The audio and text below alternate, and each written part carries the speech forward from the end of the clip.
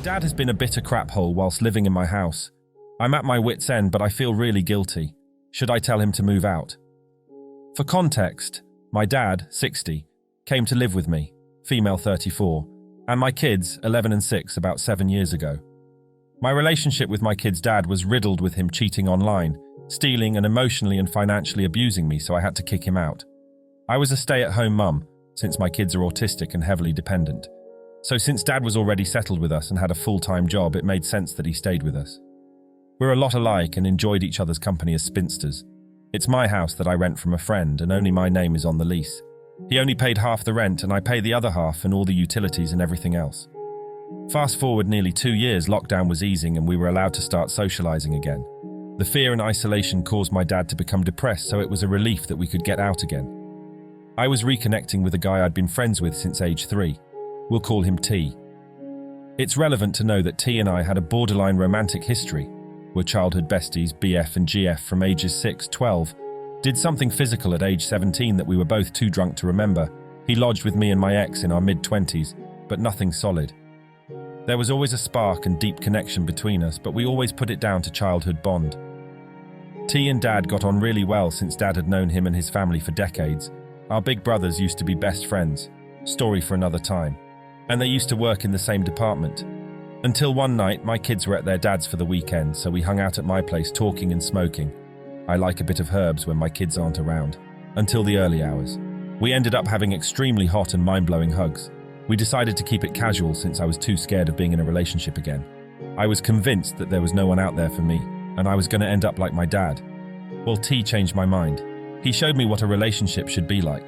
He's always wanted to settle down and have a family, but like me, his relationship with his child's mother was toxic. It turned out worse for him since her meddling parents won her over with money. We're working class people.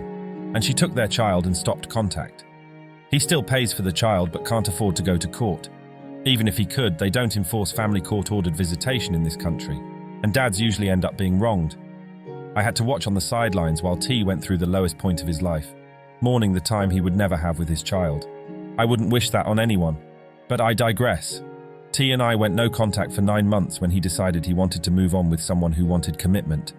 I fessed up my feelings too late, and he thought I just told him what he wanted to hear to continue the physical relationship. The very idea of that insulted me, hence the falling out. We eventually rekindled and became official after realizing that we couldn't be without each other, and what we had was worth the risk.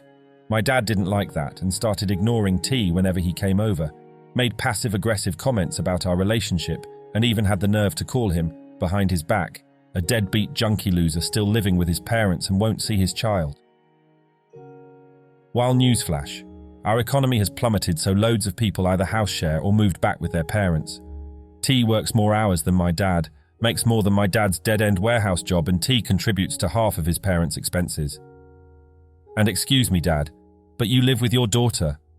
He's against us smoking weed, which is confined to my bedroom, but was more than happy to stink out my house with cigarettes, while I use quality air fresheners so by the time my kids get home, the weedy fragrance is gone. Now down to the present day, and I want him out.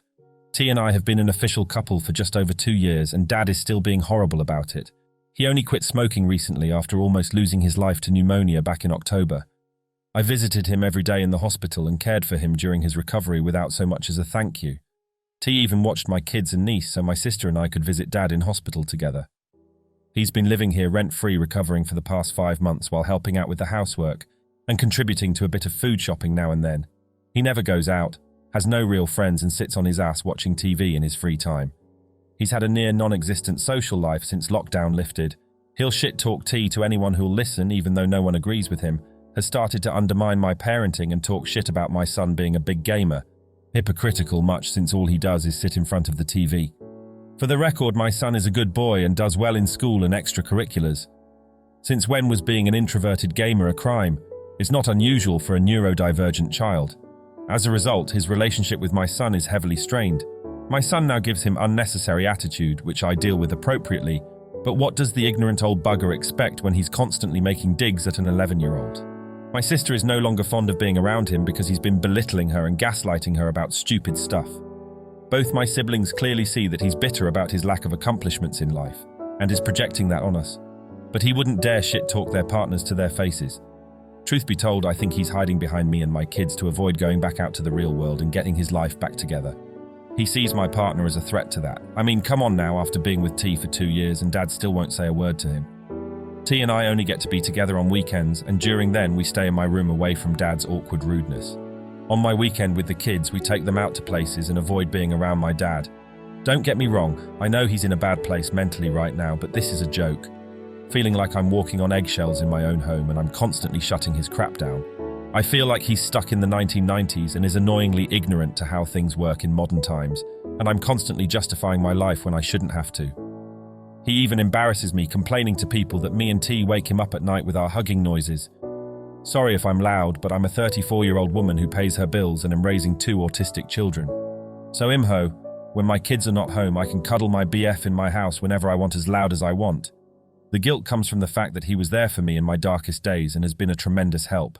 But I'd never treat him like this. I'm just living my life and I don't understand what his problem is. Every time I try to discuss these issues, he gaslights me, shouts at me to fudge off and storms up to his room like a petulant child. Then rug sweeps the next time I see him. I mean, how can anyone reason with that? I'm worried that he'll start a shouting match in front of my kids, which is completely inappropriate. This is going to end up in a fallout. That's the only way I can see this going. I give him constructive advice on how to better his life, but he does nothing but pass it by. He started back at work, so I'm thinking of telling him that I won't charge him any more rent, that he needs to use the money to move out. I don't want to abandon him, but I feel like this is all wrong and I'm struggling to cope with his behavior. He wasn't usually like this, but the depression has changed him, and I don't know what else I can do to help. Am I going crazy and am in the wrong? Could anybody please shed some light as to what on earth is going on here?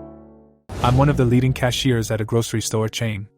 I've worked here many years now and seen a variety of people, including thieves, so I can pick up on it quite easy and have some tactics on how to discourage thieves at the register. One of the most common ways people steal at my store is using the sales tags. When an item goes on sale, it's because it's close to the expiration date. We tape on a sales sticker and put it on the sticker shelf. Sometimes people try to peel off the stickers and place them on more expensive items. These aren't automatic stickers and must be inputted manually by a cashier, which usually deters a thief, because the computer will prompt manager permission if a sale input is unusually large for the item. Sometimes it'll do this on a normal item if the price is raised before the sticker is updated. In this case, we compare the barcodes in the item and the machine, check the name matches, then confirm the price raise. If everything checks out, we'll call over a manager to allow the discount sale. The story begins with a woman learning about these discounts and trying to take advantage of it. I'm a primary cashier at the store, which means I'm up at the registers the most. Nobody else is at the registers unless I specifically request more cashiers, so I encountered this woman one-on-one multiple times and didn't think anything of it. The first time I met her, she brought me 2 loaves of bread. One normal one, and one with a price tag. The first thing she told me before I even scanned them was that the sale item was expired and she wanted it for a bigger discount than what the sale said. Per law, we cannot sell expired items, so I outright told her, "No, I'm sorry, but legally I can't sell you this. I can ring up the normal bread, but the date on it is still more than a month out, so this isn't eligible for a sale." She didn't like this, but accepted it and left without buying anything. The next time I saw her was a few days later. She tried the same tactic, so I recognized her quickly. This time, she was wanting vitamins. Again, telling her that I cannot sell an expired item, but the date on the non-sale vitamins was close enough to where I could give a discount.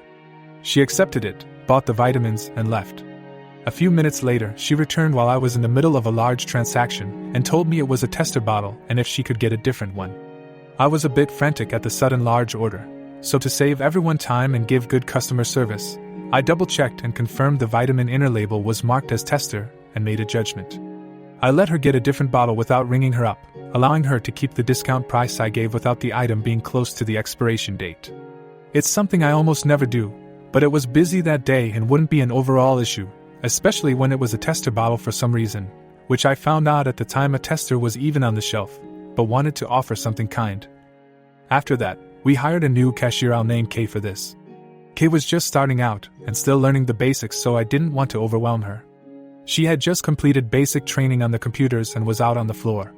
While the boss cashier was busy, I would sometimes call her over if she looked a little lost and tell Kay a bit how to use the register and some tips to make everything work faster. Sale theft wasn't one of the topics I had a chance to get to yet since she was still learning how to apply the sale price at all. This particular day, Kay was at the register while I was working the floor. I had just had multiple tooth extractions the day before and was in too much pain to speak to customers all day. Kay was alright taking over and would page other cashiers to come up and help if she was too stressed out and confused. On this day, wouldn't you have guessed, but a certain familiar woman appeared at Kay's register. She told me this after the fact, so I knew what happened. Again, she had a sale item and a normal item and tried the same method. One was expired, the other wasn't. She wanted a large discount. Kay was in a panic, not knowing how to handle the situation. She said she had to call a manager to tell her what to do, and the woman suddenly got mad. She said she wanted a big sale and cashiers have let her do it before, so just give a discount on the expired item. Not knowing what to do, Kay rang up the expired item and called up a manager to discount larger than the sale tag said without saying the item was expired. Kay told me she was afraid at the woman suddenly getting angry and didn't know how to say no without sounding rude. I told her that if the woman appears, the best thing to do is confirm the expired item and say we can't sell anything expired by law. She could have the normal item at full price if the date is good, but not the expired one. Kay looked relieved, and we also relayed the same sentiment to the other cashiers at the store to be on the lookout for the woman. Wouldn't you have guessed, she appeared once again. By this point, we all had an idea what she was doing and were briefed on her tactics. She came up to my register with her script. How she kept finding expired items, I have no idea. My bet was she was taking sale tags and moving them around, and hiding close-date items in the far back of the sales shelf to return to. She had 2 items, as always. Of course, one expired. Well, here we go, back to this repeated dance. I confirmed the date, and told her I can't sell an expired item, even at a discount. She pleaded to just give it to her. I reiterated, I cannot sell it by law. She could have the regular item, but it wouldn't have a discount. She said she didn't want it if it didn't have a discount, just ring up the sale and give it to her. Kay had done it before, why was it a problem every time she came to me? I told her Kay was still learning, and she wasn't speaking to Kay, she was speaking to the current elder cashier who was telling her that I had to refuse a sale on an expired item. The woman asked for a manager, which I was happy to page. The manager approached and asked what was going on. I gave her the quick rundown, that she wanted to buy an expired item. The manager nodded with me, and turned her attention to the woman who repeats what I said. They're right, we can't sell expired items for safety reasons. It shouldn't have even been on the shelf, and I'm sorry about that. The manager took the expired item and brought it back to the storage room to place in the bad product box. The woman was now fuming by this point. I asked if she wanted to purchase the normal item she had, and she said no. She wanted that one, and she didn't want it if it didn't have a sale. I said I was sorry to hear that, but didn't have much else to say. I already knew she was attempting to manipulate us in some way, although I didn't entirely understand the plan with the whole expired item with a sale tag and fresh item without it. I knew it was fishy. Woman, you guys had it on the shelf, but I can't buy it. You're the only ones that stock it. I should just get it. It's already expired. I don't care about that. You're not gonna sell it to anyone else anyway. That new cashier earlier let me get one. Me, like I said, that new cashier was new and didn't know what to do. We can get in trouble if we knowingly sell an expired product and someone gets sick. Woman, I don't care about that. I wouldn't sue you guys if I did. I can't find it anywhere else. I'm a regular, can't you do this one thing? Me, I'm sorry, I can't by law, but I appreciate you coming in often. Woman, is there another manager I can speak to? It's ridiculous you keep denying me sales. Do you treat everyone like this? Me, I deny expired item sales every time I see it. I promise it's not just you. Woman, whatever, just forget about it. She left without buying anything, but I get the feeling she's going to be back and try her tactics on another cashier. Unfortunately for her, every staff member in every department has been told about her in some way, so I doubt she's going to get very far. I know it's not too exciting, but I don't usually get people like this in the store, so she really stands out and I thought I'd share. This happened years ago with myself, a friend, my then boyfriend, and his daughter. We couldn't do much for toys for this particular Christmas, but our family was nominated for an event called Shop with a Veteran. It's where kids get to go in a Walmart with a veteran and can pick out their own Christmas gifts with a set amount of money donated by civilians and other veterans. The thing is, only the veteran can go in with them. I had later found out it was because some parents had earlier tried to persuade their kids to get things that were more catered to the parents or another child instead of the child who was nominated. I can definitely understand the rule being enforced for this, but some children should have their parents with them. My boyfriend's daughter was diagnosed with severe ADHD and had taken her medication, but she had gotten very excited when she found out about going to get Christmas gifts of her choosing. We found the lady hosting and explained to her about the daughter's ADHD and how she can be a whirlwind when she gets excited and how she doesn't like to listen to people she doesn't know. When we explained to the lady hosting the event that one of us should go in with his daughter just to make sure she behaved, she understood and talked to the veteran who was going to shop with the daughter. He immediately argued, claiming he was tired of parents wanting to pressure their kids to getting things they didn't want, and he wanted the daughter to have a good time picking out her gift. The lady tried to explain the situation, but the veteran wouldn't hear any of it. I clearly remember him grumbling at us, "I've been to war, I can handle a kid." Well, in that case. After the veteran took the daughter into the store, we saw two friends going in. We didn't know they'd be there, but we were happy to see them. My boyfriend caught up with them and asked one of them if they could keep an eye on the daughter and the veteran. My boyfriend then emphasized that the veteran clearly thought he could handle his daughter, so let him handle her. We waited for about an hour when the veteran returned with the daughter. She was grinning ear to ear at all the presents she was able to get. The veteran looked exhausted and like he had been through hell. He then yelled at us that the daughter was the most disrespectful brat he had ever met, how she had to touch all the toys and threw everything she wanted into the shopping cart, and she was a nightmare when he told her she couldn't have everything she picked out. My boyfriend packed his daughter's gifts in the car and then took her back inside to start our grocery shopping. We couldn't do it while she was in there with the veteran because we had to wait outside for when they were done so we could immediately take her and her gifts. Understandable, they weren't babysitters. I decided to talk to the veteran and told my boyfriend that I'd meet him inside. I asked him if he was okay. He said he was fine, but why didn't we tell him our daughter was crazy? I promptly corrected him by saying Shelby was not crazy. I explained her ADHD to him and how we only wanted to go in with them so she would behave. We know that she knows to behave around us, school, and grandma's house, how she doesn't like to listen to strangers, even if we know them and she doesn't. I apologized and told him that not all parents want to go in to use this as an excuse to get their own gifts. Some genuinely just want to make sure their kids behave. Later in the store, our friend caught up with us and told us everything that happened. The daughter had run up and down the toys aisles. She kept going back and forth from the toys to the cart, throwing in anything she could get her hands on. She even screamed at the veteran when he put some of the toys back. Typical behavior when her normal authority figures aren't watching. When she was satisfied with toys she did get, she kept asking for candy at the checkout, which she asks anyone for when we go to the store. It was amusing to us that a grizzled military veteran was outmatched by a hyperactive 7-year-old. We've since then been better off, and we donate money to this event every year and even toys for any toy drive they have. The veteran still does the event, but he's more understanding when certain children need their parents to go with them. He does get the odd pushy parent now and then, but he handles them rather than flat out denies all parents going in. In college, I met the woman who I thought was my one. We dated for about 2 years and had a big-ass wedding after a 10-month engagement. Her family was pretty well-to-do in a small southern town. We were both continuing our educations, and I was also working to support us. I was pursuing a master's in engineering while she was finishing her doctorate in anthropology. Over the summer, an opportunity came up for her to make some extra money going as an aide on a religious studies trip to Jamaica. I didn't hesitate when she asked me about it. I mean, she was going to get to visit Jamaica and get paid for it. I saw no downside other than missing her being at home for 6 weeks. Little did I know at the time, but she had been fudging the professor. He had hung out with us, smoked my herbs, and drank my fudging beer. I considered him a friend. Who arranged the trip for a couple months, and it was a getaway for them to bang all over the island.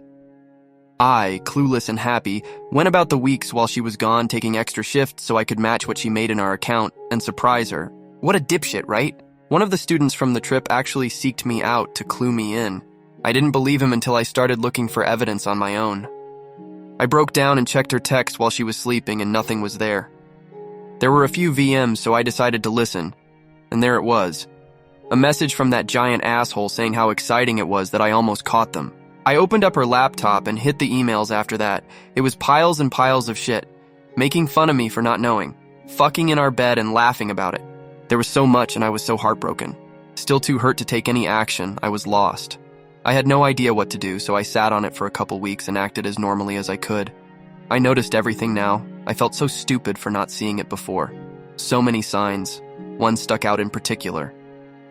I noticed that our stash of homemade herbal lube, if you've never tried it, I highly recommend giving it a go, was going down even though we weren't having cuddles. It was obvious they were also using the fruits of my labor to get off more effectively. This really peed me off. Like unreasonably so, Hulk fudging mad. It finally all hit me. I was a goddamn joke to these crap holes, and they were using the lube I made and fudging in my bed.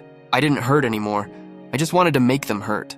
So, while she was studying at the library, I made a new batch of lube. I put enough herbs in it for it to smell like normal, but I also added some poison ivy from our backyard to the mixture, and after refilling the spray bottle we used for application, I waited. A few days go by and I'm working extra so I can be out of the house more, and bam, bait taken. That night after she goes to sleep, my plan goes into action. I sneak her phone away and delete my contact while replacing his phone number and his contact as mine. I go to bed but can't sleep because it feels like I'm 5 and tomorrow is Christmas. Dawn arrives and she's in the shower. I get a text. I'm super itchy, are you okay? Now, Lord, now is my time. Look, I thought it had cleared up, but I guess I had a flare-up. I'm sorry, but I've got herpes, and I guess you do now too. I heard this bitch squeak in the shower. I'm covering my mouth, damn near losing it. I went on to tell her that it was time to end things now. A new semester was about to start, and I kind of have a little crush on another teaching assistant. I wanted her bad. This is a woman that never got told no growing up, and never had to deal with rejection, let alone from a balding dude in his 50s with herpes. When she got out of the shower, it was obvious she had been crying, but I could see the anger in her eyes. I could see how uncomfortable she was squirming at the table drinking coffee and mulling the situation over. Another little nudge is what she needed. The reply she got to her pages and pages of anger and sadness was, "Thanks for the good times, but can you keep this a secret between us? I don't want to ruin my chances with anyone else." She's flush with anger now, just seething. She gathered her keys and headed out the door without even saying goodbye. I knew where she was going. I booted up her laptop and set it to reformat, deleting her dissertation and any notes pertaining to it before following her to campus.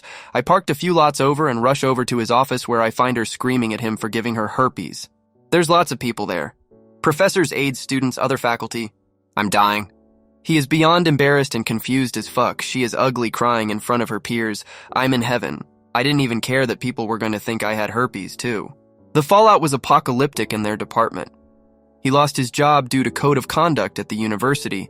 We got divorced the following year.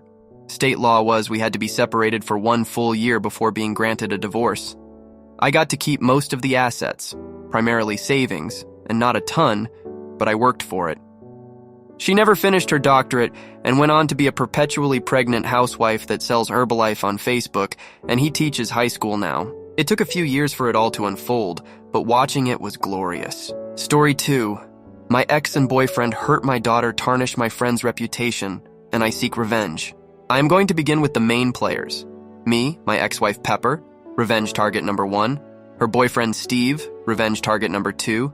The boyfriend's ex-wife Maria, co-partner in the revenge. My daughter Sarah and my friend Jason, accomplice in the revenge. With that said, let's get some backstory out of the way. So Pepper and I had a very up and down marriage. It was one of those that I was madly in love with her, but looking back, I think she was in it more for the money and convenience. She had one son we will call Drug, because he was and still is a major drug addict, before we got married, and I also had one son, name is unimportant, that I had full custody of. While married, we had Sarah. I toughed the marriage out for as long as I could, but eventually, we just couldn't keep it together. We separated, and due to traveling some for work and having custody of my son, I moved back to my hometown a few states away so my parents could help, but kept an apartment in the town that Pepper and Sarah lived in, so that I could still spend as much time with my daughter as I could. At this time, I asked my best friend Jason, who is a lawyer and owns his own firm, to do up a child support agreement for us. It is very important to note that we only addressed child support. It had nothing about custody or visitation or anything else in it. So, For about a year, this was how it would work. I would spend a month with Sarah while my parents watched my other son, then I would spend a month with my son. Almost exactly a year later, I could no longer afford keeping two households, and Pepper was wanting to move back to her hometown, which was in a different state, but closer to where I lived, so I gave up the apartment and she moved. The new situation continued for a couple more years. Pepper and I remained friendly and even tried to reconcile the relationship a couple of times, but it wouldn't work out. I was still deeply in love with her, but we couldn't come to an agreement on things like where to live and such. I forced myself to try and move on and started dating. She had been dating basically from the day after I moved out. Even though I still loved her, our relationship moved more into good friends than husband and wife. So she finally meets Steve. I never was told much about Steve other than he was a certified ethical hacker, and that is what he did for employment, important later. While they were dating, she would send me texts about their dates. She even texted me the day they first had sex together. This hurt deeply. And looking back, I think this is what she wanted, but I tried to play the part of good friend and confidant. Steve and Pepper had been dating for 6 months, when out of the blue she tells me they broke up, and she realized that she is madly in love with me. Since it's at the beginning of summer, she packs some suitcases and heads to my state. They were going to spend the summer with me and see if they like it or not. We had an amazing summer. All the kids are getting along. Drug even loved it here, so she makes it official we are back together and they are moving in. We went and registered my daughter for school. We even were able to get her on a Pee Wee cheerleading team for the summer. She made several friends and was loving being here. There was only one problem. Pepper still had an apartment that had all her furniture and stuff in it. I offered to go up with my truck and help load everything, but she insisted that her and Drug can get it done. So off they go to pack up and then head to their new home. As you can guess, things didn't go as planned. She was home for about 3 days when she informs me that under no circumstance will she move, and that her and Steve are in love and are moving in with each other. To say I was destroyed was an understatement. I couldn't understand why she had done it. The worst part was she left it to me to tell Sarah the bad news. When I told her, the devastated look on her face started turning my feelings of hurt into feelings of anger. Then Sarah broke down and started begging to stay with me and started spilling the beans. She told me things about how her mom would leave with Steve for days and leave Drug in charge. She had to learn how to cook for herself at 8, because Drug would spend the money on well drugs and spend the whole time high. If Drug wasn't left in charge, Pepper would use her multiple convicted felon niece to watch her. She also told me about the first time that she had met Steve.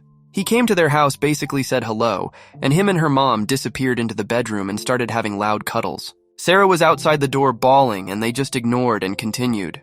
This is how my 8-year learned of cuddles, and she is still in counseling trying to recover 7 years later. At this point, my anger has turned to rage. I immediately notified Pepper that there was no way Sarah was coming back, and I would fight her to the death to keep her out of that situation. Pepper responded by getting an emergency hearing in her state to force Sarah back. I had to scramble, but I managed to get a lawyer and easily won the hearing, which Pepper showed up late for and told the judge it was due to a disability. The judge agreed that since there was no custody agreement, and with the troubling accusations that I had gathered, it was best for now for Sarah to stay with me. I had won the first battle, but it was short-lived. Within an hour of the hearing, I started getting tons of phishing emails and texts. I was also getting password resets and MFA codes from my bank, Facebook, Reddit, and any other accounts. I knew that Steve was behind it. The very next day, Jason calls. His law firm's website, email, and phone account had been hacked. Because he had to disclose the hack to the court, and because he was working on a semi-high-profile case at the time the FBI got involved. To say I was enraged was an understatement. These two people had destroyed me, harmed my daughter, and tarnished the reputation of my lifelong friend. It was time for them to pay and pay dearly. I was a man on a mission. I spent hours digging up as much dirt as I could on Stephen and Pepper. I had a lot of luck with Pepper. I found social media posts of her out late drinking that correlated to tardiness and missed days at school for Sarah. I found tons of pics of her and 2 strange kids doing fun activities. I found neighbors that were willing to testify that Sarah had to come beg for food because she was left with either Drug or the felon. I knew I could bury her. Steve, on the other, had all his accounts locked down. I couldn't find any dirt, and it was driving me crazy. Then it hit me, try LinkedIn. It paid off. There wasn't much posted, but through his account, I found Maria, his ex-wife's account. I reached out to her, and she happily accepted. Maria and I became fast friends. She hated Pepper, for good reason, as they had both abandoned her kids like my daughter, and didn't want her around her kids. I learned so much. To keep it short, Maria and Steve had recently divorced. As part of the custody agreement, Steve got the house, car, bank account, savings, and a lower than usual child support. Maria had traded all that money to have control of the kids. She knew he was a scumbag, and all she was concerned about was keeping her kids safe. They had a very detailed custody agreement with rules for Steve to follow. As part of that agreement, if Steve broke any rules, then he had to pay and pay dearly. He had to sell the house and give her half of everything. His child support would also double, and Steve would be financially ruined. Steve also didn't have her blocked on the social media and would regularly send texts bragging about how great his life was without her. Many of those texts had pictures of Pepper in them. We compared notes, we swapped evidence, we came up with a plan, and now it is time for revenge. First, I got with Jason. He let the FBI investigator know that I had also had some hacking attempts, and we believed it was the same person. The investigator called quick. I gave him all the information I had and who I believed was doing it, and he asked a weird question. Do I know where Steve worked? Well, yes, I did, thanks to Maria. So apparently Steve wasn't as good as a hacker as he thought himself to be. They had already traced back the hack on Jason to a business, the very same business Steve worked for. As soon as my conversation with the FBI was done, I called his work to lodge a complaint. I told the manager that someone was trying to hack me, and I was sure it was Steve. They, of course, did not take it too seriously, because I had no proof. What they didn't know was they were soon going to be getting a visit from a special agent. The next week was absolute hell for Steve and Pepper. Pepper got served with the divorce papers, and her lawyer got served with all the evidence I had gathered. My lawyer said it was the most complete investigation he had ever seen. I had all 40 tardiness and 19 absences tied to nights out drinking with Steve. I had hard proof of them abandoning my daughter for days at a time. Maria even gave me a picture that was taken at 2 a.m. the night before the emergency hearing with Steve and Pepper dinking in a tattoo parlor. The same hearing she was late to and said it was due to a disability. Steve got served that he had violated the entire custody agreement. Maria had pictures from me proving he was with Pepper on nights the kids were with him and they were left alone. She also had proof that there was contact with Pepper that violated the custody agreement. The fallout was awesome to watch. Steve was fired between my complaint, another older complaint of him hacking, and the FBI showing up. They had no choice but to fire him. He did avoid any legal issues as the FBI could never tie it directly to him. The word spread of why he was fired, and no one would hire him in an IT job again. He had to sell the house, liquidate all the investments and bank accounts, and give half to Maria. His child support got to stay the same since he no longer had a source of income. Last I heard, he was working at a grocery store. So in total, his income went from $200K paus a year to less than $40K. As for Pepper, the divorce was swift and painful for her. The judge ruled in my favor for all counts. I got sole custody and sole decision-making. She was forced to go to counseling, and her and Drug can only visit Sarah with a third-party supervisor paid for by Pepper. Sarah is doing much better. She still needs counseling, but she thrives in school and has many friends. She very rarely sees her mom, but she is much better off without her. I'm 38, active duty military, and for the past 10 years, my wife has been in charge of all the financials. She had a general power of attorney so she could handle things while I was deployed multiple times. I rarely spent a lot of money and would just ask if a purchase was okay. I stress easily and was happy to let her handle everything. My wife passed away, unexpectedly, last month.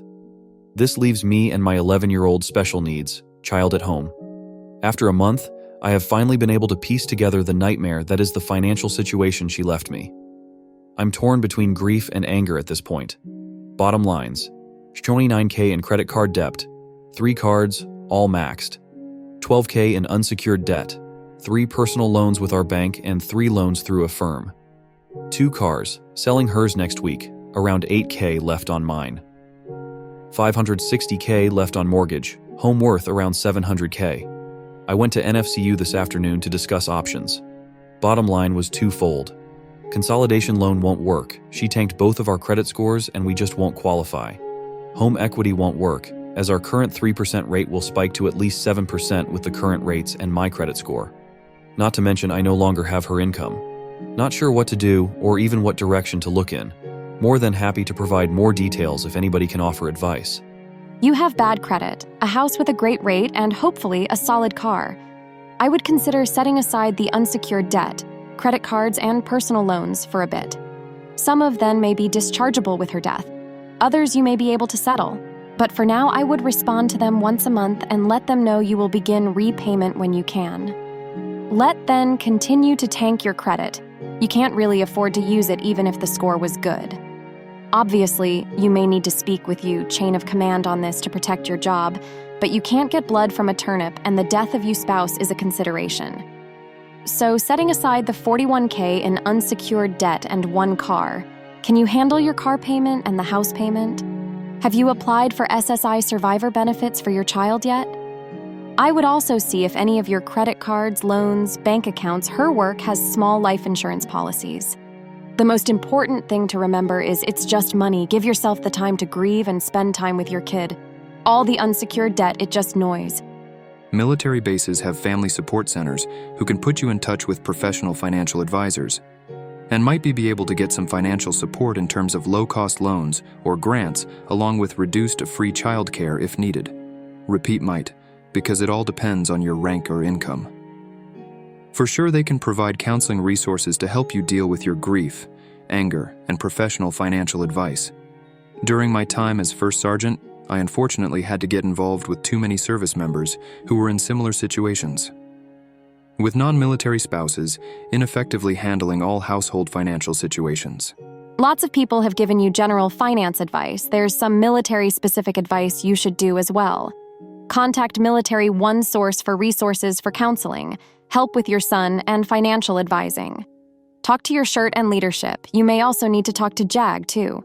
You also will have to revise your family readiness plan and look into EFMP since your child is disabled.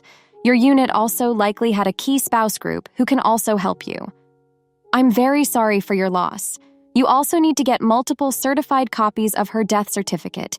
You may need those to show proof to the lenders that she has passed. SGLI should have paid something out which could also help to resolve debt. In the event you're still liable for her debt, you may consider doing a balance transfer to a card with a lower rate. This probably won't work well, though, since you have low credit. Being a service member does give you some protections when it comes to credit, though. This is also something to discuss with JAG. Your active duty status may protect you more than you know. From the surface, you have a $100K payment coming for FSGLI, Family Service Members Group Life Insurance, as long as you didn't opt out, which is difficult to do, so if you did opt out, you'd probably remember it. I'm going to make assumptions that you're roughly an E6, E7, and based on your post, roughly 10 years of service. Since base allowance for housing, BAH, is variable based on your locality, I'm not even going to try to assume, but it does sound like your mortgage is well above your back as your spouse was also contributing. So about 4K MO income, plus BA, minus your mortgage, minus the minimum payments for your cards, unsecured loans, and your car payment. How far down are we without her income? Is your leadership team aware of your situation? If you were one of my airmen, we'd be going to the Airman Family Readiness Center. There are personnel there who have seen situations like this and are ready to advise you financially and frankly emotionally as well. I'm sure your service has an analog to this. Without knowing the various interest rates of your debts, it's difficult to tell you which ones need to go and which ones can stick around. Once again, your military service may be to your advantage here. Some of those loans may be eligible for SGRA protections, which can cap your interest rates. Some banks even set the rates to 0%, worth asking about. Why did you get fired from your job? I was 19 and working as a janitor at a large self-storage facility, where most days were filled with sweeping and mopping endless hallways of flickering fluorescent light. And when someone went delinquent on their bill, after a 3-month grace period, I would be instructed to empty their unit and dump everything in the trash outside. Once or twice it was a person who died, but otherwise it was pretty common to see a room full of absolute junk that someone got tired of paying for. Banged up furniture, garbage bags of ratty clothing, stacks of old magazines. It was usually pretty hoarder-friendly stuff, and not that I'd want any of it, but the policy was, I had to throw it into the dumpster outside no matter what it was. One day I get notified to empty out a unit, so I grab the bin, cut the lock, fling open the gate. The room is full of huge cardboard boxes stacked to the ceiling. I open one up out of curiosity, and it's full of brand new, unopened Gundam models. The entire room is full of them, dozens of boxes with dozens of models in each, and I'm talking the $50, $100 ones I saw for sale at my local comics shop every week. The manager would check up on me once or twice a day, and that morning he walked up and I showed him all of the brand new merchandise and said there has to be a better system than trashing all of this. He said rules are rules, something about insurance I didn't understand, and told me to throw them all away. So I went and I backed up one of the complimentary U-Haul style box trucks, picked a few models out for myself, and loaded it up the truck with the rest of it. On my lunch break, I drove over to the Children's Resource Center that I'd volunteered at during high school. It's a place where any child, but usually poorer ones, would go after school for arts and crafts and activities to keep them busy until their parents got home. The people at the drop-off dock were so grateful. Before I even left, they were handing them out to some extremely excited kids. Drove back to the self-storage place with enough time to eat a sandwich and smoke a cigarette before clocking back in. But that's not why I got fired. I got fired because the manager came to check on me that afternoon, and after a while of looking around, found me sitting cross-legged on the floor of the janitor closet with model parts spread all around me, happily assembling a sweet translucent Zaku model. I was so entranced I didn't even hear him come in. I just hear this long, drawn-out, exasperated sigh. I look up and he just says keys, and that was that. I spent the rest of the week assembling Zakus and Valkyries and lying to my parents about getting replaced with a Roomba. Story 2, I was denied a raise by HR after consistently working 60 to 70 hours weeks, and my VP, who had supported and requested the raise for me, told me to stop putting in the extra time, work my 40, and spend that extra time applying to new jobs. Within a month, a meeting was called to mutually part ways because my work wasn't getting done. I was gratified to learn that they had to hire 2 people to do my job after I left. Story 3, I got fired once for putting in my 2-week notice. The only other time I've gotten fired was working for a trade company during the first week. I was a supervisor, and there was a second supervisor on site. I got a call that my wife had been rushed to the hospital, which was literally less than a mile away. I asked the other supervisor if I could go to attend to her, and he said, "Sure, no problem. I've got things here. Go." I returned to the job site later to find the boss there, and he let me go on the spot for leaving the team without a supervisor. He knew what had happened, and still fired me. I won't lie, that one kind of pissed me off. Story 4. This isn't why I got fired, but this is why I didn't get a job. I was 16 and looking to work at a Dairy Queen as my first job. My mom drove me to the interview and I was super nervous. She looked me in the eye and said, "Just be honest and be yourself, and you'll do fine." I walked into that interview, and when he asked me, "How long do you think you'll work here?" I responded, "Until something better comes along." Story 5. I talked my way into a job at a software company when they put a hiring notice in a local paper. I had no idea what the software did. I still don't. They hired me as a trainer, and no one ever explained what the product was. I did a few weeks where I was trained on the software, but literally none of it ever made sense to me. It was like they were speaking gibberish. One day I showed up, a lady I had never seen before gave me a check and walked me out to the parking lot. No one even ever said, "You're fired," or anything. It's one of the strangest things that ever happened to me. Story 6. Earlier this year, I was hospitalized for a full work week for a miscarriage that had a lot of complications. My direct boss, a woman, was completely empathetic, and even though I'm a one-person team, she encouraged me to take off all the time that I needed. So, I did, and took an extra week off after being released from the hospital to just process some things and physically recover. I'd needed blood transfusions and multiple surgeries beyond just a D&C also. Couldn't walk around much and had almost no energy for anything except sleep. Anyway, about a month later, revenue reports came in for the previous month and there was a massive drop in revenue for my team, correlating directly with the period I was hospitalized and in recovery. While I was out, no one at work covered for me, so that work just didn't get done and it led to a big $0 for most of the month. My boss's boss, a man, then sent an angry, accusatory email to me with my direct boss CC'd. They demanded to know why my team had done so poorly for the previous month and what I was going to do to step it up and make sure it never happened again, because whatever mistake I had made was completely unacceptable. Corporate America at its absolute finest. Story 7. My parole officer wanted to make sure I actually had a job, so he went to my employer listed on my file to surprise visit me on the job. I did home wiring, so I worked at different job sites and rarely in the office. He called me to say he was going to charge me with a violation for lying to him about my whereabouts, This could have landed me back in prison for my remaining 10.5 years sentence. The owner of the company had to speak with him and vouch for me. My parole office didn't charge me, but the owner sure did fire me that day. Finding a job with a felony isn't an easy thing, and it wasn't long before my PO threatened to charge me with a violation if I didn't find a job soon. Story 8. I refused to come in 15 to 20 mins early unpaid for my shift. I was always 5 to 10 mins early, but they decided they wanted me there earlier. I carried on as normal, as I'm not coming in if I'm not being paid. Turned up for a 12 p.m. shift at 11:49. No one would look at me when I arrived, then was thrown in a meeting and fired for being late. Was out the door before it even hit 12. It was the only time I've ever been fired. Which profession has the most messed up people in it? I was a busboy at 16 years old. The very first staff meeting I attended, management started off by telling us, "No more doing Coca-Cola in the parking lot. Our guests are not fudging blind." I was literally a church-going altar boy and was scared to work there, but everyone was a high-energy character and kinda looked out for me. There was a bunch of slamming, yelling, cursing, and fighting, but nobody was malicious. After college, I worked in finance, a boiler room sales office, and those guys were a bunch of entitled, greedy, racist, elitist, narcissistic, violent douchebags. The first week I was killing it and thought I could put up with the toxic environment because the money was great. I quit by the end of the week. Story 2. People that work in car dealerships. 4 or 5 years ago, my wife and I drove 2 hours to a dealership because she finally found the exact car she had been looking for online, and it was at this dealership. We called right before we left the house to make sure the car was still at the dealership, since we had to drive 2 hours to go look at it. We obviously wanted to make sure it was there before we made the trip. You already know what comes next. When we got there, the first guy we spoke to told us that the car had just now been sold, but he had some brand new models he'd love to show us.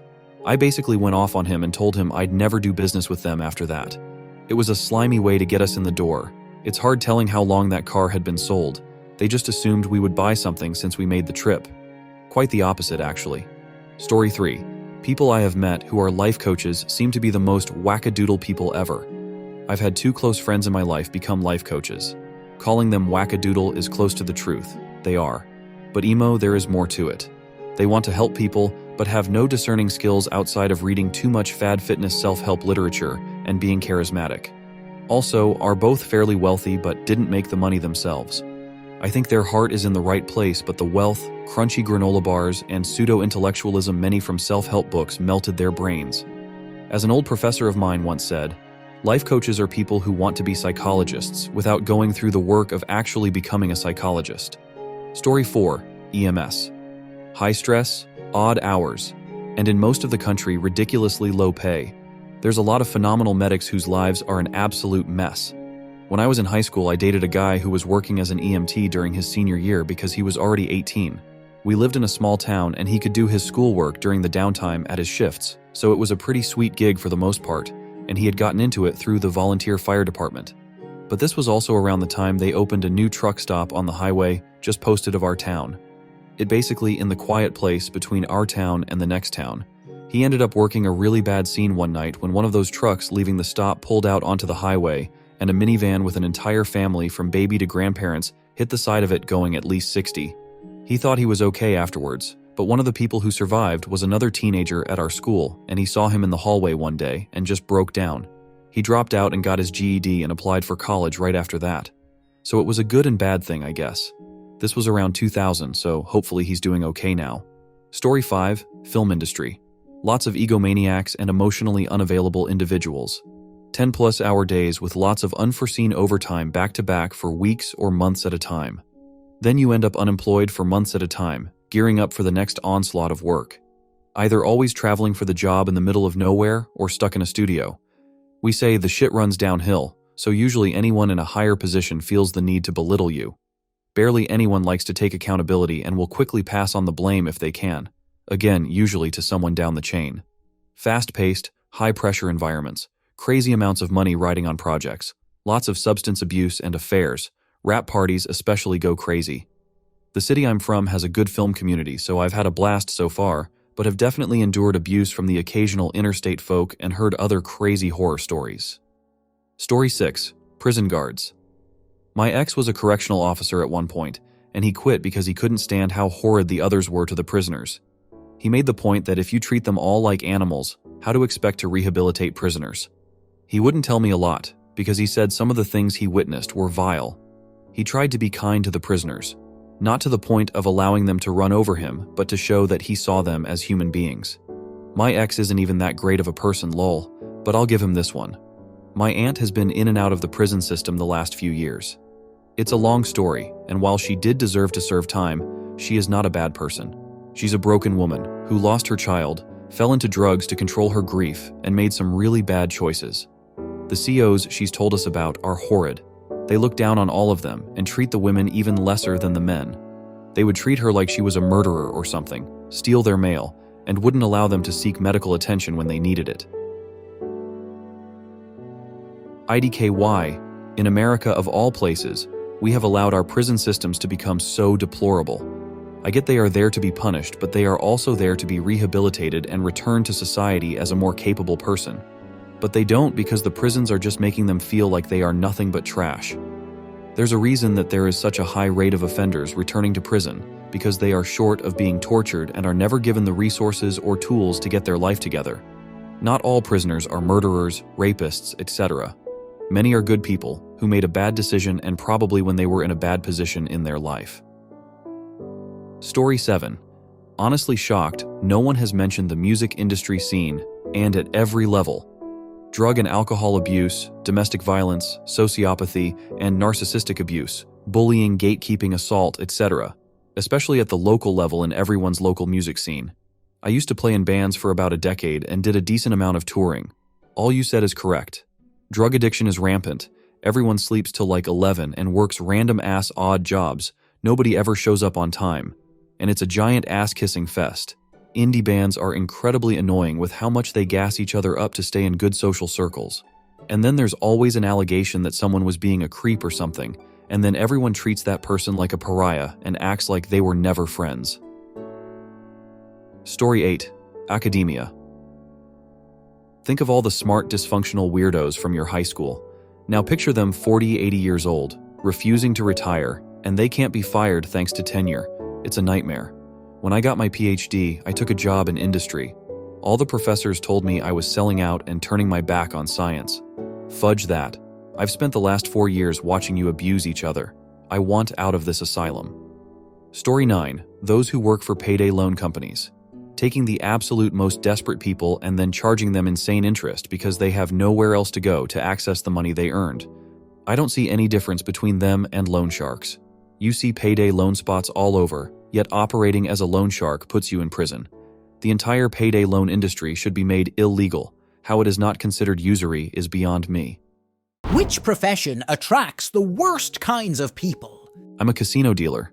People losing money brings out the worst qualities in them, especially when I deal high-limit games. Plus, the pit boss supervisors won't throw a person out who is literally spending thousands. Doesn't matter what they do or say, the casino doesn't want to lose those kinds of patrons. They're catered to. They can be so awful to the dealers. The job has made me look at humanity in a completely different light. Lol. Pro relationship tip. Bring a date to the casino and see how they treat the dealer if they're losing. You'll see what kind of person they really are. I have about 10 years of experience in the industry. When I was out in Cali, I lived relatively close to Vegas and would go there pretty often to play blackjack and to just be an overall degenerate. Dealers were my favorite part of the night. Even when I often went home broke, the dealers always got a decent cut of my would-be winnings. They often make losing more enjoyable, and I appreciated it when they were like, "Hey man, maybe go get some fresh air and come back. I'll hold your seat."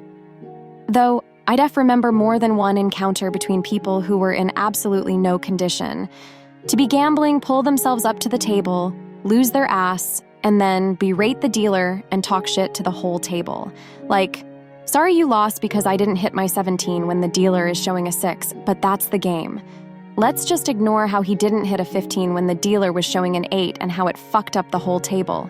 You get to meet the whole range of people on the $5 tables.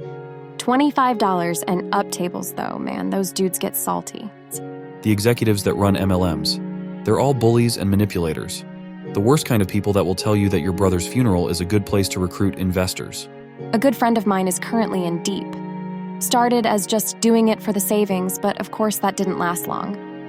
The sad thing is, she's not that kind of person at all. Nowhere even close.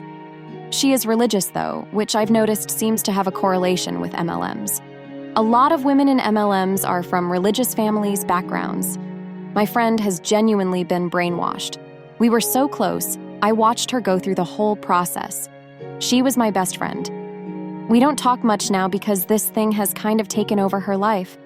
But she genuinely believes the lie and is in total denial, and thinks she is doing good for people by recruiting them. I used to try and talk her around. Then it got to the point where I could see I would lose her if I kept bringing it up. I just keep hoping she'll walk away. They are dangerous and damaging. It makes me so sad and angry that I've lost my friend and that she's losing herself to that bullshit. Sorry for the rant. I have had a few friends that have become realtors later in life. The ones that stayed with it totally changed who they are. After a few years, they are hardly recognizable as the same people. Vain, shallow, and 100% of the time they are in character and trying to sell. Had a coworker I really liked a couple years back. Got tired of our shit pay and work hours, so quit and became a realtor. It's so bizarre how it's just become her personality. Her Facebook and Instagram pages are of her in professional attire, giving that South Park-style professional smile and stance look. And literally all of her posts are about selling houses. I guess I can't be mad at the hustle, but so weird to just ditch your whole personality like that. I get the feeling that selling a big property is such a rush that those who are good become literally addicted. Substance abuse mental health professionals seem to fall into one of the following categories. A. Wonderful, angelic, and highly competent souls who truly want to help drug addicts, alcoholics. There may be 20% of the counselors, optimistically. B. Burnt out, incompetent, lazy, don't care types, another 60%. Or C. Absolute personality disordered, narcissistic, Machiavellian, sadistic types who really get off on the enormous power control they have over the lives and fates of the people under their care. Maybe another 20%. The last group can do a lot of damage. I think it depends on who owns the facility. I've had 2 stints in my life due to major depressive disorder. Around 2010-ish, it was a Catholic church-run hospital. The facility was older and had a lot of lifers mixed in with short-term folks. The staff was primarily older women, no-nonsense types. My second stay was 2018, in a new facility owned by the biggest medical provider in the state. The entire system was more streamlined and professional. The staff was all really great. I never once felt disrespected or anything. In both instances, I will say I was often the only patient not there for substance or alcohol abuse. I was always respectful and polite, and I regularly helped out with the less functional or more seriously gone patients. I always gave respect and always received respect in kind. What made you realize that you married the wrong person? Got married, went on a honeymoon in China. We were both PhD students at the time. I was working class. Her family was middle class. Her father gave her $10,000 for the honeymoon. So we go to China to celebrate. And she wants to do some light pre-dissertation research while there for a month or 2. Fine. It turns out I spent the entire 2 months alone in teeny hostels, while she did research. I only spoke a few words of Mandarin, and I was a broke graduate student, so I couldn't really afford to, didn't have the means to easily get to an airport to fly back home. Also had zero family support back home, even if I did manage to make it home. I felt trapped. I talked to her about how the trip felt like a research trip and not at all like a honeymoon, how I was alone almost every day. We were sharing a laptop while in the trip. I was too poor to own a laptop, despite being in grad school. I opened the laptop one morning before she leaves to go survey a field site without me. Her email is open. She left a message open on the laptop. It's to her father, stating she wishes I wasn't there on the trip. Our honeymoon. Again, I was told this would be a honeymoon. Maybe a slight detour for research. It turned out to be a research trip where I was a burden. She apologized. We stayed together for a few more years after she got sick and I became a caretaker. I wish, in hindsight, I had left China after reading that email. Story 2. It was a death of 1,000 cuts. One of the first was when I realized she didn't trust me. We had been together around 10 years at this point, but I had a moment of clarity and literally said to her, "You don't trust me, do you?" Before she could answer, I said, "You don't trust anybody," and she agreed. She would routinely throw the kids out of the tub in the bathroom completely naked because they splashed her while getting a bath. And not just that, she would yell at the top of her lungs at how bad they were. The kids were around 2-4 at the time. God forbid the toddler splashes the water in the tub. Another time, I don't even remember the cause, but I tried to play mediator. As in, "Okay, daughter, you did something wrong. Let's apologize to mommy." And she would. Then I'd ask mommy to apologize to our daughter for her role, and mom absolutely refused to apologize. I've known this lady more than 20 years, and I've never heard her apologize. Literally, never. The final straw was when one of our kids wanted a hug goodnight before bedtime. She locked herself in our bedroom and refused the hug because she had hugged them earlier in the day. Kids were crying. They didn't understand. I was devastated watching this unfold. Why doesn't mom want to hug me? I try my best to not let it impact me, but we share custody now and I have to watch how she interacts without kids. It's hard. The best consolidation is the kids are getting older and they're starting to figure it out.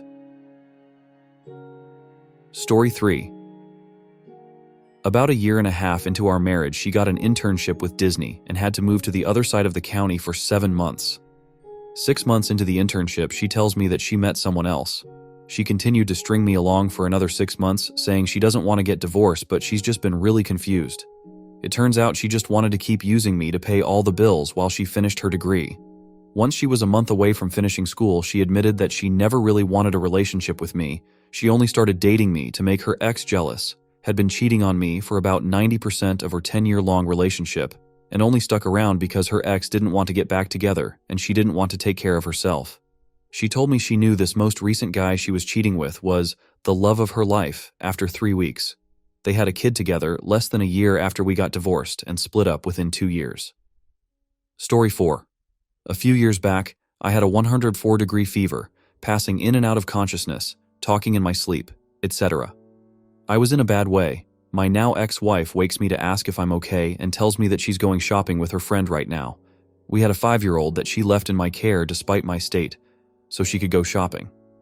At 2 p.m., I finally managed to stay awake long enough to feed our child after the poor kid tried to wake me for the 20th time. He was also very excited about this Christmas kids party thing I'd promised him a week earlier I'd take him to. She could have taken him, but no, shopping. I managed to take a bunch of painkillers and anti-inflammatory drugs, load up on sugars just enough to take him out buse. I felt so fudging bad for him that day. Anyway, I divorced her a couple years later. There was a lot wrong, but this one event is the one that sent me over the edge. Story 5. When I realized that my wife loved playing FFXV to the neglect of our own relationship, she loved it so much she went to sleep permanently. She had had a problem with obsessively playing WoW in the past, and we broke up over it. And she quit the game cold turkey and got a job, so we made up. And then we got married. And not long after the marriage, she was back into the gaming, but now it was FFXV. And we never had any quality time as a couple to just talk. All she ever wanted to do in her free time was drink wine and play her game. My wife was an alcoholic. She died recently, and in the course of going through her things, I found out why. Her iPad message history revealed that she had had a whole string of in-game boyfriends the whole time we were together. 12 years. Lots of saucy messages I found. And the night she slept, she was excited and happy because she just married her current boyfriend, in-game. But she partied a little too hard that night and drank herself to big sleep. I messaged one of her guildmates to find out what happened. Turns out, no one ever knew she was married in real life. She never talked about me. But she sure did flirt with a lot of guys when she was drunk. And the guy she married in-game was, himself, married in real life. We live in the US, but she liked to play on European servers and meet European guys. And I had been on a business trip to Germany for a week the night she died. She was so angry at me for not taking her with me, but it was a business trip and not a vacation. I realize now that what she really wanted was an opportunity to meet her Italian boyfriend while I was at work. She had the Duolingo app on her phone to learn Italian, and her browser history showed that she had been looking up Italian cooking recipes.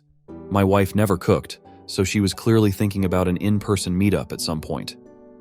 I was grieving the loss of my wife when I found all of this out, and now I'm dealing with a lot of anger too. If she hadn't forever slept and somehow I found this out, I'd be divorcing her ass right now.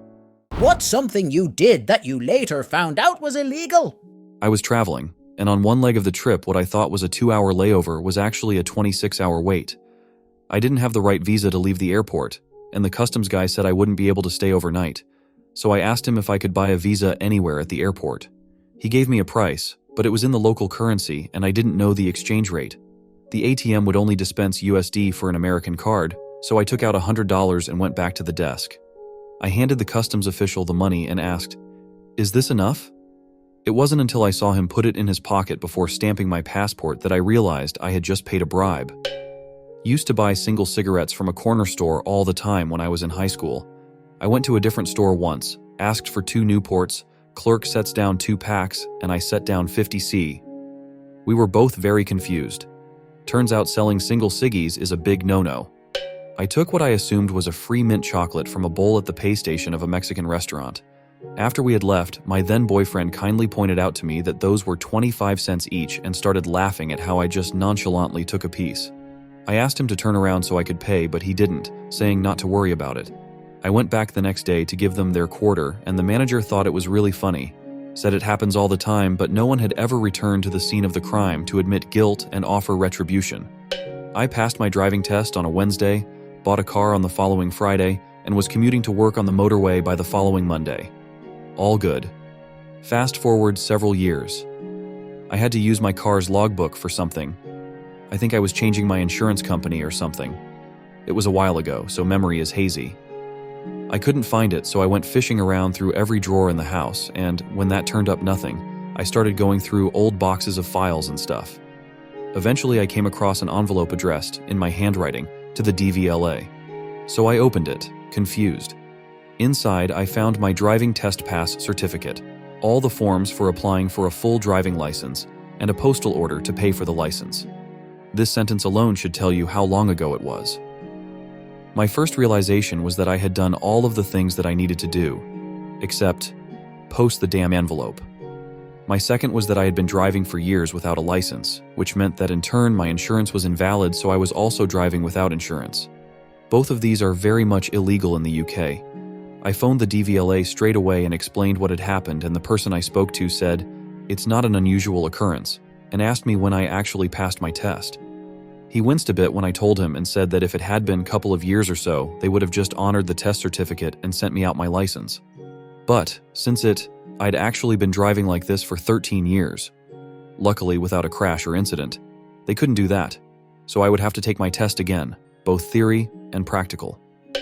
I bought some books to study up on Thailand before spending a summer there. Didn't finish the biography of the king I was reading, so I brought it with me on my trip.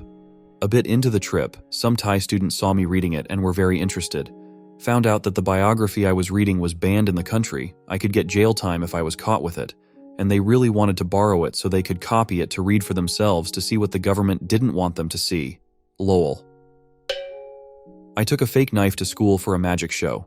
Planned on stabbing myself and tada, no blood. Unfortunately, I showed a friend early in the day and he ran around recess pretending to stab about 10 kids. Ended up in office with police and my mother. 3rd grade, I believe. This was in 97s. I'm sure it would have been a hit at the talent show had it not caused complete panic during recess. It was very realistic. We had a fake rifle, the kind people would march in parades with in the 60s. It was all wood with a metal barrel, but it looked real. I took it to school for show and tell in like 3rd grade. This was maybe 1975 or so, decades before school incidents were a thing. When I walked into the classroom with it, I brandished it and shouted, "All right, this is a hijack." Everyone laughed, including the teacher, but I was forced to bring it to the office and leave it there for the rest of the day. I scanned a dollar bill and printed it out in computer class in 7th grade. The substitute teacher called the cops. An officer showed up, took me in a small room, threw the actual book at me, and made me read the entries on counterfeiting aloud. I was super scared, but girls liked me a lot more after I got pulled out of class by the police. Starting a small fire in some bushes behind an apartment when I was like 11 and putting copper, magnesium, and just fudging around with it. It was actually a very small fire and much smaller than the typical campfire, but we rightfully got busted with a fire truck that came by, had to go to fire college and an anti-pyro course. I knew it was illegal at the time, but I had an unlimited rental pass at Blockbuster. I'd walk in, rent a movie, go home and burn it, make copies, come back in and rinse and repeat all day. I probably backed up Blockbuster's entire collection for them. I put Vizine in the sauce of my leftovers because I was tired of my leftovers being stolen. Turned out it was the doctor that owned the practice I was working at the time. He felt like shit and fell asleep at his desk in between patients that day, and he never ate my lunch again. We never talked about it, my manager never talked to me about it, but a couple coworkers knew what had happened. I looked it up afterwards and was shocked at just how bad things could have ended and how lucky Ing got that he wasn't seriously injured, hurt, but apparently ingesting Vizine isn't just a throw-up like Ipecac it had been portrayed to be in the movies. It can cause some serious heart issues and low blood pressure among other issues. What was your, "Sir, this is a Wendy's" moment? I worked in a cell phone store that had a veteran support office behind us. One day, an older gentleman was waiting in the queue. When it was his turn, I called him up and asked what I could help him with. He stepped up to the counter and told me that the veteran's hospital was claiming his vision impairment was only 20% disability, and he felt it was much higher. I agreed, and I offered to walk him to the correct building and told him I would be a witness for him. LOL. I had a guy come into my place of work yesterday pissed off because he issued his payment date and had to pay extra to turn his phone back on. He said something along the lines of, "It was due at midnight and y'all aren't open at midnight, so how was I supposed to pay?" I calmly explained that we are open until 7 p.m. every day but Sunday, and he screamed, "Well, unlike you, I actually have a job. At my job. Whilst doing my job." I work for a CPA office that is in an office park with a couple doctors' offices. One day a guy came in only speaking Spanish, so I grabbed my Spanish-speaking colleague to translate. He talked to the guy in the lobby for a few minutes. Then the guy left, and my coworker came back and asked if that was a joke or we put someone up to that. Apparently the guy explained that his testicles were extremely swollen and painful. He was looking for one of the doctor's offices and just walked into the first building in the complex. "Sir, we do taxes here, not testicles." I was in Lowe's one morning, right after they opened. There was a woman at the service desk having a complete meltdown yelling and screaming because Lowe's didn't have a licensed contractor there at the store for her to hire. She apparently woke up that morning and decided she needed a deck like that same day and thought she could just go to Lowe's and have someone immediately start building a deck. It was dead, so I stood with the cashier listening to the show. They ended up having to call the police to get her to leave. I've told this story tons of times to my friend's family because it's one of my favorite Domino's stories. This happened somewhere around 2018. One day it was really slow at work at Domino's. I was still a relatively new insider, only a few months into what would be about 4 years, and still in school. So I was hoping that it would stay slow so I could go home so I can cheat on my math homework, play some League of Legends, and get some sleep since my school started an hour earlier than other schools in the area. A woman, probably mid-40s, comes in to order a pizza. She's pretty chill, and we're just chatting while she's ordering because there really isn't much to do otherwise, since we already cleaned the store and oven and all that. After she gets her pizza all done up, I ask her if she'd like any drinks. She's like, "Oh, what do you guys have?" I'm running down the drink options, and she notices Coca-Cola and looks at me wide-eyed like she just saw someone get hit by a car. "Don't you know they put human embryos in Coke?" "I'm sorry?" She then spends the next 7 minutes running down pretty much every major conspiracy, from human embryos and Coca-Cola to flat Earth to the moon landing being faked, etc. If you think of a pre-2020 conspiracy, she hit it, and she tied it all up in a neat little bow of, "It's all the Jews." I'm stun-locked. The only words that can come out of my mouth are, "So, no on the drink? Coke 0, please." I guess the 0 means 0 embryos lol. I work as a cashier at a home goods store. I'm very friendly and honestly treasure my customer interactions. I was doing my usual patter. "Hi there. How are you doing? Did you find everything all right?" And this lady tells me that it's the first time she's been out of the house in a while. I thank her for choosing store and go to move on with the transaction. She raises her shirt, shows me a huge angry red incision on her stomach, and starts telling me about her recent hysterectomy. The stitches hadn't even been removed yet. I sort of nod and smile and try to pivot to her total so I can move on with the massive line that's building, and she won't stop talking. I had to call for a backup cashier while getting a very detailed description of surgery, uterine cancer, and the recovery process. She didn't drop her shirt the entire time. I worked in a local cafe, newsstand, a convenience store type spot. We also had a Ticketmaster outlet for a bit. Our small town had an annual concert that usually ran 2 or 3 nights. It was really popular with the local folks, so it brought in a lot of foot traffic with people buying tickets. My boss was honestly a small business mastermind. That was the extent of our involvement. We sold and printed gate passes. On night 1 of the event, I was closing the store as usual at 10 p.m. An irate woman called wanting to file a noise complaint about the concert. I was like, "Ma'am, you must have the wrong number. This is local cafe." She insisted that she was filing an official noise complaint and demanded to speak to the owner. Right now, 10 p.m. on a Friday? Yeah, he's not here. He also isn't the police and doesn't deal with noise complaints. Also, it's only 10 p.m., and this concert has been widely advertised for months. She then went on a wild rant that we needed to do something about the noise since we sold tickets. She wouldn't let me off the call and was going berserk. I told her I was going to disconnect since we had nothing to do with the event or the noise. She called back multiple times, and finally I just let the phone ring. Was still ringing when we locked up. "Ma'am, are you okay?" I used to work for Kmart. Someone came into the store and wanted to know where the pet department was located. We only had one aisle of pet items, and it was mostly items for dogs, cats, food, litter, toys, etc. I took the customer to the aisle, and they said, "This is it? This is all you have for pet supplies? You don't have an actual department like other stores?" "Yes, sir, we just carry the basics. If you need a bigger selection, there is a Pet Supplies Plus located at the other end of the plaza." The customer got upset and said, "But if I wanted to go to Pet Supplies Plus, I would have gone there. But I wanted to go to Kmart. So I'm guessing you don't have fish food or anything like that?" I showed him the same selection of fish food, and he got upset. He then started asking advice for fish tanks, and again, I directed him to the Pet Supplies Plus that was located just a couple storefronts down from Kmart. When he insisted on not going to that store, I gave him directions to 2 other pet stores in the area. Eventually he left, but not before saying, "This is why Kmart is going out of business."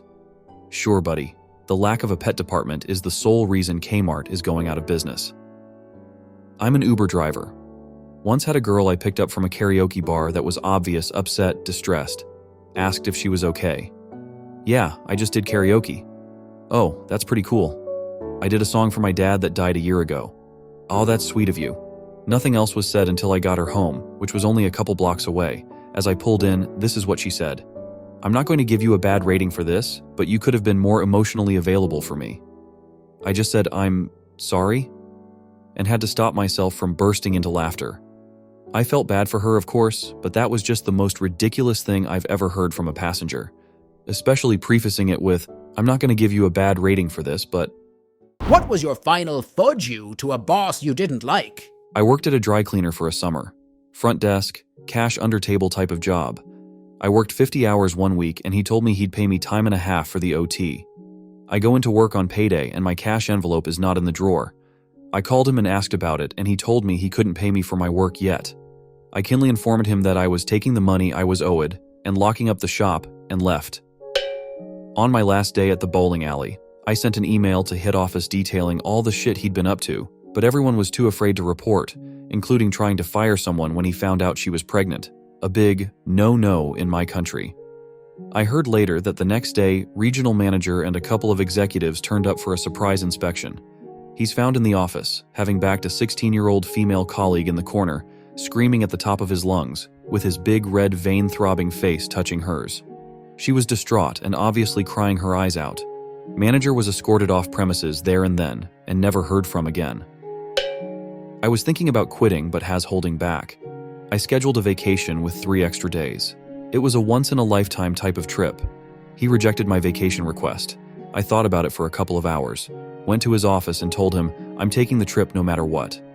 The next morning, the boss met me at HR and gave me a formal written warning. I responded by giving him my 2-week notice. They apologized and tried to convince me not to leave, but it was too late. I ended up quitting one job because a boss wouldn't give me time off for a vacation that was planned 9 months in advance. He ended up blacklisting me and gave me horrible references, keeping me from getting any jobs for about a year afterward until I found out and called them out on it. That guy was a petty garbage human. I worked at UPS for a few months, and when I went to make an unpaid time off request, they looked at me like I was crazy and said, "We don't do that here." That was my last day. My boss and I had butted heads a few times after she took over the office. After finding a much better job, I handed her a list of my job responsibilities, which she asked for because she didn't understand what I did there. "This is too much. We'd have to distribute all this to like 4 different people. And I said, "Yee," and walked out. Spoiler. She didn't do any of that and was fired less than a year later as the office was falling apart. Not me. One of my coworkers. He was running a whole dept by himself. He was dying over in the other building. It was originally a 3-person team, but one left. They never filled the spot. Then 2 years later another left. And he said, "Nah, it was too much before, but we can't function like this." That went on for another year while he carried the whole building. They eventually accused him of stealing after 20 years of working for the company. He denied it, until they put him in a room being grilled by a loss prevention officer, and he just screamed at them, "Fudge this." And fuck you. I've been a loyal employee carrying the whole PDI body shop building for years, and you ignore my needs. I'm out. Threw a finger in the air and peeled out of the parking lot. A ton of BS happened in between, but 4 years later, and there are now 4 or 5 people over there because that's how many it took to replace them. My first professional job, I gave my 2 weeks notice. I had been busting my ass under the illusion that if I bust my ass, I'll get recognized, better raises, etc. Rookie mistake. On the Thursday before my last day, I was asked by my boss to write up what I did.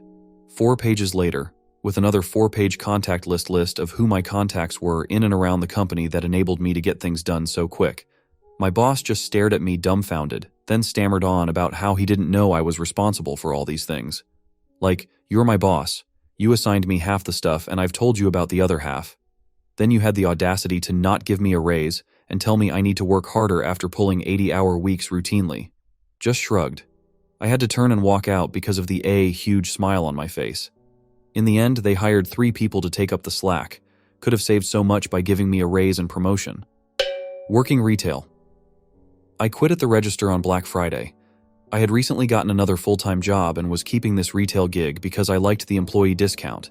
And due to my other job, this check was pure fun money. All that is to say, I didn't need the retail job. My store manager comes over at hour 7 of my shift with chaos and a line 100 people long and has the nerve to tell me my upsales, fishing for promo signups, i.e. rewards, credit cards, etc., weren't cutting it for how much traffic I was seeing. In front of the customers, I already couldn't stand this so I said, "You know what you do it? I'm done." And then I apologized to my coworkers on the way out. I feel this. In my younger days, I worked retail in a clothing store. It was during college. Obviously, it paid minimum wage. At the time, that was less than $6 an hour. It was a basic job. Stock the merchandise, straighten the shelves and racks, run register. Pretty much the entire staff, including store managers, were around college age. They didn't break our balls, and we did what we were assigned to do. The problem was Derek. Derek was the district manager, and he was exactly the kind of district manager you dread. He shows up and just starts tearing into everything and everyone. Our store managers are now being put through the ringer, which means it's passed on to us. He would yell at me because I didn't greet every single customer who walked in and didn't give the full spiel of "welcome to store." "Today, we are having a sale on cargo pants and button-up shirts. They're in the rear of the store. Please let me know if I can help you with anything." He also yelled that my SPT, sales per transaction, were too low, that I needed to upsell more. He snidely told me, "I'll show you how it's done," and took the next customer. He bombarded the poor guy, followed him around the store, making suggestions, and giving him the hard sell. When the customer left, he left with multiple items, and Derek stood there looking all smug. That's how you do it. Until about 15 minutes later, when the same customer came back and returned everything but one item. When I asked why he was returning them, they made us. He said, "I really just wanted the shirt." Fudge you, Derek. I swear, retail management largely has no fudging clue. Minimum wage gets you minimum effort. If I show up on time, don't call out sick unnecessarily and complete my tasks. I've done my job. You don't get anything more out of me without more compensation. I even had one manager, different job, give me shiz when I told him I couldn't make the mandatory store meeting because I had a college class. He said I needed to get my priorities in order. My friend, I'm a college kid working part-time for minimum wage at a clothing store in the mall. My priorities are exactly where they should be in this situation. I'm choosing the college course I paid thousands of dollars for over the 2 hours of minimum wage to sit in the store and learn that we're selling hats now. What was the worst case of rich kid syndrome you've ever seen? When I was at university, I was friendly with a guy who lived on my floor who was from a rich family. Like his family had villas in Spain and Italy, as well as a big house in the countryside in the UK. He was actually quite a nice bloke, but he regularly came out with things that only a rich kid could say. He once tried to be relatable by mentioning how annoying it was when you didn't realize your cleaner or gardener were in the house, and how awkward it was. Like, brother, most people just clean their own homes. As I said, he was quite a nice bloke. He wasn't being malicious, but he was just so sheltered from what the average person has to go through. I'll never forget a friend commenting that, "Your Legos are dusty," about my Lego creations I had on display. To which I could only be like, yeah? And? Aren't yours? And him being like, no, so-and-so dusts them. And that was the first time I realized that he, they, other people had house cleaners. I think we were like 8, worked at a mine in northern Canada. Owners delayed the cargo boat for 5 days, at millions of dollars in penalties, so that they and their friends could come and watch it come in. Disrupted everyone's leave because of it. When they finally got there, they decided to get drunk and missed the boat coming in. So millions of dollars down the drain, disrupting everyone's family life, just to act like morons and miss it. Ex-friend of my wife, daughter of fairly wealthy business owner. This girl threw a hissy fit at a friendly gathering, complaining about how her father, CEO, had given her, VP of Operations honorary title, a $200K yearly bonus, after she had already prepared her taxes. She was now going to have to go back to her accountant. Encountered a bunch over the years directly and secondhand, but the most recent one that sticks out was from a friend who's a drum teacher at a fancy private school. He's not technically employed by the school, so he bills the parents directly.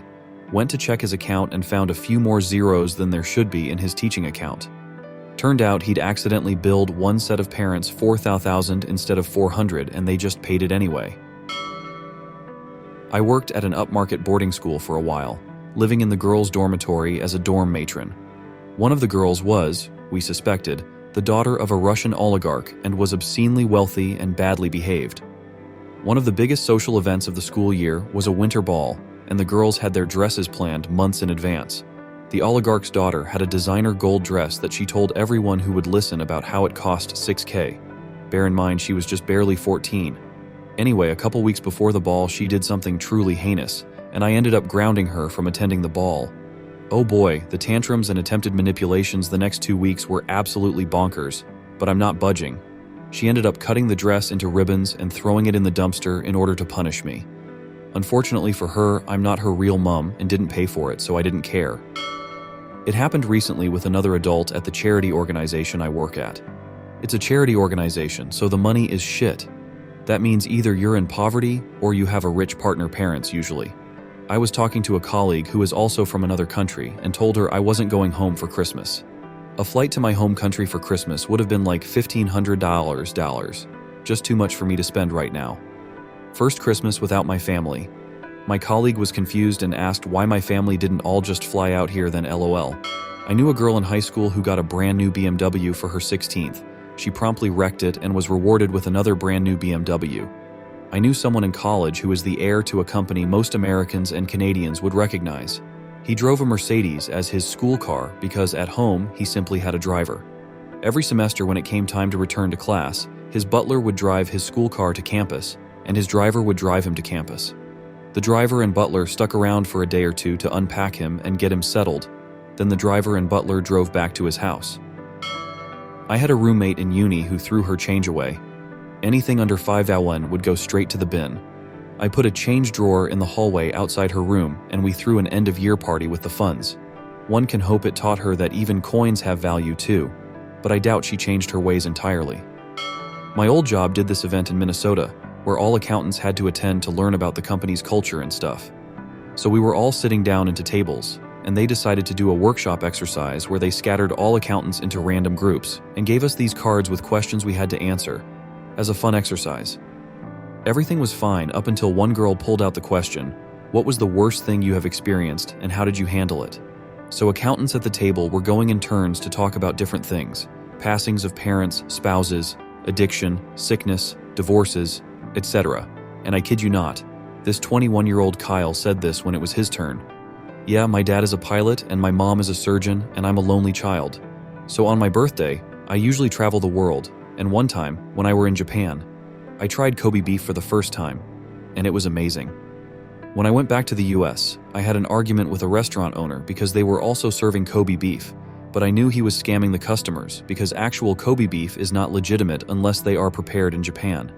They kicked me out of the restaurant, and I was never kicked out from anywhere. Everyone was quiet and speechless, and one lady said she is not in the mood to continue the game after he was done. Lol. I went high school in a working class neighborhood. Most of the students were middle class, and most of my friends were on the lower end of that scale. One girl I hung out with was smoking hot, but dumb as a post. She started dating a guy from a nearby private school. One night, a bunch of us went to Pizza Hut and she brought him along, first time most of us had met him. He had no idea what Pizza Hut was or what they served. We had to explain the place to him, and he actually said, "I've heard of pizza, never tried it." Dude was in high school and never had pizza. Apparently, the only restaurants he had ever been to were high-end fine dining places. From my personal experience, I went to a HS that had a fairly large amount of rich kids. I remember this one kid, pretty sure his name was Chase, and he was just ranting and raving in class because he could get any car he wanted except a Maybach and some other high-end vehicle. I just remember thinking how fudging stupid he sounded. As someone who was lucky enough to be given a 15-yo car because someone passed away, I didn't know the someone, and the person who inherited the car just wanted to give it away. That school had so many spoiled rich morons who cried about how hard their lives were while being general teenage buttholes. It was kind of startling after coming from a HS in a poorer district where kids were just normal kids. IDK. Hello, I'm Freddy. Thanks for clicking on this video. Please be sure to hit the subscribe button, and without any further ado, let's jump into today's topic. What was the best "you have no power here" moment you have ever seen? I grew up around a mother with dissociative disorder as well as narcissism. She was addicted to medicines as far back as I can remember and would do anything to get them, and I mean anything. Growing up, it wasn't rare for her to have a tantrum during one of her highs and beat the brakes out of me, break me down by picking apart every little thing she knew I was afraid or self-conscious of, and actively sabotage my relationship with my father and siblings. She would be up for days at a time, pass out standing up with her eyes glassed over and back hunched, and when she festered once again start moving and otherwise destroying everything in the house. There were times where I'd leave and the house would be clean, and come home and it would look as though a peed-off tornado had run through the house, i.e. broken glass, animal feces, dirty clothes, roaches, empty medicine bottles, ground-up medicine residue, and other miscellaneous things littering the house. On particularly bad nights, she would hallucinate, and during those times it wouldn't be uncommon to find pools of her blood on the ground from running through glass. I remember being up for days at a time because her and my father would scream at each other for days at a time without stopping, actively trying to get me to pick one side or the other, even if it meant barging into my room at 4 a.m. to begin their screaming match where I could watch. She manipulated me, abandoned me at times in the middle of nowhere when she'd meet up with her various sugar daddies. She was still with my dad during this, and never once apologized during her brief moments of mental clarity. If anything, she would blame everything but herself. In her mind, she was infallible. Money was always a big issue since she couldn't work in such a state. She sold some of her medicines, yes, but ultimately those funds were used to buy more rugs anyway. Because of this, we were homeless frequently, without power and water for literally years at a time, and barely ever had any food. It was almost every night I went to sleep with the only thing I'd have eaten that day being a school lunch. On weekends, sometimes I didn't eat at all. The rest of my family had no clue this was happening. During the summer when I was 16, my aunt, whom I hadn't talked much with since I was a lot younger, got in touch. She asked if I'd like to come to stay with them in Texas for a few weeks during the summer. Of course I said yes, and I was absolutely ecstatic. I didn't bother asking my parents since I'd be very much surprised if they even noticed I was gone, so they were unaware. My aunt drove up all the way to Iowa and stayed the afternoon with us. My parents seemed to lack the cognition to recognize she was even there out of the blue, so they didn't come out of their room. As I stated before would happen frequently, when she arrived our house was fairly clean. We left for a bit to go get food, and when we returned the tornado had already passed. As she told me when we were on our way to Texas, the thing that bothered her the most wasn't that our house had suddenly gone to hell, it was that I didn't even react to it. Instead, I tiptoed around the debris and started packing my things without a word. This deeply unsettled her, and ultimately she asked me if I was safe where I lived. I said yes, as it was all I had ever known. She told me that what she saw frightened her, and she wanted me to come live with her in Texas. Thinking that she was joking, I brushed it off. After a few days down there, though, I knew I had to do it. They showed me love, compassion, and care that I'd never even known existed prior to this, and it shook me to my core. So we decided I was going to get emancipated from my parents and move in with them. Ultimately, this involved sitting in a courthouse across from my parents and their lawyer. The judge asked why I wanted to leave, and I explained the above. I expressed the love and compassion I'd experienced for the first time in my life, and that I wanted to, for once, live in peace. Their lawyer rebutted, "To me, it seems as though you have no respect for your parents. Is it because of their financial situation? It looks as though you're attached to the perks of living in a family that makes a reasonable amount of money, and not that you want to leave because they're unfit parents." My mother and father joined in, hooting and hollering actively, trying to break me down as they have so many times before. I let him speak, I let them speak, and I held my tongue until it was my turn. They tried to goad me on, tried to break me as they had so many times before, but I wouldn't let them. Finally, the judge asked me to speak. With as level a stare as I could muster, I looked at Mother, my father, and their lawyer across from me and said, "If you're asking me if I have no respect for my parents, then you are correct. However, to say it's simply financially motivated is incorrect. I no longer have respect for them because they have..." As I was nearly finished, my mother, as she had so many times in the past, began to squirm and scream at me from across the table. "He's lying, the little crap hole," until the judge slammed his gavel down and cut the room. My mother staring up at him in complete and utter disbelief. I looked at her, keeping the tears I knew were right behind the corner at bay, and said, "For once in your life, for once in my life, behave as an adult. You can't stop me by simply yelling over me anymore. You have nothing to hold over me now. You can do nothing." As I spoke, the judge motioned to his officer, who moved towards my mother. Her expression still frozen in complete bewilderment as the officer aggressively told her to get up out of her chair and escorted her out of the room. The judge looked to me, my aunt, my father, and his lawyer with one sweeping glance, and then spoke. "I am sorry that you have had to deal with this for so long, young man. There's nothing more that you or anyone else needs to say. You deserve to live a normal life as a normal kid, and it's obvious to me now that your parents are unfit to produce that kind of environment.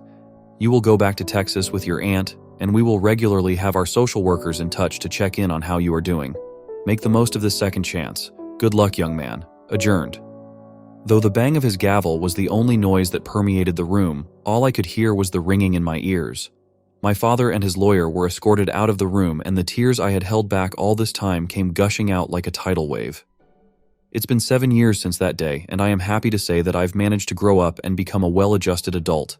I have a great career, great friends, and an amazing girlfriend. I've been in therapy ever since we got back to Texas, and I no longer have trouble sleeping or terrible bouts of anxiety and depression as I used to. Story 2. A while back, I got a job as a popcorn monkey in the local cinema, as a temporary thing while I figured out what the fudge I was doing with my life. There was a supervisor that had worked there since the site opened, around 5 years, who was a total meanie and had had numerous complaints about her from countless staff. In the first week, I nearly quit because of her attitude. As an example, one night I was on a close, and basically cleaned the entirety of the front of house on my own. I stopped to take a drink of water, and she marched up to me going, "We don't pay you to stand around drinking, you know." To which I calmly responded that I was thirsty and needed a drink of water, and if she wanted to tell me I wasn't allowed to have a glass of water, then good luck, but I'm pretty sure health and safety would have something to say about that. She huffed about not having had a break all day, which I ignored 'cause not my fucking problem, but internally I was put out about it, because it was totally fudging pointless to be such a female dog about things. About 2 weeks in, I get promoted to supervisor as I was clearly extremely competent by their usual standards. I could walk and fart at the same time. But she also gets promoted to floor manager, so she continues to work her little power trips and try and lord it over me and everyone else. 4 weeks after that, I get another promotion to floor manager, and at this point we're equals, so she can't boss me around anymore. So instead she tries a different tack, which is to try and lord it over me with her superior knowledge of processes, where to find stuff, etc. My response is to go, "Oh, thanks. That's so helpful. I mean, you know how things work so much better than me, because you've been here 5 years, and I've only been here 6 weeks. She had a face like a smacked bottom. It was delightful. Story 3. I work for a trampoline park franchise. We opened a sister location that I ran for about 1.5 years before moving back to take over the old location. When I got back, a lot needed fixing, but in particular there were 2 teenage employees that had been fired, suspended on numerous occasions. They were generally lazy, rude jackasses that shouldn't have been hired in the first place. Problem was, they both had aggressive helicopter moms that intimidated the manager into rescinding any punishments. Once I came back, I took stock of our employees and had a long talk with the entire leadership team. I learned which employees caused which problems, who was unreliable, who had a regular habit of skipping shifts, texting on shift, etc. I fired about a half dozen that first week, including those two I mentioned. That night, both moms called my personal cell to scream at me. Our numbers are listed in the online scheduling tool so employees can find shift covers more easily. They demanded to know why I fired them, threatened to sue, have me arrested, accused me of discrimination against their white middle-class sons, etc. I simply asked, "Is your son over 18? Yes?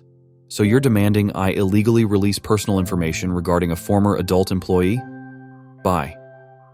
Story 4. I had a short stint as private investigator who specialized in providing investigative services to public defenders. We had this one county that was notorious for a sheriff's department that would make BS traffic stops as a pretext to search vehicles. One deputy in particular came up time and time again for this kind of thing. I was asked to interview this deputy for a defense attorney. Deputy had some of the worst report writing skills I've ever seen, riddled with grammar and spelling errors. Quite often, deputy wouldn't even include the reason he pulls people over in his reports, so I go to interview the guy. As part of the process, there's a senior sheriff's rep there that basically is supposed to protect deputies from people like me and keep them from saying things they shouldn't. We sit down, and I pull out his report he wrote on the stop he made on my client's defendant. I've already marked it up, English teacher style with a red pen, and start with, "I had some trouble understanding your report." I proceeded to go error by error for the purpose of clarifying the report. He's getting redder and redder. I then go into trying to determine why he pulled over the defendant because it's unclear in the report. He's not able to give a definitive response. All the while, the sheriff's rep, whom I've worked with a lot and who I have seen be very vocal protecting deputies in interviews like this in the past, is silent. Ultimately, charges against client are dropped. Months later, I'm driving through the area on the way home from camping, not speeding or breaking any traffic laws. I get pulled over by a deputy. It's the same deputy. He recognizes me immediately, stammers, and manages to say, "It's almost dusk, turn on your headlights." He gets back in his vehicle and takes off. Story 5. I worked for 8 years servicing communications equipment on site. 5 of those years were as the department manager. When oil was found in our area, we got so busy we could barely even think. Most of my team were pulling 12-plus hour days, 6 days a week, and we were struggling to hire people quick enough. One day, the CEO texted and said he hired an assistant manager for me, which was something I desperately needed. I was dirty as hell from my previous job and swung by the store to pick him up and take him to one of our sites where he would be doing paperwork. The moment he got in the truck, he immediately started talking crap. He started telling me about how everything we were doing is fudged up and the department manager, my name, was a total moron and he would have my job within a few months. I just sat and mostly listened. He obviously didn't know crap about my industry, and every time he would say something wrong, I would try to politely correct him and he'd either backtrack or insist that I was trained wrong. When we got to the site out in the middle of the West Texas desert, he complained about the layer of dust on everything and ordered me to clean up the entire site. When I sat down at my desk, the guy continued to bitch my ear off about everything that was wrong and chastised me for sitting down at my desk when he told me to clean up the site. So I called for a taxi, filled out a notice of termination, and handed it to him. He looked absolutely shocked. Then he defiantly protested that only the CEO could fire him. I said, "My name, right?" He sheepishly nodded. So I stuck my hand out for a handshake and introduced myself. I can teach anyone how to service equipment, but I don't have a clue how to teach someone to not be an a-hole. Story 6. I wasn't good at returning library books when I was a kid. I got lectured by my school librarian about it a lot. Fast forward 20 years, and I'm a supervisor at the local public library, and my former now retired school librarian goes there. One day I see her sneaking around the front desk instead of coming back to say hi to me, and I immediately figure something's up. I go up to say hi, and she acts exasperated and tells me she was trying to avoid me because she had overdue books. So I put on my reading glasses, pulled them down over my nose, and delivered the same lecture she'd given me countless times about being responsible and turning in books on time. Story 7. A few years ago, a guy stopped me in the hardware store and asked if I was a painter. I looked down at my painter's whites and said, "Yeah, I do historical restoration work." He asked how much I charge per hour, and when I told him, he immediately told me I was too expensive and dropped my rate by 25%.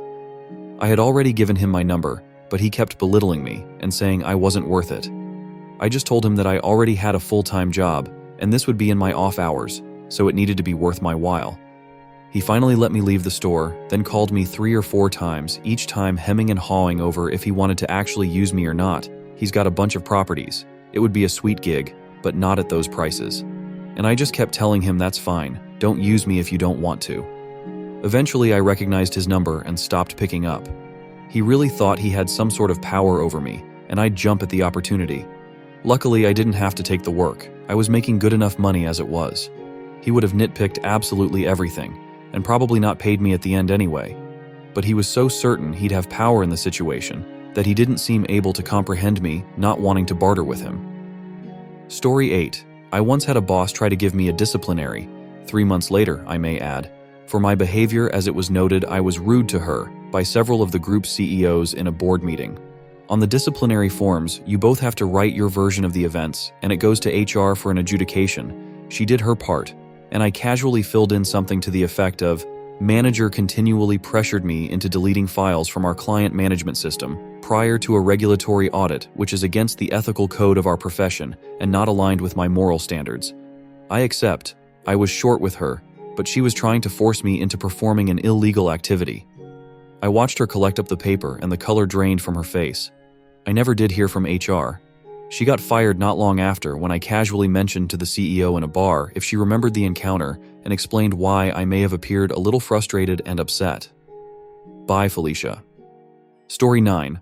Worked in a cell phone store, both selling devices and service contracts in the UK. Some kid, 19-ish maybe, came in with a much shorter man who I later learned was his dad. For whatever reason, I forget what now, he wanted to cancel out of a contract he was partway through. Now I could already tell from the way the kid explained it in exasperated terms that he knew he couldn't cancel out of it, but his dad wasn't taking his word for it and had dragged him in to try and sort it out for him. The contracts clearly state you can't cancel prematurely without paying off the rest of your dues, which I explained, and his father just went full boomer rage mode on me. Spitting, frothing, hurling vitriol. This guy clearly thought this was how you got things done. I stared him down, waited for him to finish, and repeated the contractual terms as stated. He hit me back with, "I'll report you for violating the Sale of Goods Act." Sucks to be him because I had that beach memorized. I made a point of it. In fact, after the first few customers in my early days tried to bring it up to get their own way, some weenie on the internet had made posts about how you could sling the term around and usually scare retailers into doing what you want because they don't know it either, so it happened a lot even when there was absolutely no call for it. I just looked at him and said, "Sure, go ahead, you can even use our phone," and pointed at the store phone right next to him.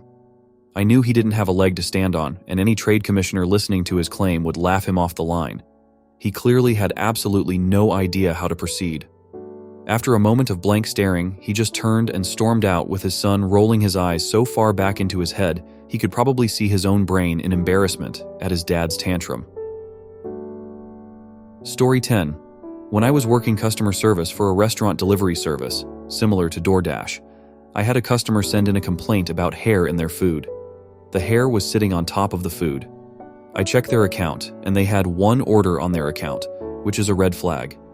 I check their phone number and find multiple accounts, each other 1-2 orders, all of them complaining about hair in the food.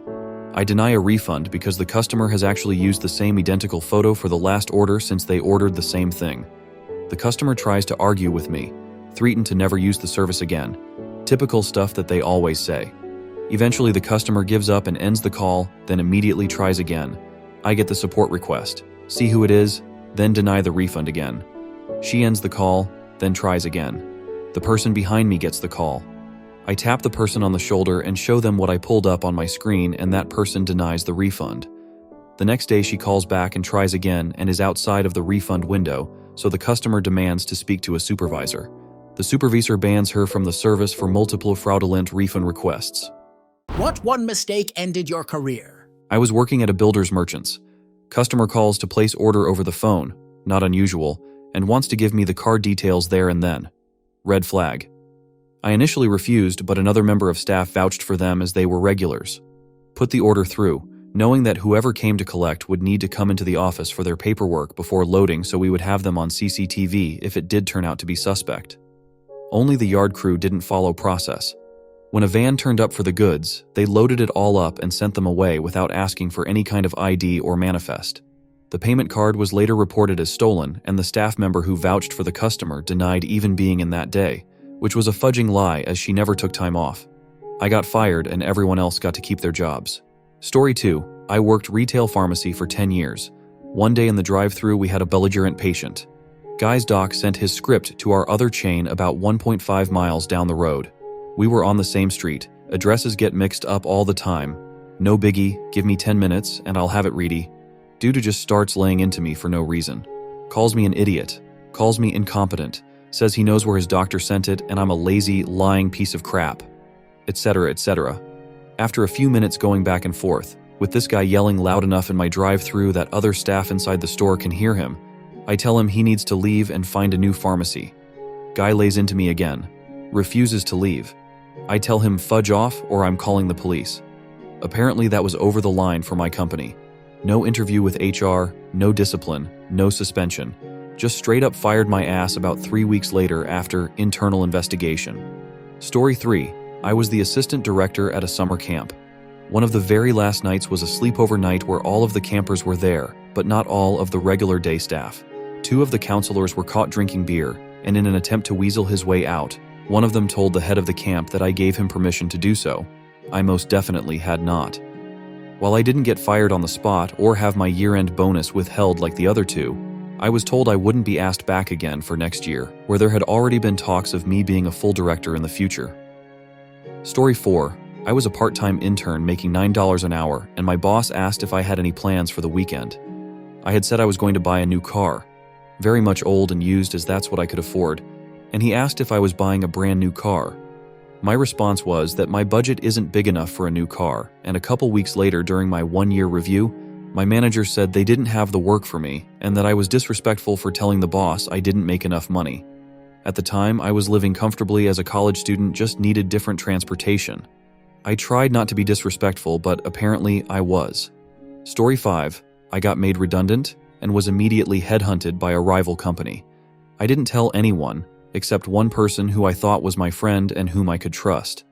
Turns out that guy had serious addiction issues, and that was something the managing director of the company used as leverage to extract information from him.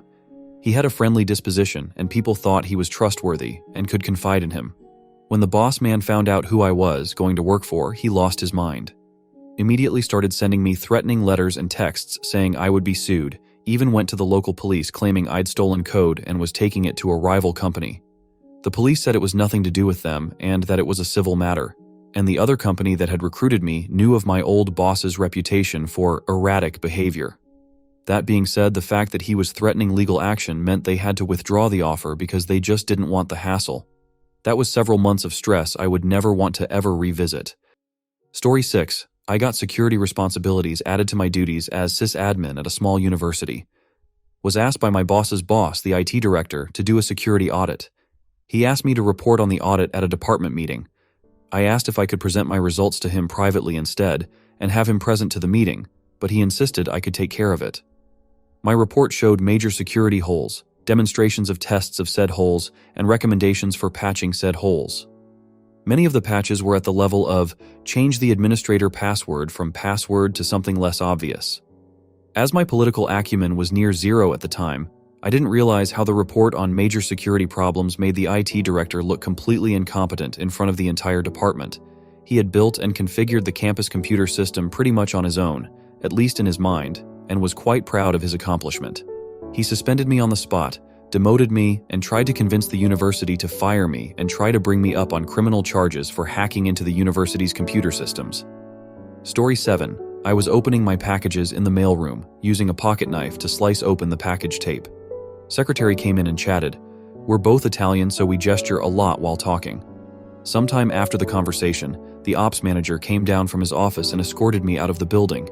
Had forgotten the knife in my hand while talking with the secretary, and she made an accusation that I had threatened her with it during our conversation. Was fired 3 days later. I had worked with this woman for almost a decade, helped her children with their homework, etc. Years later, I learned corporate wanted to take down my boss and started the process by going after his biggest supporters. I was the third domino to fall. After I was railroaded, almost 40% of the branch's staff left the company. I guess the secretary was in on it and leapt at any excuse to take me out. Story 8. I worked at a prison. I had been there for about 7 years and I knew I was most qualified, so I applied for the open sergeant's position. I got it, which is where this story starts. As a sergeant, it was my job to do investigations and document the findings whenever an inmate alleged his life was in danger. I would do the investigation and do a report on my findings, and it would get sent to the warden for them to interpret the evidence and make a final decision. So, one day, an inmate gets beat up on a building I was in charge of. This inmate had never spoken to me and had never told anyone he was having friction with his cellmate. Well, when questioned about it, the inmate said he had told me he needed to be moved, and I told him I would. Initially, my supervisors believed him, but after I pulled up the surveillance camera that showed I had never even gotten down to that area that night due to being on a mission from another one of my supervisors all night, they admitted I hadn't talked to him. However, the higher-ups needed someone to blame, and because it was my area, I got the blame and got fired. Story 9. I got written up and pushed out of the company for farting in the wrong place. To be fair, I was working in our microbiology quality control group at a big pharmaceutical manufacturing company that made contact solution and other stuff. It was Thursday, because that was taco soup day, and this particular day it was extra spicy. To get into the fill room, you have to spend like 45 minutes getting dressed in sterile room garb without touching the outside of your suits. It's quite the dance. So I'm in there sampling 100 plus points of contact around the fill needle, and my stomach starts grumbling. It's the end of the day, I don't want to leave and get dressed again. I look around and there are a few ladies working upstream on the conveyor belt looking for jams or whatever, and immediately after the fill needle, it goes out a little cutout in the window to be immediately packaged. The fill room itself has these cascading air pressures blowing away from the fill needle and is super loud. So that's my spot. I start to sample in that area and let out a little poot. I feel better and go about my business. But then I start to hear this beep beep sound. Now, we have alarms. It's a stack of lights every few feet and a high-pitched red light. If there is a jam in the track somewhere, a blue alarm is something else, but this time a yellow alarm is going off. I look around unconcerned and see the ladies upstream are laughing their asses off. I look out to the packaging area and everyone is staring in the window at me.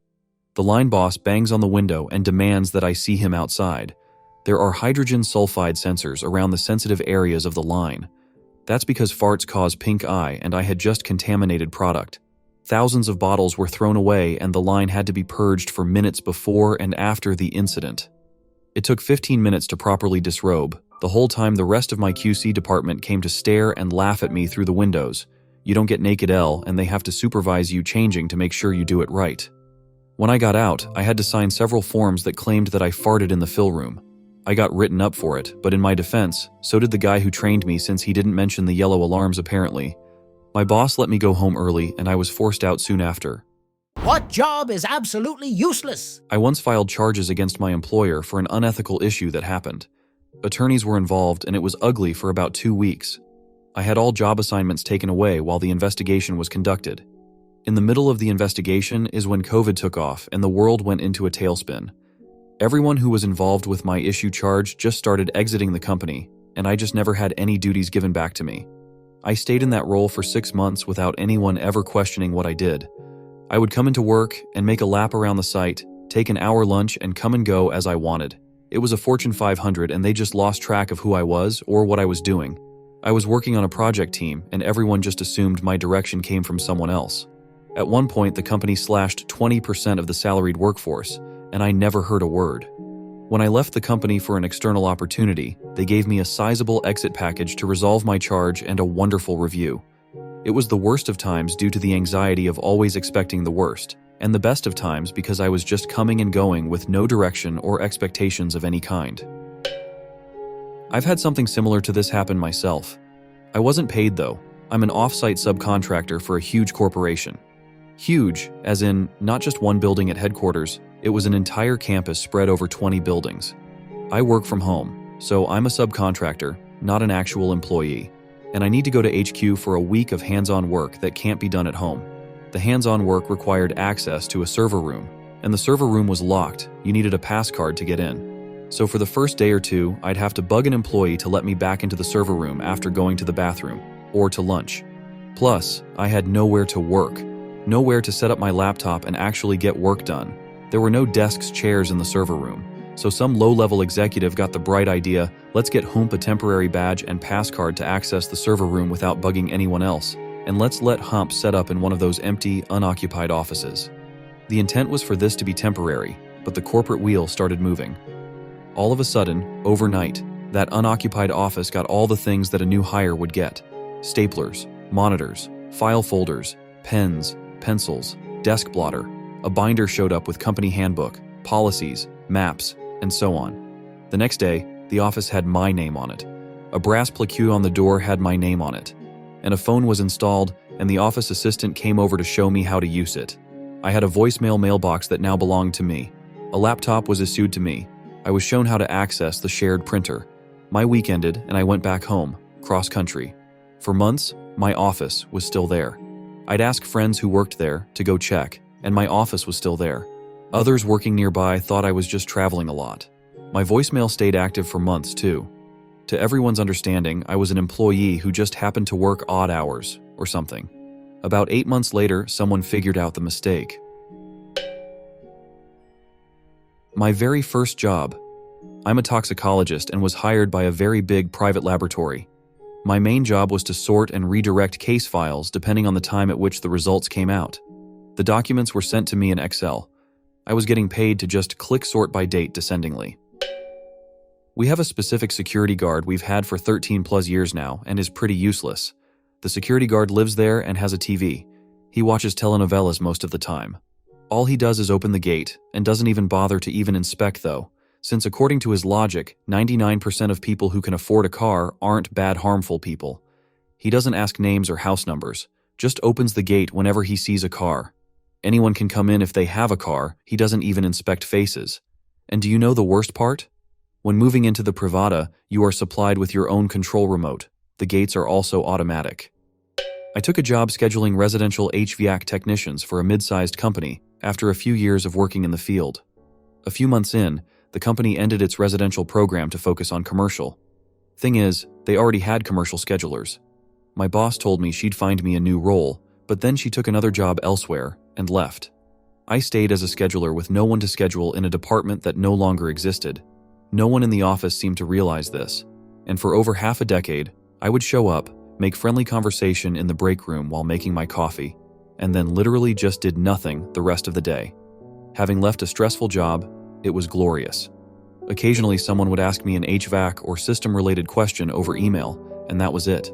I made sure everyone liked me by bringing in bagels every Monday and donuts every Friday. Then COVID happened, and now I was doing nothing at home. When I learned the company was being sold, I figured I wouldn't tempt fate anymore and applied elsewhere. My department head gave a glowing recommendation, having no idea what I even did but knowing I was friendly and helped him jump his car a few times. Mine. I'm a management consultant, and while I have quite a bit of industry knowledge and experience, my clients either have the same knowledge or they aren't willing to accept change. Oftentimes, my firm gets paid a lot of money to make very little difference strategically and/or operationally. Where we do add value is in implementing enterprise-wide software solutions. Why do I stay? The money is pretty good, given the futility. A friend of mine worked at a government office. While he was on leave, there was a reorganization, and somehow he managed to not be fired nor get a new job. When he returned, his manager and the manager's manager both had moved on to new jobs in the private sector, but his office was still there, so he just went back to work. He did for some weeks try to figure out who he should report to, but was just referred to different people that did not reply, promised to get back to him, or just referred him to someone else, so eventually he just gave up. Then there was a need for his office and he had to vacate it. So he just went home, and that was fine because he had cleared his backlog of work and was not really motivated because there was nobody he could talk to, report to, or assign tasks to him. He is still getting paid. Most middle management positions. Their job is literally to take bullshit from above and send it below, and to have someone to shift blame to. There are often multiple levels through which the bullcrap must pass as well. What is the funniest joke you have ever heard? This woman goes into a funeral home to make arrangements for her husband's funeral. She tells the director that she wants her husband to be buried in a dark blue suit. He asks, "Wouldn't it just be easier to bury him in the black suit that he's wearing?" But she insists that it must be a blue suit and gives him a blank check to buy one. When she comes back for the funeral, she sees her husband in the coffin and he is wearing a beautiful blue suit. She tells the funeral director how much she loves the suit and asks how much it cost. He says, "Actually, it didn't cost anything. The funniest thing happened. As soon as you left, another corpse was brought in, this one wearing a blue suit. I noticed that they were about the same size and asked the other widow if she would mind if her husband were buried in a black suit. She said that was fine with her. So I switched the heads. A man walks into a bar and says to the bartender, "I've got a little man that plays the piano in my pocket." The bartender doubts the man, but the man insists, "If I can show you him, will you give me a free drink?" To which the bartender obliges. The man takes him out, who's only about 10 inches in height, and he plays a little tune. When the amazed bartender is handing the man his free drink, the man asks, "If I show you how I did it, will you give me another free drink?" The curious bartender obliges, and the man says, "There's a little wizard in my other pocket that grants wishes." The bartender hands him another free drink, and the man makes his third and final request. "If I let you make a wish, will you give me another free drink?" The bartender obliges and says, "I wish for $1,000.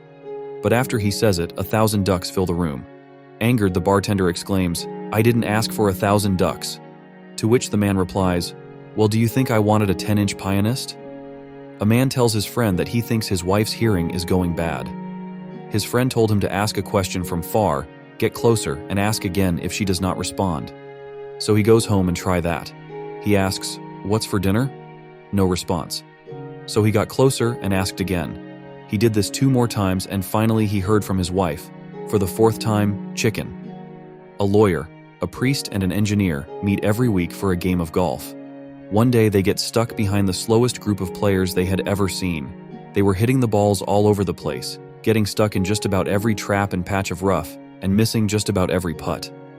Finally, the group gets frustrated and heads to the clubhouse to find the manager. "What's with that group of players? They're the worst I've ever seen. They're holding up the course." The manager looks sheepish. "They're retired firefighters. They lost their eyesight running into a burning orphanage to save the children. They love golf, so I let them play for free for charity." The priest looks ashamed of himself. "As a man of God, I feel terrible for getting angry at those men. At my next sermon, I'll see if I can get a collection going for their families." The lawyer likewise looks chagrined. "Same here. I'll check with my firm and see if we can't open a case to get them awarded restitution for their pain and injuries." The engineer says, "Why can't they play at night?" Man goes into a butcher's. Asks, "What happened to your assistant?" Butcher replies, "Fired him." Man asks, "Why's that?"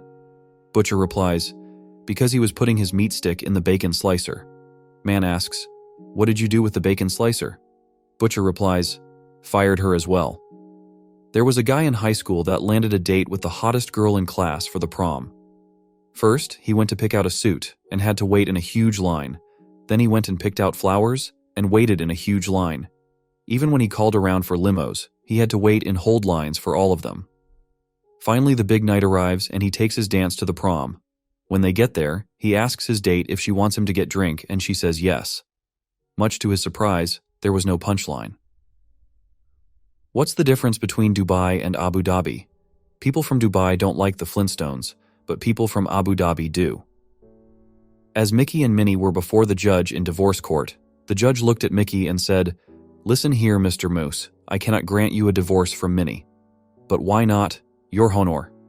A stunned Mickey asked, "I have reviewed all the information you submitted to the court and I can find no evidence to support the allegation that she's crazy," explained the judge. "Your Honor," Mickey exclaimed, "I didn't say she was crazy, I said she was fudging goofy." 3 men, 1 British, 1 Japanese, and 1 American, are trekking through the jungle when they're suddenly captured by a tribe of cannibals. They are brought to the chief, who tells them, "We are going to kill you, eat you, and use your skin to make our canoes. However, we will allow you to choose how you die." The Englishman asks for his gun and a single bullet. He loads it, points it at his head, and says, "God save the Queen." Bang. The Japanese man asks for his sword. They give him his sword. He says, "For honor," before committing harakiri. The American asks for a fork.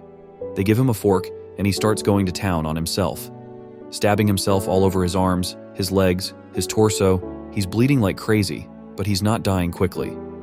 Finally, the chief asks what he's doing. The American looks him in the eye and yells, "Fudge your canoes!"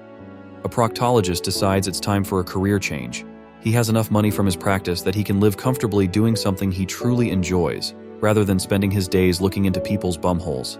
He sets his mind to becoming an auto mechanic. He goes to a local college to learn the trade, studies as hard as he can, learning how to fix, repair, and build all sorts of cars. Eventually, it is time for his final exam. He is told that he must fully disassemble and reassemble a car engine. After finishing the exam, he finds out that he got a mark of 150%. Worried that this is an error, he asks his teacher, who tells him that it is not a mistake. "I gave you 50% for fully disassembling the engine correctly. Another 50% was for reassembling it correctly.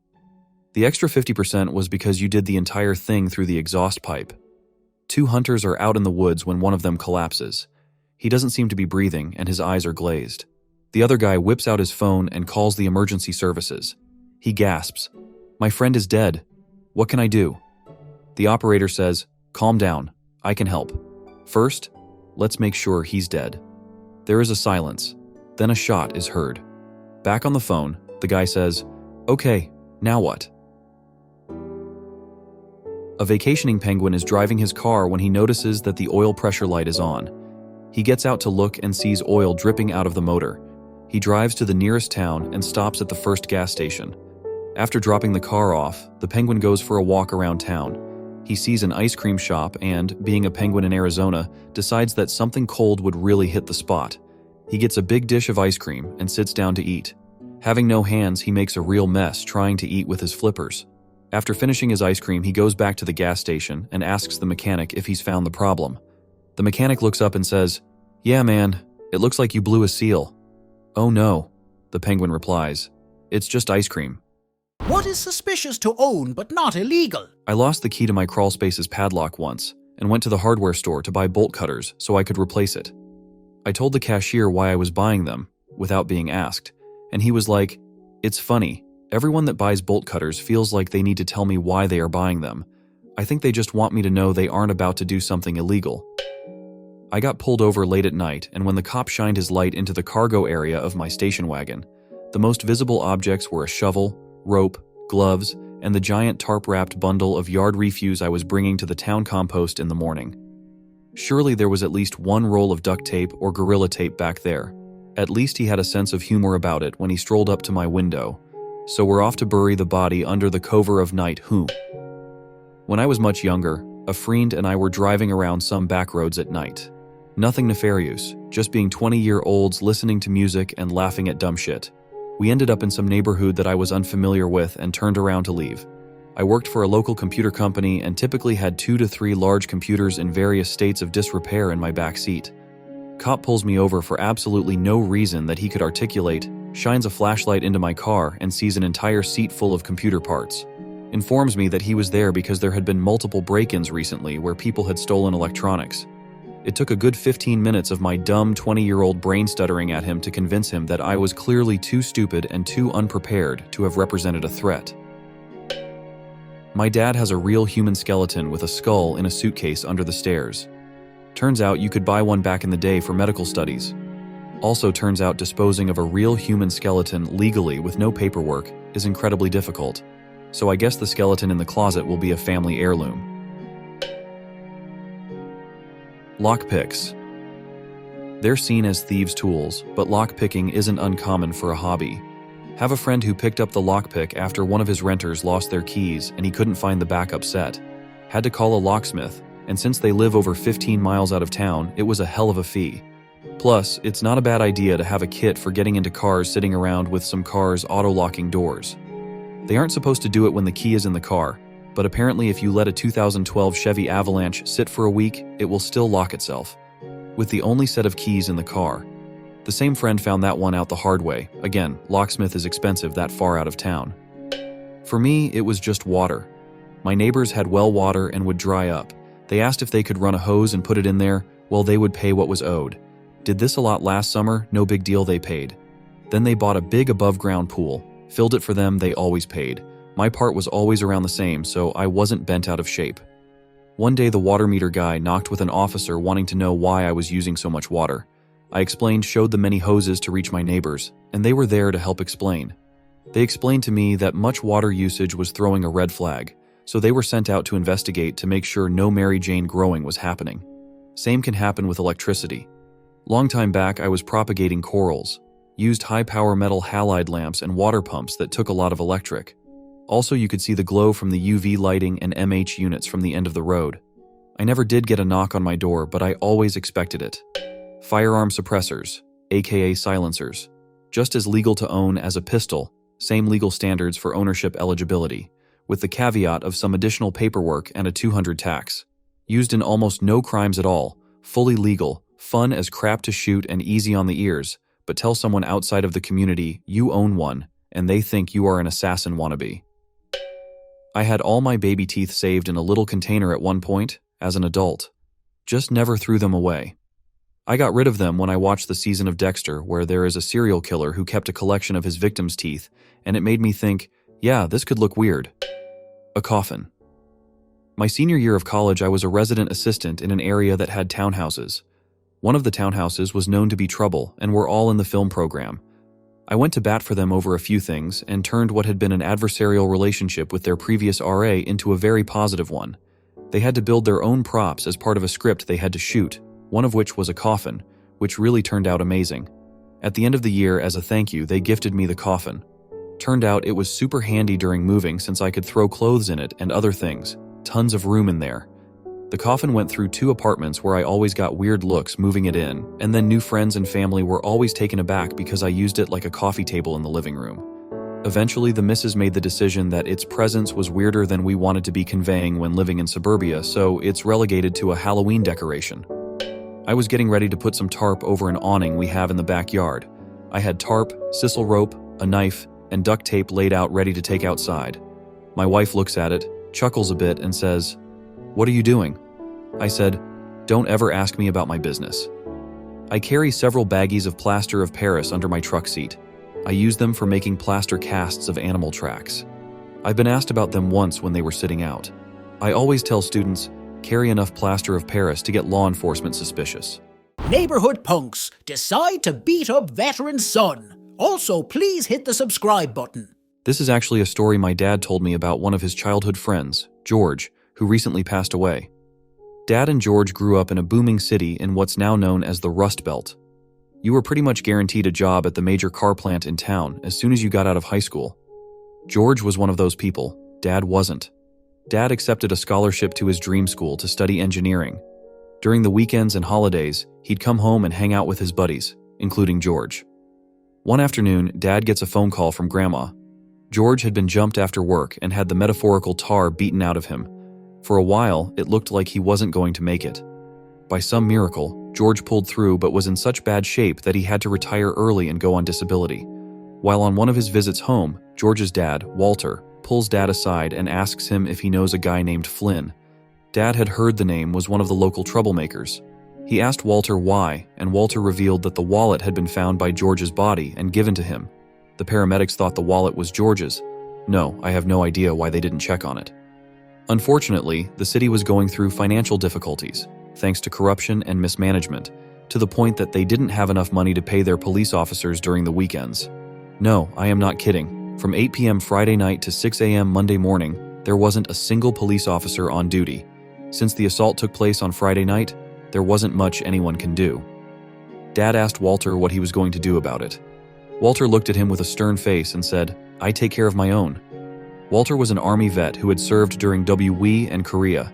He never spoke about his time, claiming he was a radio technician and never left the base.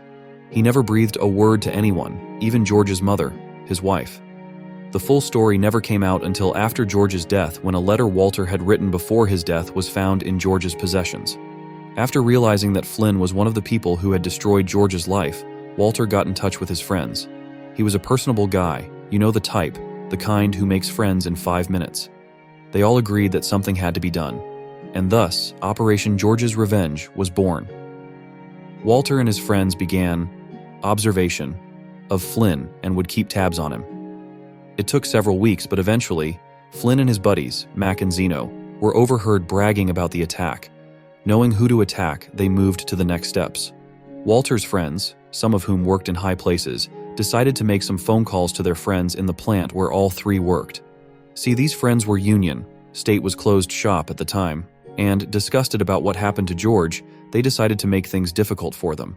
They'd remove vital tools for emergency maintenance at the last minute, put them in positions they weren't good in, and rearrange the schedule so they got the worst shifts, to name a few. They also began a whispering campaign so everyone at the plant knew what had happened. In this city back then, who you knew and what everyone thought you've done was enough to make or break you. The goal was to get them to quit. And after a year or so, all three had quit, frustrated with how they were being treated. But Walter and his friends aren't done. Not by a long shot. A few phone calls and anonymous letters later, Flynn, Mac, and Zeno were unemployable in the district. Because they hadn't been fired, they weren't entitled to severance or anything. Soon their money ran out, but they couldn't get out of town because everyone knew from the whispering campaign what they had done to George. For the rest of their lives, Walter and his friends kept an eye on Flynn, Mac, and Zeno. Just when it appeared that they had an out, the whisper letter campaign would start again, and they'd be denied an out. The three men ended up homeless and destitute alcoholics who couldn't even get state aid. And this is in a state that is known for its generous aid for those in bad straits. Walter and his friends made a contingency plan to continue this until the three men were dead using the next generation. So those men would never forget what they did to George. Nobody was able to find out anything about Flynn, Mac, and Zeno, but I wouldn't be surprised that they're still stuck and miserable. Story 2. I blew up a romance scammer's life. This one is fresh and still unfolding, but it's already hit an explosive level. Some details intentionally vague. Context. I'm a woman in my 30s with a reasonably good corporate-type job in a field with lots of room for growth, and recently back into the dating scene after a decade. I'm kind of a would-be a 10 if she lost 30 lbs looking girl. Beautiful face if a bit chubby, but I never have issues getting a date lol. I'm not well off, but I'm stable and have a bit of spending money. I live in a large multicultural city, and my ex was an immigrant, so I'm open to dating people of any origin.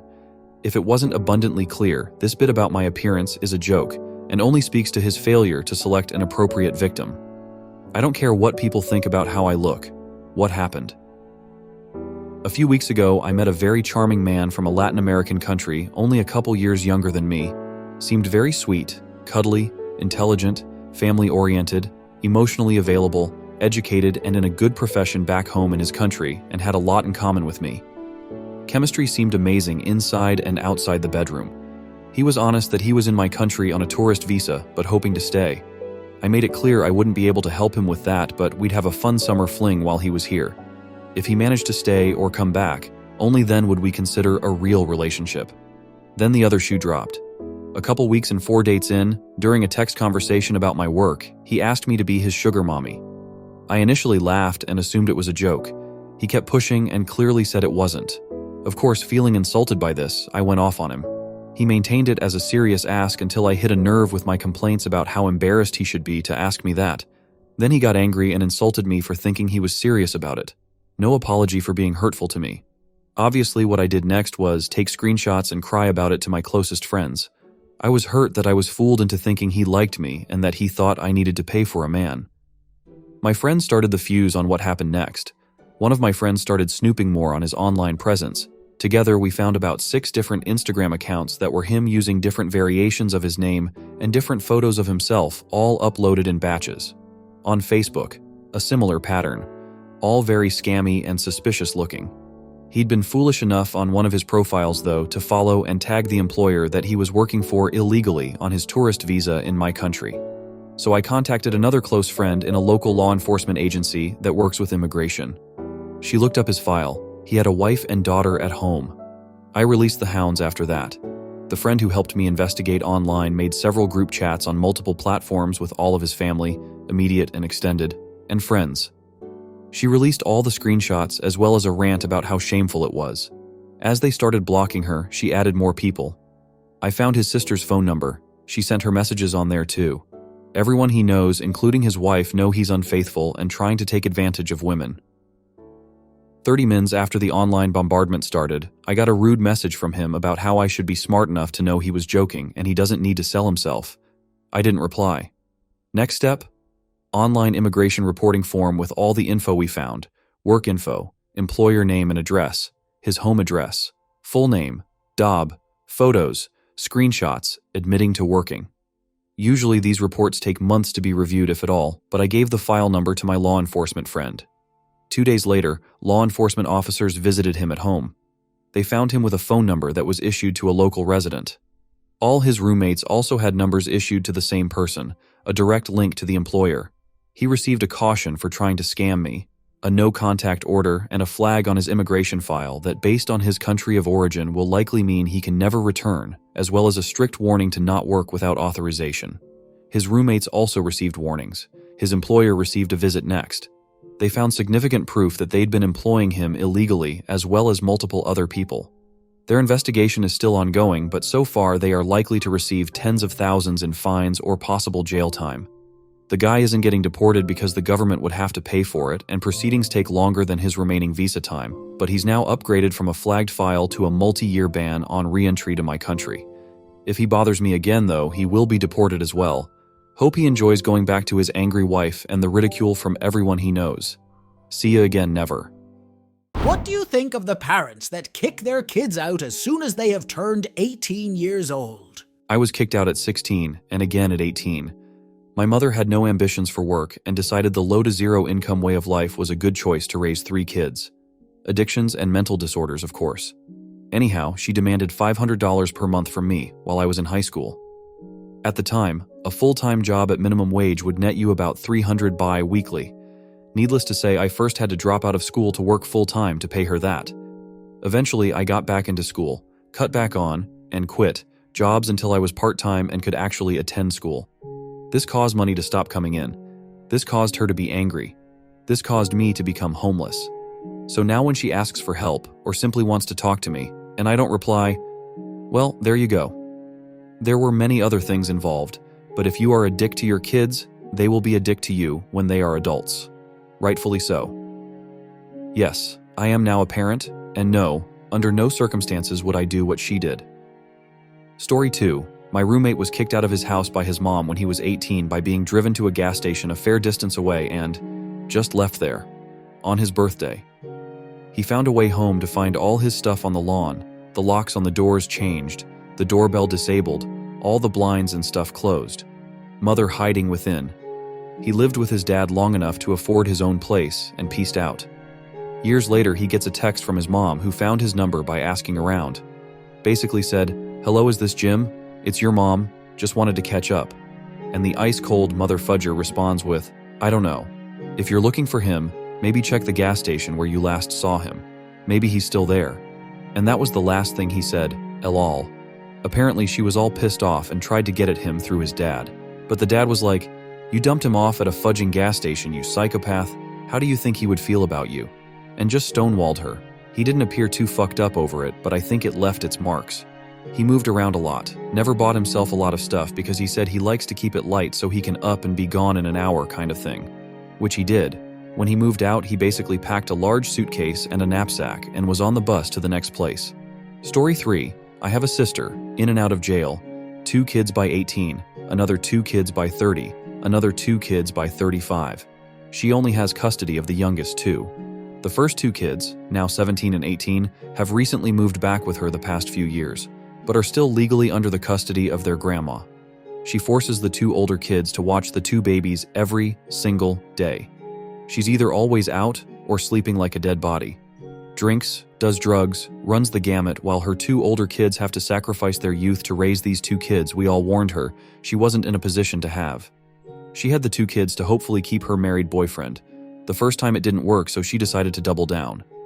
Anyway, I can go on about her, but the point is, she asked her oldest son the other day, "I'm always helping people and they're so ungrateful. Do you have any idea what that feels like?" He just glared at her. I know most situations are the children being indebted to their parents for all the years of care and sacrifice they made for their children, but I have never seen a situation where the mother owes her children more than they owe her. Story 4. My parents are foster parents. They're my bio parents, but they've been doing foster care all my 30 years of life, and they don't kick out the foster kids when they turn 18. When Children's Aid stops supporting them, Usually at 18, my parents step up and help the kids until they can comfortably move out or until they want to. They have a 25-year-old still living with them because she fears abandonment, and my parents don't want her to leave Lowell. They love each other. My parents helped out over 20 kids throughout my life to try to become successful human beings, no matter how long it takes.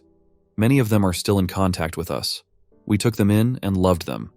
How can parents who raise their own children kick them out just because they reached adult status? I just don't get it, lol. Story 5. It's their right, but I disagree with it. I was kicked out the day I turned 17. I lived out of my car for 3 months while working fast food and completing my senior year. I would have probably dropped out had it not been for my best friend's dad. He found out about the situation and forced me to move in with them. He wouldn't take no for an answer. He had recently got divorced because his stay-at-home wife was cheating on him. Because they had a spare bedroom and I was friends with both his sons that lived with him, he told me, "It's just us guys living there and having fun. You stay until you finish school. After that, you can pay $100 a month in rent until you decide what to do. Don't argue with me." The man's a saint. I wouldn't have been able to keep going to school without him, and he knew it. He's a guy who had to drop out to work back in the day to support his family. He got his GED and clawed his way up to head engineer at a factory so he could afford a nice home for his wife and kids. He bought a nice 2-story home that he barely got to stay in for a woman who didn't appreciate him. The man even came home every single day and cooked meals for us to make sure we'd eat. In the middle of fighting a divorce, trying to get custody of both of his kids, and keep the house he paid for, he took me in, adding to the stress. He did that for me just because I was friends with his sons. If I ever get rich, that man is getting an early retirement and a comfortable home wherever he chooses. If that man can do all that for someone that isn't his child, parents have no excuse for not helping their own kids out. What dark family secret were you let in on once you were old enough? My extremely wealthy uncle was going downhill quick with Alzheimer's. Before he was too far gone, he apparently made a deal with my aunt that when things got the point that they would have to send him to a nursing home, she would forever sleep him instead. He wrote all of this in a letter and gave it to the attorney of their estate. When the time came, I don't know why she chose to pew him in the back of the head instead of something less violent, but she did. It was a pretty big trial with a fair bit of news coverage, and it really blew up when the lawyer testified and brought forward the letter. My aunt served like 2 years, I think, and was released on parole. Secret 2, I found out when I was about 32 that apparently in 1973, my dad had a daughter he never knew existed. I found out because he texted that to me while I was working, after finding out about it himself about 1 week earlier. She was in her late 40s by that point, I think. What sort of tragic is all this time we thought I was my dad's only kid, and he always wanted a daughter but never got one due to marriage's ending. He would have fucking loved this girl. His daughter was the result of a one-night stand with a girl he never talked to again, and according to his daughter, the mother had a mental breakdown not longer after giving birth and never really had custody of the daughter anyway. Dad never would have had any way to find out. The baby grew up with the mother's parents in another state, and the mother kinda went AWOL. Secret 3, my parents took me to Disneyland for my 7th birthday. I recall landing, going to the park, having a great first day or two. Then my parents had to step out and take a bunch of phone calls. They sounded very stressed. They kept telling me nothing happened and everything was okay. Eventually we flew home, and surprise, took an extra couple days to go to a big water park away from home. I fondly remembered this birthday and eventually forgot about any of the weirdness. Maybe 10 years later, my parents finally told me what happened. My uncle, my dad's brother, tried to forever sleep himself on my 7th birthday. He pewed himself in the stomach with a Nerf gun. He was poor, addicted to drugs, no work, etc. He felt depressed. My dad had the life he always wanted, so tried to forever sleep. He ended up living. My parents took me to the water park so that we didn't have to come home to him leaving the hospital. By not telling me, my parents let me keep my birthday as my day, not the day Uncle tried to die. Knowing how a 7-year-old's brain works, I probably would have thought I had something to do with it. Secret 4. My parents had 2 kids before I was born. My mother forever slept them in a bathtub during a psychotic episode. Somehow, despite this and a prior history of mental illness, she got released and had me a couple years later. They had another child just before I turned 2, but I never laid eyes on her. Neither of them ever fessed up, though. I only found out about their existence after an aunt died and left me her personal effects. I found birth announcements for these other kids in her mementos. I always thought she meant for me to find them. When I asked my parents, they refused to discuss anything related to these kids. A few years later, I went back to my hometown and looked up that date in the newspaper morgue. The friend who went with me was floored. I wasn't, really. I'd grown up in fear for my life from her rages. I broke off contact with them as soon as I could. Not just because of this, though it didn't help. I had a slew of my own traumas growing up. It was a huge mistake to let them try to raise another child.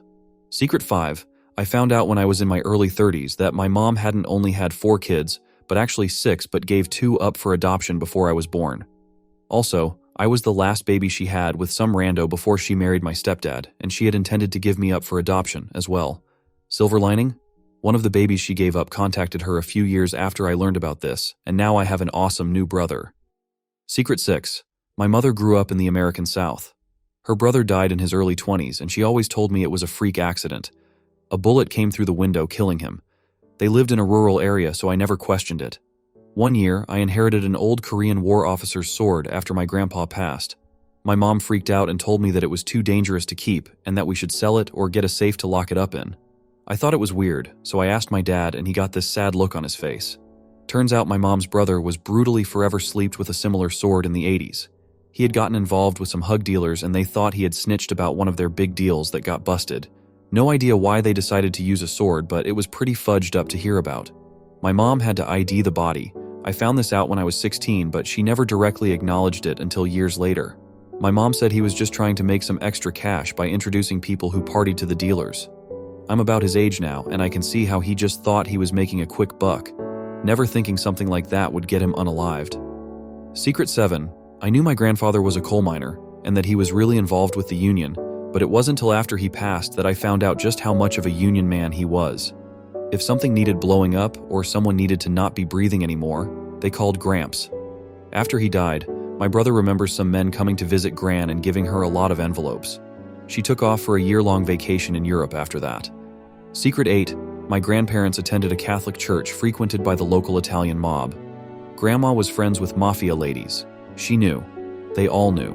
But since they kept a low profile and had respectable front businesses, everyone looked the other way. My grandparents weren't involved in the business. Well, not in that way. Grandpa liked to bet on baseball games. He kept a roll of baseball money in a drawer in the bedroom. Some weeks he kills it, some weeks he has to pay up. The local bookmaker would come to the back door at the same time each week. Grandma would have coffee waiting for him and Grandpa. Grandpa would either go to the baseball money drawer to make a withdrawal or meet the bookmaker at the door if he planned on a deposit. If Grandpa was running late, Grandma would make small talk, ask about the wife and kids, etc. When Grandpa came downstairs, the two of them would grab their coffee cups, head out to the garage, tell a couple stories, and exchange money. Grandma told me the 1950s Omaha Mafia ran the only honest gambling business she'd ever interacted with. It's too bad they had to hide from the police. I'm a furry. My parents think I have been possessed by a demon. Also, please hit the subscribe button. This might be a bit lengthy because it takes place over the course of years. EM, entitled Mom ED, entitled Dad EB, entitled Brother and B, Brother, not entitled. I'm 20 male to female as of this current moment that I'm writing this. This all started at 11. This is when I kinda started to form my own identity up to this point, for the most part. I followed everything my parents asked of me down to a fine point. They are very religious and strict, getting worse over the years. During this time of identity forming, I encountered the furry fandom, a group I proudly stand with today. I took some time getting to know my new friends and also started learning more about myself. For about 4 months, everything was fine. Then my EM did her routine check of devices. Every once in a while, she'd take me and B's phones or tablets and search through them. My mistake was not knowing sooner that my parents were close-minded folks.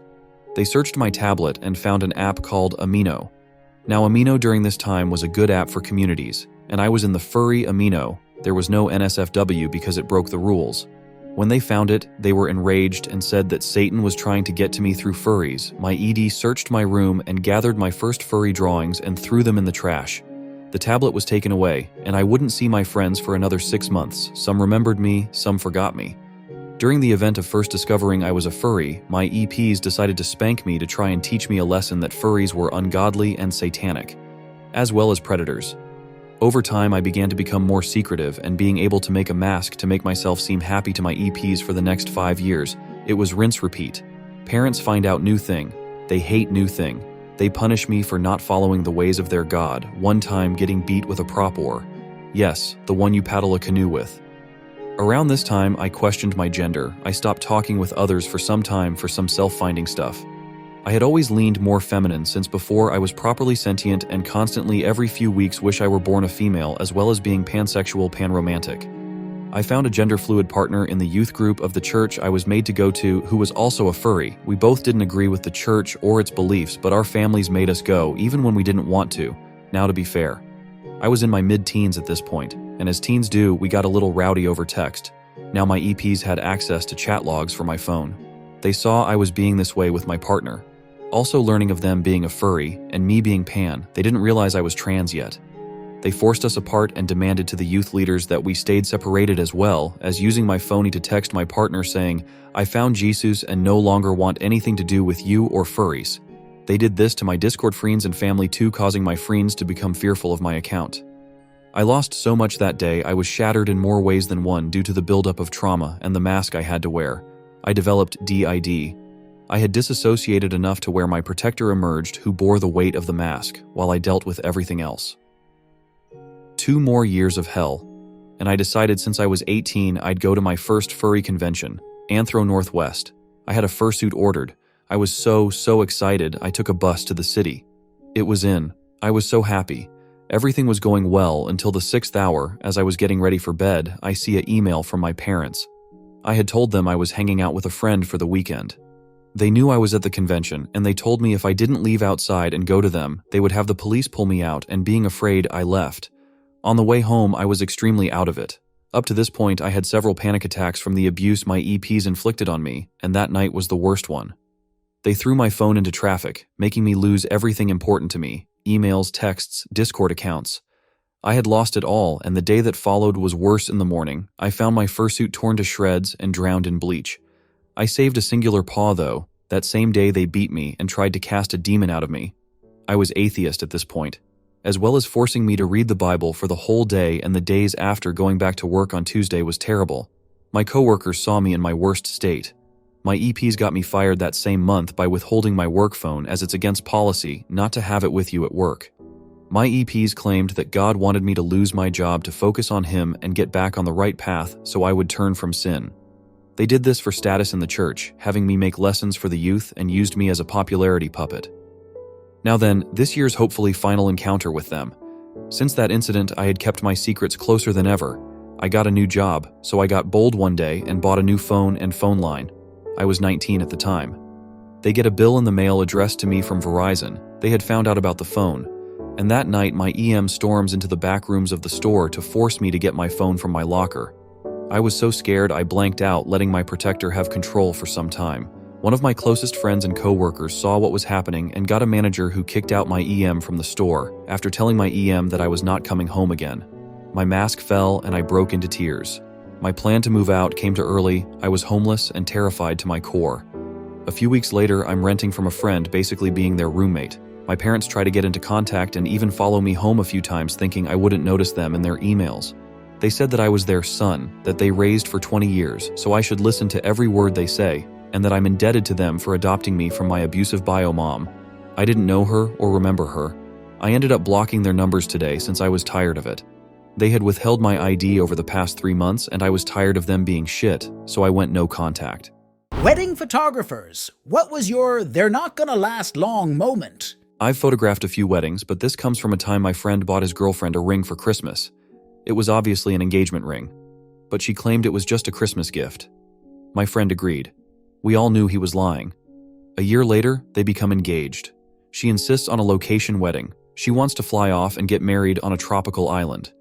My friend profusely apologizes to me, tells me he wanted me as a best man, but she wants her best friend's husband as the best man. I don't go to the wedding. The bachelor party took place after their honeymoon. We were all drinking and having a good time. He tells me that the ring from Christmas was his first engagement ring to her, but it wasn't good enough. She was just a showy girl and needed a bigger rock.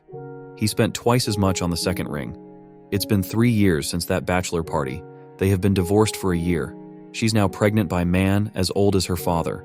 Story 2, I did a wedding for an acquaintance and her husband. Day goes great. I'm really happy with almost everything I took. Everyone was feeling it and having fun. But, and this is one of the reasons I quit photography, the bride sees some of the photos I had sent her and immediately is calling me. "I need you to do the editing magic and make me look skinny. John was saying I was going to look too fat in my dress and wanted me to lose weight, but I knew you could just edit it, so haha, I didn't." So I have to explain, this is like 2010. I can only Photoshop so much, i.e., I can make you look a tad slimmer in certain photos without making it noticeable. But I can't do it to all of them, and if I was to, the editing would be noticeable, and I will have to charge you a lot of money to edit you in all the photos. She tried to convince me to edit hundreds of photos for a couple $100, and I have other jobs going and had given them a great deal already, so explained I couldn't. So she insists I do at least some of her main pics. I tell her when people see the rest of the pics they will see the difference. She didn't care, and insisted more. So I do, and a couple weeks later when I thought it was all done, and history calls me and leaves me a voicemail of how I ruined her wedding. Her new husband is upset at how she looks in the pics and keeps making remarks about her weight. So didn't seem like they were in a great place from the get-go. Story 3. This was 15 years ago or so. I left wedding photography a few months later. The reception was at their home. They didn't want photos at the ceremony and didn't want wedding party family photos between the ceremony and reception, triggering the first raise of the eyebrow on my end. At the reception, the groom didn't want his brother, the best man, in the photos. Other eyebrow goes up. The mothers of both the bride and groom both scolded me to let them be and told me to eat instead of take photos. The groom and the best man got unholy drunk and had a weird byplay of brother, making way too many toasts, and the groom making grossly inappropriate speeches of what he's going to do to the bride on the honeymoon. As the newlyweds were making their grand departure, the bride tosses the bouquet. Everyone cheers. The groom shouts, "I knocked the bitch up so hard she's got 2 babies in her coochie." Guests react in various ways of shock and happiness about the pregnancy test, but the best man lunges at the groom, shouting and swearing. Family holds the best man back as the couple runs out to a car. The groom flipped off the spectators and pulled out of the driveway. 2 houses down, the car stops. The groom gets out and pukes on a neighbor's lawn. The bride gets in the driver's seat and takes off, leaving her husband yerking into a flower bed, and the best man ran down the street trying to flag down the car. Divorced 4 months later. Story 4. My mother was a wedding photographer till I was about 18-19, and I helped out on many of them. The one that stands out the most was when we were at a campsite where both the wedding and reception were being held. About halfway through the reception, I hear the groom start laughing maniacally. I peeked over his way and could see 2 groomsmen hauling the thrashing and screaming bride towards the lake. They threw her into the freezing cold water, with her veil and dress still on. When she got out of the water, I genuinely thought she might shoot somebody. Saying she looked like a drowned rat would have been an insult to rats. Her hair and makeup and probably the dress were ruined beyond repair. The fact that the groom laughed and didn't do anything stuck with me as being a dog shit move even as a teen.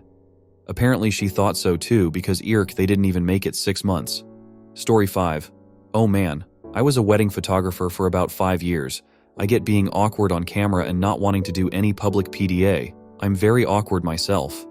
But when prompting couples for fun poses like whispering obscenities in each other's ear for a laughing shot, nuzzling close together, etc., most couples eventually let their guard down and enjoyed holding each other. It was so sweet. A few times, though, I had couples that visibly didn't want to be near each other at all. Once the shot was done, they went back to standing a foot apart. They would complain about each other and make fun of each other in front of me. It always left me with a bad feeling in my gut, and most of the time the marriage didn't last long. Hello, I'm Freddy. Thanks for clicking on this video. Please be sure to hit the subscribe button, and without any further ado, let's jump into today's topic. Waiters, what Valentine's Day disasters have you witnessed? I worked at a pretty high-end Mediterranean bistro, my second Valentine's there. It was probably the busiest night I've ever worked as a server. We had reservations that booked basically the entire restaurant, including the bar and patio, from 4 p.m. to 11 p.m. No walk-ins were to be seated unless a reservation was canceled, or someone with a reservation didn't show up. Most of the customers were pretty understanding and either waited or simply left. One dude, however, kept pushing and pushing, asking every 10 minutes how much longer until he is seated, constantly saying how he is a regular customer, and how his date is going to be there at 7. He got there at 6. We insisted that once a table was available, and all the customers before him were seated, he would get a table, but because the amount of reservations we couldn't guarantee he would even get a table at all. At about 6:50, the guy loses it. Fast walks up to the hostess stand where the reservation book is, grabs the reservation book, and practically runs out the front door. Now everything is going to complete shit because the only copy of the reservations for the night that is barely half over is gone. Two of the owners ran outside to follow the guy and try and get the book back, but by the time they got out, he had already left the parking lot. Even better is, 2 hours later, chaos is still running rampant, and the dude shows back up saying he has a reservation for 2. 3 of the 5 of the owners, all brothers, escorted the dude and his date out to the parking lot and banned him from the restaurant permanently. They even took a picture of him and posted it in the window saying, "Do not serve this man." Story 2, I'm not waitstaff, but I used to work front desk at a hotel. One Valentine's Day. I was working the night shift, and this woman comes down with a cut above her eye looking like she just went a few rounds in the ring with a boxer. Woman starts sobbing and asks us to call the coos, which we do immediately. Turns out this girl's boyfriend just beat the crap out of her during a fight. And from what I could tell, this probably wasn't the first time. So after the cops show up and haul the dude off, my manager offers her a different room on comp as we need to leave the guy's stuff where it is for him to pick up the next day. She accepts, and I go up with the woman to help her collect her stuff and move to the new room. There were a bunch of bottles of alcohol in the room, and she donated them to the front desk staff. I got a bottle of Hypnotic and some vodka. Manager got a bottle of Patron. Cherry on top of everything, the dude's wife called later that night saying someone had stolen his card as he was out of town on a business trip. Never one to defend an abuser, I told her where she could find her husband. Fun times. Story 3, I was a delivery driver for a fruit bouquet company and I had 2 arrangements from the same guy. Routes were made for me and the truck was loaded, so there was no way I could mess this up. Delivered both arrangements to the appropriate address. I headed back to the store to find the store owner and the guy who sent these in an argument. This idiot put the wrong name to the houses. And it was on the card with the arrangement, along with the phone numbers, so both women called each other and then called the guy. He tried to say it was my fault. Then the person who took the order, he ordered it online. All we did was import the order. I hate Valentine's Day because of that place, but man was that great. Story 4, this one is not a diaster, but actually quite wholesome. Older woman, probably in her upper 90s with her teenaged grandson at a semi-classy restaurant. She was dressed to the nines and the grandson was in a nice button-up and dress slacks. As they got seated at their table, the grandson placed a framed photo of what my friend assumed was the boy's grandfather and husband of the older women. Found out it would have been their 70th wedding anniversary, but he had passed suddenly but peacefully a few months back. The grandfather had always wanted to take her to a nice restaurant, but never had the time or money to do it. So the grandson saved up his pay from the last couple of months and even got some donations from other relatives and took her to the restaurant. They ate dinner, remembering all the good times with the man. They had my friend to take a picture and she did. They tipped my friend very well. By happenstance, my friend ran into the young man some weeks later to find out the grandmother passed away a few days after that night, peacefully in her sleep holding a photo of her beloved husband. He was so happy he could make that night special to her. Said it was the only day he saw her smile since his grandfather passed away. He got the picture they took at the restaurant printed in wallet-sized and carried it around with him in his wallet.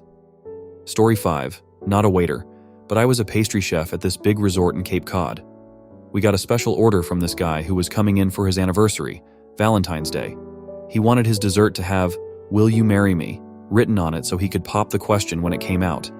He called ahead to the front and back kitchen, even came in himself that morning to make sure it was good to go. The whole crew was behind him.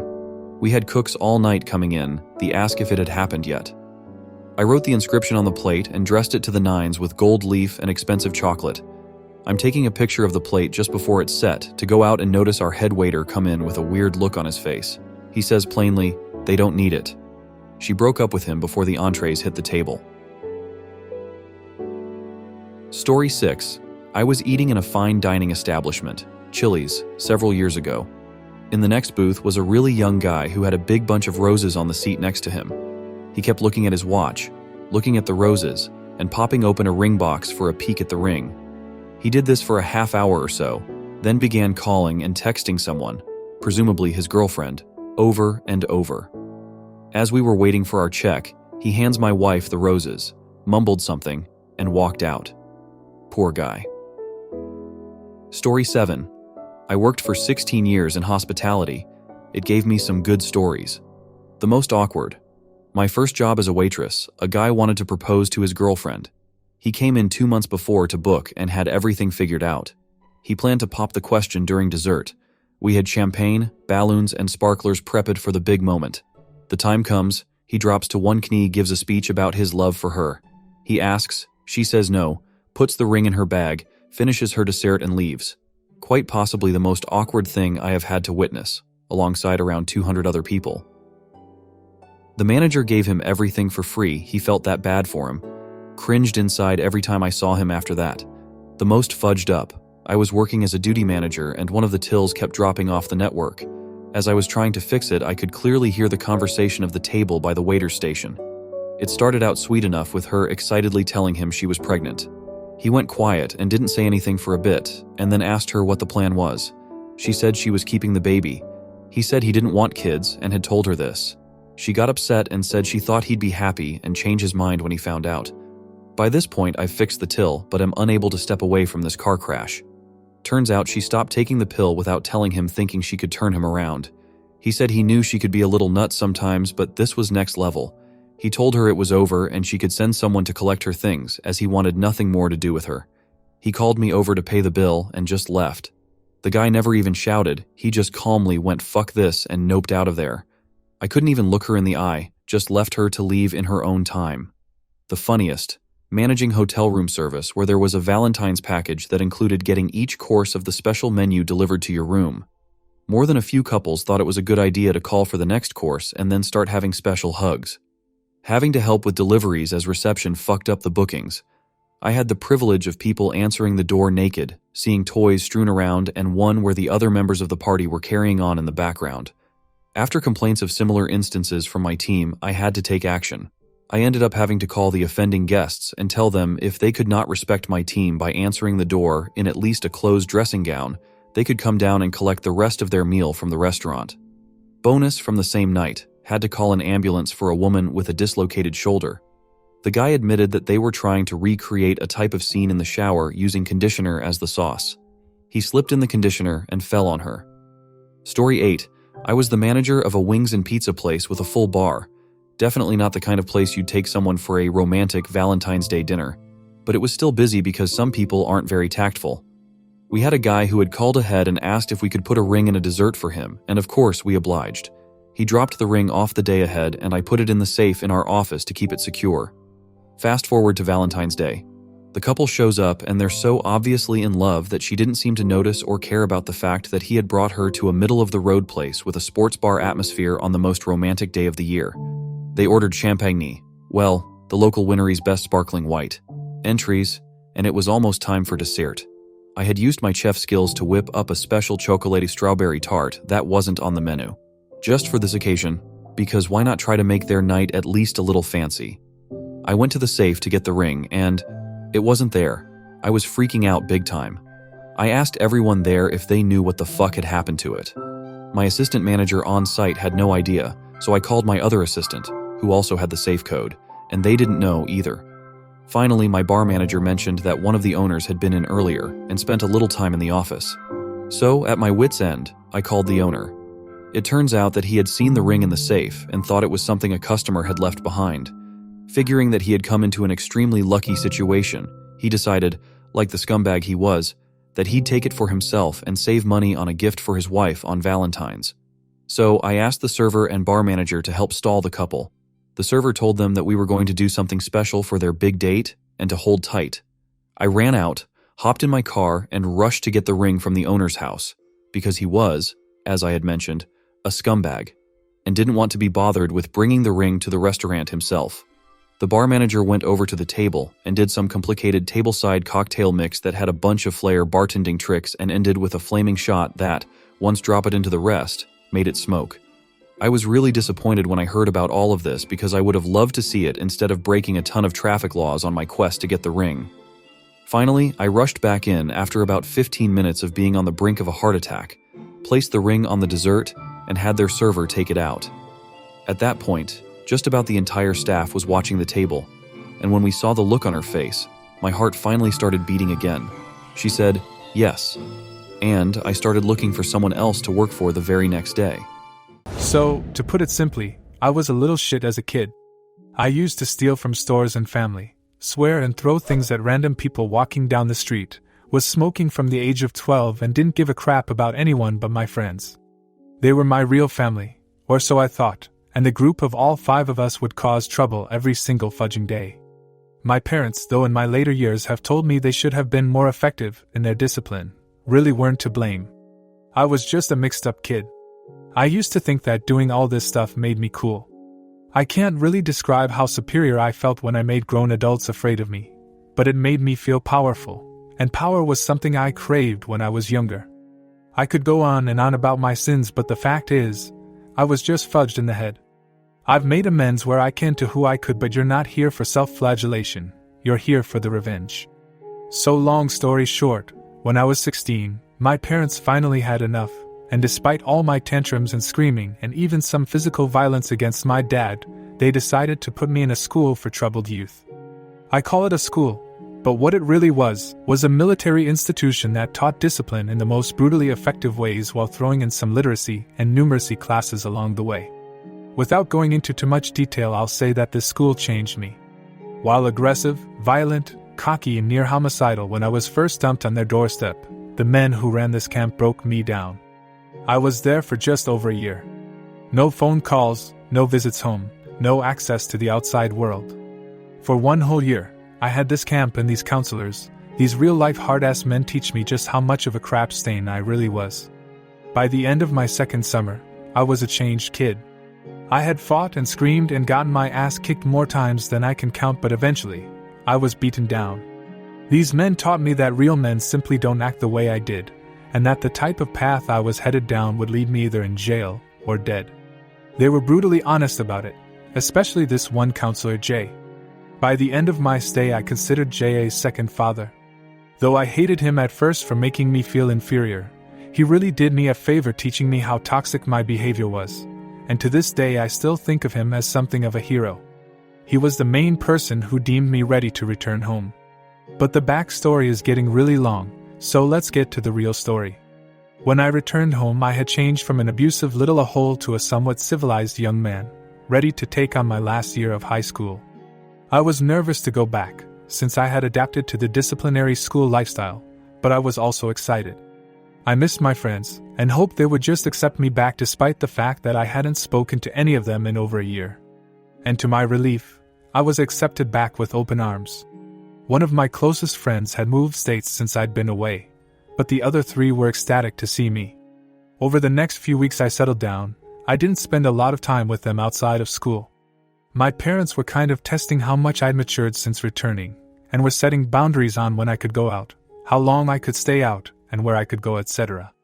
I was determined to prove to them I wasn't the same fuck-up that had ruined their lives all those years, so I followed their rules, and so only really talked to my friends during school. All of this is relevant, because of what happened next. I had joined the school football team all 3 friends were a part of, and one evening after practice, all my teammates were in the gym, sweaty and dirty but pleased with ourselves. I was laughing and chatting with my 3 best friends so much I didn't really notice that we were the last left in the gym. But that's when the conversation started turning bad. One of my friends, I'll call him F1, friend 1, for simplicity, started telling me about a college party they were all planning on going to, and how they'd been crashing college parties for a few months now, since it was easy access to girls and booze. I was hesitant about it because I didn't think my mum and dad would agree to let me go, but then F1 started talking about this girl he was planning on inviting. A girl who went to the same school as us, but not one I thought F1 had any real relationship with. I knew her, but I didn't know her.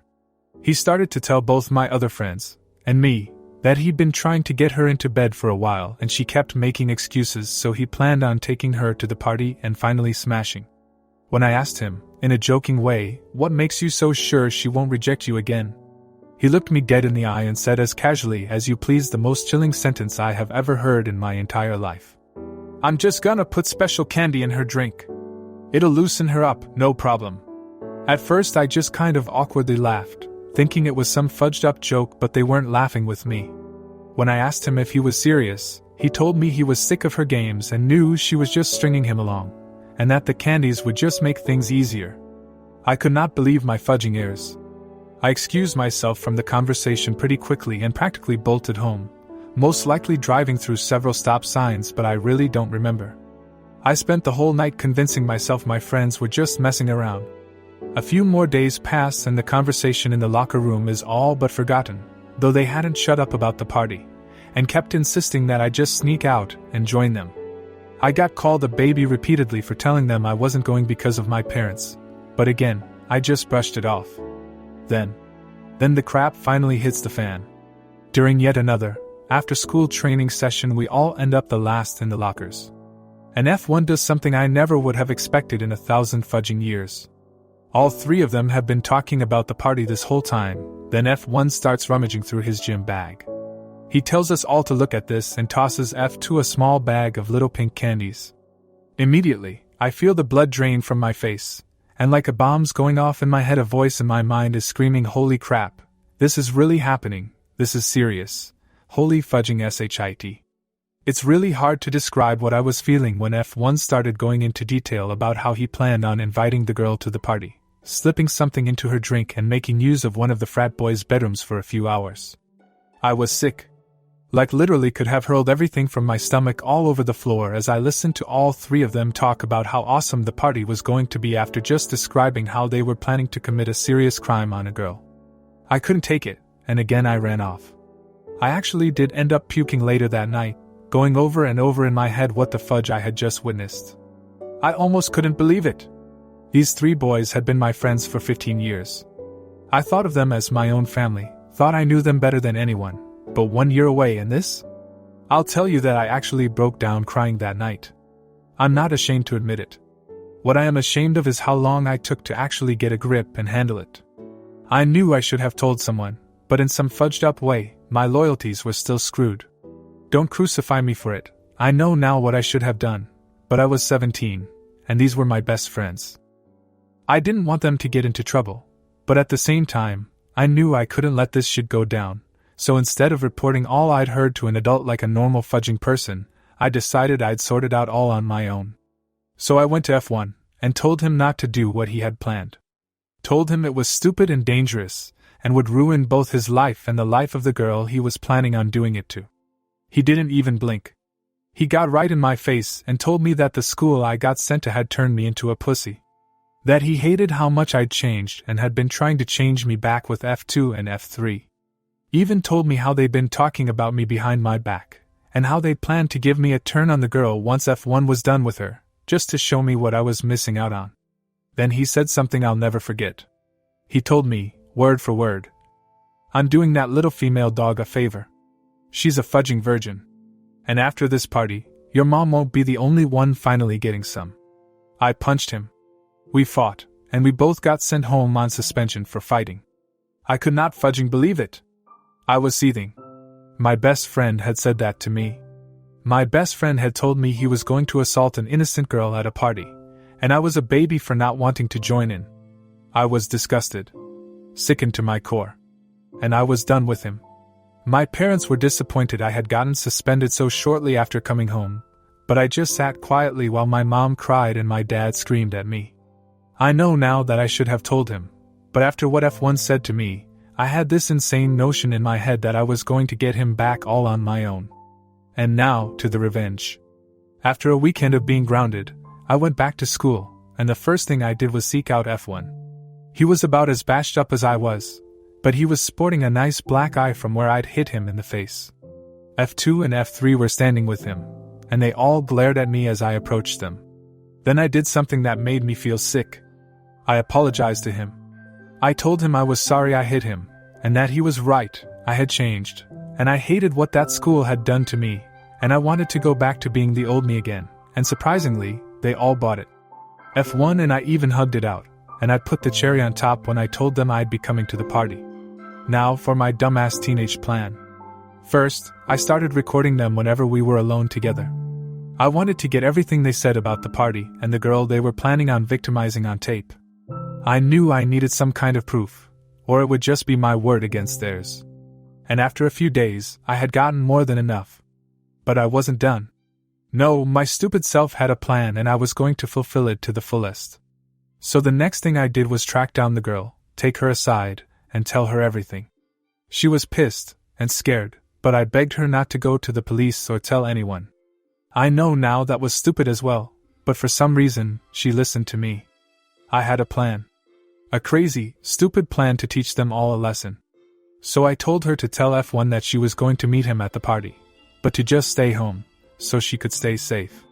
Later that day, F1 started bragging about how the girl had accepted his invitation and everything was going to plan. And I sat there, phone half out my pocket, recording the whole damn thing. So night of the party finally rolls around, and I sneak out, because, I was grounded. I think it's worth mentioning that I wasn't filled with vindication and self-righteousness throughout the whole night. I was second-guessing myself, I had doubts, but in some strange way, I felt betrayed.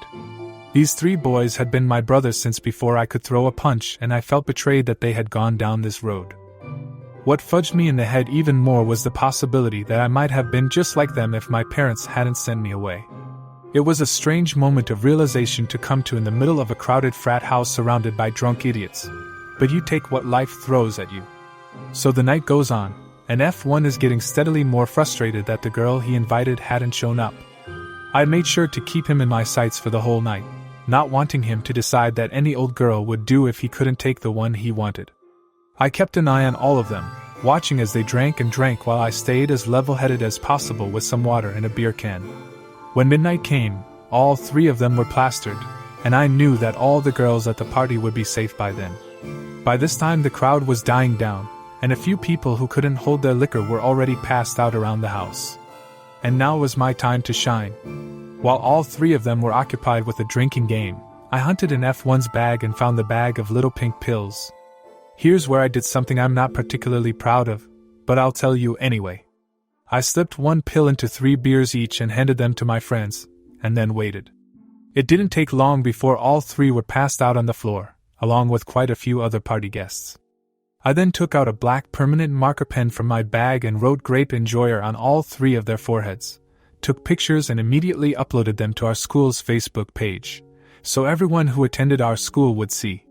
Admittedly, I didn't really think this part through, since I not only did this in full view of every other conscious person at the party, but also knew the photos wouldn't last long on the school site before they would be taken down. But since it was a small school, in a small town, I didn't doubt that a whole bunch of people would see it before a teacher removed the photos, and that's exactly what I wanted. Next came the recordings. When I got home, I got a verbal bludgeoning from my parents for sneaking out, but they stopped when I finally told them what had been happening. They were both shocked, and a little disbelieving, but when I played them both the recordings I'd saved on my phone, they were just as sickened as I was. I was silent in the car as my dad drove me to the police station, receiving a lecture about how I should have just come to him in the first place, and what I'd done at the party wasn't necessary. But I felt like it was at the time. My phone had already blown up with other students commenting on the pictures of my 3 ex-friends with rapists written on their foreheads. And while a lot just laughed at them, many were questioning if there was any truth to it. It was what I wanted. I wanted everyone to know who they really were, so they had nowhere to hide. The hours at the police station were admittedly very scary. I was still debating with myself whether or not I did the right thing, but my friends had chosen their own fate. I still felt hurt and betrayed they'd allowed themselves to become this way, and even though I felt a little guilt for potentially ruining their future, I did what I thought had to be done. And long story short, the recordings were enough to get them all on charges of planning to commit a crime. Since the girl F1 had been planning on drugging had been named, her parents were understandably furious, and demanded all 3 of my ex-friends be arrested. I would have been too, were it not for the girl telling her parents, and the courts, that I had warned her to stay away from F1 and the party. I was charged for my use of an illegal substance, since I admitted to using the candies on my 3 ex-friends, and also for battery, since the permanent marker was seen as a form of assault, but luckily I never got jail time. I did get a boatload of community service though. All 3 of them were tried as adults in a case of attempted rapes, but only F1 got actual jail time, since he was the one who'd gotten the pills and was the only one who admitted to wanting to use them. The other 2 only got probation and community service for being accessories but were completely shunned in our town. No one ever let them forget. I was prepared for the backlash, ready to be jumped by them or something, but strangely enough, I think seeing F1 go to jail for what he did knocked some sense into the 2 of them, and they wised up enough to actually get into college without football scholarships, since they were both kicked off the team. They never came anywhere near me again, which surprised me, but I no longer cared. In my mind, my friends were dead to me long before all of this went down, and by the time I moved away to college, it was all behind me. I'm in my final year of college now, and I still think about those three sometimes. I think about how, if my parents hadn't sent me to that special school, I may have ended up just like them. Oddly enough, I do miss them at times, but I know it's the memory of the kids I miss, not the men they turned into. I've thanked my parents continuously for sending me to that place, and even got some approval from Jay when I felt man enough to tell him what happened. I don't know what will happen to F1 when he gets out of jail, but a part of me hopes he learns his lesson and moves on with his life, like I have. Jay called me a few days ago, just to check up, and I told him this whole story, which is kind of why I'm now telling the internet. I guess the moral is to stand up to your friends when you know they're doing wrong, but maybe not in the stupid way I did it. Always involve others more qualified to deal with situations you're not sure about. Even if you're a headstrong, stubborn as fuck teenager who thinks you know everything. Update, wow. I did not expect to get this much support over all this. Thanks for the kind words. And sorry I haven't answered so many questions, but school has been harsh, so I'll try to answer as many as I can. 1. To all of you asking if the girl in the story and I became friends, well, sadly, no. We talked a lot during the court case and after, but we never really developed a friendship. I think we were both too embarrassed over everything, so we just went our separate ways and remained civil in school. 2. For everyone questioning why I sound British, all I can say is wow. I'm used to people picking up on it in person, but not through writing. Some of you guys must be secret geniuses. My father is British. His whole family lives over there and we visit a lot. And his family is about as British as they come. And a little piece of side information, I was actually born in Britain, 6 weeks premature, but I was raised in America. 3. For everyone asking about Jay, well, he's great. A great man who's gone through a lot in his life too. He lost his son to drugs, which is why I kind of think he made it his job to look out for boys like me, just to make sure no other parent goes through what he did. His reaction to what happened was to basically call me an idiot for all the crap I pulled, but he was proud I didn't forget everything I learned the moment I got home. He's also told me that he'd like for me to come and speak at the school next summer, just to tell some of the new boys coming in how bad things can get if you refuse to change the way you live. If I ever strike it rich, I'll be giving that school a massive donation. 4. For everyone asking where this happened, for the sake of everyone's privacy, including mine, I'm going to have to keep that a secret. All I can say is it was a small town, with a small population, which is probably why the whole thing wasn't plastered all over the news. But I'm paranoid. So that will just have to remain a mystery. 5. For everyone suggesting I track down my friend that moved before I got back home, well, I'm kind of on the fence about that. Call me a coward, but I think I prefer to remember him as my childhood friend, without all the memories being tainted the way they are with all the others. If I went looking, I might not like what I find, and even though it's possible he changed too after being removed from such a toxic environment, I just don't know. I guess I'd rather live with the ambiguity. 6. For those of you wondering what I would have done in the situation if I'd never gone to that school, well, for obvious reasons, I can't really answer you. I'd like to think I would have stood up to them all the same, but my mind was seriously twisted back then, so I'd prefer not to think about that. 7. For everyone questioning what I'm doing now, I'm studying aerospace engineering. I love planes, and through my course, I've gotten to tour the underbelly of both planes and even some aircrafts that have been in space. I don't want to sound like a dork, but seeing all those components fit together, and actually knowing how it all works and what everything's called and how to identify everything, is seriously epic.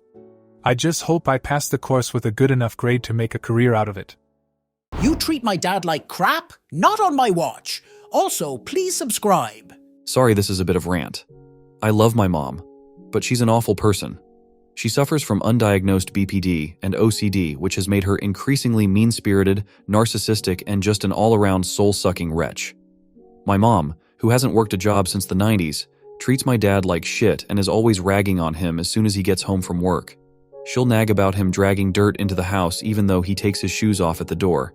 She yells at him for having the TV too loud, even though it's at 11 out of 100 and you can barely hear the dialogue of the show. She complains about everything, and even I can't have a conversation with her without her speaking only in terms of negatives. Bring up something benign like the weather and she'll complain it's too hot, or it's too cold, or we're in a drought, or we're going to get flooded because of the rain. My dad, on the other hand, is a peaceful old goober who wants nothing more than to work an honest day's wage, try to provide as best as he can for my mom, and maybe watch his Stargate shows in peace. While my mom is addicted to soda, she drinks like 8 cans of pop a day. As you all know, soda is fucking ridiculously expensive these days. My dad, always thinking of my mom, noticed that our local grocer was having a huge buy some get some for free deal on cases of soda. He enlisted my help and we bought like $300 worth of soda, hitting the store a couple of times to get past the 10-case limit. We went back to my parents' house and started stacking the soda in the basement. Did my mom thank my dad for this bounty of soda? Hell no. She proceeded to rip him a new a-hole because he bought 7-Up instead of Fresca. Mind you, the 7-Up was like 5% of the soda we bought. The rest was Pepsi or Coke. I couldn't believe how awful she was being to my poor dad. Cue the revenge. See, my mom loves to do jigsaw puzzles. She'll sit in her own private TV room for hours watching shows and completing endless amounts of puzzles. She saves the puzzles when she's done and puts them back in their original box so she can do them again after enough time has passed that she's forgotten the puzzle. Well, after she blew up on my dad about the soda, I excused myself and went upstairs to use the bathroom. I could still hear her bitching at my dad downstairs, and I stepped into her room to find a semi-completed puzzle sprawled on her desk in front of the TV. I grabbed a single piece from the box and put it in my pocket. Pretty small and petty, I know, but I also know it will drive her nuts that she was just one piece off from completing the puzzle. It's even better knowing she'll realize she's a piece short as she gets down to the last 5 or so pieces and realizes that she doesn't have enough to complete the puzzle. I felt pretty happy about this petty revenge as was about to walk out of her room when I thought, fudge it, and I went back in and quickly opened every completed puzzle box I could find and took a single puzzle piece out of each one. I hope she slowly goes nuts each time she decides to redo a previously completed puzzle and finds herself short just one puzzle piece. So when I was 12, there was this bridge that was under construction near our house. It was part of a larger interstate highway project, and it spanned a major river. The river wasn't as big as the Mississippi, but it was still really big. As kids, we liked to explore the construction zone, play swords with bits of rebar, climb all over the earth movers, etc. At the time of this story, the bridge was mostly just gigantic pylons set in a row across the river. They must have been 300 feet high. Maybe not that high. I'm no judge of distance. They were high enough that you couldn't see your spit hit the water even if you hawked a really big loogie. Only 2 or 3 spans between pylons were paved at either end. 3 or 4 spans in the middle had nothing but enormous concrete beams laying across them. No road, no pavement whatsoever, and no handrails. Just a couple of feet of concrete, lots of open air, and the river hundreds of feet below. So naturally, we decided to use those beams to walk across the entire bridge. There was a lot of planning involved. We picked a Sunday so no construction workers would be there. We packed lunches. We made sure our bike tires were inflated. We wore good shoes and double-knotted the laces. That sort of stuff. The plan was to get to the other side and then hit up a nearby A&W root beer place for a victory float. Oh, and we were going to take our bikes with us because the A&W was a bit of haul from the other side of the bridge. This all made perfect sense at the time.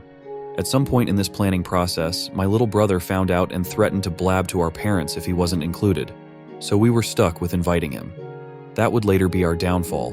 No pun intended. The day came. Weather was good. We sneaked our bikes into the construction zone and glided down the empty Interstate to be into the river valley. We paused at the edge of the last paved bit and looked down. We spit our loogies down and marveled at the vast emptiness. But nobody, not even my little brother, chickened out when we picked the beam we were going to cross. The bikes didn't make the trip. There was just too much rebar sticking up from the beams. The loops and spikes would have made shepherding a bike across too difficult. We decided to leave them behind and abandon the idea of going to A&W. The beams were pretty wide, almost as much as our arms spread out. Plenty of room to walk, and really not an issue if you didn't look down. After the first 50 feet or so, it was no worse than a sidewalk, albeit one so high that you'd certainly die if you fell off it. Even so, the only real danger was tripping over the rebar sticking out of the beams. It wasn't like a walk in the park, and we were all more than a little nervous at the thought of falling to our deaths. But we kept going, 1 foot at a time. On the center pylon, There was a sort of wide platform where some tools and equipment were stationed, so we stopped there to rest a bit. Big mistake. Most of the kids were starting to panic just a little bit because we were finally realizing just how long it was between pylons and how much further we had to go. We had only planned on being there long enough to catch our breath, maybe eat a sandwich, pee off the edge, etc., and then move on to the other side of the bridge. But then two of the kids, including my little brother, balked at the idea of continuing. At first, the older kid just wanted to go back, and to be honest, I think we all felt the same way. But putting that first foot on the beam proved to be harder than we all thought it would be. Even I got a small case of rubber legs when I contemplated leaving the relative safety of the mid-bridge platform. A couple of the other kids set off though, so I followed, thinking my brother and the rest of them wouldn't be far behind. But I was wrong. 3 kids total, my brother and 2 other guys, just couldn't bring themselves to go back on the beam. We tried coaxing. We tried shaming. We told them to just crawl if they couldn't walk. No dice. They refused to leave the platform, and my brother started to get seriously upset, even pleading for me to go get our dad. In the end, we had to go home to ask for adult assistance. Did I stay there to comfort my brother? No. I was an asshole. I just left him there with the other 2 and hoofed it back across the beams to get my bike. None of the kids who made it across with me had younger brothers still stuck on the platform, so I had to be the one to go fess up. Telling your parents that your little brother is stuck on the unfinished bridge down where the new interstate is crossing the river is not something I recommend as a positive family bonding activity. My mom freaked out. My dad started yelling. No one seemed to accept, but he would have ratted us out as an excuse for bringing him along. We called the cops. The cops came to our house. I had to explain what happened to a bunch of people who really didn't want to believe me in the first place. But hey, I got a ride in the back of a cop car with the lights blazing and siren wailing, which was cool, although I really couldn't appreciate it at the time. When we got to the bridge, fire trucks of all types and sizes were already there. I guess they thought they could just extend a ladder across a major US river. I seem to remember it being hours before they finally decided to send in the air cav. By then, there were a couple of firemen out on the central platform, and a bunch of folks from the construction crew were out there with them. They had safety harnesses on, which honestly just made the rest of us look bad. But eventually, everyone left the platform except for the 3 remaining kids and a couple of firemen. And then we could hear the sound of a helicopter approaching. It was a life flight copter, so maybe they were hedging their bets in case they needed to take someone to the hospital if they fell off the bridge or something. It didn't take all that long to retrieve the 3 kids from the platform. My little brother was the first one to be airlifted off. They strapped him in one of those patient baskets, reeled him up, and then whoopity-whooped over to a clearing on our side of the river. We had to stick around for a little bit to talk to the police. Side note, nobody gave up the names of the other kids. And then we went home to what was probably the longest grounding of my life. The only silver lining to this whole thing was that the story got out in school and we got some serious street cred with our classmates. Also, my brother was the envy of everyone we knew for getting a helicopter ride. I travel to NYC for work fairly often. Most of the time I stay overnight, but this particular day I had 2 major meetings and decided to just fly up and back the same day as it's an easy, non-stop flight from where I live. This detail matters later. I'd been going through a pretty overwhelming few months of work and family life, and had been stress drinking and eating to the point that I thought it would be a good idea to do a detox ahead of these meetings, and especially since I wasn't staying the night and wouldn't need to take clients for dinner or drinks. I'd just cleanse, stick to the detox rules, do my meetings, and fly home. Easy. So, a few days before the trip, I ordered a cleanse from an online retailer. It wasn't something I'd used before, but had lots of positive reviews, seemed effective, and so I bought it. In my haste to get the cleanse rolling quickly, I glossed over 2 important details from the website. 1. The cleanse company said it worked very quickly, convinced my lizard brain this was a positive and not at all risky. And 2. All the reviews that said it worked well, but not ever be far from the toilet. Alas, hindsight. The cleanse arrived, and I begin. The reviews were right. It worked lightning quick and was very effective. The tiny herbal pills I swallowed seemed hell-bent to rid my body of anything and everything that wasn't tied down. I also greatly underestimated the number of times one could visit the toilet in a day and the sheer volume of junk I had packed away in my bloated body. For the first few days, the Code Brown Fairy would visit at all hours, flushing me out and sometimes virulently living up to the claims made on the detox website. But with these 2 meetings looming, I knew I had to find some regularity again, or I was going to have a very bad time. Fortunately, after a few days of my intestines being stormed like Normandy on D-Day, I found a rhythm. No coffee, only the very smallest servings of the various fruits or veg the instructions listed, and planned to be right by a toilet after eating, just in case. This seemed to work, and just in time for my trip. Day of the trip arrives, and because I travel frequently, I was upgraded to business class on my very early morning flight. Even better, I thought, I'll arrive rested and ready to go. But 4 a.m. wake-up calls tend to leave us a little groggy, and I hadn't slept well the night before, nerves for the meetings no less. So when I finally boarded into my first-class seat, I still wasn't fully awake. Flight attendant comes by asking if I wanted coffee, and despite the temptation, the gurgle in my stomach was enough to turn it down and stick with water. Flight takes off, and as we reach altitude, I begin to smell the breakfast. Turns out this flight was just long enough that first-class cabin would be offered a proper meal en route. Having completely deprived myself of everything except water and some fruits, veg, and nuts for days, somehow the ravenous urge to eat won out over the, much wiser, gurgle in my stomach begging me not to. When they came around to take orders, I'd somewhat returned to my senses and only ordered the cold plate, which includes fruits, cheeses, and a bit of bread. Convinced myself it would be fine, and rewarded myself for bravely turning down an omelet by drinking a cup of coffee to wake up and be prepped for the meetings. This, as they say, was the point of no return. After breakfast, all seemed calm, a little too calm. I opened my laptop to get some final meeting prep done, and the rest of the flight was uneventful. Upon landing, however, the internal tempest began anew, and I'd never been more grateful to be first off the plane in my life. So through LaGuardia Airport, I speed walked, clenching and praying and desperately searching for a bathroom. Found it, stripped with sonic speed, and released. Relief. Gurgle gone. Balance restored. Lesson learned. Play it cool the rest of the day. No more tempting the code brown gods. Pulled out my phone to order an Uber into the city and realized 2 colleagues, who were traveling in as well, but had, I thought, missed their flight, were outside the terminal and had already ordered a car. On one hand, I figured my body was empty and no more crises would arise. On the other hand was simply the question, what if I'm wrong? I wish I'd heeded the latter. We piled into the back the taxi, all 3 of us packed together. First part of the drive was uneventful. I was leading the first meeting, so they were asking me questions, talking through scenarios. It felt like a good distraction. Then, as we crossed into Manhattan, the gurgly returned with a vengeance. I've been in some harrowing, life-threatening situations in my day, but pack it into the back of this yellow cab on the verge of unleashing detox diarrhea, I've never been more panicked in my life. For the next 10, trafficked stacked blocks, I'm not even sure if what I said was coherent. All I could do was clench and hold out hope. Reminiscent of Gandalf slamming his staff to the rocks and screaming to Durin's Bane, "You shall not pass." After a few final sweaty blocks of sphincter workouts, one of my colleagues says, "Hey, let's just walk from here. It's not that far." Generally, I love walking in New York City, but not when the Aztec two-step is trying to dance straight out of my ass.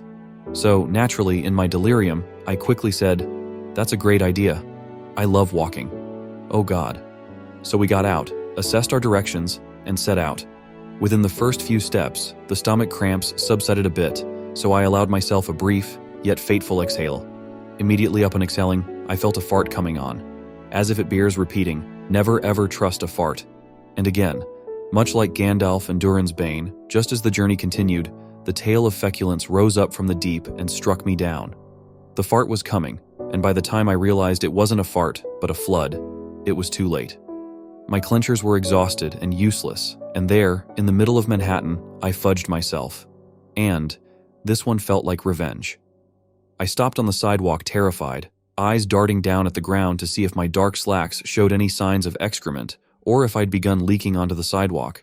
Momentarily, everything was contained, but I knew I had to find a way out of this quick and with the least fallout possible.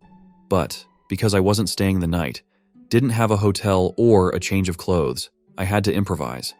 My colleagues stopped to ask if everything was okay. I whipped out my phone and said I needed to sort something and for them to go on. Fortunately, they did. I didn't want to make many unnecessary moves as my trousers were doing stunning work of holding back all my runny sins, so I frantically looked around for any open shop that might have a bathroom where I could hide and try to salvage the day, if that were even possible at this point. A work door opened to a hallway next to me, and inside I could see what looked like a rather industrial bathroom. So before the door closes, I took my chance and awkwardly squish-waddled towards it, avoiding eye contact with everyone, and bolted myself inside. With the meeting deadline looming, I got to work. Fortunately, it seemed I'd lucked into a maintenance, housekeeping bathroom. Loads of supplies, soaps, detergents laying around. So I stripped, put my undies and socks in a plastic bag, and tossed them out. Then, half naked, I began to scrub my slacks with all the soap I could find in the big washing sink tub in the bathroom, like I'd never scrubbed before. All the while, making short hops to the toilet do what seemed like an unending stream of every bad decision I'd ever made finally leaving my body. Never had I been more grateful I was wearing dark-colored pants than in that moment. After what seemed like an hour, they smelled mostly soapy, so I wrung out as much water as I could to reassess. With the time I had left and the distance I was from the meeting, I knew I had no other choice than to go and damp, and hope no one noticed it. So, that's what I did. Still not trusting my stomach, and my body still reeling with intestinal trauma, I walked as quickly and carefully as I could, barely arriving in time. Fortunately, this was one of those offices where everyone uses high tables, so we stood around, and I stood a little further away, just in case. We finished the meeting and landed the client. One meeting down, one to go. But this time, I had a little time and space. Bid my colleagues farewell, as the next meeting was just me, ran to a clothing store, found new undies and trousers, threw my heroic slacks in a dumpster, and didn't eat or drink anything for the remainder of the day. All in all, this still keeps me up at night, and I imagine will do for some time. I almost got tased because I made assumptions. Also, please subscribe. So before I left for college, my mother brought me to her workplace because she had just stopped being a nurse for a hospital. Her first time ever on shift was just before the 2020 event started. It was a rough 2 years, and she instead took a job at the State Department of Health. When she took me, it was towards the end of the day, and only 1 or 2 people were there whom she already knew from the interview and onboarding process. Now, to give some context, my mother and I look very different. She is short, about 5'4", darker skin than me, 120 pounds, and very quiet. I am 6'5", on the lighter side, 250 pounds, and am quiet as well, but can be not quiet when around people I know. The following summer, I got an internship at a defense contractor. I'm an engineering student, and it was great because the company I was at put me near the military base, which was only a 15-minute ride from my mom's work.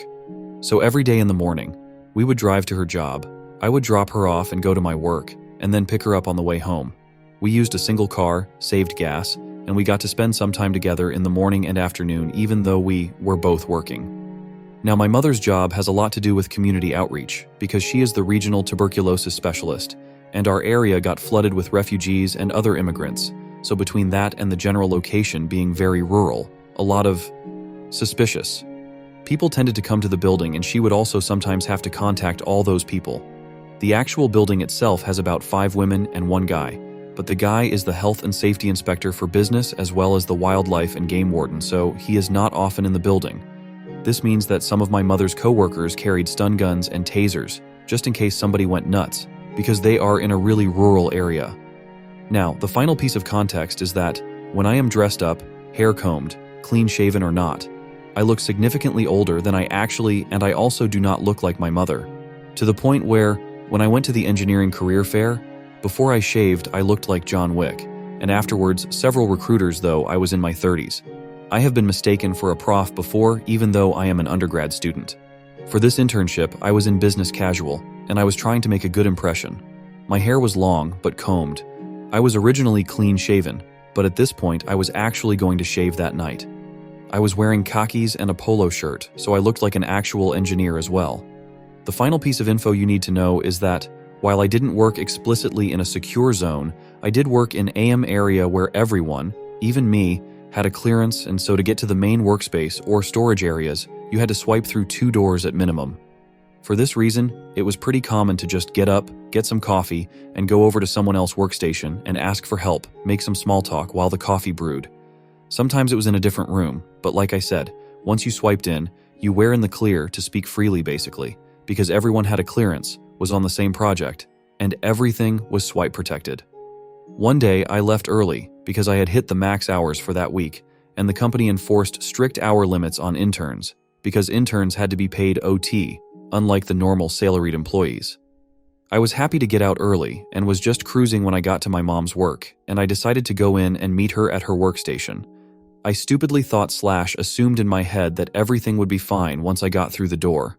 It wasn't even an explicit thought, I just automatically did it. So I opened the door and nodded hi to the 2 co-workers of my mom that I did know, and started to walk into the back, where my mom's workstation was. It's a small building, and for my stature, it took only 5 steps to get to the doorway.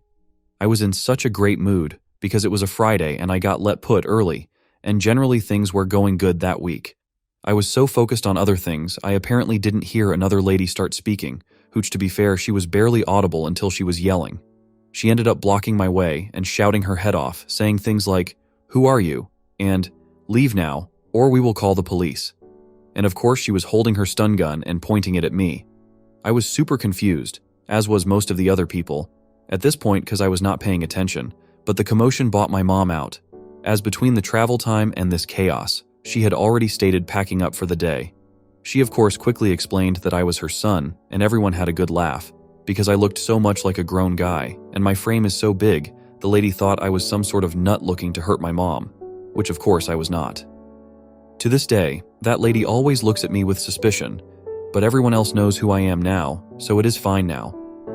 My mom explained it to me that I can't just waltz in because there are a lot of unsavory people that come in, and I was super confused why I was on the receiving end of getting tased, and in retrospect this was deaf on me, but in the moment it was definitely a fudge up. To make it more funny, my mom's boyfriend, that feels weird to say cause they are in their 50s, but I guess that's the term, works at the same company, but he works explicitly on the nearby military base, within a secure zone. He of course looks nothing like me or my mom, but gives off the same vibes as us, and this same incident happened to him and my mom had to explain to him that same thing. Like I said, in retrospect this was deaf on me, and I should have known not to do this, but I gotta admit it's a little bit funny. My very good friend made some slightly dumb mistakes and sent some pictures to someone that she reasonably thought she could trust, but not knowing much more than his first name, his screen name, and roughly where he lived and the type of work he did. He is not in our country but had indicated that he would be traveling for work to near us shortly, and they had made some plans to meet. And when she got some red flags and backed out, the dude threatened to publish these pictures online. I am, incidentally, an attorney. So, some searching later, and gathering up any pictures he sent her of him that could possibly identify him, his online handle led me to a TikTok page, which led me to an Instagram page with his name on it. That led to a LinkedIn page with his place of work that matched a picture he sent with the branded polo he was wearing. Some more searches got me the email of the CEO, VP of HR, Operations Manager, and Public Relations Manager. I just fired off an email on behalf of my client of the screenshots of him threatening revenge porn, snippets of the conversation showing that username, while he sent that exact picture of him wearing his company's branded apparel, links to how I know it's him, along with pictures he sent her of his motorcycle with the license plate showing, as further proof it is him. I also included screenshots of him discussing a workplace incident that were time-stamped, along with pieces of dialogue discussing how he had sex with an ex at his place of work, and discussing plans to have sex with her in his office as well. I also included a picture he sent her showing his work laptop with his entire Outlook calendar, along with proprietary information, which he sent to prove he was busy, along with other pictures he took of his workplace with non-consenting employees. I further informed his employer that I will be forwarding all this information to law enforcement, and since he had indicated that he would be traveling to the United States soon, will also forward this to the local office of the Federal Bureau of Investigation as, since my client is a U.S. citizen on U.S. soil, these threats constituted a federal crime. So that should they continue with his employment, and continue with their plans to send him to the United States for work, I will ensure, on behalf of my client, that federal law enforcement is waiting for him on arrival. Which I will do, as one of the assistant U.S. attorneys for this region is a law school buddy of mine. Since I have his license plate #I know where he lives, and will be contacting his local authorities tomorrow. You dumb motherfudger thinking you were hiding around anonymity thinking you could threaten my friend? It took me 45 minutes to destroy your life. Update. Barely 12 hours later. Before I get into the update though, I want to clarify a few things from my original posts, primarily about the contact to the employer and why. Some questioned its truthfulness. While the entire story is true, some details were omitted for various reasons.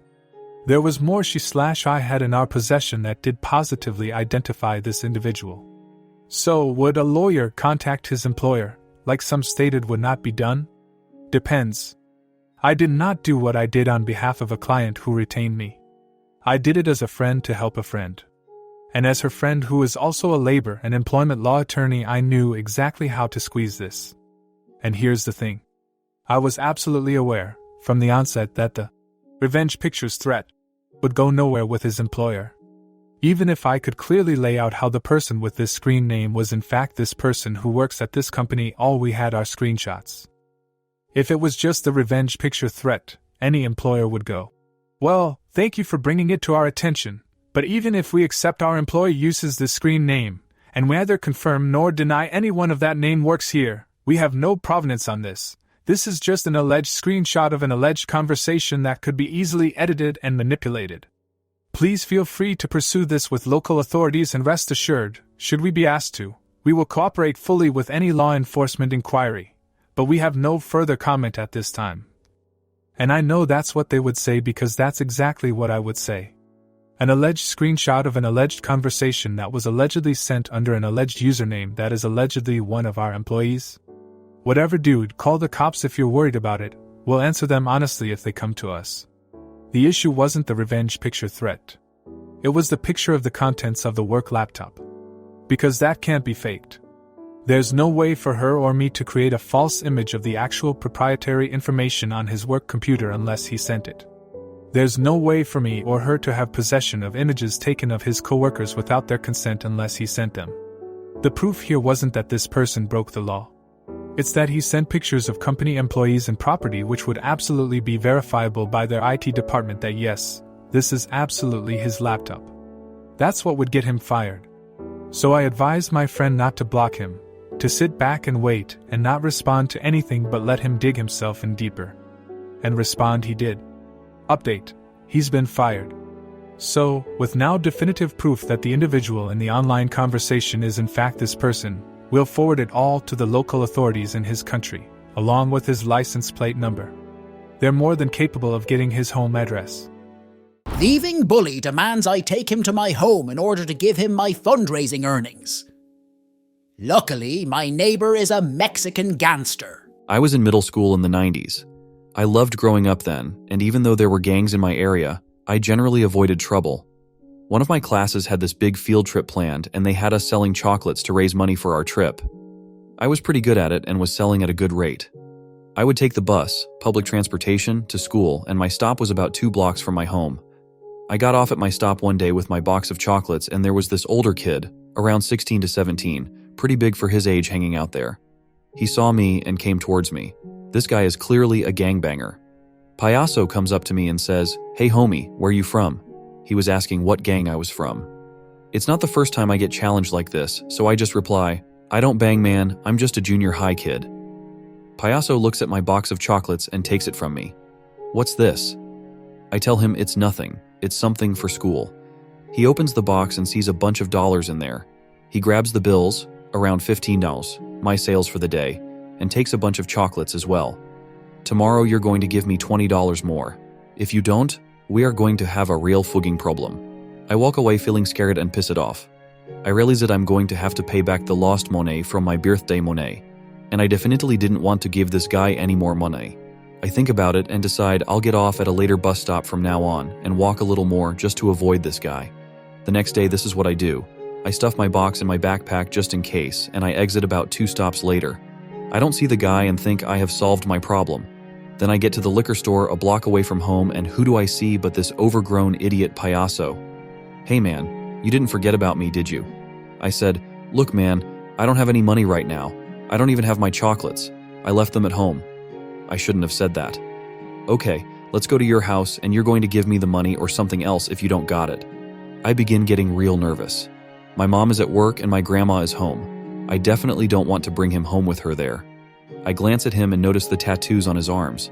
At this point, I saw the perfect opportunity for malicious compliance. I tell him, I don't think that's a good idea. Why don't you just let me go, man? Payaso grabs me by the collar and says, I tell you what to do and you fudging do it. You understand? I nod my head and tell him to follow me. Now it's time to give a little background. My neighbor that lived in the house next to mine was a veterano, a veteran of one of the biggest, most notorious gangs in the city. He was in his 40s and a real chill dude. He loved my grandma because she would often share plates of food she made with him and his wife, and he was fond of me because I taught his 8-year-old boy how to play baseball. His son had a disability, a problem with one of his legs, so most other kids wouldn't play with him, but I often did. Let's call my neighbor OG. OG always had a bunch of guys over at his house. He made sure they never caused problems and they were all respectful towards my family in particular. Back to Payaso. The tattoos on his arms? I realized he was from the same gang as OG. I have a big smile as I'm walking home and Payaso asks me, Why are you smiling, pendejo? I say, no reason, and keep walking home. As we get closer, I see a bunch of guys hanging out at OG's house. Payaso narrows his eyes, then smiles as he recognizes some of the guys. We get to OG's house and Payaso says, Wait here, pendejo. Let me talk to my homies. OG is sitting on his porch and Payaso starts greeting some of the guys and then heads towards OG and greets him in a reverential manner. OG notices me and says my name. Hey OP, what's up? Payaso turns to look at me and I say, Payaso told me to wait here. I have to go home and give him money.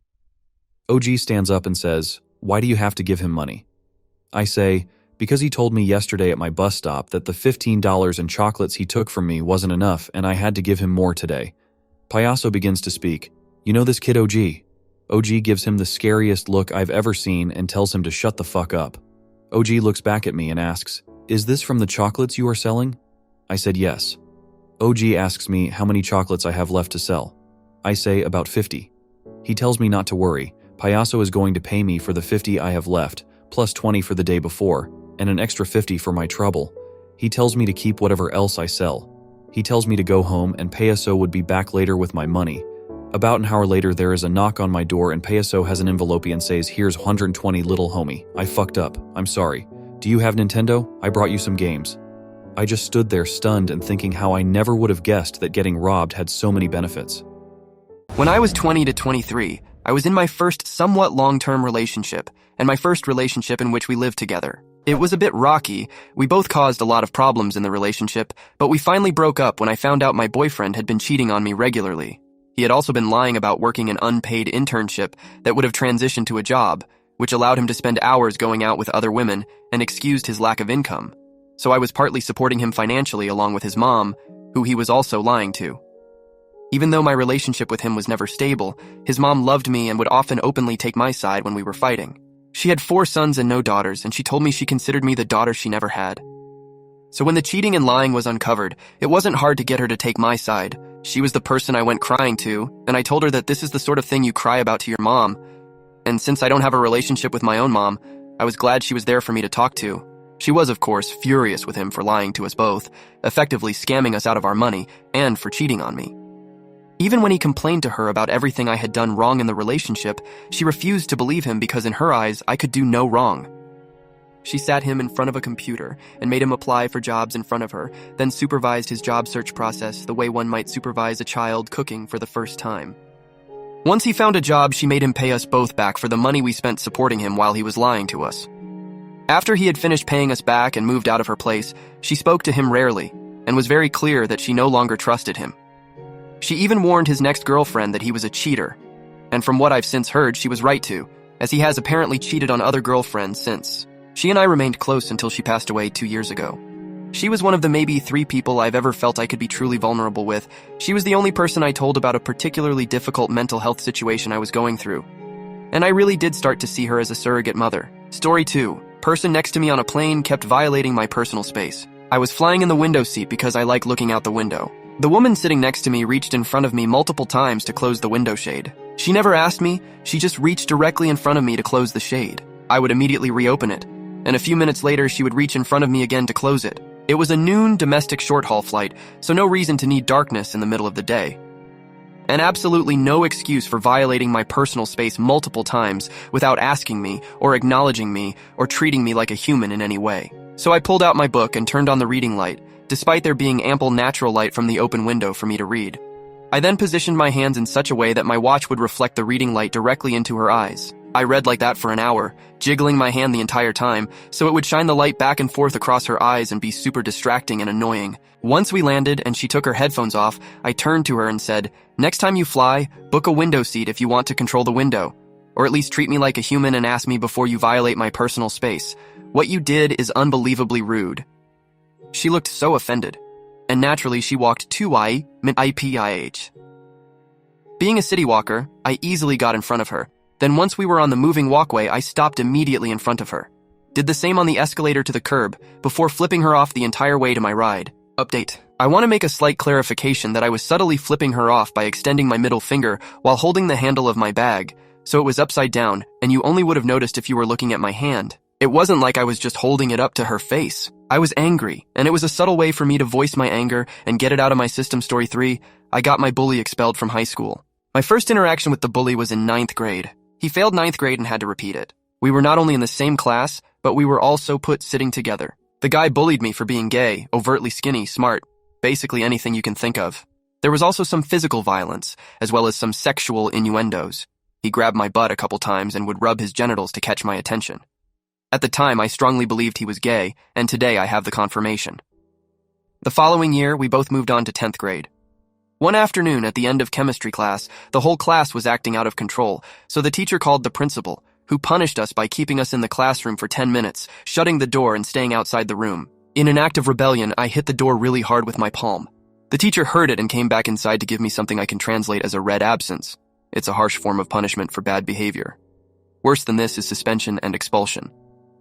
The next day, the head teacher assigned to our class asked us about what happened. At this point, for whatever surprising reason, most of my classmates had had enough with this guy's bullying and didn't seem to like him anymore. So, they all told me to tell the teacher that me and him hit the door together and they would support me.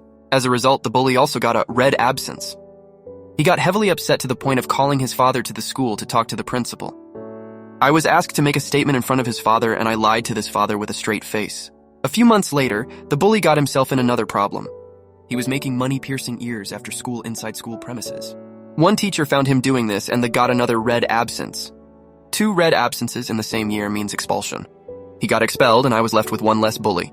Story 4, my ex-fiancé refused to respect my boundaries, so I married his best friend. Back in 2019, I had just moved my long-term partner into my house due to a series of poor life choices on his end. It had been a rocky relationship for most of its duration, but I was young and dumb. I believed this was him wanting to commit and truly start our lives. By early 2020, we were engaged. I was a full-time university student, sole caretaker for my mentally disabled mother, and taking care of the house and our pets. He worked a standard 40-hour-a-week, minimum wage job and refused to help with any aspect of life. I found out on Christmas Day 2020 he had been unfaithful and had forgotten to tell me. He was planning on leaving me but had informed everyone except for me because he was failing to secure a new residence. Apparently his fudge buddy didn't like him enough to let him move in. At this point, it was very little love lost, and I expected he would be moving out within the coming weeks. Fast forward 3 entire months, and his search for a living place was non-existent, and he was acting more and more entitled. Clearly by this point, he is an unwelcomed freeloader who has taken up residence in my living room. I was about to secure an eviction notice to get him off my couch. He began swiping Tinder with his phone volume loudly on. I told him to not do that in my presence as it was highly insensitive to do in my home, and he could do it in private. This continued, so I told him I would sleep with one of his friends. It was said in a moment of anger, and was more of an empty threat at the time. However, I am known for seeing goals to their completion. I messaged the guy who was supposedly my ex's best friend and the best man for the wedding. It turns out he didn't even consider my ex a close friend, and my ex had acted similarly terrible to this guy previously as well. We bonded over our terrible experience, hit it off really well in general, and started dating. I was upfront about what the catalyst for me to reach out to him was. After 2 years of dating, we were married April 2nd. He watched me graduate with that bachelor's degree my ex disliked, I'm halfway through my master's, and my husband works in a specialized, steady field that supports us. Last I heard, my ex got kicked out of his dad's house, never was able to officially date his side chick, and has not made any choices to better his life. Story 5, use me? Cheat on me? Enjoy losing your friends and family, and have fun being ignored at work. Bonus points for possibly become homeless. I just found out 2 days ago that my boyfriend of 4 years is gay. Our relationship was a lie. He used me to cover his sexuality because he wasn't ready to expose himself. He told me that himself. He pretended to love me for 4 years. He acted like the perfect boyfriend for 4 years. We were discussing marriage and kids. He even took me to looking at engagement rings. All while he was having an affair with a man. To top all that, his boy toy called me 2 hours after I walked in on them. Why? To tell me that he was bi and we could all just be together? Are you kidding me? IDK he was making fun of me, or if he was really stupid enough to think that was a good idea. But yeah, if you're gay but act straight, I effing hate you. What's worse is that my family believes I should have been nicer to him because gay people have it rough enough already. So because he's gay then I can't be mad, I can't be angry, I need to be nicer to him? After his boy toy called, I texted my now ex if he was seriously making fun of me, and he just said that it wouldn't be a bad idea. So I lost it. His mom and I were very close, so I texted her a lengthy message explaining what happened, and I told her that I can't stay in contact with her, at least not for the time being. She was shocked but understanding of why I need to go no contact. Well, his parents disowned him. Not for being gay, but because of what he did to me. The idiot went on social media to complain that his parents disowned him for being gay, but multiple family members commented and exposed him for the shitty human being that he is. Some of his coworkers had him on FB and TikTok, and they saw everything, and now no one at work talks to him because of what he did to me. His friends were disgusted when they found out. His friends always liked me, and they're also really big on monogamy, so they didn't want to be friends after they learned the truth. He needs to move out because we live together, and now he can't afford rent on his own. But his budget is very tight, so he doesn't have many options. And they broke up. My ex had a fit when his mom called him. In retaliation, he broke the TV, my laptop, cut some of the clothes I still had at the apartment, and smashed the coffee machine. So yeah, his boyfriend didn't like his outburst, and he ended things. Many years ago, I worked at a company that manufactured medical and scientific testing machines. Think shakers, small centrifuges, etc. I originally started there as a machinist until I hurt my knee at work. 8 years and 5 surgeries later, and it's still not fixed. After my injury, I switched over to the assembly side because that was more accommodating for my new limitations. Long story short, I was very good at my job, coming up with new ways to streamline several processes, new ways to assemble various things quicker than before, generally doing more work than my job description called for, and even having the temerity to prove the engineers wrong on multiple occasions. With everything I could do, I knew it would require the company to hire at least 3 people to replace me should I leave. It was announced one day that the assembly manager, AM, was leaving that job, whether for another position within the company or the company altogether, I don't recall, and anyone who was interested could apply for it, with a promise that inside personnel would have the inside track over outside applicants. I put together my resume and went for it. The son-in-law of the company's owner was doing the interviews, which I aced. He went so far as to tell me that my resume was by far the most professional and complete he'd ever seen. But I didn't get the job. No hard feelings. I just went back to doing what I had been doing. Well, as it turned out, they hired a friend of the owner's son-in-law as the new AM. So much for that inside track, huh? It seemed to me, as well as my coworkers, that we weren't even at the same race course, but whatever. I could deal with it. I don't know what that guy's previous work experience was, but it became abundantly clear very early on that he was out of his depth. He had no clue why and how things were done the way they were. But he decided a couple of weeks after his hiring that he was going to change everything about the assembly area. One of the things he decided was that we were no longer allowed to exceed the number of machines assembled per day, nor were we permitted to skip over machines to get to others, regardless of the issue. Engineering issues, bad parts, wrong parts from the warehouse, etc. Some of those parts came from the machine shop side, but many from outside companies too. But we also weren't allowed to stand around waiting for new parts from the warehouse. We couldn't even get with the warehouse personnel to help find the parts we needed or help them get the parts into our assembly area. No more doing more became our mantra. Productivity and quality plummeted. Needless to say, none of the assembly team was happy in the slightest. I tried. I really did. But I have issues with not doing things to the best of my ability. I also have issues with not being able to fill my workday with work. You know, what I'm being paid for? I would be the absolute worst person to ask about quiet quitting. A few months into the new AM's tenure, my station was at a standstill due to an engineering problem with a new variant of a machine that I could practically build blindfolded. I had 4 or 5 college-educated engineers crowding my station attempting to figure out a problem that arose only after the machine was fully assembled, which I explained exactly how it could be fixed with minimal effort, BTW, and I was correct, but that's a different story. While waiting for the engineers to come to the same conclusion as me, they did, eventually. I went to the warehouseman responsible for pulling the parts I needed to assemble and asked him to switch over to a different machine I was going to build. The AM happened to wander over just then and asked what I was doing. I explained the situation with the engineers and that I was currently unable to work on those machines. And rather than standing there looking lazy, I was trying to get a jump start on the other machines I needed to build that day. At no point did I get sarcastic, which is my normal mode of communication, or mean, nor was I flippant in any way whatsoever. I was merely trying to get some work done that we both knew needed to get done. He starts loudly berating me in front of the entire shop, both the assembly area and the machine shop, specifically saying, "You're not allowed to do more than what I tell you to do, in the order I tell you to do it." I placated him as best I could and went back to my work area, which was still overrun with engineers, and settled down for a long wait. Cue the MC because I didn't work on another machine for the rest of the day, not because I didn't want to, but because I was told I wasn't allowed. A couple of hours later, I was called into the AM's office for a meeting. I was expecting another stern talking to, which I could handle. Being ex-military, I'd long grown accustomed to being chewed out by people who didn't know how to do the job I was doing. What I was not accustomed to was getting a write-up for trying to do my job, especially since the official reason was insubordination. The AM didn't even have the courage to do it himself. He foisted it off on my immediate supervisor, who wasn't involved in the prior situation and had no idea what had happened earlier. I think he was busy putting out a different fire.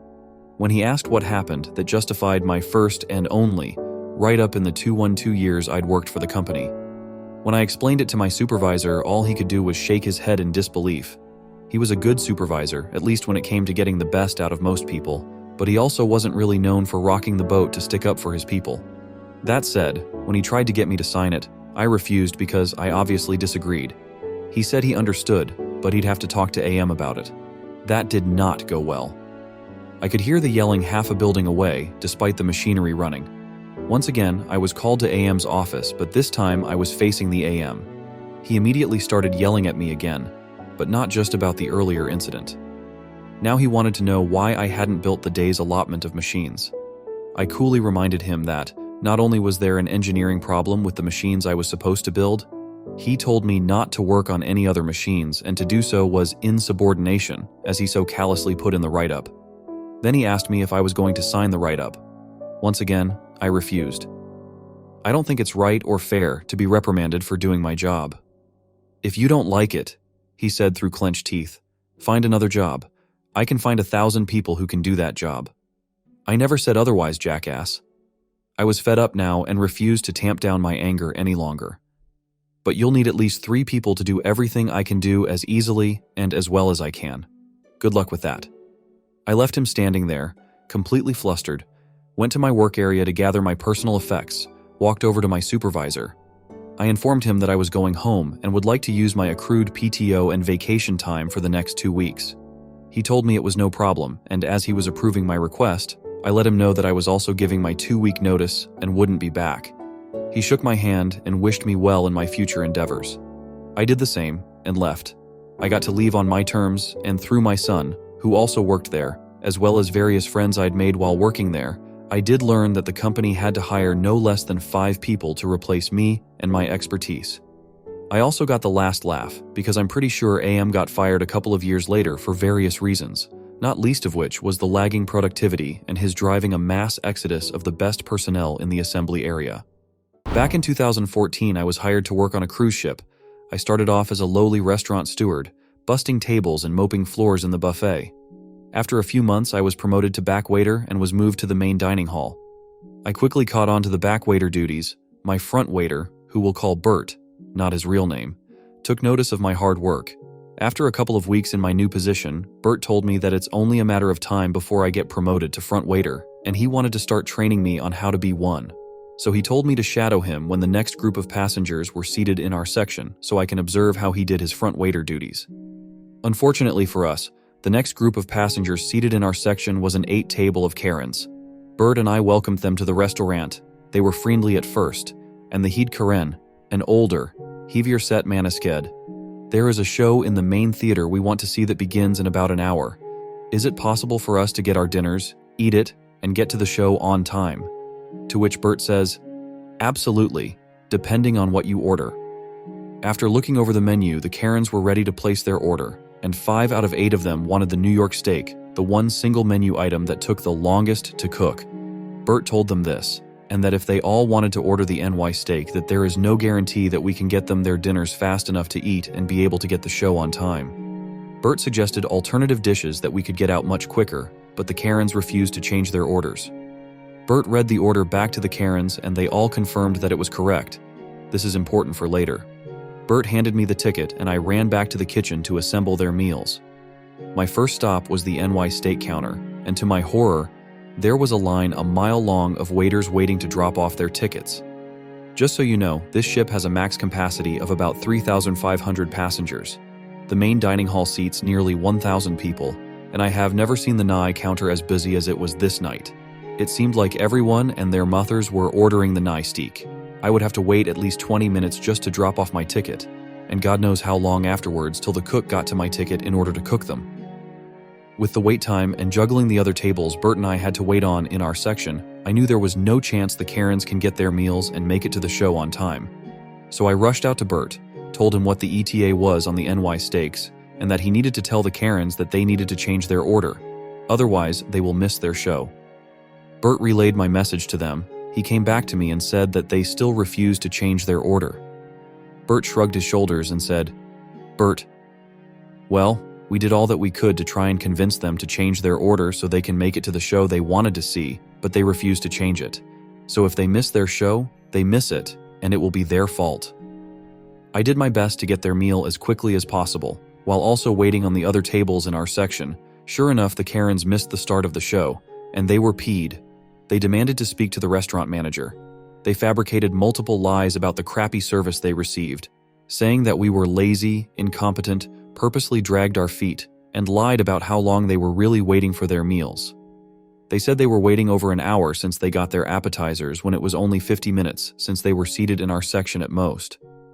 Bert and I told the manager our side of the story. He believed us, said he would try and calm the Karens down, but told us to do our best to get the Karens their meals as quickly as possible so we can get them out of the restaurant ASAP.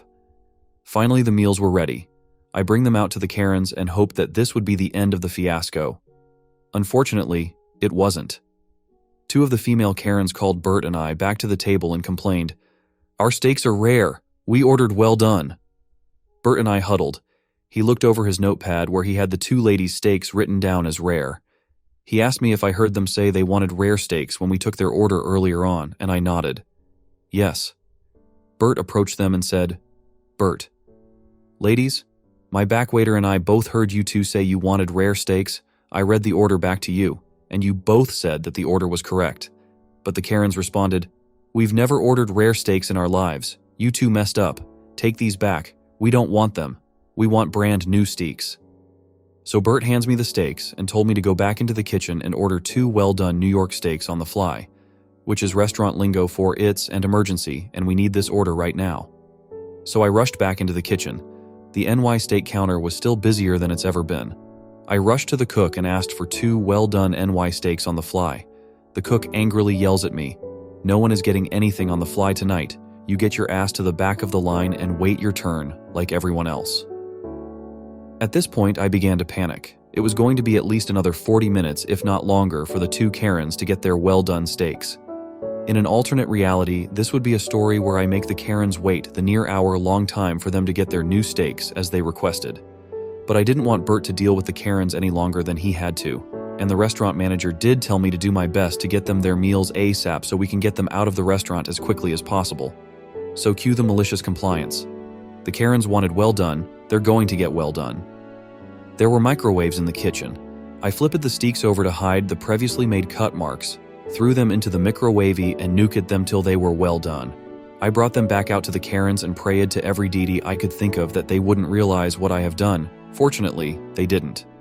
The Karens ate their meal in complete silence, giving Bert and I the dirtiest glares while doing so, and stormed off when they were finished. Once they left, I told Bert what I did. It took him a moment to process what I told him, and he finally said, "Bert, under normal circumstances, I would be very upset with you. and I strongly suggest that you never do what you just did ever again. However, these aren't normal circumstances. Those people were rudey, unreasonable, liars, and they didn't even tip. So you know what? Fudgeth them. I'm glad they missed their fudging show. So this past Christmas, my missus and I purchased one of our 9-year-old son's Santa gifts from a certain UK sports retail company that also have many stores here in Ireland as well. It was a football rebounder, kinda like a trampoline that you kick the ball at and it bounces back to you.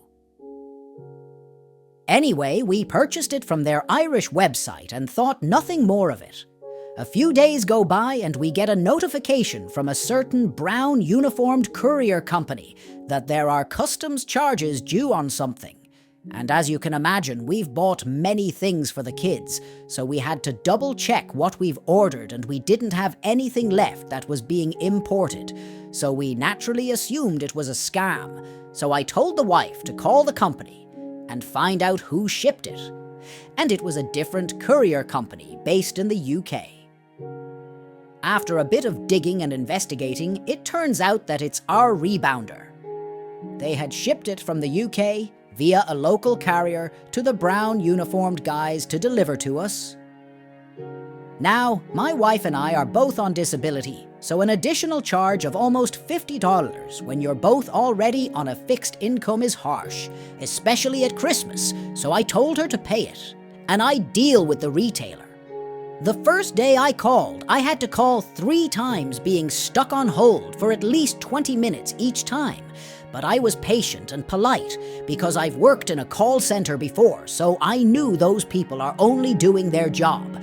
But I asked to speak to a manager and was promised a call back each time. That never happened. The second day was quite similar. The third day, I was starting to get annoyed, so called back, waiting even longer on hold, and finally wasn't taking this shit any longer. I told the rep that all I wanted was the 50-ish yarn back because our consumer rights in Ireland dictate that a person must be informed of any additional charges on a purchase, at the very latest by the final checkout screen. And in this case, there was nothing to show that. And I could easily replicate that issue by putting the same item in my basket and going all the way to the checkout screen again. And there was nothing saying we'd have to pay import charges. The rep was indifferent to the situation, but tried to help. And what he said sent me over the edge. He offered me a measly $20 gift voucher to use on their website, but more importantly, he read a statement to me. He said, "We advise our customers that there may be DDU charges, delivery duty unpaid, i.e., customs charges, on any item that gets shipped outside of the UK." Then I asked him where it states this information, and he paused, then said he didn't actually know. I said, "Well, I know one thing. It doesn't say it anywhere on this transaction, because I've checked, and because this is a violation of my consumer rights. I'm going to give your company one last chance to make this right. Have your manager call me within the next 60 minutes, or I'm going to post this entire debacle on LinkedIn and link every senior officer in your company." Then I hung up the phone and waited. Yet again, no call. The next day I went on LinkedIn and followed through on my promise. I created a post detailing what they had done by sticking us with hidden charges and that they were ignoring our requests for a manager and everything they said and did. Then I tagged every senior officer at that company, from the regional managers, through the European directors, all the way to the CEO, and I shammed them for how they operate their company. This, ladies and gentlemen, was now an act of war. Shortly after I posted that, I noticed that they took down the item from their website in an attempt to hide this, but they must have thought in a simpleton that doesn't understand how the internet works. They didn't realize that when you searched for rebounder on their site, that it shows the item in question. So I took a screenshot of that, then another of the item page that was now missing. But then I did a Google cached search for the same page and found a version from 2 days prior happily showing the item. Then I added a comment to my original post highlighting how they were trying to hide it, with the evidence, and trolling them for their heinous behavior, especially at Christmas. Then I tagged and shamed all the senior officers again, and at this point it was really starting to get some attention, not only publicly, but 3 people in incognito mode viewed my profile. I wonder who they could have been. So naturally, I took a screenshot of the 3 mysterious visitors listed on my profile and did the same thing. Commented on my own post, highlighting it and trolling them for their incompetence. The next morning, I got a call from a senior exec at their head office in the UK, practically licking my boots with apologies, asking what she can do to make this right. I told her I originally only wanted my $50 back as it wasn't fair, nor even legal, that I had to pay it, but since I had to go to such lengths to get their attention now, I wanted my $50 back, a full refund on my entire purchase, and I wanted to keep the product. That was the only thing that would make this go away. She asked for a couple of hours to fix it, and I said okay. About an hour later, I got another call from her again apologizing. She asked for my PayPal address where she sent the $50. Then she refunded the whole purchase, and she let us keep the product. Obviously, I thanked her for her help, because at that stage I was just happy it was over, but I'll be fudged if I'll let anyone walk all over my family. 3 days ago, I was attempting to purchase some concert tickets, and my card was declined. I'd made some transfers to my brokerage account that day and hadn't rebudgeted, so I assumed I needed to transfer from saving to cover it. I went into my accounts to transfer, and the app, Capital One, tells me I have an insufficient balance. I have a balance of $6,123.21 in savings, but an available balance of $0. What the heck? I called Capital One and am told there has been a legal hold placed on my account by West Virginia Compliance Division, and given a phone number to call the originator of the legal hold. I'm in Phoenix, so had to wait till the next morning, Friday. I called the originator bright and early, and the lady working the case looks me up by social security number only to realize I'm not even in their system. I've never lived in WV, don't own property there, and have never worked there. There is absolutely no reason for me to owe back taxes. Through a little more digging and calls between West Virginia and Capital One, I start to realize that there is now a tax levy placed on my account for a total amount of over $13,000. This is a legal process ordered by a judge and submitted to Capital One and is completely legitimate, except it's not for me. Apparently someone at the bank entered the data wrong and there is a legitimate tax levy for this amount. I'm guessing with similar name SSN. But they took it from the wrong person, me. In the course of the day, Friday, my account has gone from $0 available to an actual balance of $0. There is a line item, issue levy check. Capital One is telling me that their levy and garnishment division is completely separate, and the only way they can contact them is through email or fax. There's no one to call or physically go to and correct the mistake, they say. I've already had WV fax over letters and proof that I am not the one responsible for this debt. The bank has told me that it might be fixed by Tuesday. In the meantime, they've taken every cent I have in the bank and, through no fault of my own, I am completely screwed on NSF return fees, as well as damage this can do to my brokerage account good standing. Not to mention the fact that I am functionally flat broke. Is there anything I can do to get the bank to expedite? Admit their mistake? Cover fees? I'm seething at the flippancy they seem to have over what is very clearly their mistake.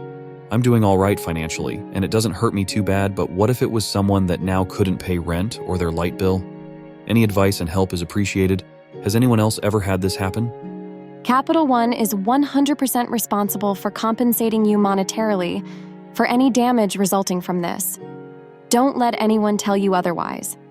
If you have any late fees or charges, tell them to pay it. As of yet, they are not accepting any of the blame. I feel like I'll have to push the issue, which is fine. They're likely told never to make statements that can be construed as accepting responsibility. That's more a consequence of our lawsuit-happy world than anything else.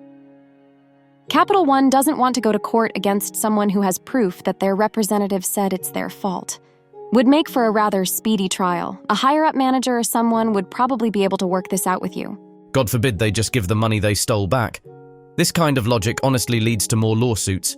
Fixing the damn problem would almost always avoid the suit, but way too many companies play these cover-up games and spend way more defending a losing case because correcting the issue would have made them lose slightly faster. Even a half-decent lawyer would get this. Somehow corporate types have lost track of getting the best financial outcome and become obsessed with never doing anything that could hurt a potential lawsuit. Regardless of, whether it changes anything. Update. I just spoke with Capital One, escalated to manager Zach, and was told that since the levy check has already been issued, there is nothing they can do until the agency that placed the lien returns it. I also requested a provisional line of credit, which was denied. I asked to speak to his manager and was told that there was nobody above him that could be reached via phone, and I asked for email, but it was not provided. I don't know if I mentioned previously, but confirmation for the release of the levy on my accounts was issued by the WV Tax Department Friday at 10:36 a.m. EST via fax. It was well after this that the funds were actually pulled and the check was issued. Looks like CFPB it is. While you're at it, reach out to the executive leadership team. They, bar their assistants, tend to be able to get this type of stuff fixed up nice and quickly. They most likely won't address it until Monday.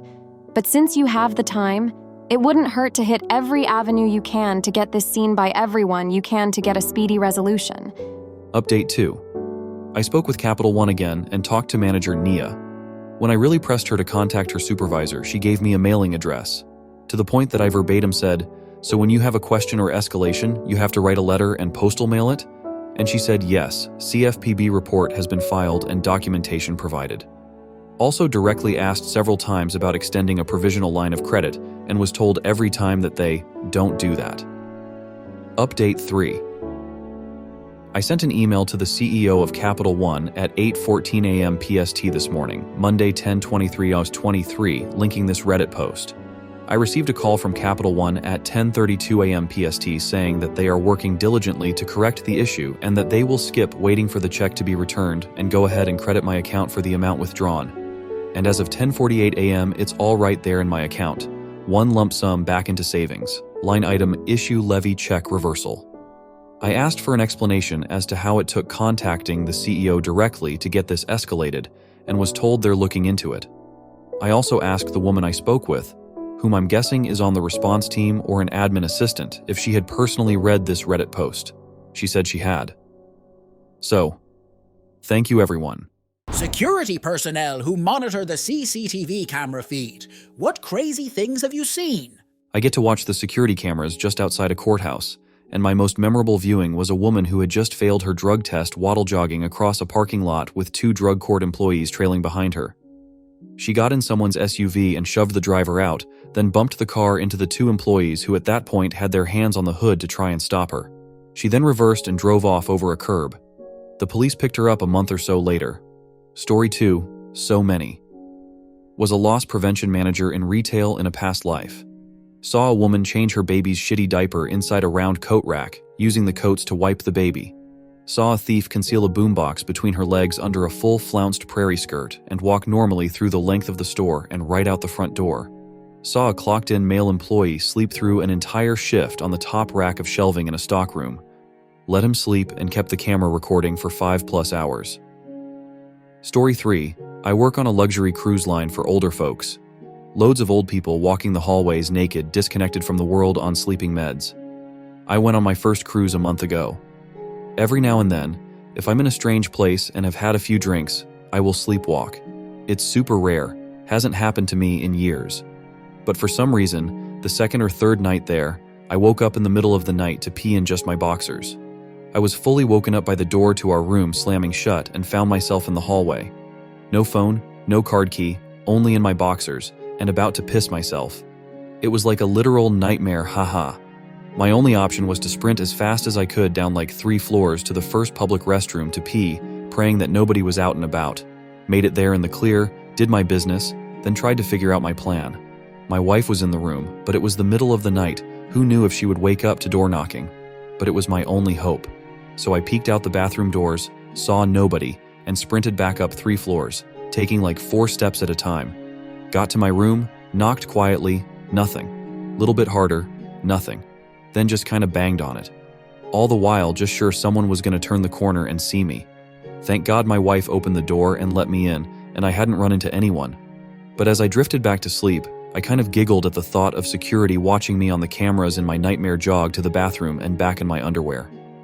Story 4. I worked as a surveillance agent at a casino, had cameras everywhere. One night, an elderly lady got up from a slot machine, but her foot was caught on her sweater, which was caught on the swivel chair. She fell, and the way she landed on her ankle, it made her ankle bone snap and rip out of her skin. Could see the bone and all.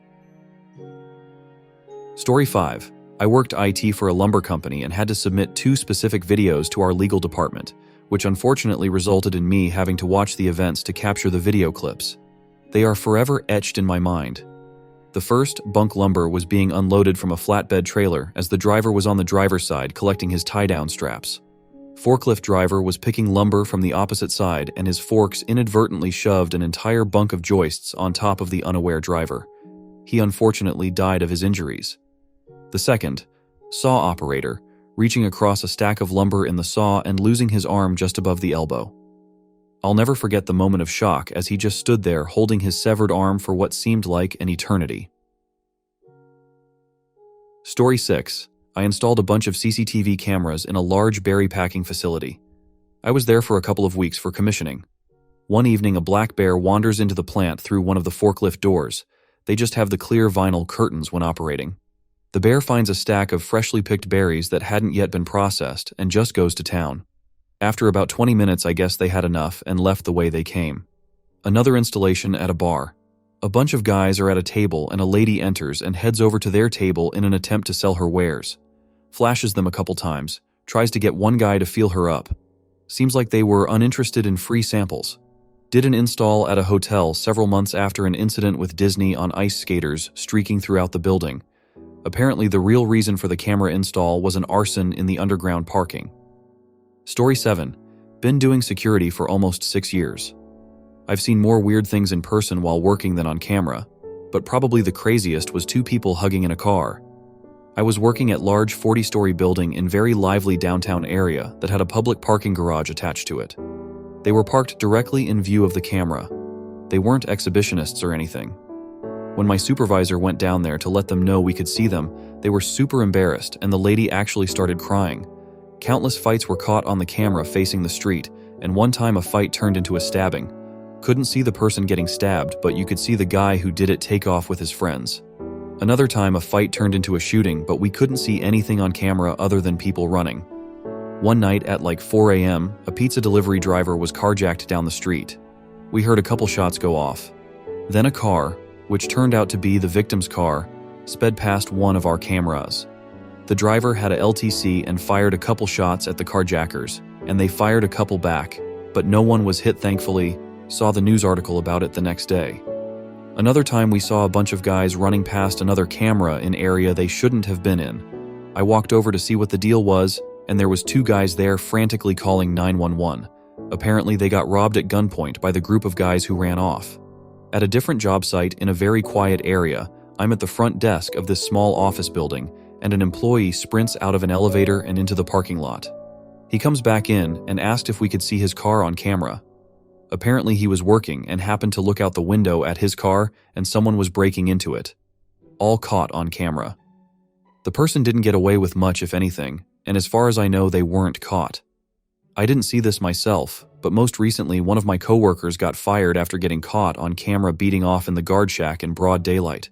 There was previously no camera in the guard shack, but one was installed, and he was fudging there when it was installed lol. So basically crime and hugging mostly. Other less interesting things were mostly drunken antics like people passing out, vomiting, peeing, pooping, things like that. Also minor car accidents, wildlife, people getting arrested. This one is some revenge I got to see up close and take joy from, and slightly participate in. The background is most of the story, so this will be a little long. Trigger warning for self-ouchie. I was in the Navy and stationed on the submarine base in Connecticut. I had a friend I met in boot camp and we were in the same class for our school, Navy job training. We'll call that friend Bill.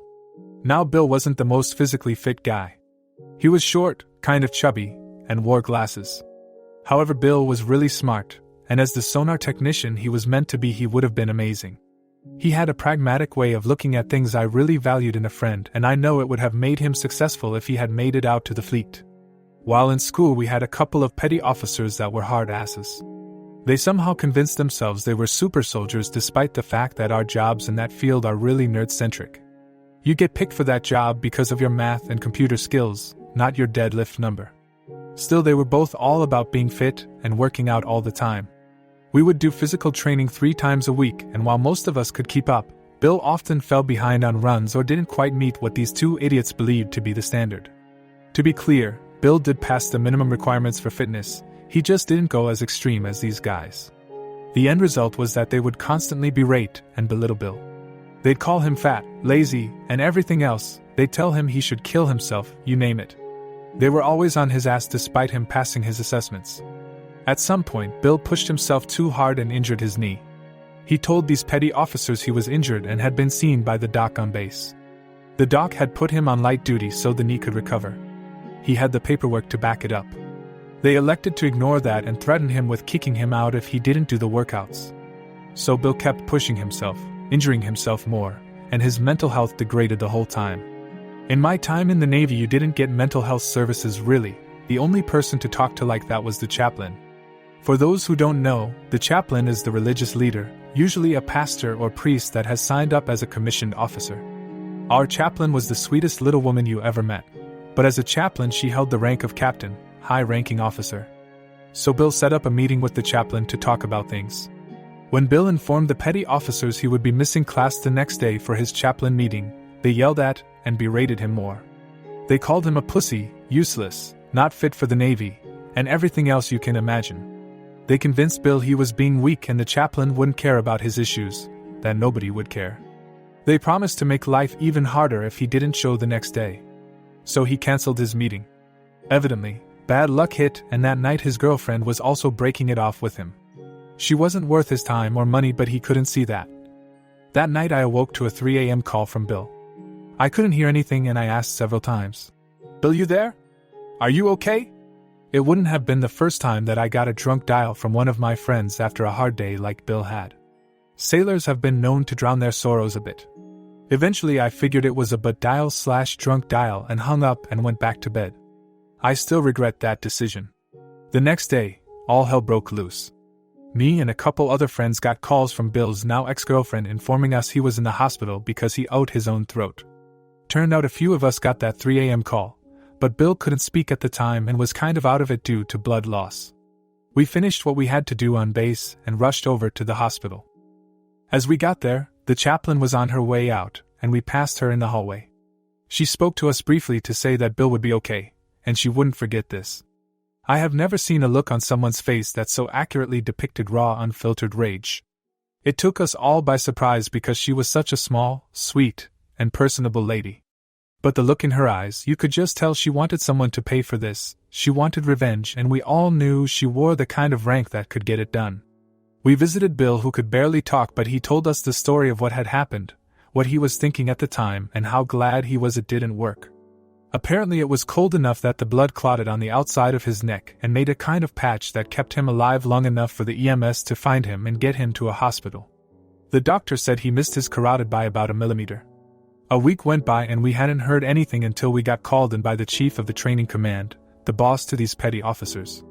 He said he wanted to check on the rest of us and make sure there weren't any other issues with these guys he wasn't aware of, and that we were all okay.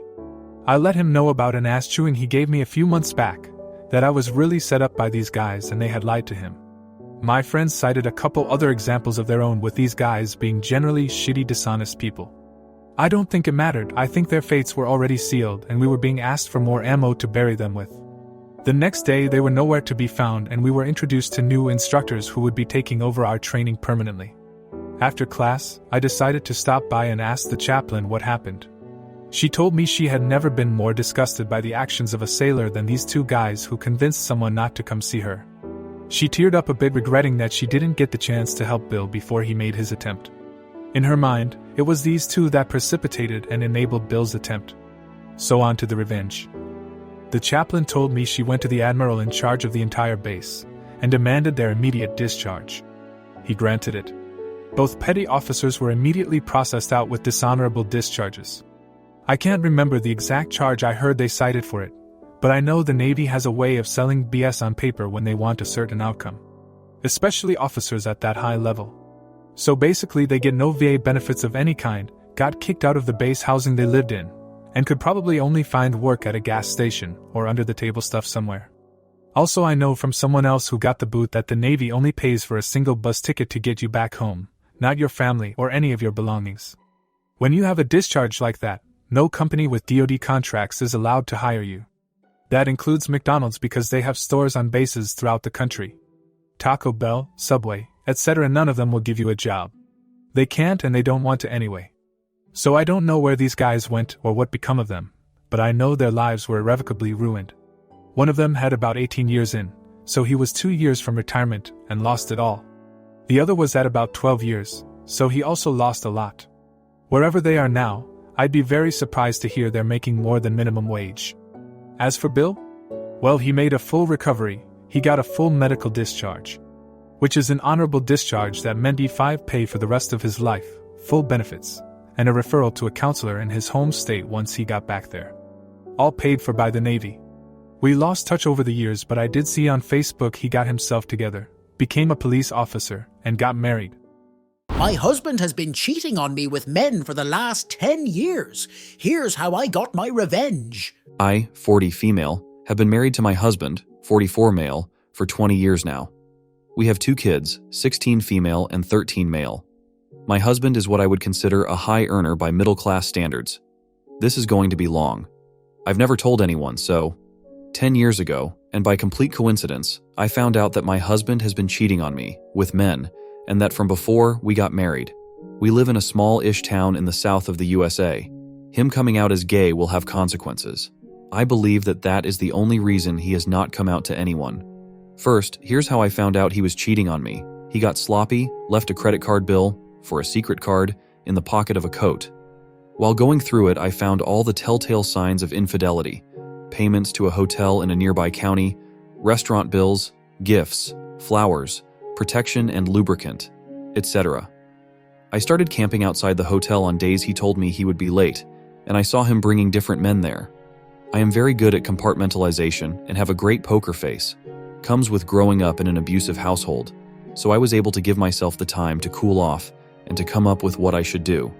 First thing I did was getting an STD panel since I didn't know how safe he was with his partners. It came out negative. Then I convinced him that we should use condoms since I was having side effects from the pill. He was okay with it. I had a long think, and I came up to the decision that I was not going to confront him, nor was I going to leave him. He was able to provide me a really good lifestyle, one that I would never be able to afford with my high school diploma, a cleaning lady, a nanny to help with the kids, regular spa days and a country club, a new car every other year, luxury family vacations every year. He was a good dad, a good partner, the cheating aside, and really good in bed. But I was not going to let him have a single guilt-free week in his life. That would be my revenge. I started small, planning great date nights for Oos, telling him that I felt our relationship has cooled, that I wanted the spark back. Then I would sometimes slip into conversation some tea about a cheating husband, a gasp gay man that has been using his poor wife as a beard, complimenting the only gay couple we know for having the courage of being real men, who were out and proud of themselves. On the other hand, I would praise him as the perfect husband to anyone and everyone, especially if he was in earshot. The amount of guilt gifts I got was astounding. The man was even sending me flowers weekly. It continued the same way for years. I could literally see how much it was weighing on him. Me? Well, my parents were part of a commune with the concept of free love. I was the same. I just considered myself in an open marriage. It seems that cheating is easier to ignore if you are not that big on monogamy in the first place. And my husband was keeping me satisfied, so I felt no need to find a partner of my own. Then 4 years ago, I guess he met the love of his life. He started seeing just the one guy. I was seriously thinking of ending the whole thing, especially since I have started a business by then and was able to bring in enough money to support myself and my kids while maintaining my lifestyle. But then he went and introduced his side piece to us. He fudging brought him into our house, introduced him to our kids, and that was enough for me to keep tormenting him. Apparently, he was a new friend he made while golfing. He started hinting at moving to another state, one where it would be easier for him to come out. I refused. I told him that my business was here, and I was not going to start over in another state. Also, the kids had their friends and extended family here. It would be unfair to uproot them. Then he started trying to start arguments. I guess he wanted us to fight, then for me to ask for a divorce. I just stopped all those arguments in their tracks. I would just agree with whatever he said. He was right, I was wrong. And to make it up to him, how about a nice dinner and some great cuddles? He hated that. I knew from spying on his phone that having cuddles with me felt like cheating on his BF. The audacity of this man. I also knew that his BF was pressuring him to leave me almost every day. He was stuck between a rock and a hard place. He started drinking, and when it got too heavy, that was when I decided that enough was enough. I wanted to ruin his life, not his health. Also, I grew up with an alcoholic father and did not want that for my kids. So I gathered all the evidence of his infidelity over the last 9 years. Photos with different men, conversations, his Grindr profile, even though he no longer had one. Everything. Then I hired a divorce attorney and mailed the evidence to his employer. He has a morality clause in his contract and adultery breaks it. All his relatives, including parents, as well as our church. I was never big on religion like him. It was like a bomb exploded. He was fired.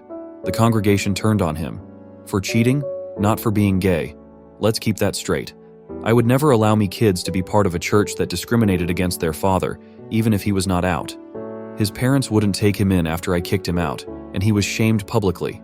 Gotta love that small-town gossip mill. And the cherry on the top? His BF was run out of the town, and he couldn't follow him because he wanted to fight for custody of our kids. Now, almost a year later, I am a free woman. I got to keep the house, my car, and my business. He got 75% of the retirement and investments accounts, but he won't be paying alimony. I got full custody, he got visitations. I also got child support. He had to move 6 hours away to find a new job. Couldn't put the last job he worked at his whole life as a reference. His relationship with his family is rocky. His reputation in town is ruined, so he can't move back anytime soon. The love of his life left him for good, and my kids only tolerate him because I did my best to shield them and to tell them that he is still a good father to them. I also made sure to treat him politely, never talked bad about him, and had a lengthy talk about how their father being gay is okay. It's who he is, and that it was not his fault. That the only wrong thing he did was hiding it from me. So I guess the results of his cheating was years of guilt, followed by a ruined life. To those who work in remote places like forest rangers, oil rig workers, etc., what creepy things have you noticed while at work? I work on North Sea oil rigs off the coast of Scotland. Wouldn't say anything was particularly paranormal creepy, but it can be very unsettling, weird place. Fog can come rolling in out of nowhere, and other rigs you can see off the sides can disappear in front of your eyes. Sometimes you can't see the walkways 6 feet in front of you, or if you're walking over grading you can't see the sea below your feet, about 60 meters down from deck to sea, but you can hear it, albeit muffled. The fog can roll in over the course of a few minutes too, so a perfectly clear day becomes pea soup. You can also feel the rig moving, swaying on high winds, rough seas, even though it's a fixed leg platform. Very unnerving to feel your office swaying when it shouldn't be. My last trip was my first ever night shift, and I found it particularly unsettling as you've got the background noise of the plant. But I walked around the whole rig without seeing another living soul for the whole shift. Usually there are about 130 people on board, although smaller rigs have smaller head counts. Usually once a trip am hit by this awareness that you are just very isolated and in the middle of nowhere. Most rigs I've worked on are an hour's chopper ride from land. So if things go wrong, it can escalate very quickly. Story 2. During college that was located away from major cities, the woods were all around us. That being said, there was a highly rated trail, the Loyalsock Trail, which was about an hour drive from the university. I invited a friend to come with me as he had never been on an extended backpacking trip, a 50-plus mile trail that we intended to backpack over the 4-day weekend. I am an Eagle Scout who has spent countless hours in the woods and went on backpacking trips consistently throughout my college experience. As many have said before me, you get used to the minor, spooky things happening. Coyote howls, raccoons in the middle of the night, even the occasional unknown noise. The scariest thing to find in the woods, however, are people. We were about 20 miles into the trail and, being Pennsylvania where the underbrush and trees line the trails pretty densely, I always walk about 100 meters off of the trail to reduce the chances of me disturbing people disturbing me. especially in the early morning when I choose to sleep in. Following that same strategy, my friend and I go out of our way to be in this amazing spot, a good ways off of the trail where it would even be difficult to see our flashlights from the trail. This spot was on a peninsula where a creek met a river, meaning there was only one way into our camp and only one way out. We start a fire, cook our food, and drink some, but not enough to get either of us drunk. We put the fire out about midnight and head into our individual tents. All is quiet. It is the fall semester, so leaves are on the ground, the moon is brightly shining through the bare trees, and the air is cool.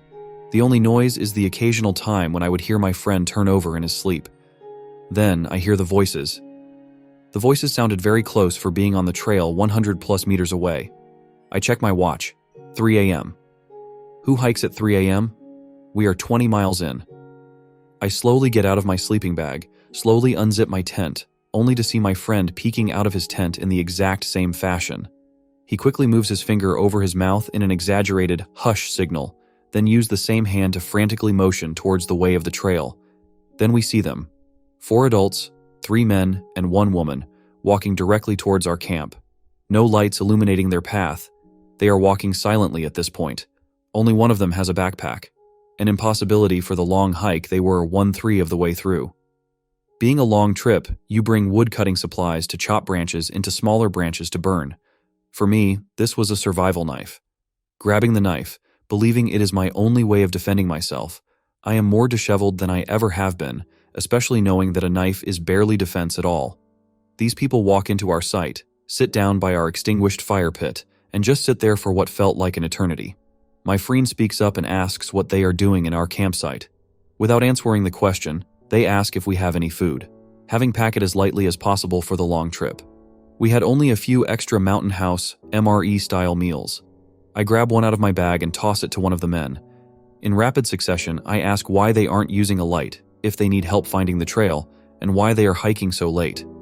They respond with the following: "We don't use lights. We know where the trail is. It is better to hike late at night." Unnerved at this point, my friend asks them to leave. They respond by asking if we want to light the fire and hang out for a bit. No, we do not. They grab their bag, get up, and leave without speaking another word. We watch them leave and take shifts making sure that they didn't come back. Needless to say, we both got very little sleep that night. When the sun rose the next morning, we finally got real sleep. By the afternoon, when we woke up, it all felt like a weird dream of sorts. The only evidence was a fuzzy cap that they must have dropped that I have to this day. Story 3, on our drill ship that was built in China, we noticed on the drawings there was a room. We went to look at it and couldn't find an entrance, but the spacing was obvious. There was an extra room. It might not sound so creepy unless you've been in these shipyards where 2 things are known to happen: stowaways, although I doubt it in this case, but also hundreds of workers at any given time following orders blindly. So we confirmed that the room had all 6 sides, yet not a single weld on the outside. There is only one way this could have happened, and I'm sure you're starting to get it now. They must have welded from the inside for this room and then realized they had no way out upon completion if the gases didn't kill them first. It's extremely heavy around that room. People say they hear things. I have definitely. This isn't some old ship either. I rode this ship from China to Amsterdam after completion and then the maiden voyage to America. I guess it happens quick. Story 4. We were wrapping up for the day in northern Canada. I am fueling up the side boom. I am all by myself at this point because I was tired of listening to the laborers whine of the cold, so I told him I would take care of the rest. Think bulldozer with no blade but a giant metal boom on the side that we use to razor and lower pipe. It's February, so pitch black. I keep hearing some weird sound. I can't quite hear it cause the pump is too loud. I search around a couple times and see nothing. I get in the truck and take off drive past the front of the side boom to see a cougar sitting on top of a dirt pile 15 feet away. The damn thing was just watching me there and probably could have ended me without me even realizing it. I've never seen a cougar in the wild before, and it's hard to understand just how big they are and how powerful until you see one up close. That thing leaped off the 6F pile and probably didn't touch ground for 15-20 Ft. It's terrifying to think something so big and powerful could just be sitting there deciding if they want to make you dinner. Story 5. I worked as the county historic preservationist in southern Appalachia, working on the buildings and properties the county owned. One of the benefits included with my job was living on site at one of the historic properties. The historic house was an imposing brick mansion built in the 1810s and I lived in a small caretaker's house about 20 feet away. This was in the backwoods, so to deter trespassing and vandalism, the county had built an 8-foot-tall fence around the entire 5-acre parcel and put barbed wire on top of the fence. I mention this all just to show it was basically impossible for anyone, or anything, to jump or climb over the fencing and onto the property. One night, after working late at another property, I pulled up to my entrance gate, let myself in, locked it behind me, and then drove the 100 yards down the gravel road to my house. There were no lights on the property, so I could only see by my headlights. As I turned my car around the corner of one of the outbuildings and parked it, my lights shone on a thing that I still have a hard time describing effectively. It was the size of a deer, but with long spindly legs and long shaggy hair. Almost like a taller maned wolf, if you've ever seen pictures of one of those. That alone shook me, as there was no way something of that size should have been able to get through or over my fencing. What follows is absolutely true. I got out of my car to get a better look at what the hell the thing was, and as I opened the door and got out, the thing took off running away. Not on 4 legs, but on 2. I literally watched this thing raise its back up, stand at full height on its back legs, and sprint away.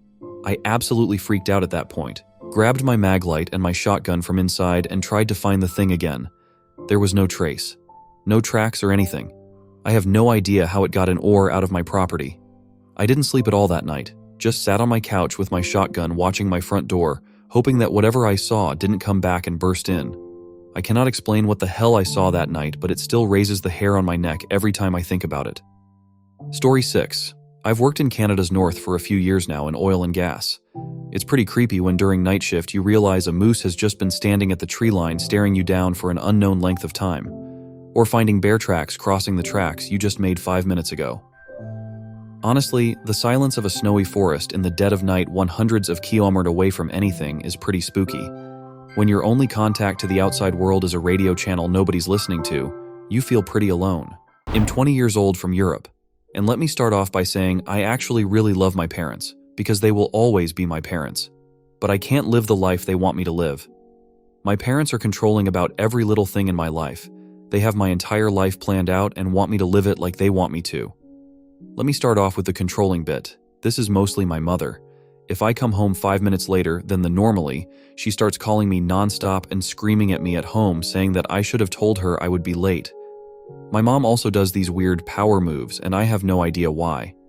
For example, a few days ago, my mom told me she was going to throw some clothes away and asked me if I had some to throw away.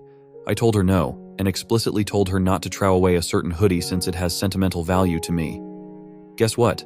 I come home the next day, and she has thrown out that hoodie. I got mad and she just brushed it off, and TBH, it seems like she likes me getting mad. I have no idea why she does things like that, and it drives me crazy. Now on to the bigger thing. My parents based everything around their culture. I was born and raised here, but my parents hang pretty strongly onto their Persian ancestry. They already have my entire life planned out and want me to live it exactly how they want it. They want me to stay with them forever, like actually forever. 2 years ago when I was 18, the housing crisis blew up here. I made a joke to my mom saying, "How am I ever going to get my own place?" And she got extremely mad and screamed at me saying I am never going to move out and she would never allow it.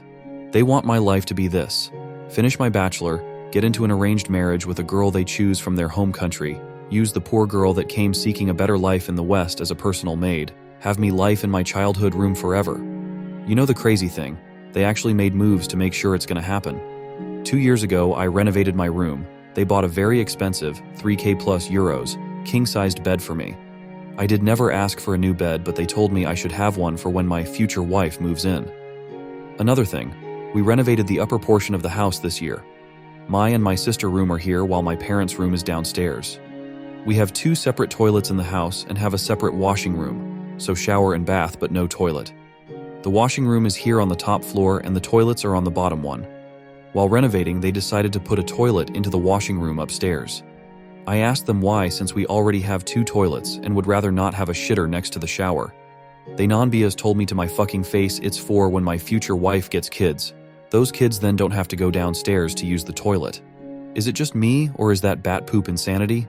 They are also a bit racist. I once told them I liked a girl from a different race and they lost it, telling me they would never allow me to marry someone from different race and would basically disown if I do. I don't date anymore because I would want no girl to go truff this shit with my parents. It'll start again when I'm free. This can't be and won't be my life. The thing is, I know if I stay here, I am going to get forced, guilt-tripped into it. I know because my dad is the youngest of 5 brothers, and I have over 10 nephews ranging from 20-45. Guess what? All of them still live with their parents. All of them got an arranged marriage, and all of them are living the life their parents forced upon them. So what is my plan? I intend to slowly leave the country, but to not make it obvious, and I think half of the work is already done for me. See, my dream was always to study abroad. I kind of gave up on it because I was positive my parents would never allow me to. But guess what? My sister, who is 3 years older, also shares the same dream and is going to fulfill it next year. She is currently finishing her bachelor and intends to do her master's in Korea. Obviously, my parents don't agree to it, but she has a zero fricks given mentality. She said she was going to do it with or without their permission, and now they just have to deal with it. My plan is to do the same thing, but unlike my sister, use it as a way to get settled somewhere else. I am also doing my bachelor and am going to be done by in the summer of 2025, hopefully. I am doing a pretty tough STEM field bachelor, so I don't think it's going to be too tough to get accepted into a foreign university. I don't really have a place I need to go to, but North America, East Asia, and Oceania all seem like fine options. In a perfect world, I would get a scholarship, but I'm going to start saving right now to make sure I can still forcefully pay my way tough. My country also lends out loans for if you want to study abroad, so that is an option. I quite like my hometown, and I would miss it here, but that is mostly because of my friends who also plan to leave pretty soon. My best friend already left a year and a half ago and is currently studying in Istanbul, Turkey. I miss him a lot, but I know he is happy there and he gave me the motivation to do the same as him. I am not here to only rant, still a bit though, but I'm also here to ask for any advice or tips you guys can give me with regard to anything that may help me on my path. If someone else also went through something similar with their parents, I would love to hear their story, perspective. People who quit their jobs without notice. What was the straw that broke the camel's back? My dad died right before Christmas. I was already scheduled for a week off for family travel. HR said I could add 3 more days for funeral services so we could have it after the holiday. I came back and received a call from HR. The woman apologized and said she needed to ask but would make it brief. She asked if my dad actually died. I told her yes, and she apologized again and said she didn't need anything else. Then the office manager called me into her office to tell me my boss had been telling people she thought I was faking it to get more time off.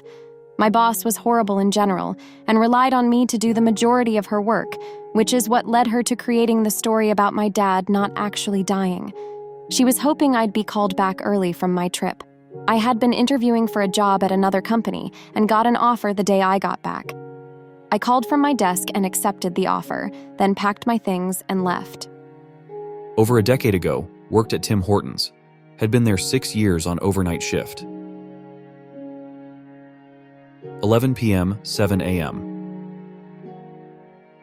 We were always understaffed, usually just 2 people, one in the back, one at front of house. Of course, it is slower than during the day, that goes without saying, but there are a few rushes when certain places close. Anyways, they hire back a guy who had previously been fired like 4 times for just not showing up. He was on the schedule on a Sunday morning with me. There was a 20 dozen donut order, and that was the day the freezer truck arrived, and I put that away. I remember saying, if he doesn't show up, I'm probably just going home. Needless to say, he doesn't show up. Managers aren't picking up either. I think I stayed for a few hours, futilely trying to get everything done. I closed down the front and the drive-through for what I intended to be a few hours to try to at least have the order ready for 6 a.m.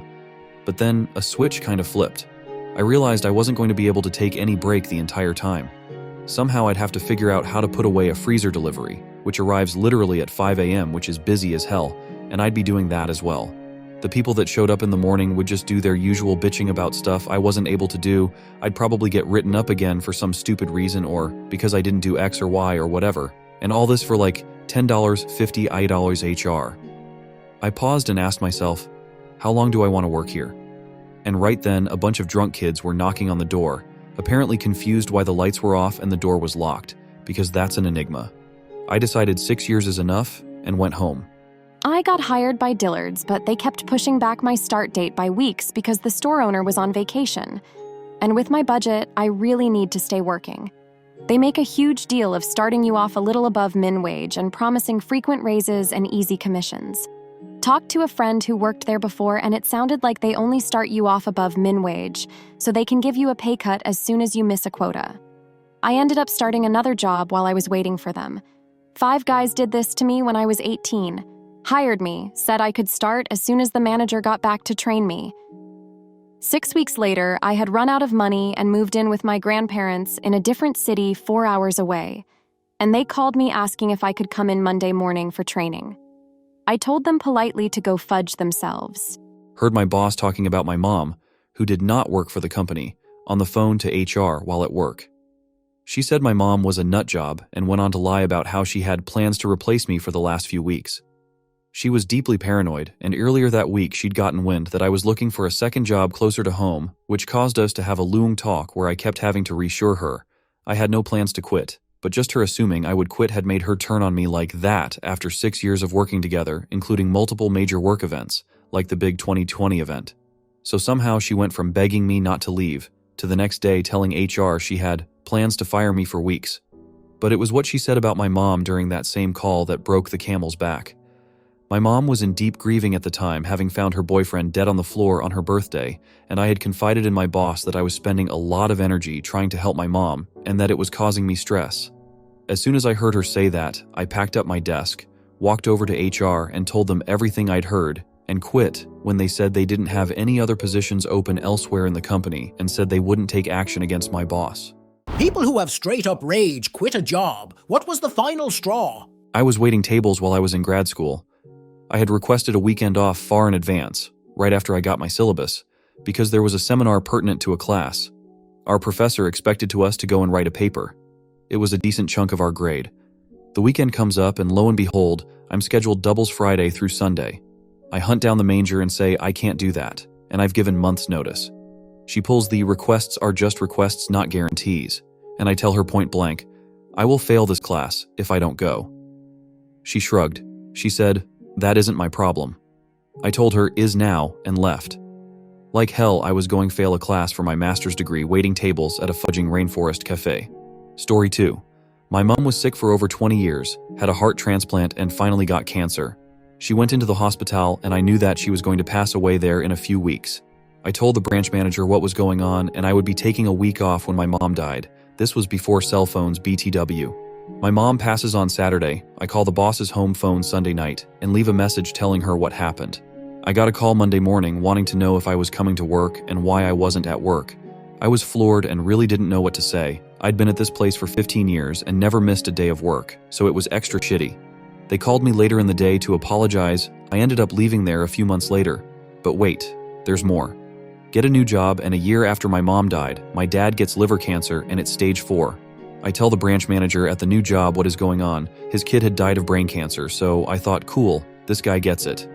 8 months later, my dad dies. I call out for 3 days, and honestly was not ready to come back, so ended up calling out all week. When I showed up Monday and the route supervisor told me, don't go in the office, I'm going to ride with you today, and things are ready to go. He was super cool, and we leave the shop. We get to the end of the street and he tells me they were going to call you on the carpet and question your commitment to the job and your dedication to the company. He was afraid I'd walk on the spot. I wouldn't have done that, but for sure would have said things I regretted. I thanked my immediate boss for preventing that and ended up leaving a couple months later. I then made the giant mistake of giving more than 2 weeks notice, thinking I'd do them a favor, and with 4 weeks notice so I could train a new person. They started trying to trash me and my work, and it just didn't go well. It snowed my last day and I said fuck it and didn't go in. I have a great job now and they would give me all the time I needed if something like that were to happen, but I would never, ever, ever give more than 2 weeks notice when leaving a job, no matter how great it is. Story 3. I was working when I got the call that my partner of 7 years had been in a terrible car accident while visiting family in Florida. He was in the hospital and his mother called me to tell me he wasn't awake yet. I was obviously devastated and scared out of my mind. Told my coworkers and boss because it was obvious I was panicking, and they told me to take the rest of the weekend off so I could deal with things and prepare and clean his apartment for when, if he got back. Specifically, they said to come back Monday, and it was a Friday. Next day I was cleaning up his apartment when I got the call from my boss screaming about why I hadn't come into work that day. I told him that I recalled him telling me to take the weekend off and come back Monday. He said to come to work immediately because they needed me. Against my better judgment and my emotional state, I showed up and clocked in. Boss came up to me, threw the stack of checks down on the counter that had just come in, and told me, "If you do that again, you're fired." This was someone who had never yelled at me before, or even dared speak to me in any stern way. Prior to my arrival, their store was an absolute mess, and I spent all of my free time, what little there was, reorganizing and cleaning and setting up new systems. For some reason, the fact he chose to start speaking to me this way and demanding my attention now, at that time, it just made me snap. A chord was struck and it resonated, strong. I got the message clearly. He was one of those bosses who became controlling of anyone who became of value to him and his business. The moment you aren't available when they need, or even wanted you to be, they were going to make you feel bad about it, so you were afraid to ask for more personal time or any other leniencies that took you away from work. I was literally reeling, saw red.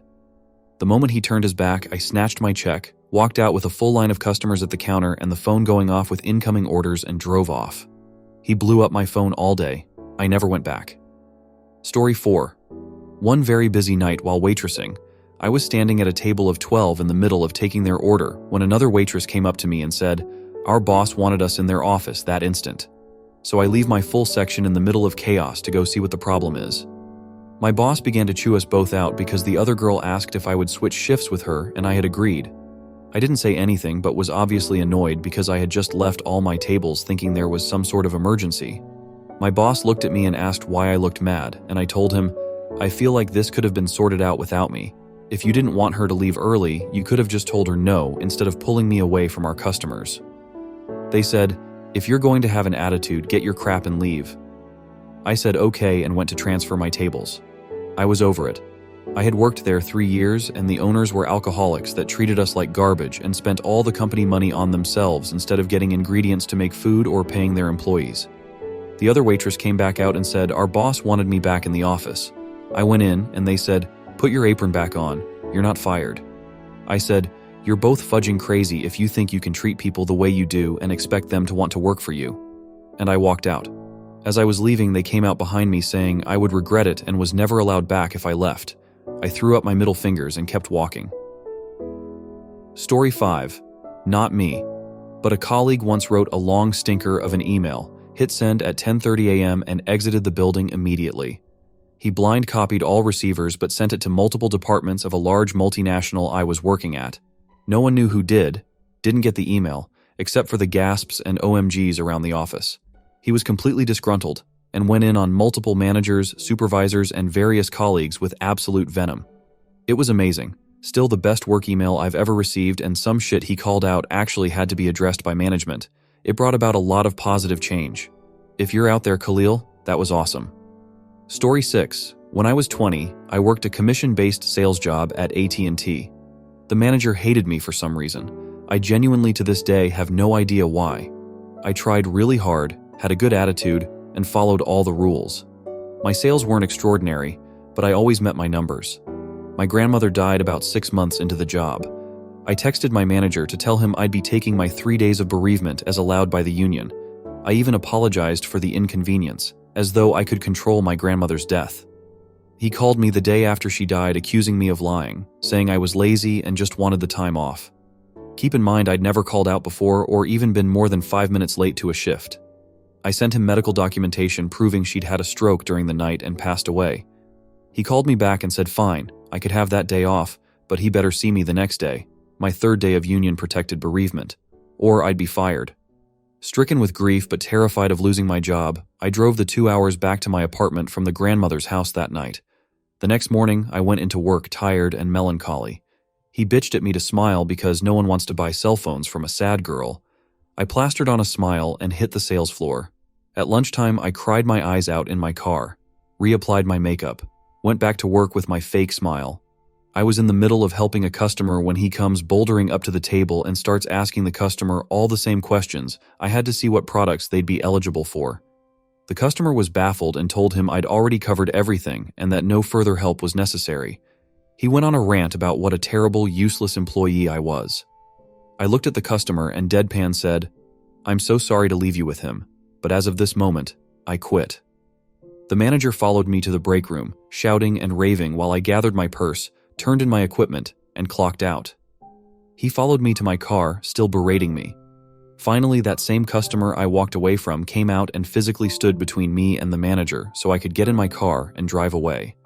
The manager proceeded to call me every day for a week and leave abusive voicemails about me missing shifts because he didn't accept my resignation. He even called me the day of my grandmother's funeral and said now that she'd been cremated, I had no excuse not to come back to work. There are two things to know before I tell this story. These events took place in the 1970s, in a third world country where justice is obtained with one's own hand and family, for better or worse, is unconditional. My maternal family on my grandmother's side is known in her town for having outbursts of anger, the kind that blurs vision and turns everything red, and a strong temper. No one in my family embodied these qualities more infamously than my great-grandmother, Mama Delia. Mama Delia was an implacable woman, violent with her words and her fists as well. With Mama Delia, my grandmother, her siblings, and later my father's generation, making a mistake, no matter how small, was a death sentence. Mama Delia was married to my great-grandfather, obviously, a magistrate of the Supreme Court of Justice of my country, and according to my father, a good man and highly respected by all. But the moment that he walked through the door of the house, his authority ended and my great-grandmother's tyrannical rule began. Nothing was done or undone without her will, and as you can imagine, my grandmother and her siblings resented her greatly. Mama Delia has been dead for 40 years now, but stories of her are still told at all family gatherings. They also say that everyone in my family, my grandmother, who if you knew her you would say I'm lying, she is a sweetheart, and her children, inherited her choleric gene that comes out from time to time in an explosive and memorable way. My great-grandparents had 4 sons, but only one is relevant in this story, Jose, not his real name. Jose was the second and the most rebellious of them all, the one who could not stand Mama Delia's mistreatment and he let her know it all the time. He was the only one who stood up to her and consequently, the one who suffered the most. It was when Jose turned 15 that he decided never again to let himself be mistreated or abused by her. And of course, Mama Delia had something to say about it. I don't know exactly the details, but something my uncle did that upset her deeply. Years before, Mama Delia would have responded with leashes and screaming. But since my uncle was already 15, he was taller and stronger than her mother, she had to resort to an alternative tactic. She decided to call a policeman to the house. And what was her instructions to the policeman? To give my uncle the beating of his life. That was the last day my great-uncle lived at his parents' house. But where I come from, family is the most important thing, impossible to escape. 4 years later, my great-grandparents had moved to their new house in another part of town. Next to them lived the Cordobis. The parents, normal people, but the son, Ruben, was another story. Ruben was about 25 years old. Ruben did not study, nor did he work or helped with household chores. I don't know for a fact, but I can imagine it. Ruben spent all his time and energy on 2 things: growing his muscle mass until he looked like an Andean Arnold Schwarzenegger, and insulting my grandparents every time he saw them walking down the street. My dad couldn't tell me why. Maybe Ruben was just like that, or maybe Mama Delia said or did something to him at some point. I wouldn't be surprised either. What he did tell me was that Ruben's aggressiveness towards my great-grandparents was so extreme that he wouldn't even let them walk on his side of the sidewalk, claiming it was his. My great-grandparents never did anything about it. My great-grandfather had his first child at 46, and my grandmother at 36, so they were already old by then, and for some mysterious reason, they never told anyone what was going on with Ruben either. This is where Jose comes in again. His relationship with his mother was strained and conflicted, which did not stop him from visiting them every so often to see his father and his 3 siblings. That day, my great-grandparents were returning home, and of course, Ruben's shouts, insults, and obscene rudeness were there to accompany them as they opened the door to their house. What he didn't count on was that Jose was arriving at the same moment and heard everything. The world went first black and then red. Like a worthy son of Mama Delia, Jose exploded. He lunged at Ruben 3 times. All 3 times with a blow to the face, Ruben knocked him effortlessly to the ground. Faced with such a beast, anyone else would have abandoned the fight. Jose did not. Jose was used to the pain, the blood, and the bruises that remained weeks later. Jose had lost his fear of confrontation years ago. Jose stood up one last time under Ruben's insults and taunts and charged him. I don't know how he did it, perhaps Ruben had let his guard down, but he managed to land a kick on his opponent's shin. Ruben did not fall to the ground completely, but he was destabilized. Ruben did not know it, but he had already lost. My great uncle climbed on his back, as if riding a mad bull at a fair, grabbed him by the head and slammed him repeatedly against the pavement. The smashed face, the teeth scattered on the ground, and the torrent of blood were not enough for Jose. What he did next was to grab Ruben by the hair and drag him up and down the street twice until my older great uncle stopped him. The story ends with Ruben in the hospital, his face unrecognizable and deformed, and my uncle disappearing for a week to avoid any kind of retaliation. Never again did my great-grandparents have problems with Ruben, although Jose's relationship with Mama Delia never improved despite what happened. My wife and I have 2 biological teenage sons, one older and one younger than our foster daughter. We have been fostering kids for many years, but the goal has always been to reunify the kids with their parents, which has happened successfully each time until now. 2 years ago we took in our foster daughter, now mid-teens. She had been through a lot and was labeled as a troubled kid, and not adoptable. I won't go into details, but the issue in this matter is that there are images of her going around amongst a certain community from before we took her in. We were informed by authorities about all of this before, so it's not like this came as a surprise after we got to know her. I'm not going to lie, it has not been easy. Our families have seen us struggle, but almost everyone has been super supportive. The first 5 to 6 months were the hardest. She didn't trust us, and she was angry at the world, rightfully so. Then one random night I got up in the middle of the night and unintentionally ended up scaring her shitless, and she had a full-blown panic attack. She was okay after a little while, but it was like something clicked for her that night. It was like she realized that we were on her side, and we watched her change from this angry and sad little girl to the ambitious young teenager we know today. It started with her telling us thank you for everything we did, small things like driving her to practice. And she said it with a smile on her face.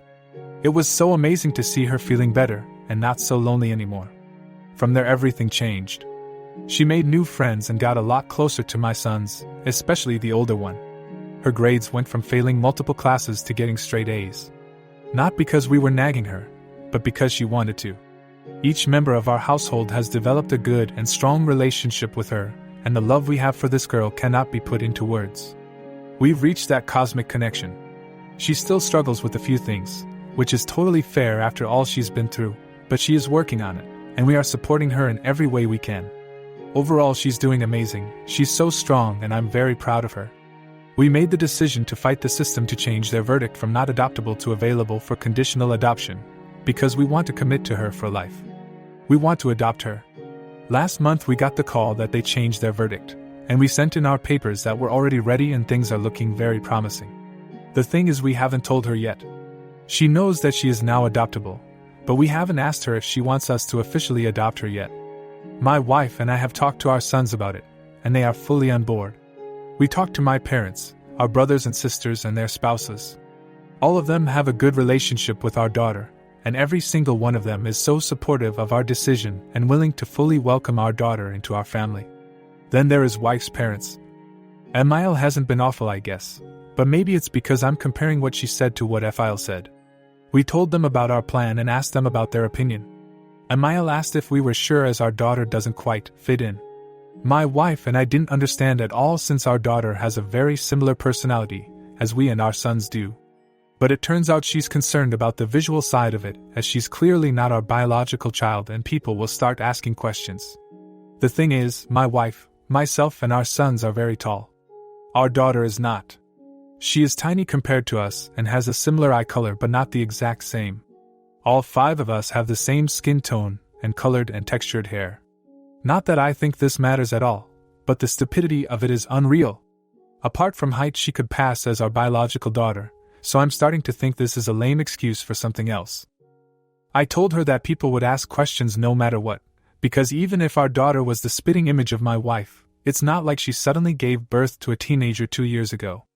And the answer to any question is very simple. She's adopted. Ta-da! It's not like it could ever become a secret now, so I don't get it. Emile didn't say much after that, but it was very clear she was not on board. Efile hadn't said anything, but he didn't seem excited at all. I asked for his opinion, and he just stared at us for a minute, and then he said, "Don't do this to yourself and our family." It's safe to say I was confused, but I had no idea what to say. After a few more seconds he went off. He started talking about their family name, And he didn't want that ruined by a little horse, and what would people think if they saw these images floating around on the internet? I was stunned. My wife couldn't find any words either and started crying before she just left. I didn't say a word while Ephial finished ranting, but 1,000 thoughts went through my head. Eventually he stopped talking and I still had trouble finding any words to say. I just told him, "You are sick," and I left too.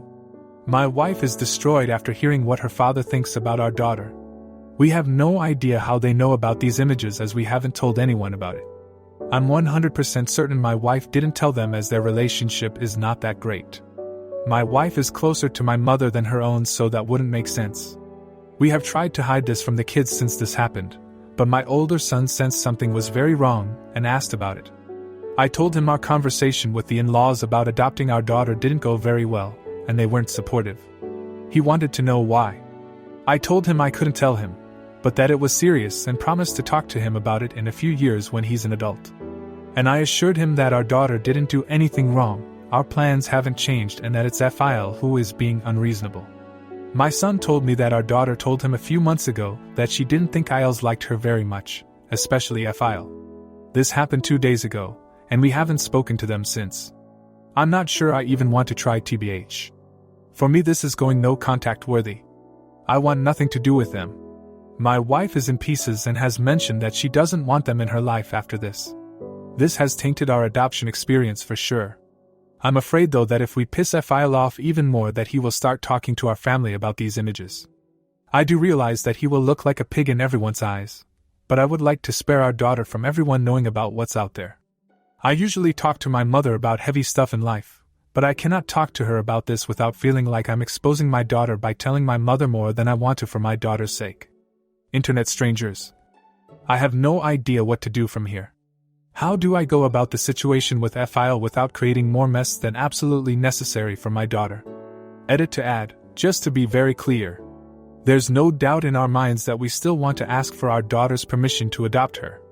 Our relationship with our daughter will not change no matter what Ephial does or does not do. I realized from the first couple of comments that it became unclear after the Ephial incident. Sorry about that. Another thing to note, I'm glad to see I'm not the only one possibly/hopefully reading too much into this. I think you have verified I'm not crazy. Wife and I had a brief talk after I posted and have decided to talk to her brothers and sister first about Ephial's comments. It will be a hard conversation, but it needs to happen. Before I could get to it, my wife told me she wants to report the situation with her father knowing about the images of our daughter. Right now we don't know what that looks like, but it has simply not been possible for him to gain this knowledge legally. There is a culprit for sure, but we will leave that to the authorities for now. Thank you for giving me a reality check. And thank you for your encouragement, we need it right now. 1 week later. I wasn't prepared for my last post to blow up like it did. I am so thankful for everyone's support. It can be hard to see how messy a situation is when you're in the middle of it, and so emotionally involved as I am. So I appreciate everyone pointing out a lot of worrying details. These last few days have been a whirlwind. I have realized how messed up the situation is, but at the same time, people around us have shown how far they are willing to go to protect our little girl and how loved she is. I got a lot of questions and this post will be a long one, but I will answer as best as I can. I'll break things up a little for clarity. In-laws and wife siblings. My wife and I decided to cut the ILs off completely. There is no coming back from this. We talked to her siblings about it to give them our side before they hear Ephial's messed up version. We told them what our daughter has been through, without giving details OFC. They don't normally show emotion that much, it's just how they were raised. But even my oldest BIL, who is the toughest of them, had to dry his eyes a few times during the conversation. Understandably. We told them about what happened with the ILs when we talked to them about adopting our daughter, and they were pissed. They agreed that this needed to be reported, and BILs wanted to be included in what was going on from there. Ephial and the legal situation. Long story short, both MIL and Ephial went in for questioning. For now, it looks like this happened through gossip. I'm not exactly sure if the authorities have figured out all the details yet, but I will stand back and let them do their job. Some of you mentioned that child victims of these sorts of crimes are often moved to new environments for their own safety and protection. This is the case with our daughter. But if there are leakages in the system, all that work will be for nothing, and the children who are promised a second chance at a normal life will have their whole lives ruined once again. That means this is a much bigger issue than this one incident. Law enforcement/investigators are taking this very seriously, and we do trust them. FIL's explanation and electronics. My BILs and I tried to talk to FIL about his opinion of my daughter. He did repeat what he said the other day and doubled down. FIL did use God and the Bible a lot as reasons for his opinion. I don't want to blame religion, because I know a lot of religious people who are amazing human beings, and none of them would ever say gross stuff like this. Oldest BIL gave FIL a lecture. He was told that it's more than enough that FIL's children think he is a misogynistic piece of shit. They don't need to think he's also a predator prying on young. There may or may not have been a threat or two mentioned about exposure. Seriously, this man, BIL, is the calmest, most loving human I have ever met. Every child in the family loves this guy. I have known him for almost 20 years, but that night he showed a side of him I had never seen before. I would have pissed myself if he was in my face like he was in FIL's. FIL willingly gave Ellie every single piece of electronic device to clear his name. Even every VHS tape was given up. If everything is clear, he will be given everything back, so hopefully he doesn't have anything to worry about. My lovely wife. I'm in GL, my wife is struggling. She is in pieces after her parents' reaction. They are wrong in every way possible and have been wrong in many other ways through the years, but it seems like this was her breaking point. Like she realized that there is no hope that her parents will ever become the parents she wished for. My parents have always known her relationship with her parents wasn't great, so they have stepped up for her a little differently than my siblings' partners. My wife has a good relationship with my parents, and I did give them a little heads up that there is stuff going on, and my wife is struggling. My mother has been coming by every day just to check in, to talk and to give my wife an extra hug. She made dinner a few times when we were busy, and my father has been giving the kids rides to either school or practice/games every day. They have taken a huge load of stress off my wife and me, so we could concentrate on what is going on right now without worrying about the kids. After a few days, we told them how inappropriately my FIL had been talking about our daughter. My parents know about our daughter's essay but nothing more and no details, and that we are cutting them off for good. My parents are awesome and they love my wife almost more than me and promised her to step in, not just for the kids but for her as well, so in time I believe my wife will be okay. We will get through this together. My wife and her siblings. I don't like the saying, the apple doesn't fall far from the tree. My wife and her siblings are the total opposites of their parents. They are amazing people and they are raising their kids to be amazing people. Their parents suck, but they came together and broke the circle. Sometimes the apple rolls away from the tree. The rest of the extended family. My wife and I are both close with all of our siblings, and we do live in a relatively small enough town that everyone knows everything about everyone BC of gossip. So we sort of had to include my siblings and our siblings' spouses. We told them a very short version of what was going on, that yes, we are cutting the ILs off because they are not supportive of our decision to adopt our daughter, and FIL had said some very rude and inappropriate stuff about our daughter and MIL was on his side, but out of respect for our daughter to please not ask questions without reasons. And we encourage everyone to come to us directly if there were any rumors or anything going on. Everyone is very supportive and they agree that our daughter deserves privacy and respect and that the ILs are assholes. Why we included so many people in our decision to adopt our daughter. I got a few skeptical but fair questions about why we asked for people's opinions about the adoption. I get the skepticism, and that is partially on me for not explaining that part very well. It was not so much that we wanted our extended family's opinion and approval, but more so that we knew where everyone was in regards to welcoming our daughter as a permanent member of our family. She is in her mid-teens and we have only known her for 2 years. That's a lot of life to live before coming into our lives. It's not the same as welcoming a baby or a toddler into the family. We never got to take her to the park to play with her brothers and her cousins when she was a child. She wasn't present at family birthdays growing up. We didn't experience her first day of school. Every Christmas Eve, when we were watching Home Alone with our boys growing up, she wasn't there. All of a sudden, there's an extra teenage niece/cousin/granddaughter, and that might not come naturally to everyone.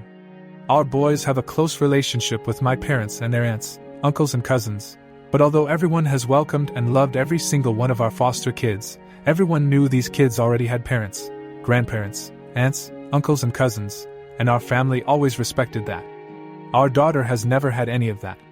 She was truly alone in this world when she came to us. She is now in the process of gaining a sh*t ton of family that she never had before. That's a lot to take in as a teenager. Our intent is to guide and help her as much as we can in her relationship with everyone in our family. But to do that, we need to know what kind of relationship our family is ready to have with her.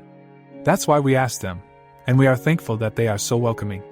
I know I said my wife isn't very close to her parents, but they did have a relationship before this shitstorm started, and they would become our daughter's grandparents. I don't know if it's right or wrong to include them given the relationship wasn't that great to begin with, but I'm glad we did so they had the chance to show their true colors before our daughter got the chance to bond with them as her grandparents. The dark side in general. I'm going to be very vague here. Partially to protect my daughter and partially because I simply don't have a lot of info. Our daughter was a part of a larger case/circle that was uncovered a few years ago. She went through this hell for years. The FBI was all over it when these people were discovered, and the people behind this case are in prison thanks to them. The problem is that the circles that are distributing the material are very complicated. Even though a lot of the material was found and locked down back then, given the amount of material and the time span, there is just no way they got it all. Sadly, this is the case in most cases when digital material reaches these online circles that distribute it worldwide. I do want to say I have so much respect for the people working on nailing these sick animals, as it is incredibly hard mentally to do what they do. Our daughter and this shitstorm. I have to admit, I don't know what is right and what is wrong to do about informing our daughter about what is going on. But we did ask our caseworker to have a meeting with our daughter's therapist so we can find the best way to go about this together. The four of us have had regular meetings these last 2 years to make sure we are all on the same page and work together. These people are awesome and put their hearts into what they do, so I'm sure we will figure this out as well. Our daughter's adoption process. After our daughter turned her whole life around and came out of her shell, we noticed more and more how well we fit together as a family. Don't get me wrong, my wife loves our boys, but it has been a whole new experience admiring her bonding with our daughter over girl stuff. I am a real dad jokes kind of dad. While our boys just laugh in my face when I bring my best work, our girl rolls her eyes and scoffs at me while trying to hide a smile. Our boys really know how to wrap their mother around their little finger, while I see right through them. But this girl melts my heart. Her please, combined with the puppy eyes, and I am sold while my wife is a hard ass. I guess that's what they mean when they talk about the typical difference between having boys and girls. Anyway, we brought it up with our caseworker last year that we were interested in adopting our girl. She walked us through what that would entail, and we were up for it. Our daughter has been talking to her therapist and her caseworker throughout the process of changing the verdict to available for adoption, and she knows we are wanting to adopt her, and we were only waiting for the last paperwork to go through before we could ask for a court date. And she has told both of them she wants us to adopt her. After all the mess she has been through, it's important to her to have a sense of control over her own life, so we did make sure she knew it was coming. But at the same time, we wanted to make this really special for her. That's why we chose to do it this way. The day after my post, our caseworker called to let us know that our paperwork had gone through. We arranged a family outing for the 5 of us. I'm not going to give too many details for our daughter's privacy, but we had such a great day together, and we asked for her permission, and guess what? She said yes. We laughed, we cried, it was overwhelming. It's finally official. We are adopting her. That same night, my wife and daughter were in the living room talking while I was working in the office. My wife called me into the living room, so I went in there to talk to them. And my girl asked me, "From now on, is it okay if I call you Dad?" Man, I did not expect this. I would be absolutely okay with her to keep using my name, but this is an honor. Of course I said yes, I'd be honored for her to call me Dad. When I dropped her off for practice the next day, it really hit me when she, in front of her friends and all, said, "Bye Dad, love you." I may or may not have shed a tear or two on my way home. Now we are mom and dad to 3. We don't have a court date yet, but it will probably be this summer or maybe this fall. We are thinking of having a huge adoption party when that happens, but our girl will decide what she wants when that time comes. What we do know is that we're looking forward to it regardless. College if adopted. We have been told our daughter will lose some privileges when it comes to college tuition when we adopt her. I haven't looked too much into it yet, as we are not there yet age-wise. But it's not something we are worrying about. We make more than enough to put all our kids through college. We will look more into it when it becomes relevant. Right now the adoption is more important than money.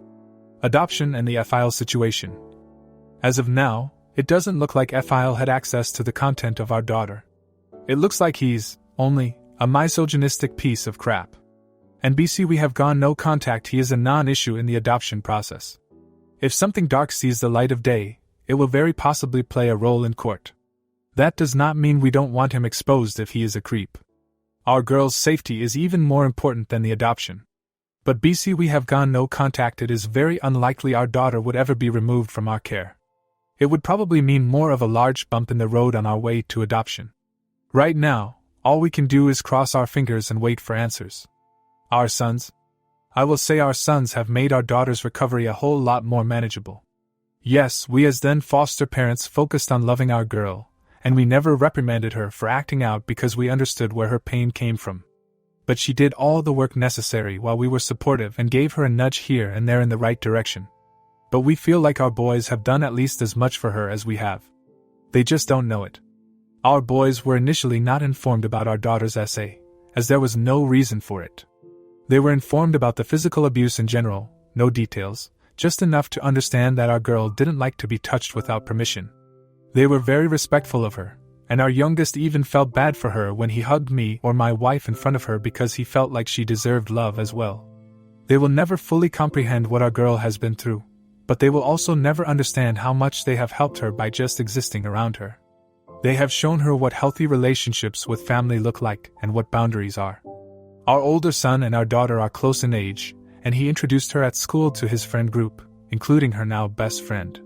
She has observed our boys a lot during her time with us, and they have played a huge role in teaching her how to live a worry-free teenage life. This has resulted in them having such a great sibling bond, and that melts my heart. I'm sure I have forgotten a few things, and there are a few questions I cannot answer, especially when it comes to investigations and other legal stuff. And I did change a few benign details to throw people off for privacy reasons to protect our girl. If there is update-worthy stuff later, when the investigations have been concluded, I may give it, but that won't happen for at least several months. For now, I just wanted to update you guys on our girl and assure you that she is okay. Thank you. I'm a single income earner with 2 kids and a wife, and I make a decent living at 85 KYR in an expensive area.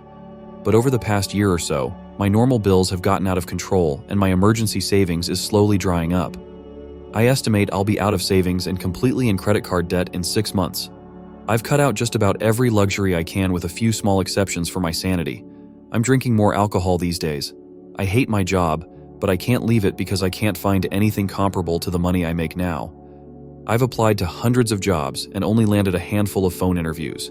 I'm trapped under a mortgage, raising a family, with seemingly no hope. I want to sell everything and move to a lower cost of living state before I lose the opportunity. But my wife doesn't want to leave her family. I've expressed my concerns with her, but she doesn't seem to register them. My parents moved in with us and sold their house while they look for a downsized house. But they are realizing they can't afford anything anymore, so they are stuck with us. I need help. I don't know what to do. If I give up, my whole family falls apart. This isn't easy to hear. At all. But you're being taken advantage of. Maybe subconsciously or out of ignorance, but it doesn't change the fact. Your income is nowhere near what is required today to support that whole family. The only advice or support I can give at the surface level is, this is not all on you, and you should never be made to feel that way no matter what. There is no secret fix here. You need support from the ones currently depending on you. You need to have a serious conversation with both your wife and your parents and tell all of them what you are telling us. You are one person trying to support 6 people. It's unsustainable. Your parents need to be paying 1/3 of all bills plus buying their own food. If your kids are school age, your wife needs to get at least a part-time job while they are in school. It's not fair to you that you're expected to support grown adults. Time to lay everything out in the open and set some ultimatums. I've told my wife multiple times. I actually just told her again this past weekend that I feel like I'm suffocating. Her response was along the lines of, "But look what we have here," pointing to the house and the yard and the kids. I know those things are worth fighting for, mainly the kids, which is why I'm still fighting. I hate to say it. Your parents are bozos. Their plan is to be taken care of in their old age by their son. The excuses are just salad dressing to make you swallow the frog whole. They don't have any inability to move to a low-cost place as they are retired. They just want to be pampered by you so they can't find a place. So, the other adults have to be put on a payment plan. Your wife and your parents need to be in the labor market. She said, but look what we have here. Sure, but she's not doing any of the fighting. Just enjoying the high life and putting the pulling of the load on your back. She doesn't need all that time to care for the kids. Your ma and pa can clean the house and cook the meals and shop the groceries. Actually, she has to do this if only because it puts your parents on the spot for pulling their weight. Have you told her that you're not going to have it much longer if things keep going the way they're going? If you're going into debt, your situation isn't sustainable. Are her parents helping financially? If not, they need to start. Either that, or they need to provide childcare while your wife works. Something needs to give. Also, make sure you're being specific with your wife. Saying, "I'm suffocating" isn't enough. Instead, say something like this: "I don't make enough money to support all of us. We're eating through our savings and can't make ends meet. Let's come up with a strategy as to how you and/or your parents can bring in more money in order to make our situation sustainable without putting more pressure on me." Hopefully that works. If not, your wife is nuts and kind of an asshole, and you'll need to reevaluate some things. But you can cross that bridge when you get there. P.S. Make sure your wife doesn't join an MLM. I'm assuming a lot here, but she seems kind of divorced from reality and might be susceptible to their tactics. Seems like it isn't clear to her that what you have here is not sustainable, as you're bleeding money. She should not expect you to fight for it. While doing nothing herself, she should be fighting just as hard. You might need to be more transparent with them regarding finances, so it sinks in. Make a budget together if you don't have one. Make your parents contribute a fair share to it as well. Then update everybody at least once a month what the situation is. Make them understand that if things will not change quickly, all savings will be gone and you will lose everything. Make a calculation on when that would be to help convince them, showing that it's nearer than they might think. My neighbor destroyed another neighbor's business because she abused kittens. Please hit the subscribe button. So a few months back, I found my cat Gigi on the street. He was so young, maybe a couple months old, so I felt as if I couldn't just leave him there. He also looked extremely malnourished, and it was so heartbreaking to see. Just in case he was an escaped kitten, I posted flyers all over the neighborhood and on lost pet forums for my area. Absolutely no one contacted me, so I took him to the vet and registered him as my pet. Vaccinated, chipped, and neutered when he was old enough. When I first found him, I thought he was a Russian blue. He looked exactly like them down to the face shape and eye color. As he got older, the stripes he has never faded like breeders said they would, so I abandoned the idea that he is a Russian blue. Besides, it's downright preposterous that an expensive breed of cat would be abandoned like that, right? Out of curiosity, even though he's legally my cat now, I decided to check the neighborhood watch and lost pet forums. That's when I found a post from one of my neighbors going absolutely nuclear on another neighbor, exposing her and her business. I'll call the nuclear neighbor Daisy and the total waste of air Karen. From what I read on Daisy's post, she feeds the local strays. There's one in particular, a tabby, that liked to hang out in her lawn. Her next-door neighbor, Karen, is a cat breeder, specifically for Russian blue cats. Karen hates Daisy because she feeds the strays and was worried about them ruining her business. One day, Daisy hears screaming coming from Karen's house, sounds of objects being thrown, general commotion. She stepped outside, ready to call the police, believing it to be a domestic disturbance. Instead, she watched Karen chase the tabby out of her house, smacking it with a broom and trying to kill it. They get into an argument, which prompts Daisy to write about it for the first time on the neighborhood watch. About 4 or 5 months later, there's more disturbance at Karen's house, yelling, screaming, bumping around. Once again, Daisy steps outside to see if they need help and sees Karen angrily stomping out of her house with a box. She walks down the street a bit and Daisy discreetly follows her. Karen reaches the tiny playground in the neighborhood and throws the box into the bushes.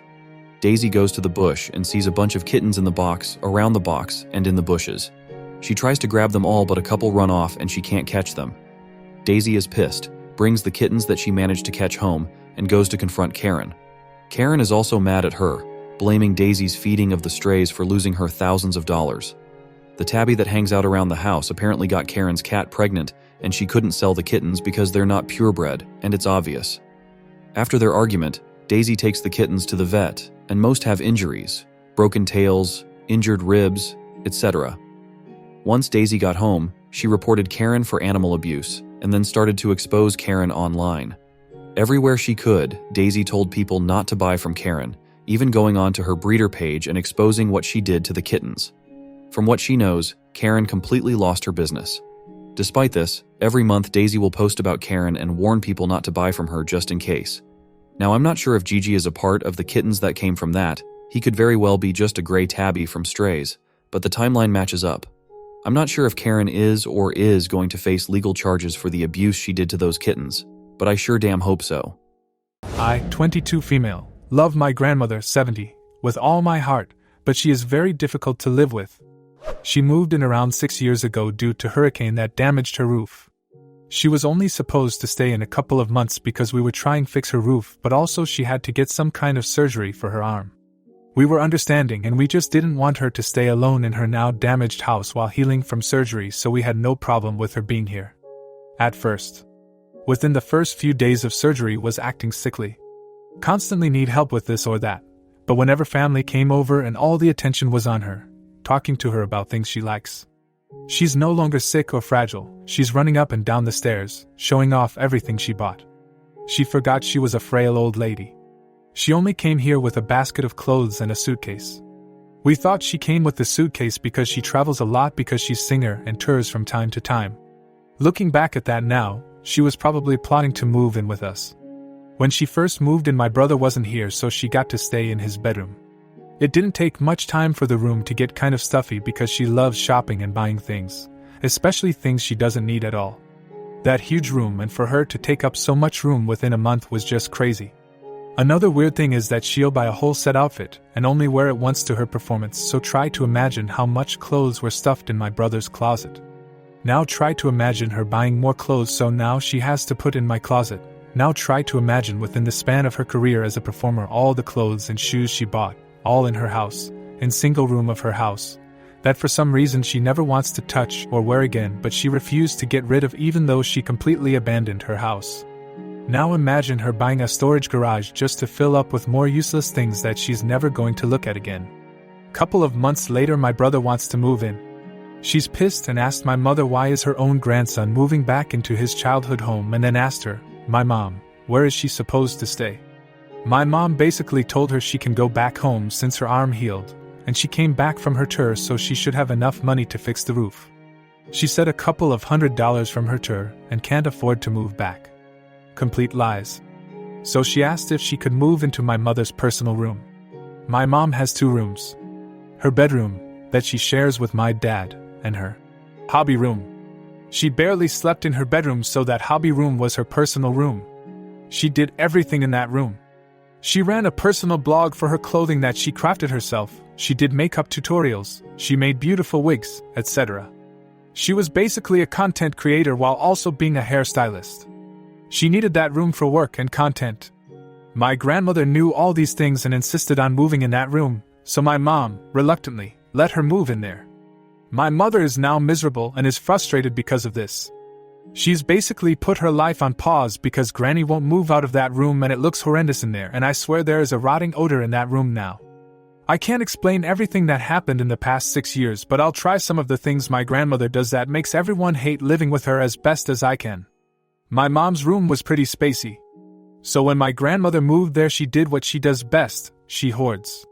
We can't even fit in that room anymore. There's only a small space to walk in and out of. There's some weird rotting smell in that room, but I think it's either from piles of clothes or the fact that my grandmother showers only once a month.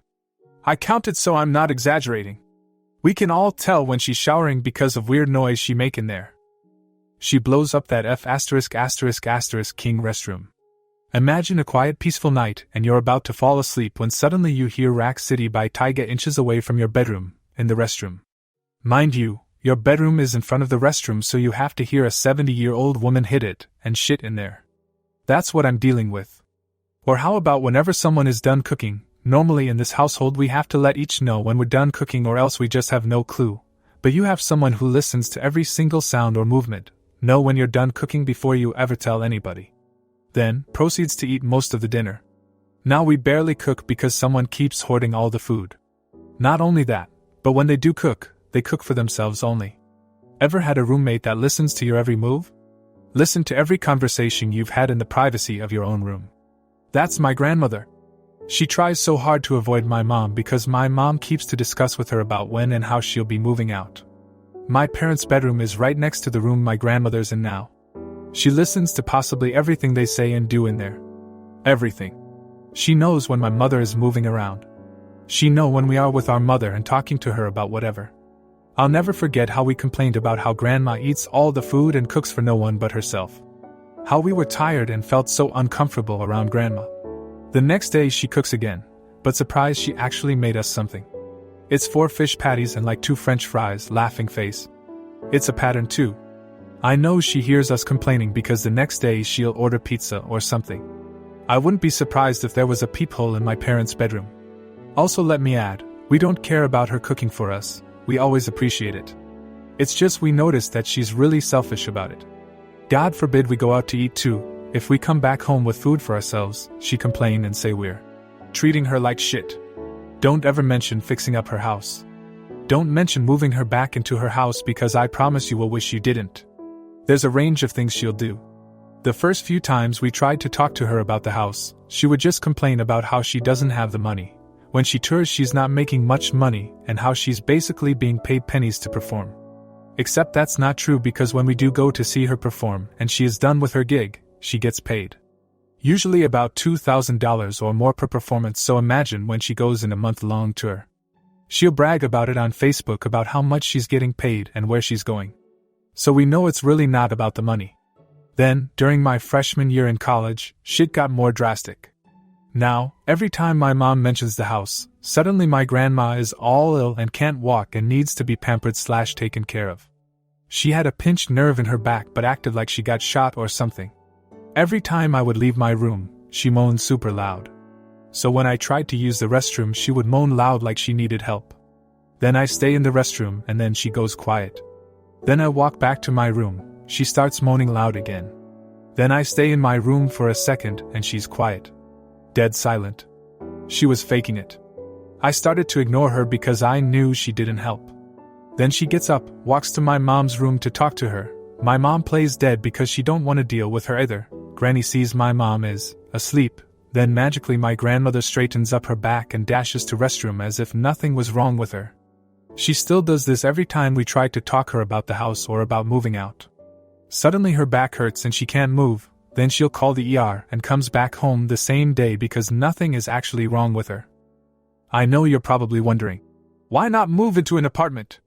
She's Miss Rich Bitch, so why not tell her to move into an apartment? We tried. It didn't work. Actually, she was the one that kept insisting to move into an apartment, since she knew we wanted her out the house. She said that in an argument with my mom, and my mom actually took her to go shopping around for apartments the next day. Granny just had to double it, I guess, because as soon they found the nearest apartments, Grandma said she needs to go to the ER, she think her blood pressure rising. So full of shit. So now you're wondering, why not get her to move in with someone else? We tried that too. We regret that so much. Grandma, finally, contacted my uncle because suddenly she gives a shit about her only great-grandchild. She spends the whole day there, then comes back home with some bullshit. She told our uncle that she was getting mistreated and that my mom going to kick her out and leave out in the streets. My uncle for some reason believes, despite knowing how narcissistic she is, and starts a whole argument with my mom. My mom explains to my uncle what is actually happening, and he's dumbfounded to find out his mother is doing what she does best. Then he offers to my grandmother a room in his house if she ever leaves ours. My grandmother later refused because there isn't a nearby airport, and nowhere she can shop at. We are all somehow still dumbfounded at her consistent self-centered, narcissistic and self-serving personality. That wasn't even the only time she went around accusing us of mistreating her. When the ER came to our house during one of her fake episodes, she told one of the people taking her to the hospital that she was so sick and she hasn't eaten in days, she said. We were all about to shit ourselves. My ass was starting to hurt from how tight I clenching it. We just couldn't believe she would say that. We were cooking for her, heating up soups for her, buying electrolyte water for her. We were taking full care of her, and that's what she decided to do. Throw us under the bus for no reason. Luckily nothing happened after that, but she still does from time to time complain to someone that we're trying to throw her out to the streets. She loves playing a victim. Unsurprisingly, she also wasn't a good mother to both her children and pets. The best way I can describe her relationship with my mom is pretty much that movie, Mommy Dearest, because she treated her daughter like shit when my mother was a child. My grandmother always made sure she had the best clothes, shoes, and hairdos, while her children struggled constantly. She abused my mother the most. She would find any reason to hurt her. As my mother got older and my grandma got none the wiser, my grandmother was expecting everyone to treat her like a celebrity. She's still like this. She thinks she paid her dues, and believes now that she is fully entitled to live here with us despite everyone wanting her out. She fully expects everyone to take care of her, even if she mistreats them. For pets, I don't even understand. She'll get a pet, takes care of it for a while, pets grows old, Granny now hates pet and wants it to die. Why even own one if you're going to be like that? Her last dog also lived with us until her pet dog, passed away. She despised that dog. She literally wanted that dog to die. The first time her dog was sick, she did absolutely nothing to help it. We had to take care of her dog because she wouldn't. Turns out it had a treatable infection and it was taken care of. She just went back to resenting her dog. We get a new dog and Grandma just grew to resent her dog even more. We pretty much cared for her pet dog until she unfortunately passed. Grandma didn't really care and was basically being theatrical with her grief. Just the worst. When her pet was alive and we had our own pet dog, she would try and take care of our dog while completely alienating her own. She's just awful. She insults everyone and is extremely bigoted. She loves degrading others over their appearance while not looking too good herself. She loves making fun of overweight people, despite gaining over 50 pounds within a few years. She also forgot her grandchildren are also pretty overweight ourselves. She'll smile and call me pretty and my brother handsome, but she'll insult her other 2 grandchildren who don't have to deal with her. Send help. Back in high school, I struggled hard. I had a stepdad who adopted me and then ignored me my whole life, and a mom who was wrapped up in making his life perfect.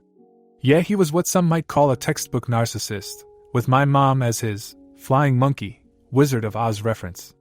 Anyway, school was a difficult time for me, and I had a lot of anxiety and a hard time focusing. I attended all my classes, and was always doing very well on my assignments, but had trouble completing them. My guidance counselor was the same all through high school, and every year would start with a meeting with her, and I would explain I needed more help because I was struggling to focus. She brushed me off every time, stating that I obviously wasn't trying hard enough because I had no excuse, since my stepdad, adopted dad, was a social worker for the school board and personal friend of hers. Yet it was awful. At the end of high school we had our obligatory meeting about what colleges/universities or trade schools to apply to. I told her I was interested in psychology, and would like to be a counselor or to teach psychology. This woman scoffed. Literally scoffed at me. She said, and I quote, "Please do not apply to university. It would be a huge disappointment for you. You are not university material, and you may be better with a community college or even certificate in administration." Now let me say there is nothing wrong with going to community college or getting a certificate in something. Nothing at all. But this woman's words would haunt me my whole life. I wanted to pursue something I was very interested in, and she essentially told me I wasn't smart enough or capable enough to do it. Fast forward to my late 20s. I worked at a variety of small jobs here and there and became very depressed. I finally decided one day that I'm applying for university. Well, I got in and I graduated with honors. So I went to Teachers College for another bachelor degree. Again, graduated with honors. And about 5 years ago, I finally finished my master's in behavioral psychology. 2 years ago stepdad died, and who was at the visitation? My old guidance counselor. She came right over and started talking to me immediately like she knew me, like we're old friends. I cut her off and said, "I'm so sorry, you must be confusing me with someone else." She looked absolutely shocked and said, "I was your guidance counselor for 4 years. And I just shook my head and gave the best blank look I could give, shrugged and said, "Sorry, I honestly don't remember you." When I left, she looked a bit confused and disappointed. I think she had hoped for me to have all of these good memories of her, how helpful she was to me as a teen. But nope. I wanted her to feel that she was nothing to me. Had zero effect, even though she did affect me. I wasn't letting her know that. I felt pretty good about that. Edit. To anyone wondering, I now teach psychology to future counselors. So I'm doing what I originally wanted, and that made this so much sweeter. Second edit. My mom had run into her a few times at the grocery store before this, and has bragged about my accomplishments, so I didn't have to tell her about them. She knew I was successful. Since she already knew, I pretended she was nobody to me, to ensure she understood she contributed nothing. Also those who say she helped me in the end and she was right. No. I asked her to help me for 4 years and got nothing. She laughed at my dreams and goals. She did not do her job. She failed as a guidance counselor and, frankly, also as a decent human being.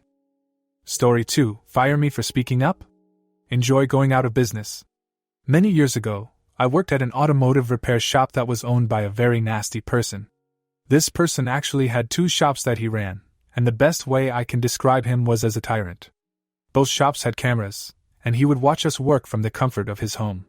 If he saw something he didn't like, such as taking a 5-minute smoke break, or not sweeping for half a minute during downtime, or if he just wanted to bust balls, he would call the shop and harass us. Or better yet, at times, show up and harass us in person. In addition, he would regularly berate us for no reason, threaten to not pay us because the shops weren't busy, and would have an absolute meltdown if you dared question his authority. It was spectacular, in the worst of ways. After working for him for a few months, and dealing with his shenanigans, and getting sick of pointless arguments with him, I started reconsidering my employment there.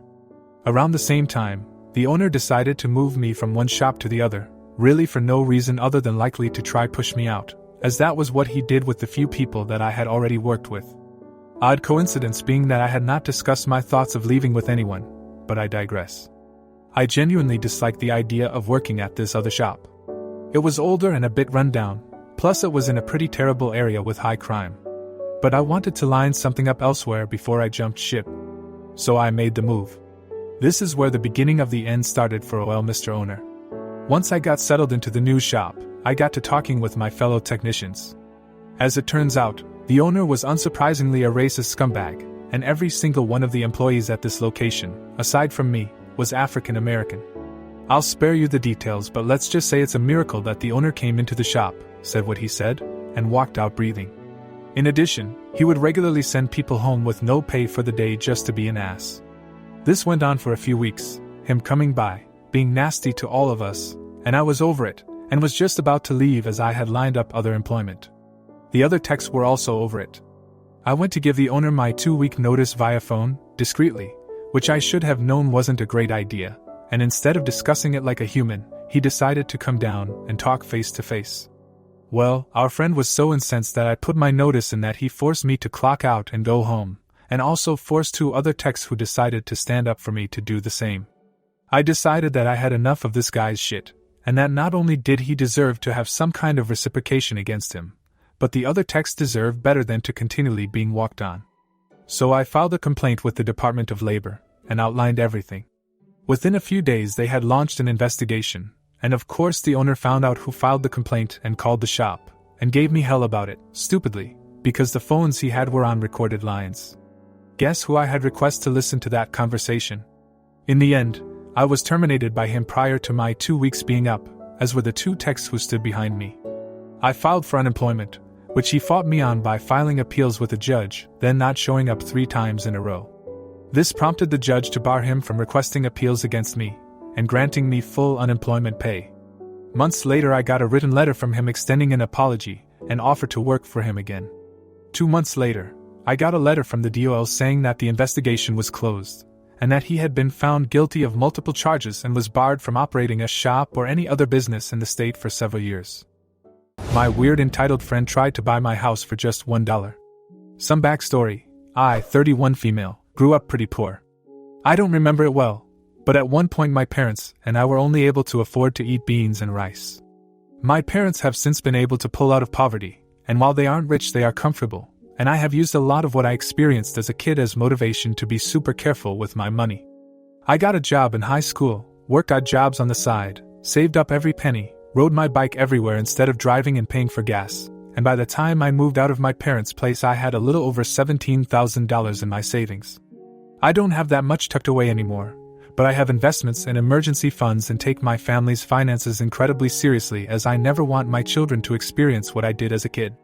Mine and my husband's financial choices afforded us the opportunity to purchase a home in the beginning of 2015, which we bought 50-50 with his mother. He paid his half up front, I made a large down payment, and his mother covered the rest with an escrow agreement that I would pay off what she had purchased. I have since completely paid my half, and the house is fully owned by myself and my husband. It's a 4-bedroom, 1.5 bath, 2-story home with a finished basement, attached 2-car garage, on a double lot. We got the house for an absolute steal at only $118,000, for sale by owners. Since purchasing, we have installed a fence, updated the oven, washer and dryer, water heater, furnace, and paid for materials to have all the interior rooms repainted. The only updates it needs are purely cosmetic, as the exterior paint is an ugly brown-pink color, which we have started repainting and need to finish. The hardwood floors have some distortion due to it being a 100-plus-year-old house and us having dogs when we lived there, and the bathroom could use an update, but structurally speaking doesn't need one. Needless to say, on a scale of 1 to 5, with 1 being tear down the house and start over, and 5 being it's ready to put on the market to sell for $300,000 today. The house is sitting at a 3.5 to 4.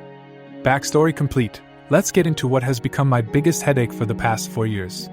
I have a friend, let's call her Carly, 27 female, who had incredibly similar experiences to me growing up, but struggles with finances and has never seemed to get the hang of keeping any sort of savings over $50 at a time. I'm not sure if it's a lack of self-control, or that she's simply too focused in the moment when she gets paid and doesn't think to look in the long term, but she consistently makes her lack of funds everyone else's problem. I don't blame her for having issues with money, as learning to create a budget isn't exactly taught in school, and it took me years to learn to find a healthy balance, and the freedom of being able to buy whatever you want with no restrictions is super tempting, but at some point you have to learn to take responsibility. During the course of our friendship, I have helped her build countless budgets based off of my own. I made roughly the same amount of money as her, but each time they failed, for whatever reason. We tried different ways to try to trick her brain into realizing that money sitting in her account wasn't to be touched, as everything needed to be used for bills, etc., and each time she would wind up still using every penny. It finally came to the point where I refused to help her with her budget anymore, because she never listens to my advice, and when I pointed out the easiest and fastest method to get her spending under control was to get a payee, she said she didn't need to be treated like a child who receives an allowance. Fair enough. I washed my hands of that topic. Carly moved out of her mom's house a little over 6 years ago and into a mutual friend's place. Let's call her Tia, 27 female. As far as I have been told by Tia, Carly paid little to nothing in rent, even though they both worked at the same company and made close to the same salary. Carly's living space was an absolute disaster. She moved into the basement, and it was lucky if there was even a walkway to get to the washer and dryer.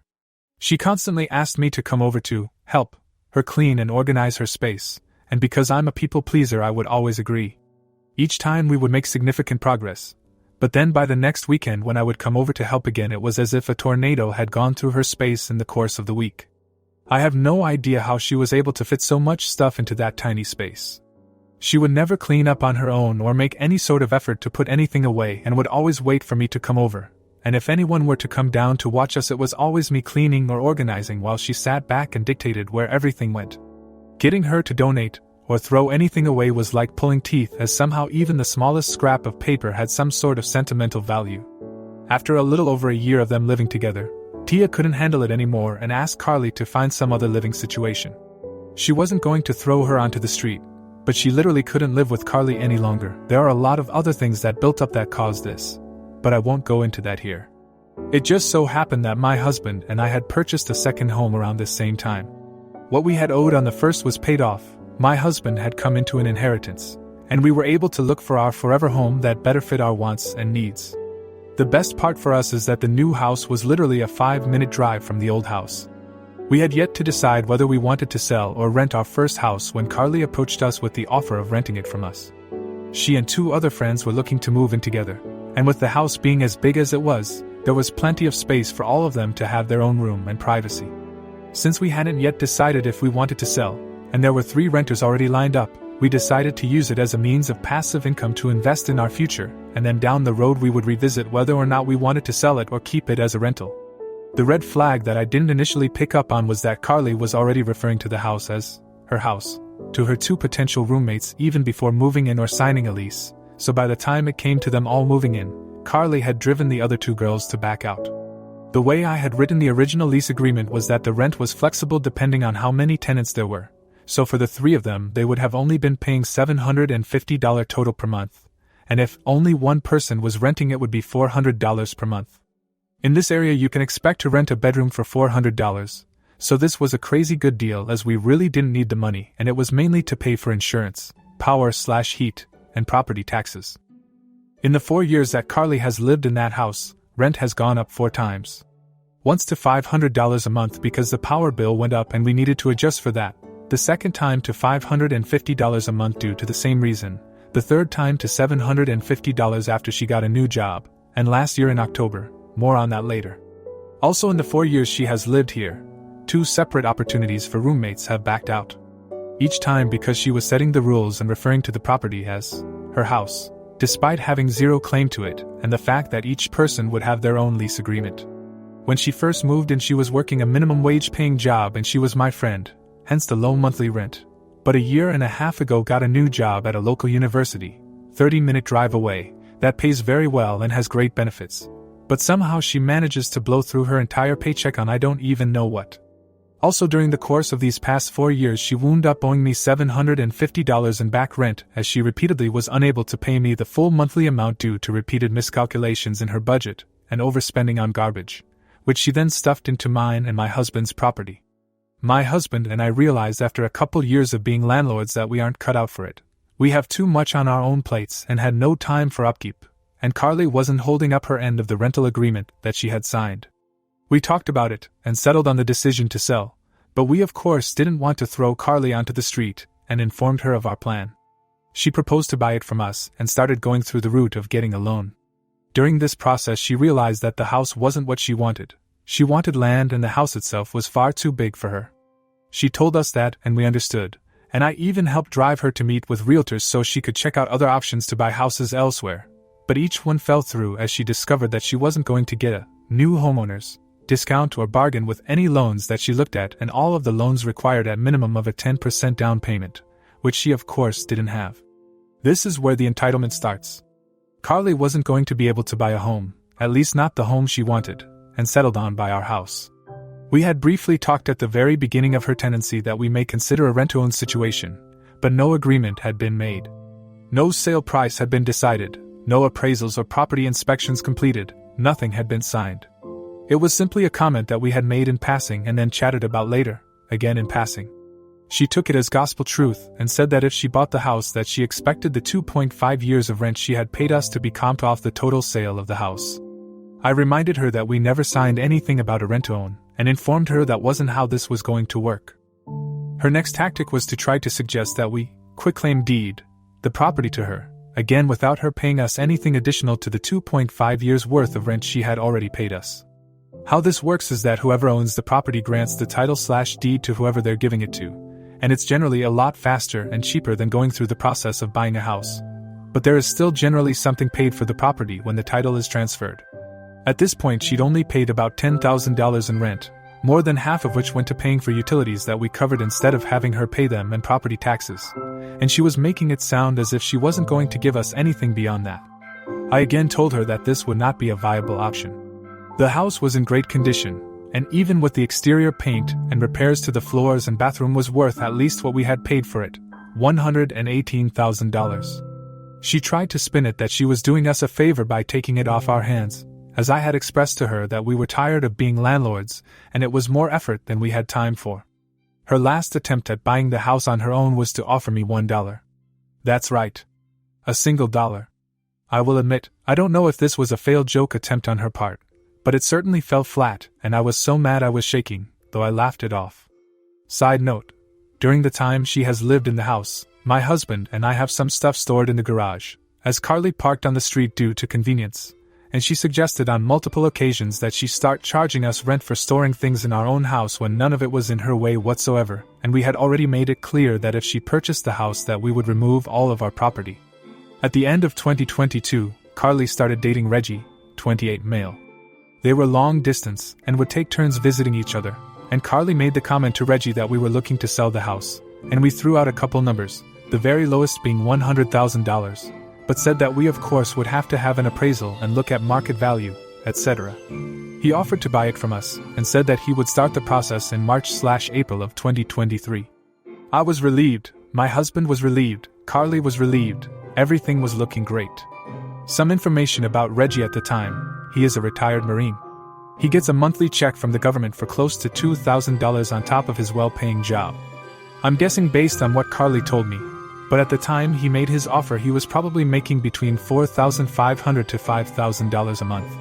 When March/April came around, Carly and Reggie informed us that he would not be able to afford paying both his rent where he lived and a monthly mortgage payment, and wouldn't be able to start the purchase process then, but would start the purchase process in October instead when he planned to move in with Carly. Before Reggie moved in, an ex-friend offered to rent a room in the house from Carly, and pay her despite subletting being clearly stated in the lease agreement as prohibited. Carly so, generously, offered to pay us some of the amount that she was paid. The agreement fell through and the friend did not stay in the room. I'm not exactly sure why he chose to do things the way he did, but Reggie didn't start the purchase process at all until after he had moved and quit his job, meaning the only source of income he had to show to a mortgage company was the monthly stipend from the government, which even with a veteran's loan doesn't work as proof of income. When he moved in, rent increased to $1,000 a month, which is still undervalued for the size of the home, and a brand new rental agreement was written and signed stating that if they had not started the buying process to purchase the house from us by mid-April of 2024 that we would not be renewing the lease nor would we work with them on month-to-month rental options. As myself and my husband are completely and totally over this mess. We also stated in the rental agreement that we were not going to list the house for sale as a sign of good faith to allow Reggie and Carly first choice on the house to buy it. Here's a rapid-fire list of things that have happened since October. Reggie paid the $750 that Carly owed to me in back rent. Carly and Reggie informed us at some point either late November or early December that they would not be buying the house as the repairs required amounted to more than $50,000. I don't know where they got this number, as I have budgeted on multiple occasions to redo the flooring and it would be less than $15,000 to redo the entire house, nor would repainting cost more than a few thousand, or the bathroom remodel, as they intended to do the work themselves. We repaired the major damage in the bathroom recently for less than $500. They could not acquire rental housing due to having 3 cats and will indeed be staying in the house. We informed them we are not renewing the lease and reiterated our reasoning. I made the mistake of telling Carly what we owed on our mortgage and they turned around and offered us $50,000 to buy the house from us, less than 1/3 the market value of the house if we sold it, as is. We politely declined and then promptly went home and screamed into pillows. They have repeatedly told Tia that they are desperate for money to the point of debating setting up a GoFundMe, all the while Carly has gotten 2 brand new tattoos in the past year, and has an international trip she has paid for in full that she is going on at the end of March, and Reggie has still not acquired even a part-time job.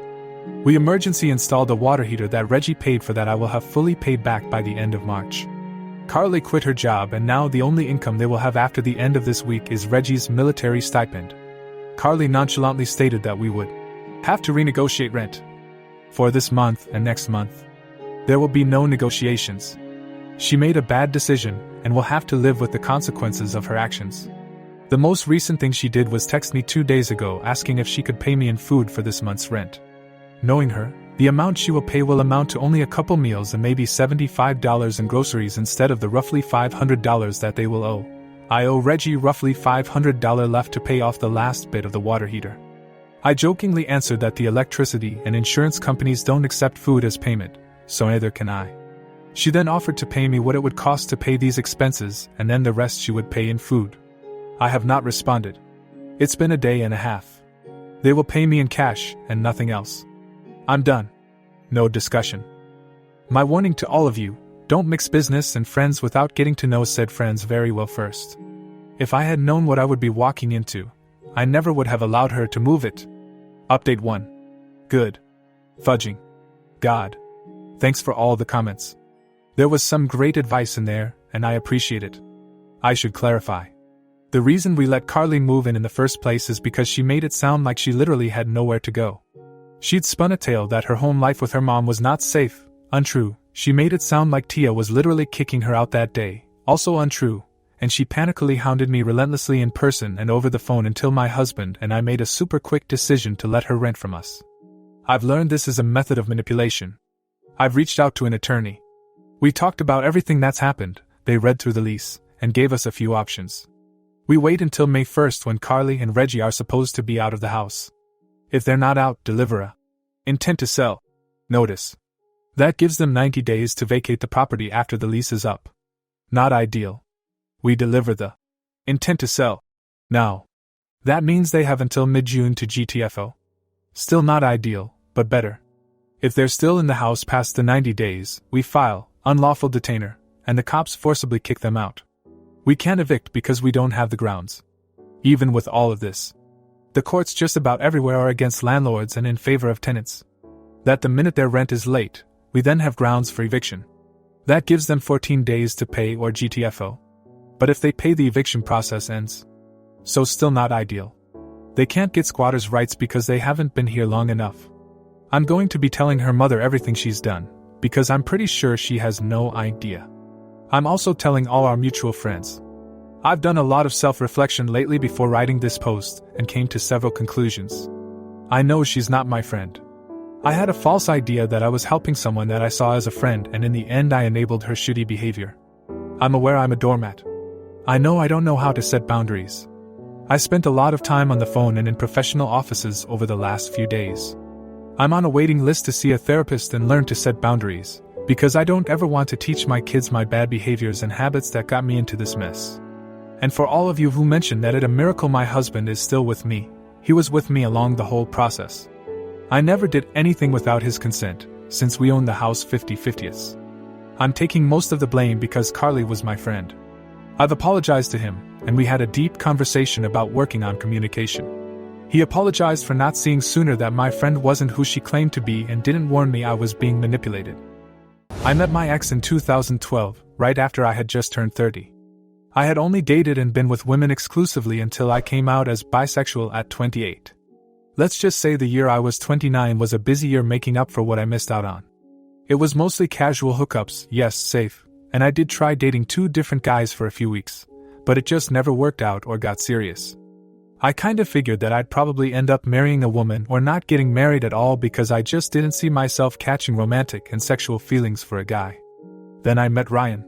From the first date, it was just like the only other time in my life I had fallen in love. Butterflies, constantly thinking about him, wanting to spend every moment with him. He fell for me hard too, and we became an item, though he did say while he considered my bisexuality a turn-on, because he had a thing for straight guys, it also gave him pause because of my desires for the opposite sex and his concern it may lead me astray. I thought about it and understood it was a legitimate worry, but assured him that I couldn't even think about anyone else because I was really into him. Note, I knew he was the one by the end of the first month and I was in love, but I wasn't going to say these things too soon and risk scaring him off. On our first date, he admitted to me that he was legally blind due to a genetic disorder and that it was progressive, and eventually he would only have a sliver of his peripheral vision. He immediately said he understood if I didn't want to see him again because no other guy had wanted to date him and be his driver all of the time. I grew up with a brother in a wheelchair who never learned how to walk or talk to misdiagnosed meningitis at 6 months old back in the 70s.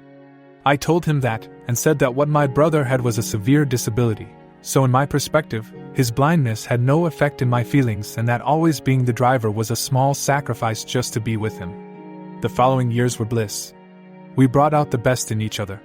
My family, who was surprised, but very supportive when I came out, adored Ryan and treated him like family and said that I acted happier since we'd been together. When I met him, he was working part-time in retail and had done very poorly in high school because he lost a lot of his confidence as his vision deteriorated. I told him that one thing I did insist on was that he do something with his life because he had too much to offer and that I would help.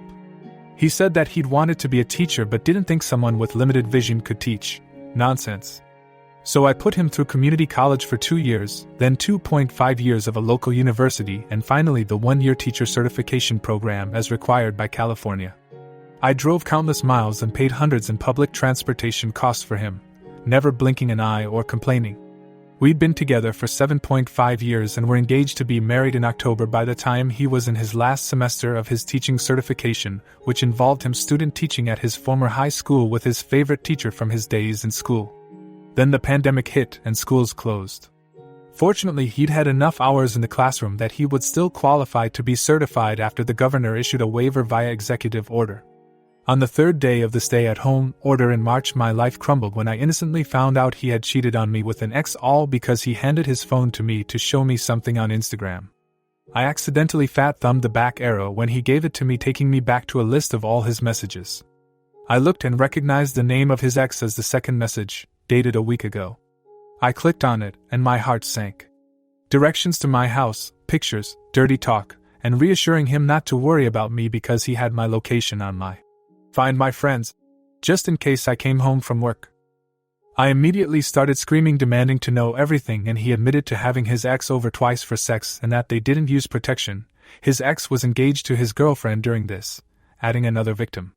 Then he admitted to sleeping with his straight but curious recently single cousin, by marriage, twice, again no protection.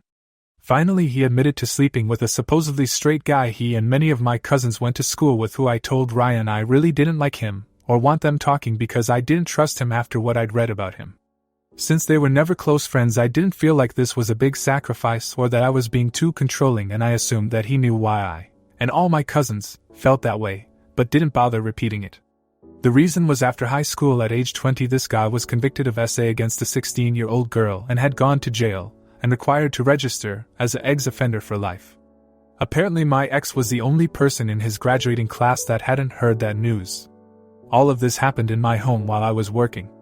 We spent the whole weekend crying, with me asking over and over why, and him repeatedly crying and saying he just didn't know and that he felt terrible.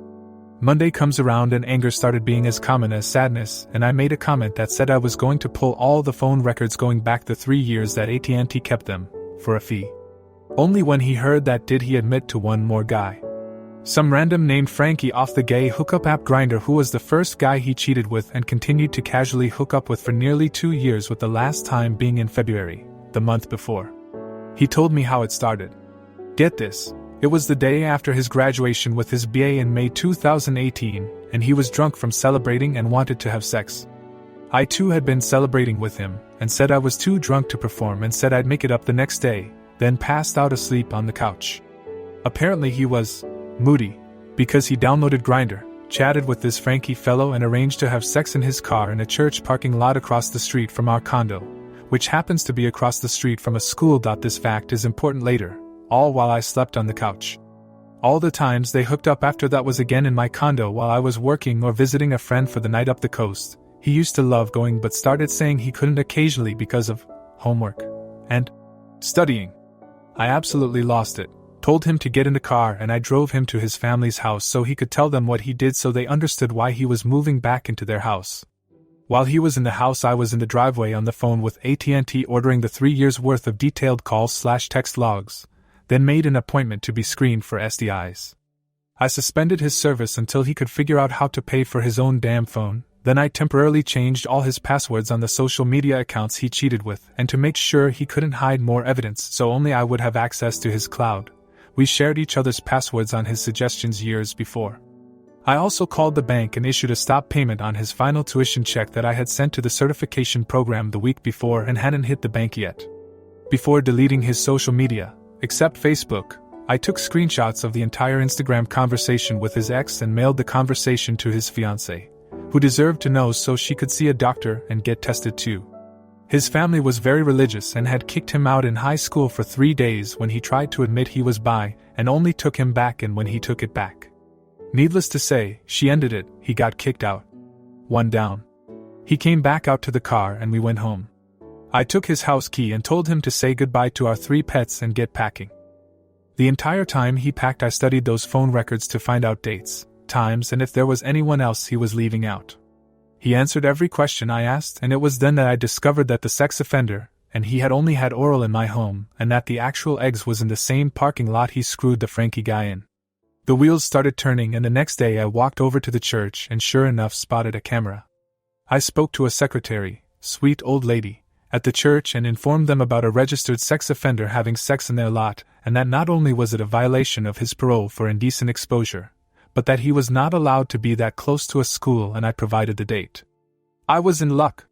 They had a digital 2-year loop system that started deleting day by day after it had been retained for 2 years. It was April 2020, and he first cheated with Frankie in May 2018, and the sex offender was in April 2019. I told them I was filing a police report, and that probation would require a copy of it eventually. They said they would save the file and allowed me a thumb drive of both days to submit with my police report. Within a month, the sex offender was locked up again. 2 down. I also filed a police report against the Frankie guy. The police said it was a relatively minor infraction, but since it was across from a school playground and skate park, they would follow up, but there would be no jail time. I researched the hell out of Frankie and called him to confront him. He was smug and admitted to knowing about me the whole time. What he didn't know is that I had found out he had a job that required a security clearance, and he had several judgments against him and collection agencies had been looking for him. Best dollar I ever spent on a data collection site. I didn't know why they couldn't find him and just garnish his wages, but it ends up he was Hispanic and had 2 last names and was a junior, plus he frequently by his middle name Francisco, Frankie for short. So he got lost in the paperwork confusion.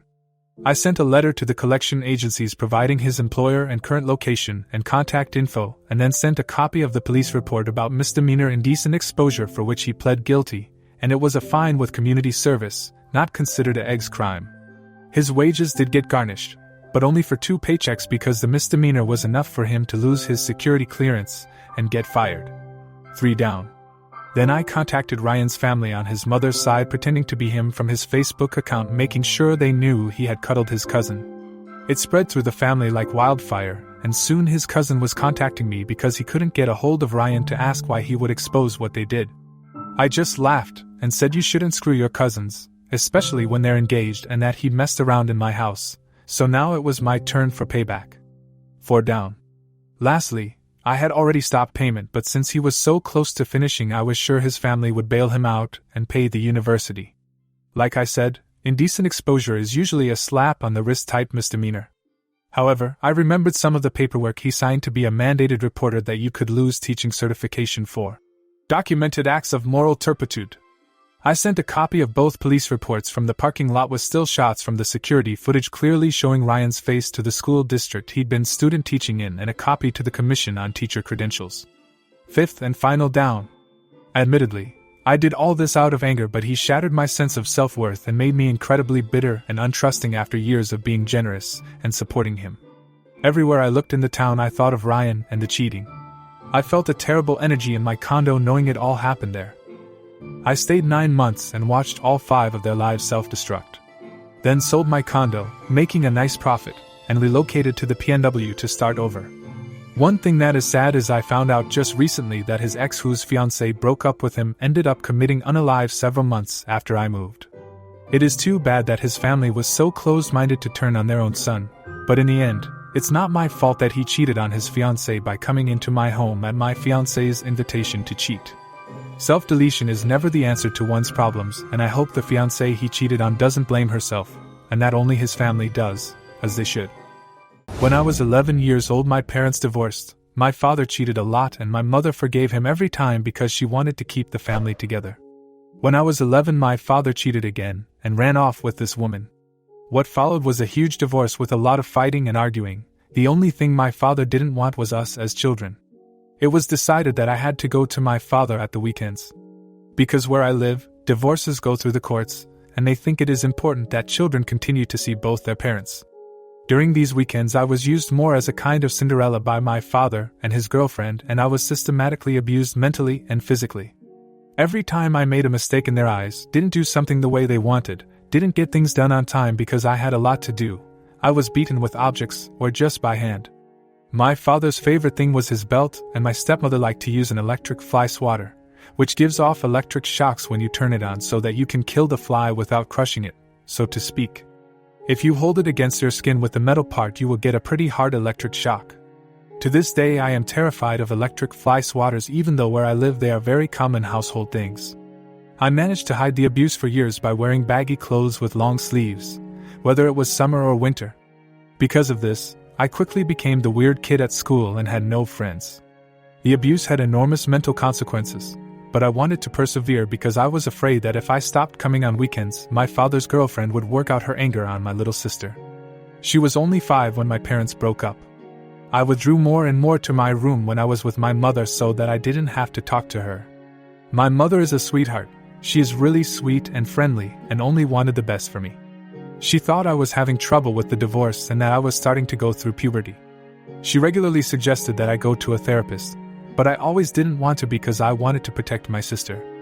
When I was 16, my gym teacher found out about the bruises because I suffered an injury during sports class, and she had to look at my legs. As a result, child protection was immediately called to see that I was covered in bruises. My mother was so shocked that she kept me and my sister at home from that moment on. The judge decided that the contact arrangements were terminated and that we as children no longer had to visit my father. My father has always blamed me for the fact that he no longer sees his children. He called me a bad daughter, and I should never have told anyone what happened in our home. He felt that it was no one's business, and that it was bad parenting. That it would make me hard and grow up to be a strong woman who could serve her husband in this way. That if I behaved better and did what I was told, I wouldn't have to be beaten. 10 years have passed since then. Because of what happened, and we lived in a small village, everyone knows what happened and he and what his now wife did to me. I moved far away from them and cut off all contact with him. I went to therapy to learn to deal with everything. I have a very sweet partner who supports me and also helps me to overcome my fears that I developed because of my father. I regularly have panic attacks at home, and am afraid of being home alone. We bought a video doorbell so I can see who is at the door without having to go to the door because I'm afraid he will find out my address and come to see me. He has already tried to find out my address a few times through my sister, since she has been in contact with him again for a few years.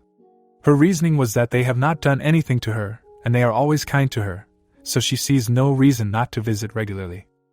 Recently I received a letter from my father through my sister in which he demanded that I apologize for my behavior, and that because of me the entire village thinks he is a disgrace. In the letter he said that he is getting older, and his hearing and vision are getting worse. He demands that I apologize to him, and that I introduce him to my partner, who really doesn't want that because he knows my entire history. He thinks he has been a good father, and that being raised by my mother has made me soft, and that I am a bad woman now that I am pursuing a career outside the home in biology. My sister tells me that I should just say sorry and that he will really leave me alone afterwards.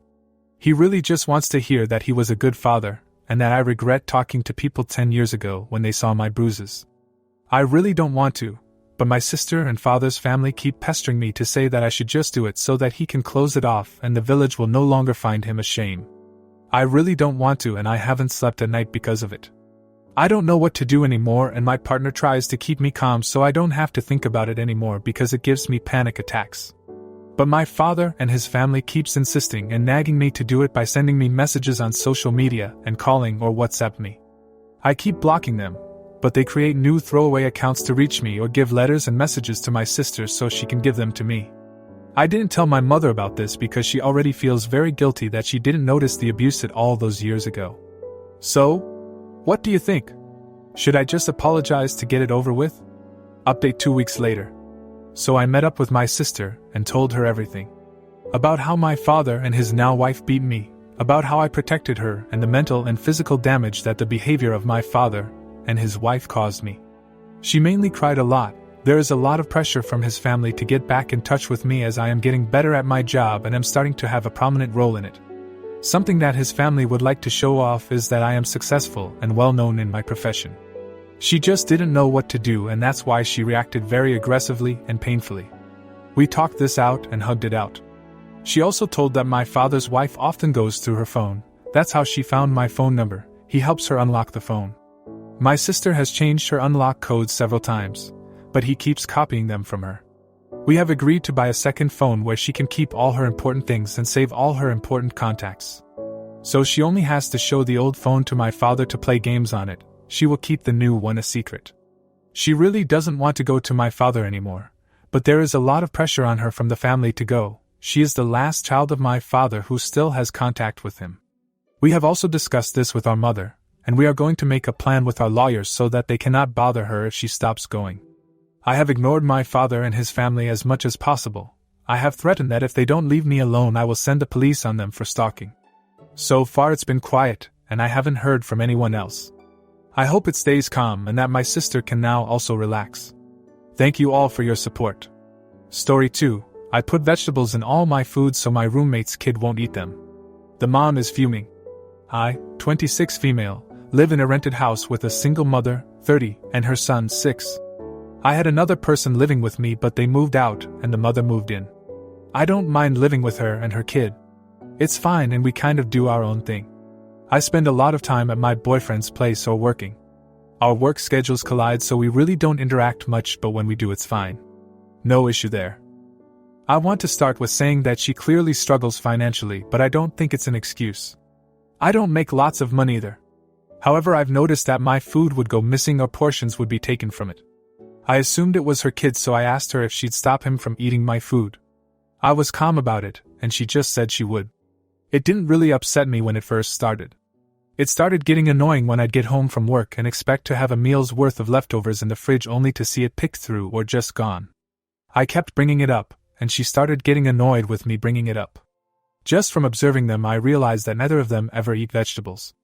And judging by the food that would get picked through and the food that would be untouched, anything with green in it was avoided. Orange chicken would be gone, but chicken and broccoli would be untouched. So I started putting vegetables in everything. I find vegetables to be delicious. And anything green or not a potato does not get eaten. So I could mix some bell peppers into the food and it would be fine. I make a big portion of vegetables pretty frequently anyway, so I just started putting it in everything I eat. If I had leftover mashed potatoes, I'd pour green beans in and mix it up. If I had leftover cheesy/bacon fries, I'd pour broccoli all over it and mix it in. Usually my homemade stuff has vegetables in it, but I started making sure everything did. I made a pot of mac and cheese, the kids' favorite thing, and poured in roasted Brussels sprouts. Which is actually delicious to me, and I'm eating more vegetables, so it's a win-win. She had been seeming annoyed, but we were all home when I made the pot of mac and cheese. She was in the living room and saw me get out the Brussels sprouts and was like, "What are you going to do with that?" And I poured them in. She said I was being greedy and annoying. I just said, "I like Brussels sprouts." And that was it. She said, "We need food." And I told her to go get some. Or stop buying only prepackaged things and your money will go further. I think she sees this as some big act of revenge, but I just simply want to be able to eat my food. Also want to add that the sharing is not the issue. It's expecting to have food there and it's not. So often I'd be working a long day and get home expecting to have a meal's worth of food and it all be gone. Or I wake up in a rush and had my food ready to eat in the morning only to find it gone. So now I have to skip breakfast. If she would simply text sometimes, "Hey, is it okay if we eat food item?" I would know and know to make other plans. I would stop for food or know I have to whip something up when I get home. Also, I think eating the last of someone else's food is crazy and rude. If someone makes a big pot of something and you ask for a serving, sure. But if someone made something and there is one serving left, and you eat it without permission, that is evil as hell. So I, 27 male, have a sister who's a few years older than I am. I'm not sure how old she is now, as we have as little contact as possible. For as long as I have been alive, I can say that she is responsible for 99% of the problems my family and I have had. I have 2 brothers and a mother. My father was an alcoholic who drank us out of our first home, a story for another day, I guess. But due to that, we moved in with my grandparents.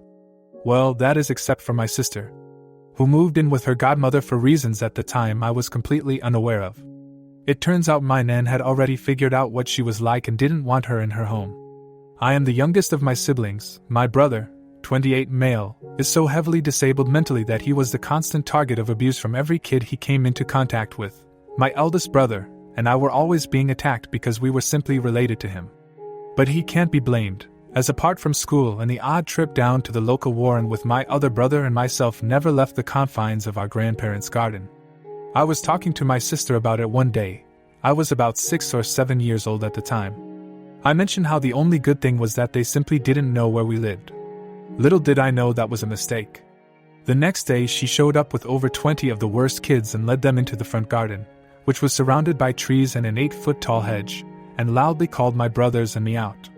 We very rarely saw my mother as she slept in a tent in the front garden, and was out all day every day working to get us our own home again. As such, my 80-year-old grandfather went out to see what was going on. When he saw that they not only began tearing up plants and breaking garden furniture, my nan and I used to spend my days off of school planting flowers and looking after the garden, so this pissed him off. They also took everything they could out of the tent my mother lived in. They then began squaring up to my grandfather, and one even pushed him. It was at this time my older brother, now 31, appeared as if from thin air. He's always been on the heavy side, but he sent these kids scattering with ease. I don't think they even hurt him. Then began a standoff between them at the garden gate as they threw stuff at us while we waited for the police. The entire time my sister, who couldn't have been more than 13 at this time, was leaning on the wall across the road smoking, laughing, and shouting for them to just jump the gate and get in the garden again. This ultimately ended up with kids coming to our home daily, running in the garden, stealing things. Quite a few times I'd be sitting there with my disabled brother chatting, and kids would just run into the garden and start beating us black and blue. My sister's laugh was always close by. If you were lucky, my eldest brother would respond, but if he wasn't there, we would just have to sit there and take it until my Gams would shout at them. He even started keeping walking sticks he didn't need by the front door just in case he needed a weapon. She would also regularly call my mother and tell her that my brothers and I were out breaking windows and stealing from shops. As I mentioned earlier, there was a good few years where we saw her maybe a handful of times a month. And due to us being poor and my sister stealing from her godmother, even after she passed away, she was the only one with a phone. I can't say about my brothers, but due to her influence I had no friends in school, and my older brother having severe anger issues meant that apart from my cat and my grandparents, I was completely isolated. So when my mother would appear and begin to scold me for things that hadn't happened, only things made things worse for me. It took me years to get over the thought that I wasn't good enough for anyone and just caused problems wherever I went. She also began lying about being attacked and bullied in school, leading my mother to stop working and run to her side in school. This would not be the last time she lied about things of this nature. My grandfather passed in 2014, so I moved in with my nan to look after her. After a year, my sister offered to move in with the kid and her boyfriend if they could stay in the house after she passed. My nan agreed. As stated before, my nan and sister hated each other. It was only a matter of time before she split with her baby daddy. She came to live with my mother and I, and this began the worst year of my life. We eventually got a new home, and my sister refused to move in with us, staying instead with a family friend. Which I don't remember having an opinion on at the time. I simply didn't want anyone to notice I was alive, let alone put forward an opinion. And my mother came home one night over the moon that she had made 100 pounds. I don't remember how. But she said we would go out the next day as a family and have fun. My mother woke us the next day and couldn't find her purse, that she kept by the front door. We spent the next 5 hours tearing the house apart looking for her purse. Then my sister walked in and asked why the house was turned upside down. When my mother told her, she began to help look for the purse. For about 30 seconds before finding it, she claimed it was on the table by the front door. The table at this point was in the living room and in many pieces, as I had taken it apart to see if it had fallen down the back of the drawers. My mother took the purse off of her to find no money in it. When she asked where the money had gone, my sister replied, "Oh, he probably took it, he's always been a little thief," and walked out the front door. My mother, for many years before and after this, believed everything my sister said as gospel. So while my brother stood up for me, it was no use and I was punished. A few weeks later, I was painting some Warhammer at home when the house phone rang. It was my mother. She claimed my sister was a few minutes down the road and had just been attacked. My mother asked that I run down and take care of her and bring her home. So I did. I took off sprinting as any good brother would do. I was an army cadet at this point, so made it there in maybe 3 minutes. She was leaning on a garden wall smoking and began shouting abuse at me for not being our mother. She then punched me in the stomach and began walking towards my home. After getting my breath back, I followed. She hid herself in the kitchen and I sat down at the folding table I had set up by the front door to paint some more Warhammer. I don't know why, but she pulled me out of the chair I was sitting in, kicked the table over and pinned me to the wall by my throat and began screaming at me. I can't remember what she said, only that I was terrified. Being 11 or 12 years of age, I didn't know how to react, and her arms being longer than mine, I couldn't reach her to help myself. My mother walked in through the front door, and she dropped me, claiming I was trying to attack her. My mother believed her tears and I was sent to my room. None of my Warhammer models survived, looked like she stamped on them afterward. My eldest brother Steve was also an army cadet, and was perhaps the happiest he would be till he met his now life partner. He had a group of friends and my sister failed multiple times to turn them against him, going even so far as to join the cadets herself to try and turn them against him. When all else failed, she claimed that one of the group had raped her. Nothing came of it, as he was halfway across the country with my brother at the time it was supposed to have happened. Either way, my brother, being a good brother, decided to believe his sister, and many of his friends went their separate ways. This is not the last time she would claim someone raped her. My mother has several debilitating disabilities and thus had a drawer in her room filled with prescription painkillers. My eldest brother had moved to Utah a few months prior, and I began getting flash headaches. A blinding light for a second and then hours of throbbing pain. Thought I had a brain tumor. Turns out it was a trapped nerve and I'm fine, lol. But after a few weeks of pain, I finally asked my mother if I could have some painkillers to help me sleep. She of course let me. The next 7 years I would be routinely asked why I was taking so many pain meds. I always told her I wasn't after the headaches were fixed, I did not need them. But they kept going missing. Pots full of them at a time in some cases, and being as only my disabled brother, and I lived at home, it was easy to blame me. Eventually, my brother got moved to his own flat on disability, and it was just my mother and I at home. And for a while things were good. I'd cuddle my now old black cat, named Baggers, and watch TV with my mother. My sister got with an amazing man who I love very much and moved in with him. This wasn't new, as she was moving from one man to the next as soon as the family friend kicked her out at 18.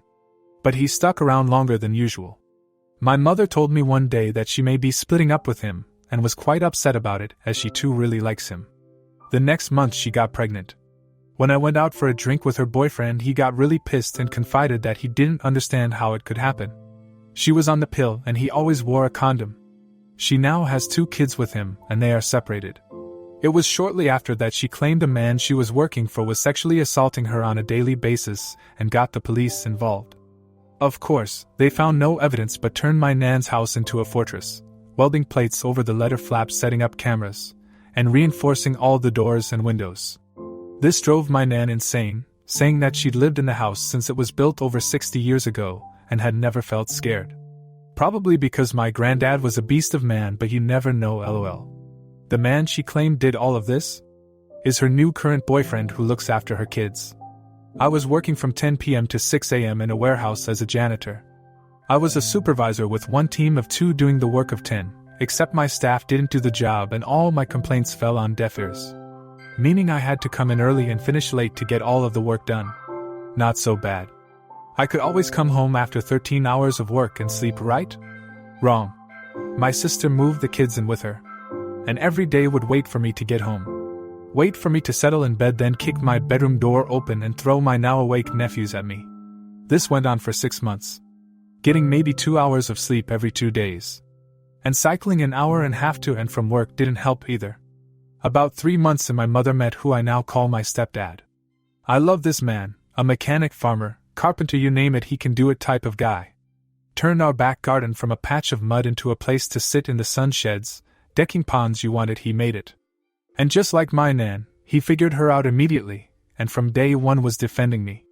I lost my job at the warehouse and was working part-time as a barista and looking for an exit door for my life, when an old friend contacted me from South Ireland. Look, Opie, I know you lost your job and you're going through a lot right now. I've got a job, and I've got a bed for you. They'll pay for your ticket, just get over here. And with a day, maybe 2 considerations. I took him up on the offer, and his brother came over to collect me. I was there maybe a week before my mother phoned me crying her eyes out. Turns out that after I left, she lived alone with my stepdad. Her pills kept going missing. So she set up a trap. She bought a safe and put all her remaining pills bar 1 bottle in it. She knew my sister was dropping by. And when she went to use the toilet, she took the pot.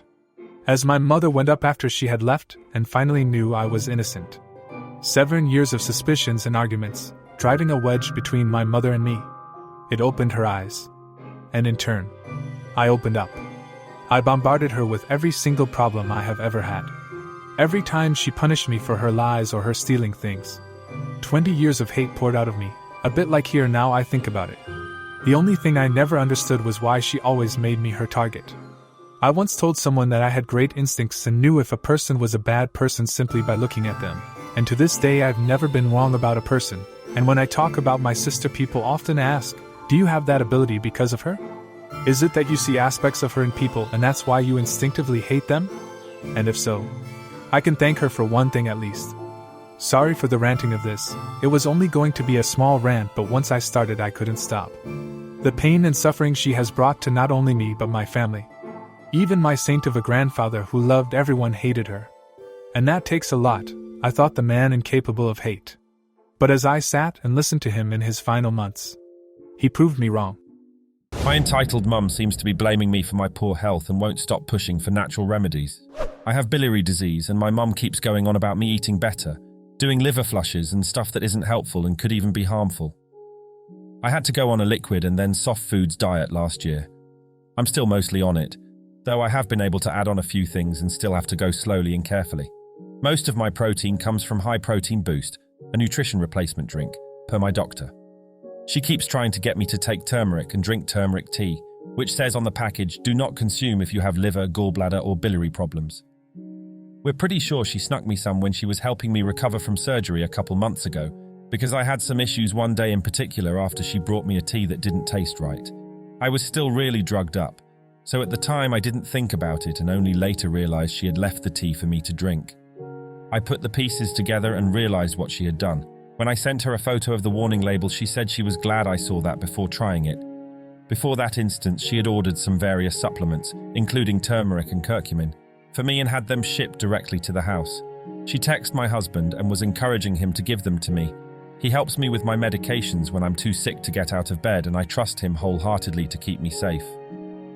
Obviously, he hasn't done that. He said if she wants to waste her money, that's on her.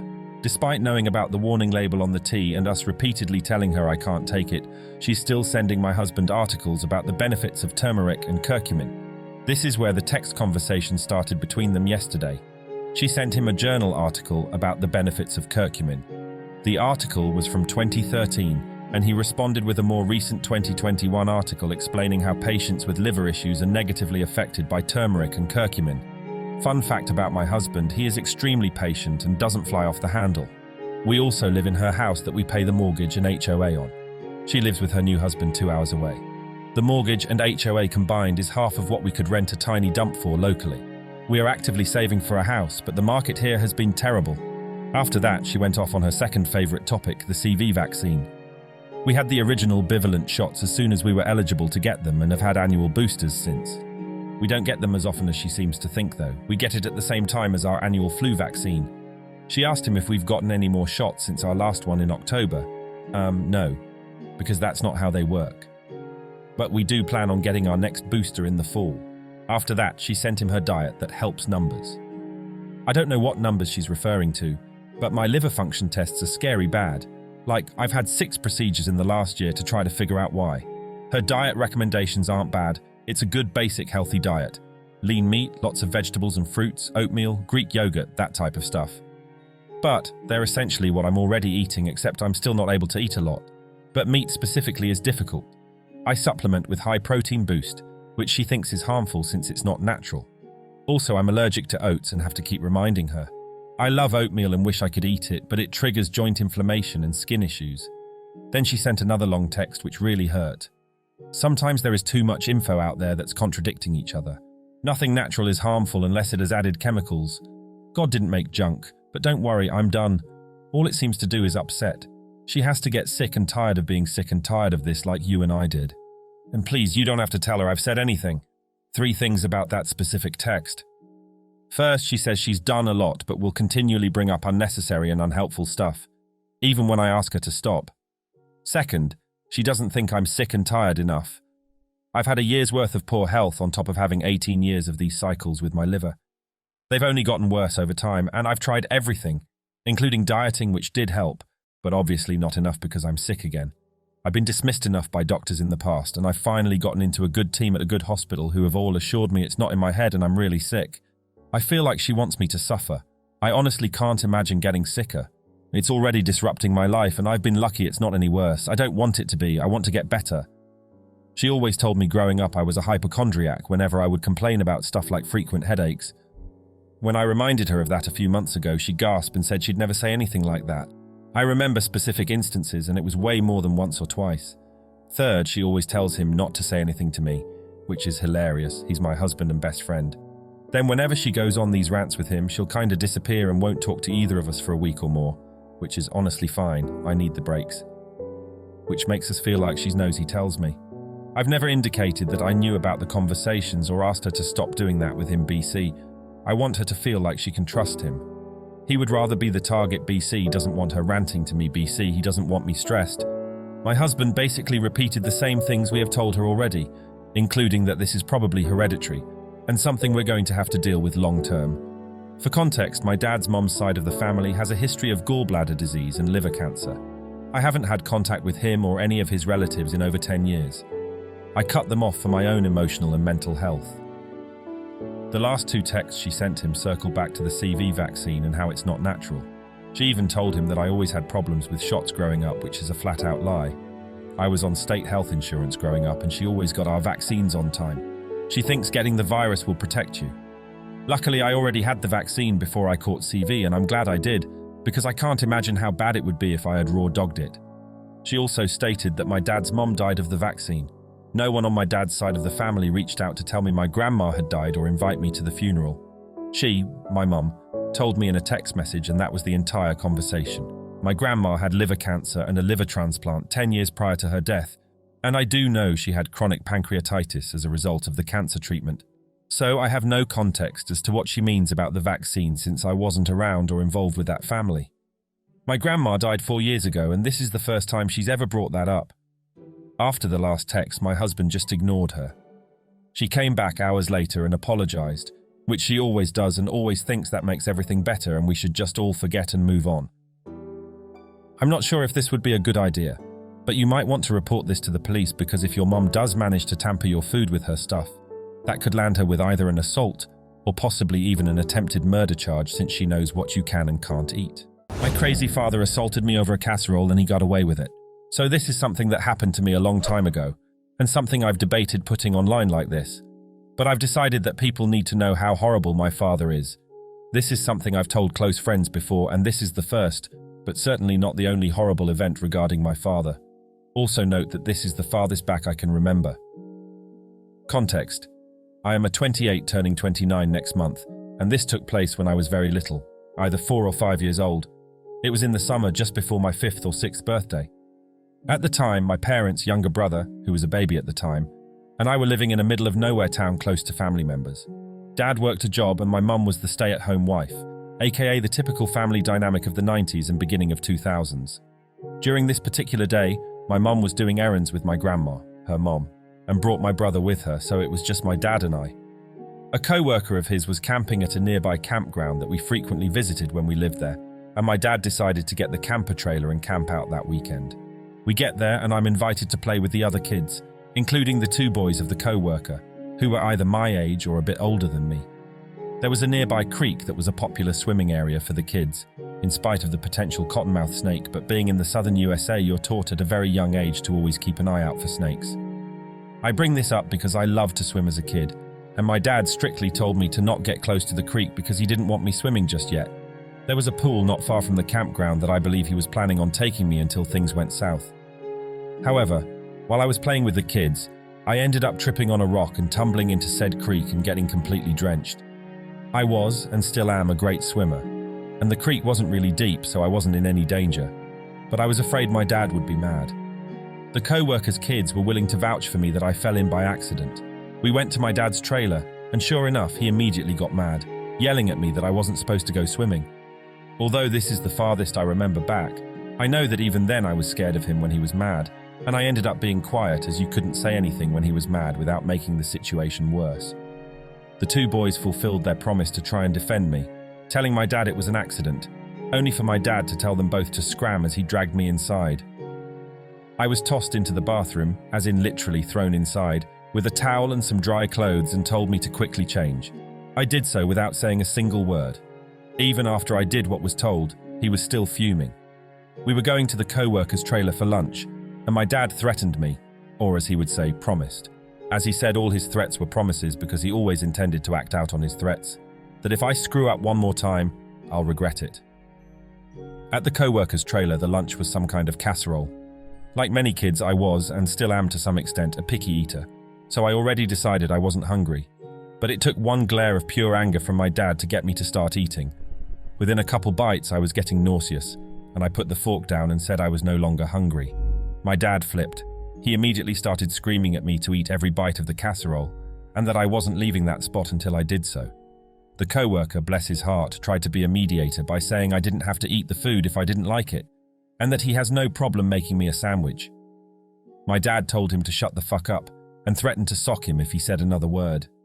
The next 5 minutes was me bawling my eyes out, slowly eating the casserole as my dad was screaming right next to my ear about how he's going to beat the shit out of me if I didn't do what he says.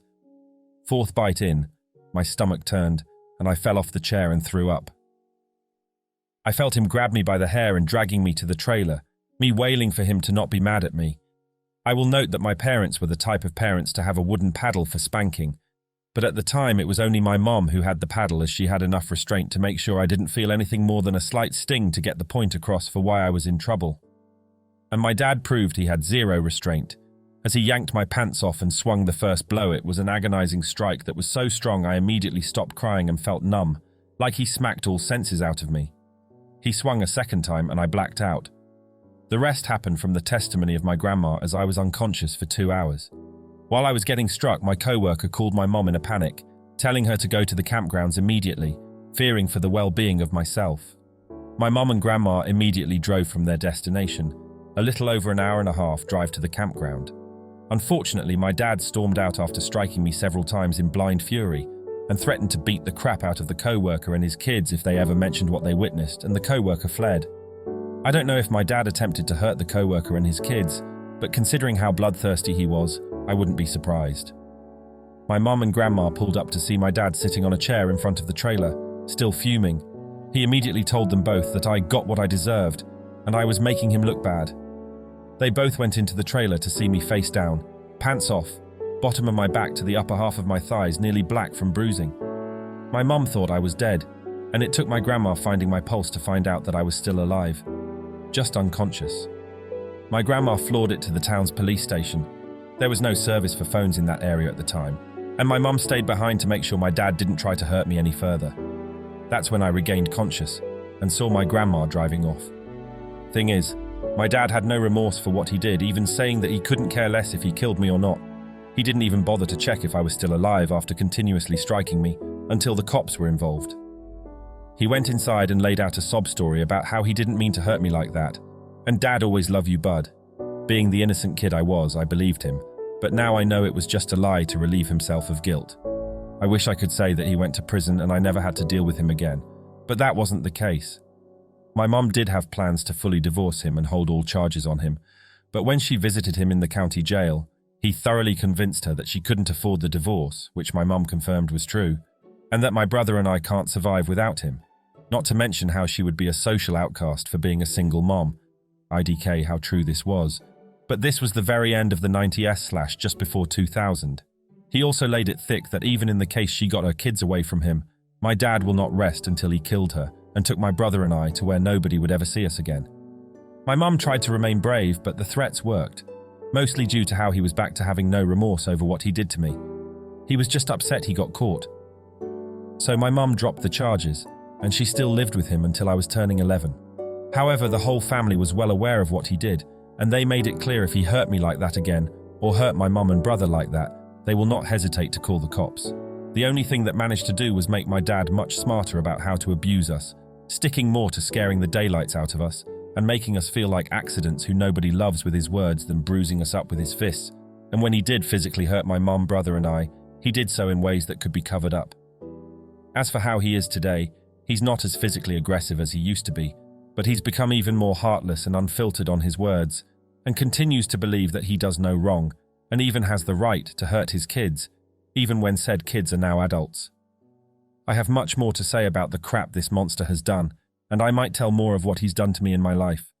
But for now, I just wanted to say how he assaulted me over a fudging casserole, and how he managed to get away with it. Freddy here. Sorry this happened to you. Not all parents are monsters, just some of them. I hope you are in therapy or will get therapy for this. It helped me a lot, even though it can't take the nightmares away. I would suggest you go no contact for your own health and mental well-being. Good luck. First of all, I have mad respect for the uniform and all servicemen, past and present, except for one. Here's my story. When I was 19, I did my military service as was custom for young men in my country. See, I am not American. Anyhow, I did enjoy my time in the Defense Force quite a lot. Made some new friends, learned a lot of new stuff, and it also bought me 1 year of thinking of what to do with my life. I had some plans to continue in uniform one way or another, but that is not really interesting in this story. What is interesting is some basic facts to keep in mind during my story, however. First of all, I did my military service only 15 minutes drive from home, which meant I knew all the area around the base pretty well since I'd grown up in there. I'm also that kind of person that will ask questions to learn more and who will always try to put in my best effort in everything I do, and also to learn the rules. As a new recruit, there is a ton of things to learn: how to dress, how many buttons to button, and so on. Shaving of the hair is encouraged but not mandatory. Same goes for facial hair. Personally, I enjoy having a bit of hair on top but shaved on the sides. And here my antagonist enters the story. One of the 3 drill sergeants that was set to teach us the basics of soldiering. I was quick to learn the ropes, maybe not the most fit of the recruits, but certainly not the sloppiest either. Every morning we would line up for inspection, and the drill sergeants would inspect each and every one of us recruits, often finding small defects to complain about, sending us away to correct. And each time it happened to me, I would always smile and say, "Yes, sir," and go and correct it, knowing there was nothing to correct. It was just a way to drill us. Now, one of the sergeants, let's call him Sajit B. Sajit B always found something to complain about on everyone, and I think it annoyed him that I always smiled. Sajit B was shorter than average and somewhat rounded, not fat, just a bit chunkier than average as well. Instead of talking loud like the others, he preferred screaming, especially in the face of people. I guess he had seen too many war movies with bad drill instructors in them. That did not go down well with us conscripts, really. We quickly lost respect for him as a person, but we did respect him for being our superior officer, or his uniform, if that makes sense. Anyhow, he did not seem to like me at all and would always mess with me. And one day I got my revenge. It was in the fall. We were outside the base training for a bigger exercise coming up. They had divided us into groups of 8, and our mission was to relocate from one location to another. We had all our personal equipment like backpack, weapon, and so on, plus the group tent, stove, and heavy machine gun. So we were quite heavy equipment-wise, and I was assigned group leader this event. Good thing we were in an area I knew well, so navigating was easy since I knew all paths in the forest and so on. And Sajit B was tagging along, not knowing I knew the area, but my team knew. The path we took ended up at a small swamp and would split so you could walk around the swamp on either side. I decided we should take a 5 minutes rest since we were ahead of schedule anyway. Sajit B did not like that, even though I think honestly he was the one who needed it the most since he was the one huffing and puffing, despite he didn't carry anything except his uniform and a water bottle. I asked my team which side around the swamp they wanted to go and told them the pros and cons of each way. I don't remember which way we choose, but I remember I picked up the machine gun, 12.4 kilograms, so quite heavy. Now Sajit B intervened and demanded I check the map, but I said we already decided to go round the swamp. For some reason, Sajit B wanted us to cross the swamp.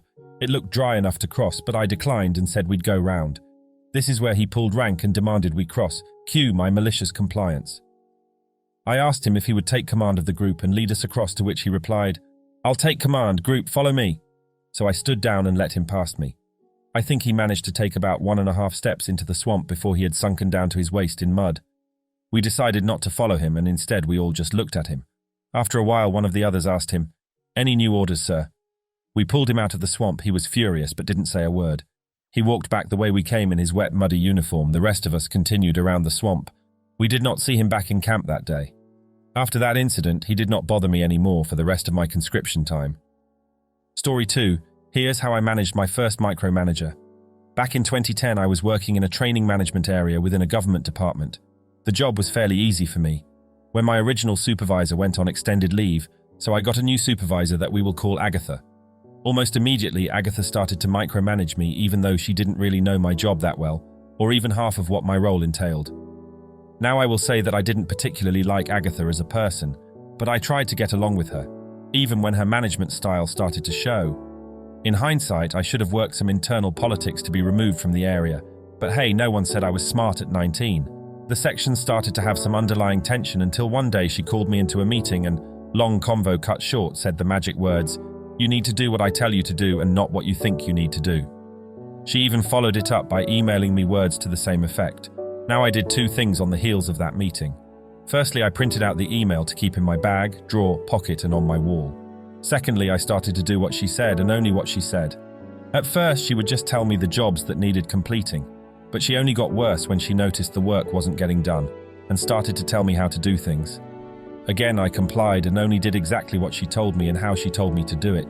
If she missed a step in her instructions, I would either skip it if I could move on or ask her to explain again as I couldn't figure it out. I was a damn good employee. I even went out of my way to start asking her what I should be doing and how. after every task. If she wasn't in the area, which was very common, I would just wait for her to come back. If she wanted to micromanage me, I would make her work for it. She was getting nothing done. We were getting further and further behind. This went on for about a month. The reputation of our section was tanking internally and externally. Enter Michelle, Agatha's boss. She noticed all my questions and the general drop in productivity, morale, and reputation. She pulled me aside and asked me what was happening, considering I am normally so competent, efficient, and don't ask many questions about how to do the work. Small aside, Michelle was a fantastic boss and generally preferred a more hands-off approach when she could. She clearly was giving Agatha enough rope to either make a ladder or something else. Okay, back to the story. I explained to Michelle how Agatha was managing me, and I was just trying to help her management style by leaning into it. I also showed her Agatha's email. At this point, I estimated I could get everything caught up in about a week without working any extended hours if things changed. Michelle, being a good boss, simply asked what it would take for me to go back to working the way I always have. I only asked to not be managed by Agatha anymore. I could have been much more insidious with my request, but I only wanted to be left alone to do my work.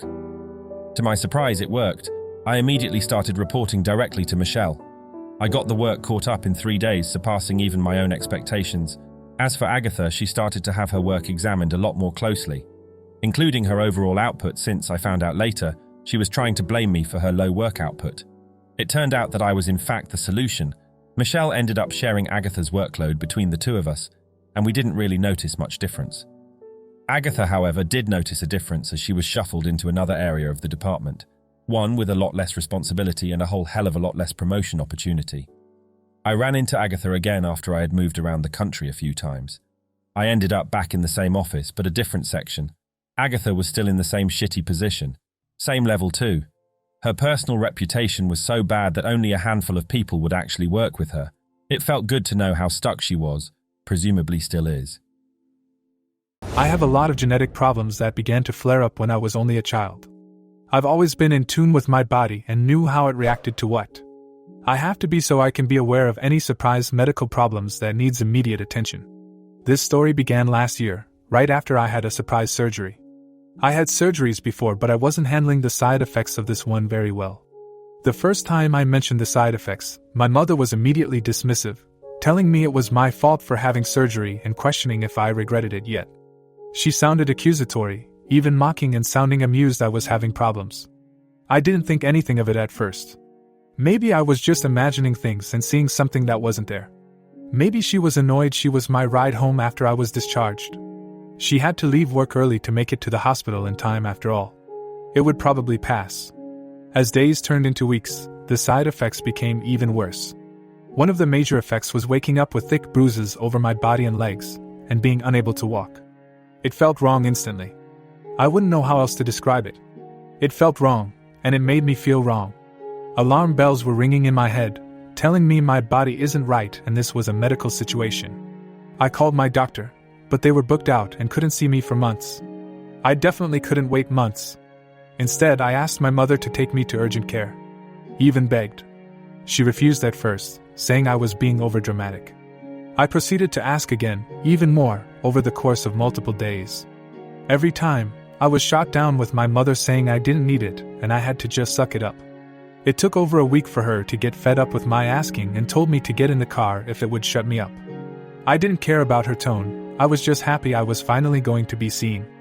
I knew where the UC was, and quickly got confused when she made a turn down a different street and pulled up to a doctor's office. She told me to go inside and she would wait in the car. I mentioned it wasn't UC and she said again to just go inside. Fine, whatever. I hobbled into the office on unsteady legs and explained my situation to the desk worker. She looked sympathetic, but said there was nothing she could do because it was a family practitioner office that had established patients. They couldn't see walk-ins. Dejected, embarrassed, and in even more pain, I dragged myself back to the car where I told my mother what they said. I received a long-winded rant from her. How it was my fault I was this way, that she didn't even want to drive anywhere and I was being an inconvenience, that I was overdramatic, that I probably didn't even hurt, and I shouldn't have had surgery if I couldn't handle the side effects. She didn't give herself a moment to breathe the entire drive to the urgent care. When we parked, she sat in the lot again, refusing to come inside and telling me to make it quick. I got inside, saw a doctor, and was given the news. I wasn't in any immediate danger or wounded. there was nothing they could do. They couldn't even give me a painkiller and could only watch me stagger out of the doors. The ride home was worse, with more ranting about how I'd wasted everyone's time and if I was happy now. I was too tired to argue. The next day, the catalyst happened. I collapsed and needed to be rushed to the ER. I was prone to fainting spells, but every time I had fainted before, it had been at home with my mother who didn't think it was a big deal.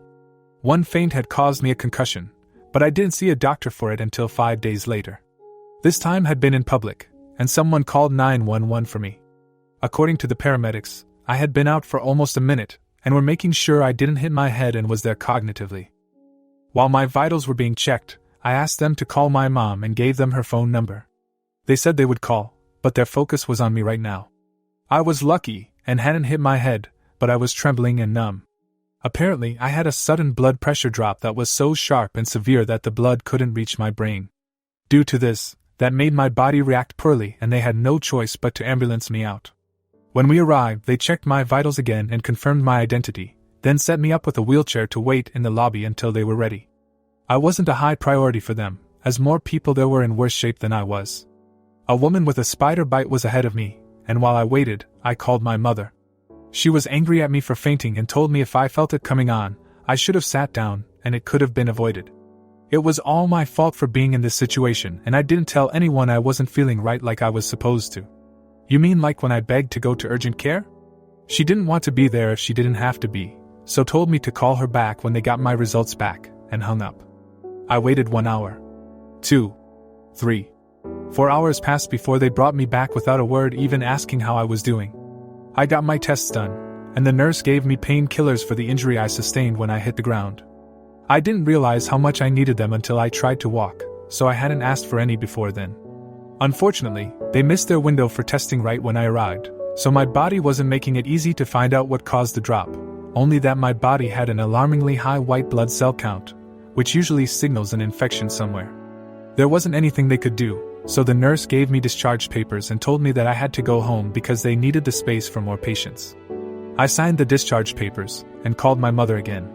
She was infuriated that they didn't find any concrete answers, and she didn't plan to drive to the hospital today, so she'd get there when she got there. I'd have to suck it up and wait until she was ready to pick me up. She hung up and I returned to the lobby, crestfallen. It's not like I asked for this to happen.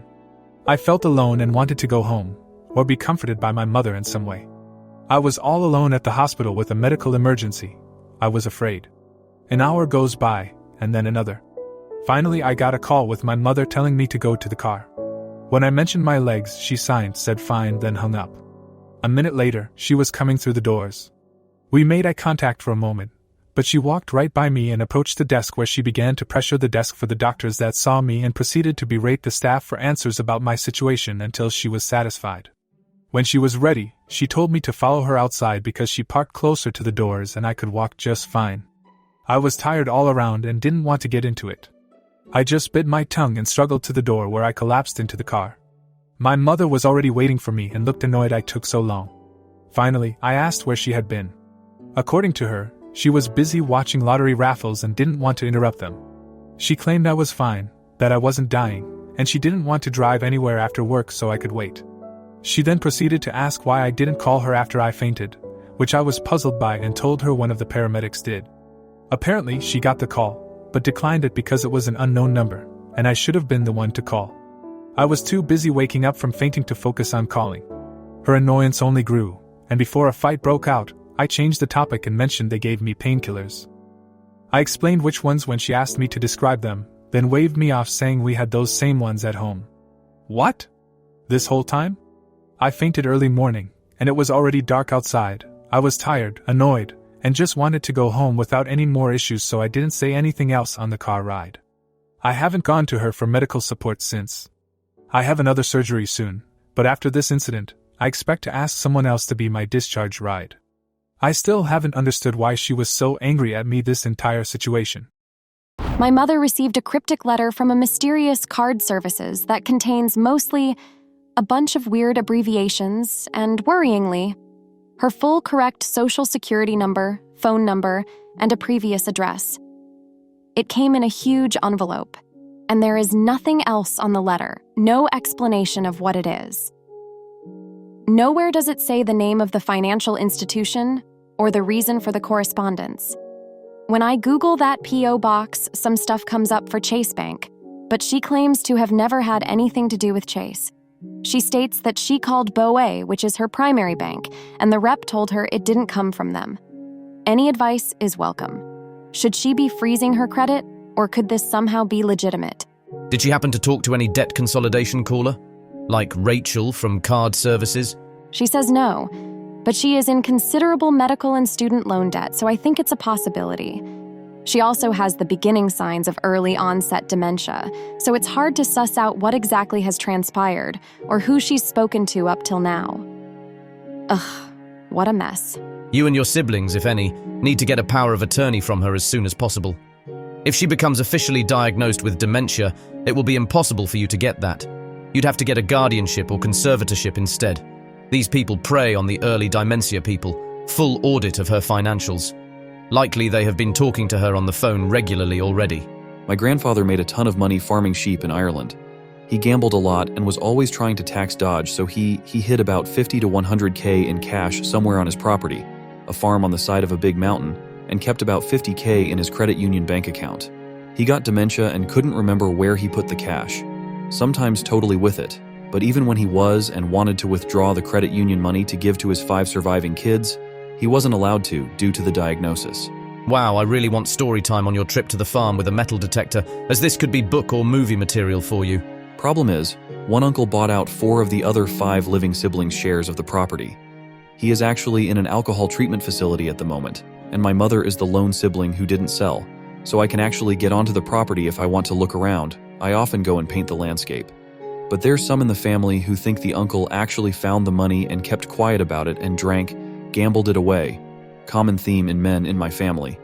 Others think the old man might not have had any hidden at all. He did at some point for sure, but we don't know if he did when he died, and it's just dementia ramblings. I tend to think he would have hid it somewhere around the house, and that if it was there, my uncle found it. The reason most the Sibs sold to this uncle is he is a contractor and was the only one with the know-how and means to refurbish it, as it was in a very shoddy state. So the theory is if it was hidden in some walls or cavity, he would have found it. My grandfather was 86 when he died, and only in the last couple years was he unable to go up the mountain and find any lost sheep with his dog. But I don't think it's buried in the fields or the hills. There's 3 big trees and a few bushes on the property, but other than that, it's thick tall grass full of sheep shite or rocky mountain terrain. It rains so much here, you would only bury it near a tree. I might have a go with a metal detector someday though. It definitely could make for a good story. My grandfather started getting dementia and ended up draining his account. People mooching, family, and he couldn't remember doing it. When checks bounced, my grandmother called me. He said me and my mother were the only people in the family he trusted enough to give POA. Once I took over, the bank people flat out said they were glad to see me. He was coming in and drawing out money all the time, sometimes out people in the car. They aren't allowed to talk about his business, so they were very sad. Having known him for decades, they were happy to work with me once I gave them all the legal papers to prove I had full POA over his fiancées and my grandmother also. My grandfather was willing to tell them. This made it much easier to keep an eye on his finances. One day when money came out, I got an alert and actually called to see who was with him, caught one of my cousins, and made them pay him back and other stuff I'll leave out. I eventually had my grandmother and I on another checking at their bank so I could move money out, to pay bills. Lawyer said as long as I had grandma's permission, the POA, and kept track of it all if any of the family tried to sue, it would all be well. I started spreadsheets of when I moved money, what bills were paid and so on. It cut out the rest of the family stealing money from him and helped me get them on a budget they could survive on. He didn't want to give up his checkbook at first, but I was able to convince him to let me give him a prepaid style card. I used Bluebird Amex. I made a master account I could put money into, then sub-accounts for him and my kids. I could move money onto the cards and take it back. That way, if he lost it, I'd just pull the money back. I could monitor what he was doing while giving him some freedom to keep going out if he wanted. Dementia is sad, bad, tough. Eventually they get confused and need constant care. He kept telling me he didn't spend all his savings, but the bank gave me pages of reports for an entire year, and his signature was on every withdrawal. Most of the people said, yes, we saw him come in and keep taking money out, it was him, but we couldn't do anything. Dementia takes a heavy toll on the person and the team of people supporting taking care of them. Good luck, and get on the legal stuff very soon. I want to thank everyone for giving your input, especially those with advice about securing POA for my mother. Truth be told, it's something I've had on my mind for a while now, but I've been in denial a little bit. But this might be the kick in the rear I needed to start taking some steps in that direction. It's been a bit tough since she is on the West Coast and I'm on the East Coast, but we've managed to get her credit frozen. As far as securing her other accounts, that's going to take a bit more work, but it will get done. My mom kidnapped my kids and acted like it wasn't a big deal. So my wife and I have 2 kids, a nearly 3-year-old and an 18-month-old. We won a cruise to the Bahamas for 2, meaning the kids couldn't go. My mother volunteers to watch the kids. Great. It's all settled. We're going to get away for a week and have some time for ourselves. As the date approaches, Mom starts talking about having the kids at her house for the week. We told her we were under the impression that she was going to be at our house. All the kids' stuff is here. Our home is a single story and easy to track the kids in. It's significantly closer to all of their doctors for emergencies. We're talking 20 minutes versus an hour and a half. And our house is baby-proofed where hers is not. So we told Said we really felt they should be at our house, and if that didn't work for her, we would make other arrangements. She said our house was fine, but days later says she would like to be at her house because my siblings who still live with her could help watch the kids. These are the same siblings who we were told needed to be instructed on how to be nice to toddlers, which is why we weren't invited to Thanksgiving. No thanks. We'll get you support through our own channels, people you know and like who can pop in to get you relief and help out. We leave for our trip, though as we are showing Mom where everything is and going over food and snacks, she's more interested in playing with the kids than learning where the diapers are. So day 1 in the boat, my wife uses the boat's internet to do a video call to check on the kids. All seems fine, but my mother tells her not to call again for the rest if the trip because it may upset the children. My wife doesn't tell me about that part of their convo right away, but as soon as she does, we call her back. When she answers, she's at her house, with the kids, and you can see brand new kids' apparel and paraphernalia in the background. I asked her what happened and she tells me she was really sick and thinks she got norovirus. What the heck? Super nauseous. It was all she could do to call her brother who lives 5 minutes from me to have him pack the kids in my wife's car and drive an hour and a half to her house. So, you were so sick that you couldn't watch the kids, but you could drive home in a car that wasn't yours and endanger kids that aren't yours in the event that you pass out, or spontaneously start vomiting while on the freeway, potentially killing our children. Why didn't you call the list of people who said they'd come help? They had set aside parts of their weeks to come out and support with their time and money. Do they even know the kids aren't home? Do you know one person is staying in a hotel to be 10 minutes from you in case of emergency? Now they're an hour and a half from home and none the wiser for what's happening.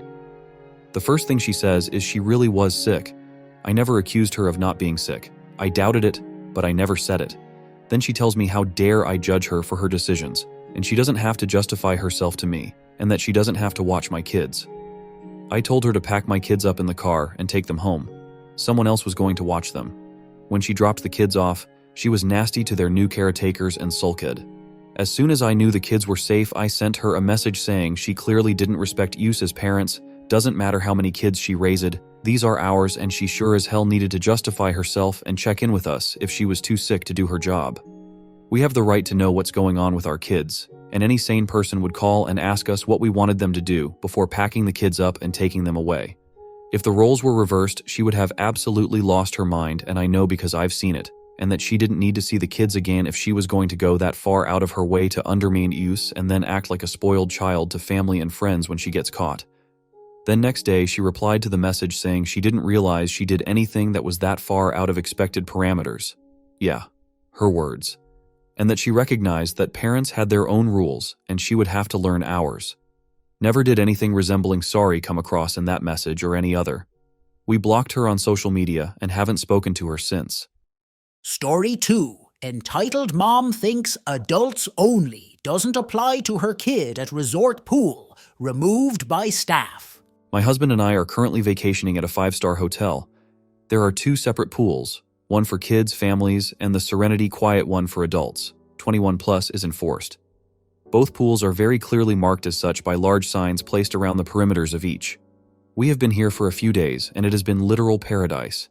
We have not run into many families' kids, and those that we did see were exceptionally well behaved and attended to by their parents. until today. We went to the adult pool and got set up on 2 chairs. The pool was in front of us and the hot tub was behind us. It was a tad chilly, so we ventured over to the hot tub, where we saw a kid, about 7, playing with a crap ton of Star Wars toys on the steps. Call me a Karen, I don't care. But this set me off. We came to this resort specifically because of the 2 very separate pools with enforced rules. I want to relax. I don't feel like hearing screaming kids on vacation. I went over to the attendant stand and asked it if the hot tub was for families, and if so, was there an adults-only hot tub that we might be directed to? I knew the answer, I just didn't want to come across as too aggressive. I was told that the hot tub was, indeed, for adults only, so I proceeded to tell both pool attendants that there was a child in the hot tub and I didn't know if his parent was nearby. You guys, both pool attendants were basically like, heck no, and walked very fast over to the hot tub and told a woman who was apparently the mother of the child that it was adults only, and they had to leave. The kid was told to get out, crying, screaming ensued, and he and the mom then just sat on the chairs. But wait, there's more. After about 5-10 minutes, they were still sitting on the chairs in the adult area, and again, the attendant came over and informed them that the area was adults only, and they're not even allowed to sit there, even if they're not actively using the hot tub. Entitled mom was peed, angrily packed up their stuff, and both were ushered out of the adults area. I suspect they were there because the kids' pool area was super busy and entitled mom didn't want to deal with other kids and/or couldn't score a chair. We tipped the attendants generously on our way out and are already planning our next vacation here. I wish more businesses would realize that not everyone wants to commingle with families' kids. Story 3. Entitled parent upset because their kid won't sleep without visiting our cats every day, and we said no. Our neighbors, who live in the same building, have a 3-year-old son, and we have 3 indoor cats. One day the father knocked on the door, telling us his son lately grew fond of cats, and if it was possible that his son can see our cats. We let them in, but it turned out the boy still has 2 left hands when it comes to animals, and his father doesn't interfere when the kid chases them, screeches at them like a siren, pulls them on their tails and throws hard toys at them. As you can guess, we weren't too pleased. Next day, same time in the evening, father and kid knock on our door, the father demanding that his son can meet the meow meows again. This time my husband opened the door and was somewhat of surprised by them requesting a visit again. Blindsided let them in again. Same procedure as the day before, a solid half hour of screeching and chasing the scared and startled cats. Day 3. We just sat down for dinner. The father knocks on our door, letting us know that it's his son's bedtime and that he's ready to play with his meow meows. I kindly but clearly explained that we're just about to have dinner and that we cannot make this a daily play date because our cats are not happy about this, as they are not used to children and one of them blind. I told him it's too much for the animals. My husband and I are both working full-time, and our evenings, having dinner together, is our relaxed time we would like to spend alone. The following 2 hours we heard the kid screaming his head off, demanding to meet his meow meows, followed by furious knocking on our door, which we opened to our very angered neighbor pointing on his son's blue from crying face, yelling at us that this sad face should make us think about the consequences of decisions we make for other people. His son won't sleep anymore without seeing his beloved meow meows. Yes, he seriously kept using this term and also the possessive adjective. I tried to solve this in a civilized manner by keeping calm, but pointing out that it wasn't our idea to make seeing our cats his son's getting ready to sleep ritual, and that he cannot expect from us to make this a daily schedule. But we were marked as general child haters already. 2 days later, our landlord called us to remind us to please not let our cats out in the hallway because the neighbor's child is allergic to cats. Story 4. My Karen of a neighbor says she's entitled to my yard while I'm away. I'm 27, and I live in a rather nice neighborhood near the middle. My neighbor, who we'll call EM for entitled mother, has a large dog and a rather destructive son, who we'll call EK for entitled kid. I have a pretty good financial situation, and I live alone because the house was passed down to me in the will. It's a pretty big yard, compared to Karen's yard, which is almost half the size. I have no gate for the yard, leaving it open for any pets animals to come right in. I work from 7 a.m. 5 p.m., so I'm gone for a long while during the day. Karen is the type to do a lot of gardening, so she doesn't like EK in the yard with all the tools. One day she asked me if I would allow her son to play in my yard while I was at work. It couldn't cause any harm, could it? I accepted, but I did tell her that her son would have to be gone by the time I was back, and all went well until I got my first cat. Keep in mind, EK would always bring the dog over with him to play. I named my new Ginger cat. Well, Ginger. Ginger loved to bask out in the sun with the EK and dog until one day I found that she wasn't outside. In fact, she was inside with a bite mark. I rushed her to the vet immediately, where she was treated and wore some sort of bandage wrap around her waist for the next week or so. I checked the cameras only to see EK trying to move Ginger out of her general spot so that he could sit there, and she swiped at him, scaring him off. It seemed that EK's dog did not take kindly to this, and the mark was not a bite mark, but a swipe from the dog. I presented this info with Karen, who denied it and said, "He's just a kid, and Ginny is fine." I reminded her that it was Ginger, then told her that neither her son or dog were allowed on my property again. She threw an absolute tantrum and told me that they should be entitled to the yard while I was away because, after all, you can't just let it go to waste. I then reassured her of my decision, to where she said word for word, "Ma'am, you need to leave. I'm so confused. I'm considering my options, and I think small claims court is a bit too much for this. What am I supposed to do?" Story 5, entitled Mom Thinks Her Son is Entitled to My Merchandise for Free. I, 22, am finishing up my last semester of college and decided to sell some keychains and vinyl stickers I made at my school's spring market. I laser cut these keychains and put slogans, royalty-free icons, and some of my own personal designs on them. The keychains are pretty reasonably priced, $5, $8 depending on the complexity of the design, and usually sell like hotcakes at the market. I'm a big Minecraft fan, so I make a lot of creeper keychains, which are pretty popular with the younger demographic. I was at my stall at the market and was finishing up a few transactions with customers when a boy, probably age 10-13, snags one of my more detailed and larger Minecraft keychains off of my display. I call after him and tell him he needs to pay for the keychain.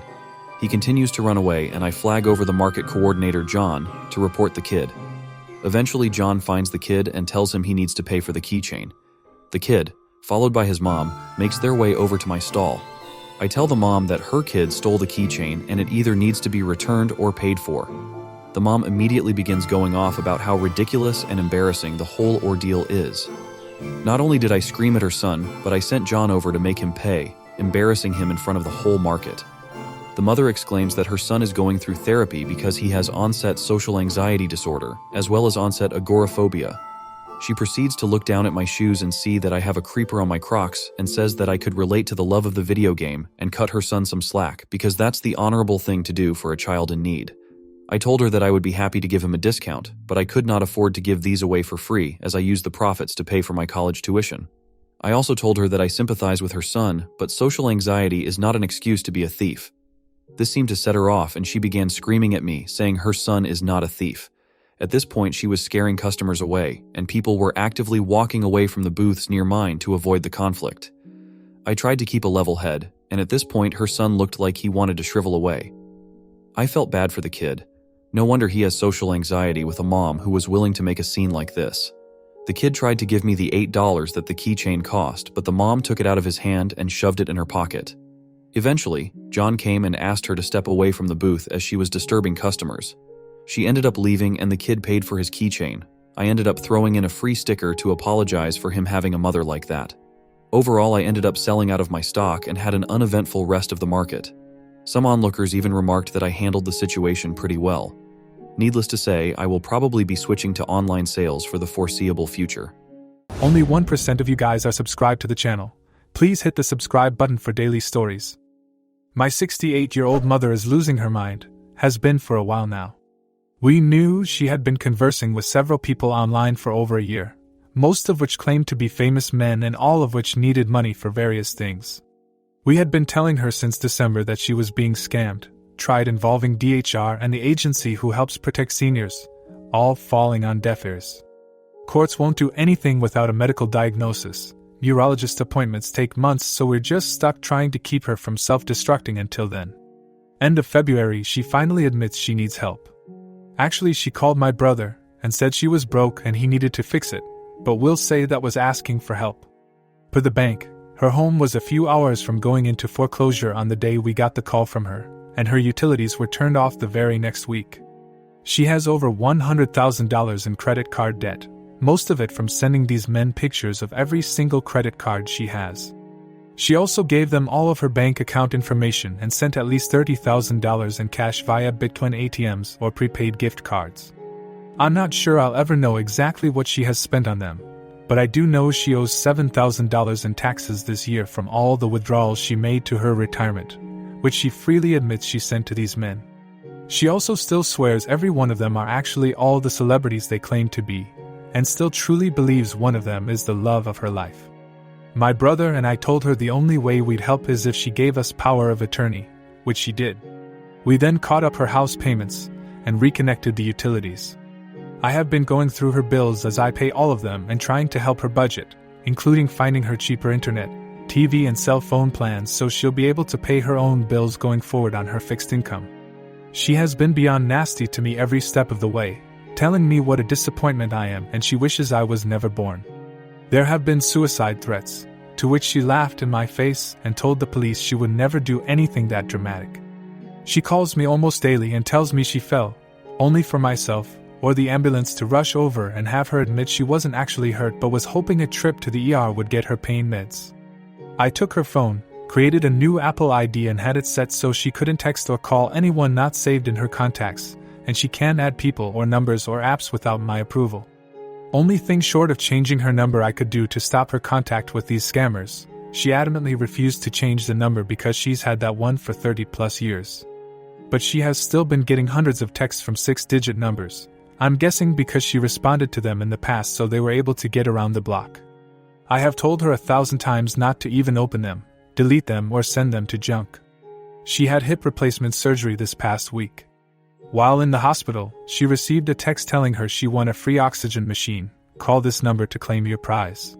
She texts me and tells me she needs to add this number to her phone because it's a home health medical equipment company and she wants to talk to them about Life Alert. So I add their number. She calls and they tell her she just needs to give them her bank account information to cover the shipping dot, and she gives it to them. Then she calls to crow about her winnings. I call the same number, and what do you know? I'm also an instant winner if I will just give them my bank account information. Hit 0 to speak with a person, and now I've won a free year of DirecTV. Hit 0 again, and now I've won a free year of pest control from Terminix if I just enter my bank account information. So a total scam that my mother has again fallen for while laying in her hospital bed recovering from surgery. Like the last 2 months didn't happen, like she has learned nothing from this whole experience. She does not even need an oxygen machine, but decided that since her parents had breathing issues at the end of their lives and because it was free, this opportunity was too good to pass up in case she needs one later. She tells me to just call them back and cancel. Because I'm sure the kind phone scammers will totally forget your bank account if I just ask nicely. Beyond a shadow of a doubt, she has been showing signs of progressive dementia and is at moderate/moderately severe cognitive decline on the staging models. So I get it, this is the new normal for her. She no longer possesses the mental capacity to understand real from fake, and she will continue to fall for stuff like this as long as she's alive. And I can't do anything to stop it. I can just crawl along behind her and try to fix it while hoping she shows up to the neuro in May so I can get the courts to intervene. She will always be a danger to herself and her own well-being, with the added bonus of being awful to me every step of the way. So I have decided I am done trying to save her from herself. I'm opening another new bank account for her tomorrow and putting what little money she still has in it. I have turned off all the automatic payments that have been coming out of my account, and will be turning off all of the parental controls I had established on her electronics. Then I'm telling her good luck, don't call me when you're on fire again. And then I'm blocking her on my phone. My brother and I believe she'll be in a mess again by the 4th of July. Her problem, not ours. I have had a heart issue for 2 years now, inappropriate sinus tachycardia that isn't responding to medications. Both of my cardiologists have told me that stress is exacerbating my condition. I've lost 25 pounds over the last 3 months, which I'm also chalking up to stress. I literally cannot explain the peace I feel in my soul tonight knowing that I have done everything I could for this woman, and now I just get to be done tomorrow. It's complicated and sad and frustrating, because oh how I have tried to help her and I know how this will end. But it's also so very calming to know that I'm done. I'm free. We are in a weird moment in our lives with my wife's family, especially with my mother-in-law, and her sister, let's call her Renata, 22F. Some details have been changed though. Also, her dad is not in their lives. A little bit of background, I, 30M, been with my wife, 28F, for around 5 years, and we have a 3-year-old kid who we love like nothing in this world. When we started dating, she was living with her mom, who always controlled her entire life. She couldn't have a personal email. She'd have to receive and open all her mail and a lot more BS. She always reminded her how stupid she is and that she needs to get a man with money because she is incompetent and can't make money. My wife tried to go to college, but mother-in-law didn't want to help her pay for it because she would fail. Meanwhile, her sister got her college paid without ever working and graduated and makes bank. My wife lived with this treatment thinking this is normal, and she didn't see anything wrong with it until she met me.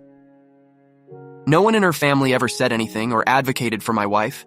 No one in that family had the balls to do it, just to avoid problems, because they are a family and families stick together.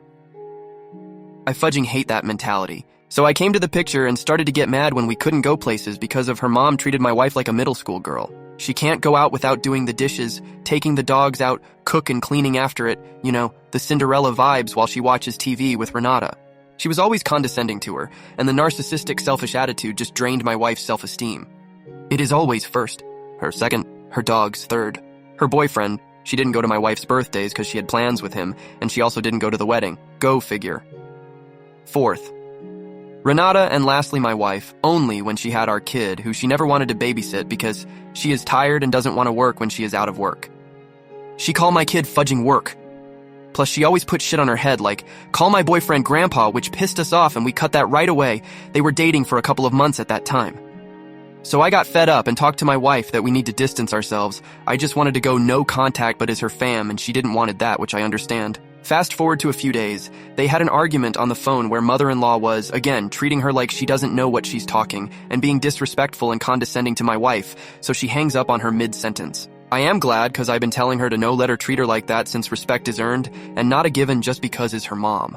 This made my mother-in-law super mad, so she called her and me like 20 times, then her sister did the same and texting saying to apologize to her mom. She is a mama's girl and a copy of her mother. Mother-in-law text a lot of BS with the last one being I am done to what my wife says she always says that. I told her, then we are done too for real this time. She needs some kind of consequences because she always says stuff to enforce her narrative and feel like she had the control. Because of this discussion literally yesterday, mother-in-law texted my wife. They haven't spoken since the argument, not even to check on her grandchild, asking her for the money my wife owes her. Well, I just find out that years ago my wife couldn't pay her cell phone bill and mother-in-law helped her by paying it. When my wife got some money, she tried to pay her back, but mother-in-law said no for some reason, but she kept paying the phone. It was on mother-in-law's name, so my wife told her to just cancel the line. She didn't. Then like a year later, she asked her out of the blue to pay her back all the help.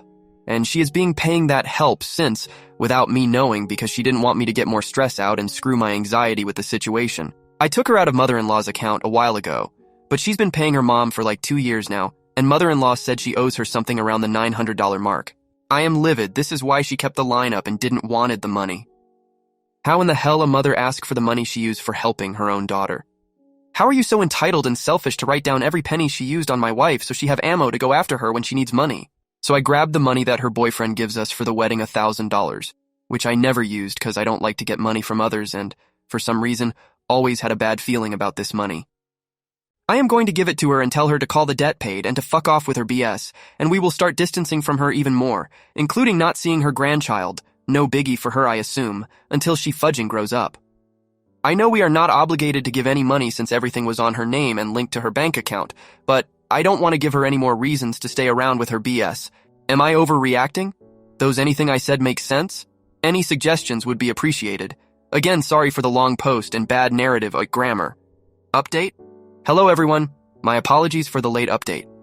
First of all, thank you all for your opinions. This literally opened my wife's eye and made me feel just a little bit better knowing that I wasn't overreacting. You guys have no idea how my anxiety exploded during the last couple days.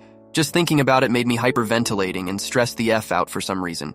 Well, after reading all this and having a real talk with my wife, we determined to ask for all the phone bills my wife owes her, and that we won't be participating on family gatherings until she grow the F up and start acting like effing mom and grandmother. After this, she went silent, but of course Renata texted us asking why we were acting like this.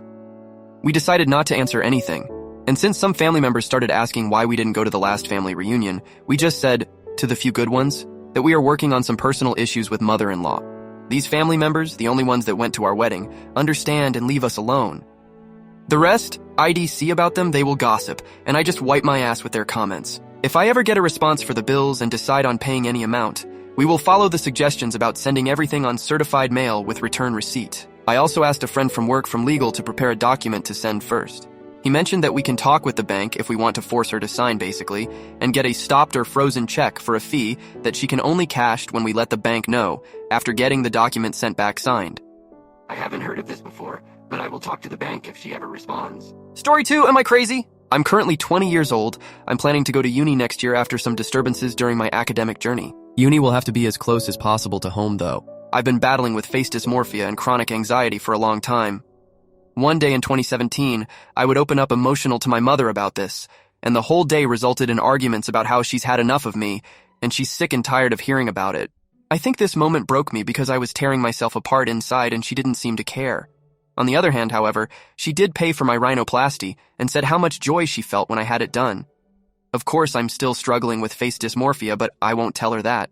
One point in 2021, we got into an argument because she wanted to go back to her home country over the holidays, and I didn't really want to because I was a little nervous from the 2020 event. The end of that argument resulted in her saying, "Why don't we just all, my parents and brother, end ourselves then since our lives are that crappy? I'm being serious, let's all do it now."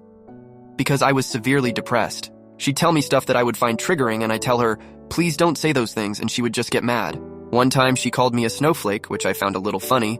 I stopped giving in to her a while ago, just accepting her criticism of me, and began to just accept the position I'm in so I wouldn't have to hear any dark shit or get into arguments. I'm not allowed to move out. She says it's against our traditions, but even if I was allowed, I've got my autistic brother to care for, and he has a close attachment to my mother. One of the first things she told me as a kid was that if I ever dye my hair an unnatural color, she will shave it all off. Tattoos are forbidden, piercings are a no, only the ones I have now. Not that I care too much about these things, but our arguments and disagreements are always petty and result in really bad arguments. I offer to help her around the house, but she refuses most of the time and then complains that I do nothing. It's not like I don't do chores, BTW. I do help out, and I enjoy it, but it never feels enough for her. She has admitted before that she is very obsessive when it comes to cleaning the house. I also offer to take myself places on my own, like if I've got an exam coming up or something, and she doesn't have to worry about taking me there. Yet she does LOL and then kind of complains the whole time about how busy she is and how this is the worst time to do whatever I gotta do. I feel so behind compared to my friends. A lot of them are allowed out on their own, but for me it's super rare. I understand that things are extremely dangerous nowadays, but I'm pretty much indoors 24/7 and I only go out with them. It's so rare I go out with friends. Last time I did, however, the morning before, she called me useless and said I'm gonna fail in life. So I declined the invitation to go out with friends, and I just stayed with her, keeping her company. If I try to speak to her and say, I'm stressed, she will say she's more stressed, more anxious, more sad, and that what I feel is nothing compared to what she feels. I love her, though she's had a real rough upbringing, but watching all my friends grow up and I'm just left behind really hurts. I've been living the same day for the past 4 years, and I'm losing it. It's like there's no freedom. The following is a message I sent to a friend when I was 16. Okay, I might repeat a lot from the past, but yeah, my family doesn't feel right. My grandmother is an ass. She physically and mentally abused my aunt and mom when they were growing up, and it's really affected them. My mom's life has been hard. I'm sure many lives have, but anyway, she's really attached to me. She said she wants me to be happy. She worships me. If I didn't come into her life, she'd be, gone. We've gotten into arguments. There's an argument every year and all that. I love her a lot because she worries about me, but it just doesn't sit right. We had an argument a few weeks ago because I went silent and I distanced myself from everyone. She got upset cues I flinched a bit when she came to hug me. She says I'm literally like her mother sometimes the second. She told me to go rant to my friends since I seem to care about them more than my own family. When I had a therapist, I literally told her I care about my family so much I put them before me.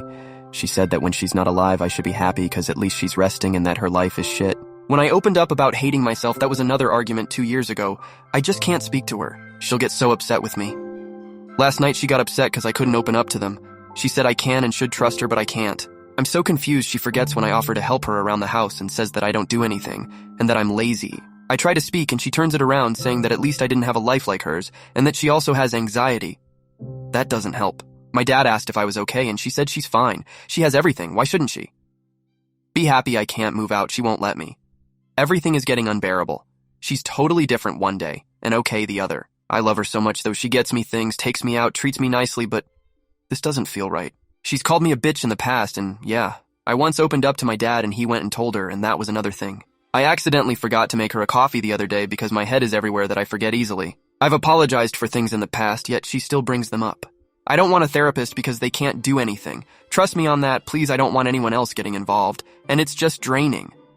My dad's very distant, but holy shit, this is too much. I know it sounds very casual, the way I typed that out when I was 16, but I didn't want to make a big thing out of it. I think she assumes I owe her back because she was extremely generous to me and my brother growing up, but I've always just felt off about it all. I've got many other stories, but I've been trying to forget them. I'd love to get therapy, but that's expensive.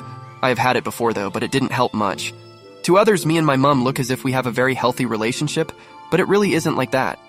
I just want to be as good of a person as possible, but I feel so conflicted about this. Am I crazy, selfish, lazy? I don't know. Mess with my kids? I'll make sure you lose everything. Also, please subscribe. I, 50 male, have 2 stepsons who I just call my sons as I've been in their life since they were 8 and 10 and are now young men. My wife and I made it a point to have a great relationship with their dad, Jason, and made sure he had a chance to be around as much as possible, even staying at our place frequently to be around his boys as he lived over an hour away and couldn't afford to live closer. Jason had a crazy ex-GF who had tried to claim they were married, variously saying common law or that they were married in secret or married on an Indian reservation. But he had a restraining order out against her because she was nuts and had tried various ways to screw up his life. The ex is a horrible person. She had been arrested several times for forgery and fraud. She and Jason had a fiery relationship, but he had it in his head that he should make it work as he did like her daughters and grandson. But the ex got him sent to prison for violating his probation when he left the county to go to his mom's funeral, and hadn't filed an appropriate form. I'm a little unclear on this part, but she played a major role in it. After he got out several months later, she wanted him back and he wasn't having it. He made a clean break, moved to a new town, but she continued to harass him, thus leading to the restraining order. She would send texts to people pretending to be police investigating, saying he was drunk driving or taking drugs, or pretending to be friends, family, to spread rumors and hurt him. She even sent texts to my kids from burner phones, pretending to be other family or friends, saying awful things about their dad. Jason died unexpectedly of a heart attack, and it was a shock to all of us. He was finally living in peace, had great relationships with friends and his sons, and was the happiest he had ever been. He didn't have much. He lived in a single wide trailer a friend had let him stay in for free, some boxes of tools, old comics, video games, D&D books and modules, mementos from his times in the Marines, and an old 2009 pickup which on several occasions he had promised my oldest son, let's call him Paul. Jason didn't have a will, and my wife became the executor of the estate because at the time of death, both the sons were minors and sole heirs. We packed up the things out of Jason's trailer and took the truck, which had Jason's name on the title but had to wait for the death certificate to retitle it in Paul's name. But the ex called Jason's sister demanding the truck, saying it was hers and posting on FB she was reporting it as stolen, etc., which really pissed me off. After we got the death certificate, we went to the DMV and found out that she had stolen the title to the truck by forgery, saying she was the only heir, and we couldn't transfer the title. My son was driving around with a packet documenting everything in case he was pulled over for driving a stolen vehicle. We had to get a lawyer and start a special process that took several months before a director at the DMV fixed it, and we were able to title the truck with the ex continuing to threaten and cause problems, and made everyone miserable and cost us several thousand in legal fees. Early last year we got through probate court. The ex never showed, in spite of saying that she was the wife and sole heir. The court declared the boys as the sole heirs and my wife as executor of the estate in their names. Instead of showing up, the ex sent an email to the court saying she couldn't make it because of work. She doesn't have a job. And that Jason was never around his kids. He didn't miss a single HS football game home or away and never missed a home track meet. And that they were just leeching off his SSI for the back child support. She went on with a bunch of other non-relevant shit just to trash my wife and sons, and pretty much said it didn't matter what the judge said, that she should get everything. During this time, we found out that Jason's name was on the deed of the ex's house. In order to get a reduction in property taxes because of Jason's disabled veteran status, she had filed papers to put him on the deed but not the mortgage.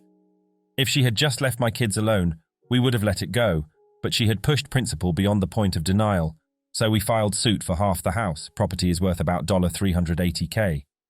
We went to court-ordered mediation, and she rejected a mediated settlement of a fraction of the value, which we would have taken. In April, her lawyer dropped her, and so she got a continuance on the first hearing. She then claimed that she had found a will from Jason designating her as sole heir, in addition to another signed paper that she found as a quitclaim deed from Jason for the house. I did wonder if it was this or her not paying him which caused him to drop her. She was going to go back to probate court to reopen, appeal, probate, and needed time for that, which the judge granted. On Tuesday, finally went to court on the deed to the house. She no-showed. The judge had inquiries to the probate court and she never filed any papers. The trial lasted less than 10 minutes as the judge recorded the facts and awarded the estate half the property. They will empanel 3 lawyers to determine how the property will be sold, and she's going to lose her house and for the first time in her miserable life, face the consequences of her actions. Management says I'm losing my unused vacation days because of a new unpublished handbook rule. Okay, I will comply with the rules of this unpublished handbook, but the 4 paid unused vacation days will cost you thousands. Also, please hit the subscribe button. I worked for a company with great pay and benefits, one of which was vacation days. I worked there for years without any performance or attendance issues. I was also an employee who would not work overtime. I give 100% while I'm there. That's all I have to offer. Other than that, no issues. Each year, I'd pre-planned my vacation days. We had to put our plans on a calendar for approval, and I wanted to receive my approval before confirming my plans, so I did everything as early as possible. I had no vacation request problems for years and did not hear of other employees having issues with their vacation time pay. Then, one year, all of a sudden, after using all but 4 of my vacation days, management said I had no additional paid vacation time. I reviewed our online handbook, gathered my requested and approved time off, and checked my check stubs to verify the paid vacation days I'd taken thus far. I presented everything to management for research. My direct manager said he checked, and I didn't have 4 additional vacation days. That wasn't good enough, so I asked him to forward it to his manager. His manager said the same thing. That wasn't good enough. Eventually, my concerns reached the center manager. The center manager called me into a meeting. I again presented my findings, showing I had 4 unused vacation days left. He then began discussing changes to our vacation policy while making eye contact and smiling. He turned his computer around to show me the new handbook they constructed reflecting the new vacation policy. Wait a minute, what? There is an online employee handbook, yet I am supposed to go by a new handbook, not known to employees. Make that make sense. I politely said, okay, and walked out. I removed my 4 days from the vacation calendar. I then began chatting with other employees to see the number of days they had taken for that year and the number of days they might have left. Conversations like, how was your vacation? How long did you stay? Are you choosing a different place to spend the rest of your vacation days? Asking these and related questions allowed me to calculate the number of vacation days they used or had remaining. I did not find one other employee having my issue with vacation time. I waited a couple of months and filed a lawsuit while working there. Other employees did not know about my lawsuit, at least not from me, but I'm sure management knew. The lawsuit, discovery process, revealed an email chain. The email chain showed the center manager directly asking Human Resources about my 4 unused vacation days, and Human Resources confirming I had 4 unused vacation days. The center manager used a fictitious new handbook to cover his and other management actions, denying my unused vacation time. Shortly after that, we settled, and they paid thousands for 4 unused vacation days. I had to resign, of course, and the center manager and other management lost their positions, retired, or quit. All I wanted was my unused paid vacation time, but what I received was much more. Story 2. Wanna discipline me for being right? I got you. I work for a freight delivery company, drive a semi-truck, and usually go out with 10-15 deliveries a day. Our policy is that when you deliver to a residence, you have to take a picture with the work phone as an additional proof of delivery. That has morphed into, now if the delivery receipt, DR, says residential, you have to take a picture of it, regardless if it's going to a business or a house. There are so many small details on a detour that can get missed, so this is an important detail. One day last week, I have a delivery for Laura Lopez. It was being delivered to a construction company that Laura is an employee of. The doctor does not say it's residential. I make the delivery and leave. No picture. Next morning, my female dog of a supervisor says, I have a write-up for you. Puzzled, I ask her for what. For the Laura Lopez delivery yesterday, it was residential. I explained to her that it was at a business and the DR did not say residential. She wasn't having it. I should also mention that her and I butt heads often, and she's been trying to get rid of me for some time. I told her that we need to go talk to my manager about it, so we do, and he sides with me because she has no ground to stand on. This infuriates her. I tell her that under no circumstances will this be an issue again. That day is when I start my petty compliance. I take pictures with the work phone at every stop. What happens is when I hit depart on the work phone, it sends a pop-up to her computer with the picture, and she has to acknowledge it before she can do anything else on her computer. I crashed her computer 3 times that day. At one stop, I took 20 pictures. I get a call from her telling me that I have to stop taking pictures. I politely tell her that I'm covering my ass and not going against policy. She says, "I'm giving you an order." I laugh and hang up. Sure as shiz, she wrote me up for it. I don't even argue. I say we need to take it to my manager. I walk in and he says, "What now?" I tell him the story. He looks at her, takes the write-up and rips it up. "Are you seriously writing him up for overperforming?" She had no words, and I still take a picture at every stop because I'm petty lol. Story 3, suspended for being a minute late? Fine. Enjoy handling the biggest project without me. I'm Mark, and for the past 5 years, I've been working at this mid-sized tech company. It's been great, or at least it was, until 6 months ago when we got a new HR manager, Susan. Now Susan is the kind of person who loves rules a bit too much.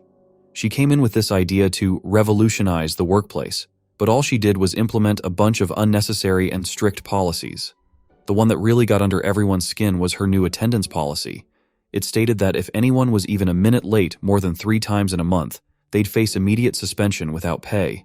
No excuses, no exceptions. This was crazy, considering we're all seasoned professionals, not school kids. But Susan was adamant, and the policy was enforced to the letter. Now, I'm usually very punctual, but life happens, right? Just my luck, I ended up being late 3 times in 1 month. The first was because of a massive traffic jam, the second was due to a power outage that killed my alarm, and the third, well, I overslept. Each time I was barely 5 minutes late, but Susan didn't care. She slapped me with a suspension notice. I was fuming, but then I remembered something important, our employee handbook. I'd read that thing cover to cover when I first started, and something about the suspension policy stood out to me. I dug up my copy and found the section I was looking for. The policy stated that suspended employees must leave company premises immediately and are not allowed to engage in any work-related activities during their suspension. A plan started to form in my head. You see, at that time, I was in the middle of a critical project for a major client. It was a huge deal for the company, and I was the lead developer. Without me, the project would grind to a halt. So I decided to follow Susan's policy to the letter. The next day, I walked into Susan's office and handed her the suspension notice, along with a printed copy of the employee handbook's suspension policy. I told her, as per the company policy, I will be leaving the premises immediately and will not partake in any work-related activities during my suspension, including the Johnson project. The color drained from her face. "You can't just leave the Johnson project," she exclaimed. But I just shrugged and said, "Company policy, Susan. I'm sure you wouldn't want me to break the rules." I gathered my things and left the office. The fallout was immediate. The project team was in disarray without me, and the client was getting antsy about the missed deadlines. The CEO himself called me 2 days into my suspension, begging me to come back. I explained that I was merely following company policy, as enforced by Susan. Long story short, the CEO had to intervene. My suspension was lifted, and I was back at work the next day. The best part? Susan's ridiculous policies were all reviewed and mostly scrapped. She's still with the company, but let's just say her enthusiasm for rulemaking has significantly diminished. So there you have it, folks. Sometimes following the rules a little too closely can be the best form of rebellion. And always know your employee handbook. Lawyers, what is a detail that your client failed to bring up to you that completely lost you the case? My house was robbed. In addition to all the stuff the thief took, he also stole a bunch of my suits and all of my neckties. I had a big collection, like 100 or so. However, the thief left fingerprints on a hard plastic box that I kept spare change in. Fast forward 3 months, the thief is caught in the act of robbing another house in the same neighborhood, same detectives on my case and this new theft. They fingerprint the guy and the fingerprints match the ones from my house. At the thief's arraignment, I see him stroll in wearing my suit and my tie. I tell the district attorney, he says there's really no way to prove it. However, the tie he chose to wear was a one-of-kind street map of San Francisco, and I still had all the documentation to prove it. The district attorney's eyes widen, and he informs the judge. The judge has the thief placed under arrest again for possession of stolen property. The thief's lawyer was dumbfounded. It was a nice end to a rough situation. Story 2. Minor traffic cases can be the worst for this, believe it or not, because they are short and simple, and oftentimes the client isn't there. So if you get blindsided by something critical, there's often no chance to consult with them to turn things around. I had a simple speeding case, 70 mph and a 55. No big deal. If she does a driving improvement course, the court will usually dismiss or reduce those, since her driving record wasn't bad.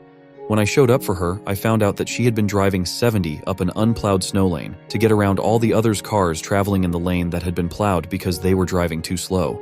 I didn't know it was even possible to drive 70 on fresh snow. The officer stated he'd already cut her a break by not writing the ticket for reckless driving, and the judge politely agreed he didn't feel comfortable reducing it under those circumstances. When I called her up after court to confirm, she did, claimed she'd just forgotten to mention it. Now maybe I've lived too much of my life in the South, but that just boggles my mind as a detail you'd forget when hiring a lawyer for that incident. I would have told her in advance that hiring us was a waste of money, not to mention the hassle of taking an 8-hour class, and she should probably just go ahead and pay this one. I legitimately do that all the time during consults, give my honest assessment if the case is even worth doing, and so by omitting that detail she harmed herself for no reason. At least she took it well and didn't get defensive. Story 3. Not my client, but the son of the opposing party, and presumably the party himself, lied about being blind to make himself seem more sympathetic as a witness. We didn't know either until he took the witness box. Their counsel asked him to take the oath, and he picked the card up and read it. That was the cherry on top of a series of ridiculous events. The judge dismissed the whole thing in our client's favor shortly after. I was a trainee at the time, but my boss, who was in her late 60s then, said it was the most ridiculous case she'd ever handled. Story 4. I wasn't a lawyer in this role, but was a law clerk. This was a typical divorce case. This particular jury trial was about splitting assets and who would get what. It was a long, drawn-out case that took about 5 days. Right before the closing arguments, the attorneys wanted to talk to the judge. It seems as though a couple of days prior, the couple decided to get back together, and instead of telling the judge and their lawyers, they just kept it a secret. We heard 4 days of evidence, arguments, brought in experts such as land assessors, financial planning people, and the like. And they were back together. One of the attorneys asked to be dismissed from the case immediately and walked out the courtroom. The judge had to dismiss the jury, and the couple was adamant that they didn't think that them getting back together was a detail any of their attorneys needed to know. Story 5. I'm a public defender in an area with lots of meth use.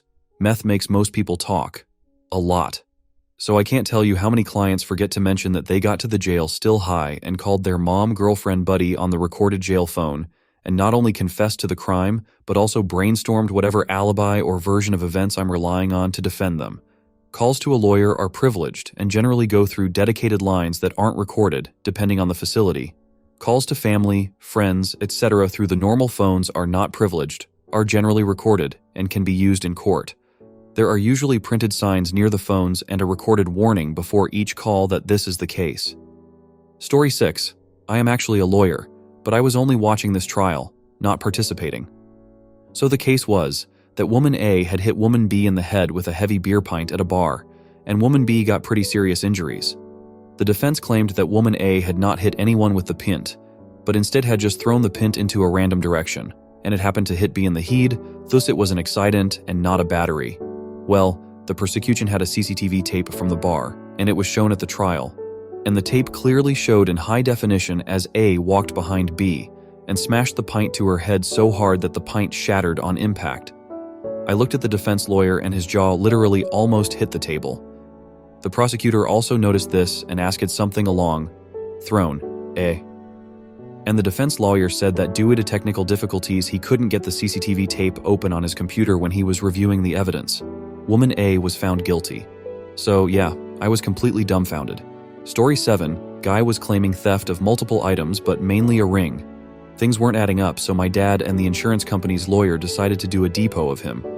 Guy shows up and is doing the depot when my dad notices the guy is wearing the exact ring he's claiming was stolen. My dad slides a note to the lawyer telling him the guy's wearing the ring. Once the note got slid, the guy realized what happened and put his hands under the table and took the ring off. They asked him to stand up, and lo and behold, the ring fell to the ground. Story 8. My father is a judge. I remember him talking about a case where a woman was suing for a severe back injury that she said was preventing her from working and taking care of her kids and so on.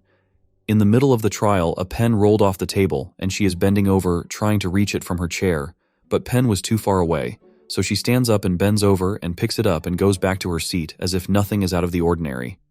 My dad is just looking at her and she snaps at my dad and goes, "What are you staring at?" My dad asked her if she was okay and her response was that she was fine. Her attorney leaned over and said something to her, and she then loudly started complaining about her back and how much her back hurt, but no one believed her. Lol. Story 8. This one ended my marriage. My husband lost his job in the title mortgage business, applied for unemployment, got denied. I decide to help him with his appeal hearing. I asked him multiple times before the hearing, "Is there anything you did that caused them fire you?" He says no, absolutely not. They fired him out of nowhere. Hearing day comes. He testifies under oath that he did nothing wrong, was a good employee, no issues. Up on cross-examination, the other attorney pulls out documents from one of his real estate closings, documents he forged and backdated. Had to admit he perjured himself. Needless to say, he didn't get unemployment and he didn't sleep at home that night. Story 9. I had a client who, despite being a large man, had been domestically abused by his much smaller wife throughout their marriage. After the divorce, she turned her anger on their son. He ran away one day to live with his dad, and we filed to restrict her parenting time and for a permanent modification. At the permanent hearing, she denied being abusive to the child or my client in front of the child, said she never threatened anyone ever, and that she never made disparaging remarks about my client in front of their son. What she didn't know, and therefore hadn't told her attorney, is that he had recorded multiple instances of her abuse. So I called my client back up for rebuttal and played an audio recording of her screaming at my client, threatening to break his face in and calling him a loser, all while the child could be heard in the background begging her to stop. I looked over at the other attorney and she had her face in her hands. We won. The end of this month would be 1 year with the company, so last week I had a check-in as they do with all employees. They had a whole list of questions I answered, and then they asked if I had anything to add. I brought up the value I have with the company and named some positive changes I have made, including one that brought in a large amount of new business over the summer. I make $29 an hour now, and I asked for $32 an hour and an additional 5 days of PTO. I also offered to come off of their cell phone plan, which they include all employees on, as my husband's job now offers reimbursement for that. I told her I was happy with my job and the company, but there is one thing I wasn't happy with. I was denied 5 days of time off in September because a manager of another department requested the same time off after I did, but they have worked for the company longer, so they were allowed to take it off and I wasn't. I was pretty upset and made it known to my boss because this was already planned for my family, and I put my request in July. I was told they would look into what to do about the policy moving forward in September, and never heard anything back, so I got over it but figured I'd bring it up again. She didn't give me any kind of feedback after that. Figured either she or my boss would follow up at some point. This morning, I went to use my door card to get in the building, and it didn't work, which was extremely bizarre. I rang the bell, and my boss came down and opened the door. He asked me to follow him to his office, and he sat down. But before I could sit down, he told me he has to let me go, and that it is purely a business decision and nothing I did wrong. I asked if he can clarify what that means, and he said that he was sorry for having to do this, and that is all he can say about the matter, and that my items will be mailed to me because they can't allow me to go back into my office. And then he walked me out. I don't know what to do. I have never been fired before. Ever. My husband doesn't really know what to do either. I know I should file for unemployment, update my resume, start applying for jobs, but I'm pretty overwhelmed right now, and feel slightly like things are about to come crashing down on my family. I really believe the reason I was fired was because I brought up this unfair policy twice now, and maybe that they don't want to give me a raise. Firing me over that seems pretty extreme, but there is nothing else I can think of. I thought you usually have to sign something when you get fired, but I didn't and got no other info other than it's a business decision, so I'm left guessing. We have a toddler, a house, car payments, bills like everyone else, and our income just got halved in 5 minutes. We have some savings, but I'm sure not enough. Just looking for some advice to make sure we make the best short-term financial decisions in this crisis until I can get another job, and also, how do I stop crying? Budget money. Cancel any uncritical services, Netflix, etc. Get into serious budget mode and look at where you might be able to pick up some extra cash, babysitting, yard work, whatever. Your new job is now looking for a new job. Connect with your network of friends, former co-workers, family, let folks know and start meeting with your support network. Take this as an opportunity to reflect on your career, your skills, and strengths. You'll get through this. Thank you. We are pretty frugal, but I just canceled our Amazon Prime a minute ago as I looked, and we haven't used it more than once or twice a month all year. I was fired from a job once and also felt dazed for about a week. They periodically did background checks, and in error, mine had came back with a felony. I was a 22-year-old girl with no record. My boss knew it had to be an error, but HR had to fire me immediately. It took months to get it corrected. I was offered my job back, but at that point I didn't want it. The time away gave me perspective that the job was actually not a good job or good company to work for. I wasn't being paid enough for what I was asked to do. It changed my whole life for the better. I hope something good comes of this for you. It's more than that. You can work part-time and reduce the amount of unemployment you get weekly. But why in the hell would I do that? You are probably asking yourself. Here is why. Your unemployment is a set total amount that is dispersed until it runs out. If you work part-time, they give you less, but your net gain is higher. The end result is, your unemployment lasts a lot longer because it is being dispersed in lower weekly amounts. You make more money working part-time and collecting partial unemployment. The combined total is more. You still have plenty of time to look for a suitable full-time job. You avoid the associated mental struggles that come from being unemployed. E.g., your ass gets depressed from sitting at home all day. Many years ago, I was in your shoes, and I ended up being on unemployment for almost twice as long as what they calculated I would be. I also made more money than having just unemployment alone. It was a good time in my life because I had a low-stress part-time job but could still squeak by. I used the time to get my head right and set personal priorities and goals. The last thing I would say is to make sure the laws where you live work that way. My advice is good based on my experience, but you probably live someplace else, and my suggestion may not work for you. Anyway, I thought I would just throw that out there for your consideration. I'm sorry you are going through this. First, give yourself permission to be upset for a bit. Getting fired is a big, emotional thing. It's totally understandable that you'd cry. Given the circumstances here, it may be worth consulting with an employment lawyer. While nothing here is clearly illegal, a lawyer might notice something I don't. And whenever you aren't given a real reason for being fired, that can be used as leverage. So you might be able to negotiate severance or something similar. Your list of filing for unemployment, updating your resume, and applying for jobs is exactly right. If health insurance was through your employer, you will want to look into either COBRA coverage or getting coverage through healthcare.gov marketplace. But certainly take the long weekend, at a minimum, to relax, gather yourself, and try to get into a better headspace. In the 3rd grade, I was an awkward kid, had a mean drunk father, struggled to fit in and make friends, was bullied and shunned by other kids. One of my classmates, let's call him Derek, who regularly partook in bullying me, showed me kindness one day. Being deprived of kindness or attention so regularly, I was putty in his hands. He hanged out with me during recess when I was usually alone. We laughed and talked about girls we like. He even apologized for being an asshole to me. The reason he was nice to me was because I had brought a very popular, expensive Batman action figure to school with me, to pass the time since I was alone mostly. I saved allowance and mowed lawns for 2 months to buy that toy. Everyone wanted one. By the end of the day, he asked me if he could lend the action figure, and like the naive, socially inept kid I was, I trusted him with it. The deal was to return it the following morning. I went home so happy, completely fooled, I never suspected a thing. The following day, he completely ignored me. When I tried to talk to him, he acted like I was crazy.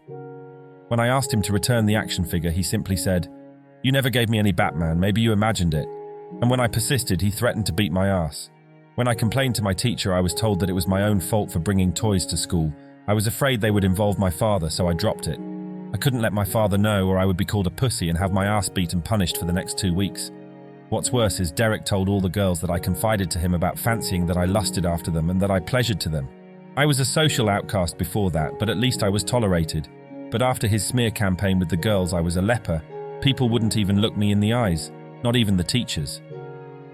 Kids started throwing stones at me, sabotaged and vandalized my property. It was hell. I did nothing about it but cry. I was just a weak-willed kid after all.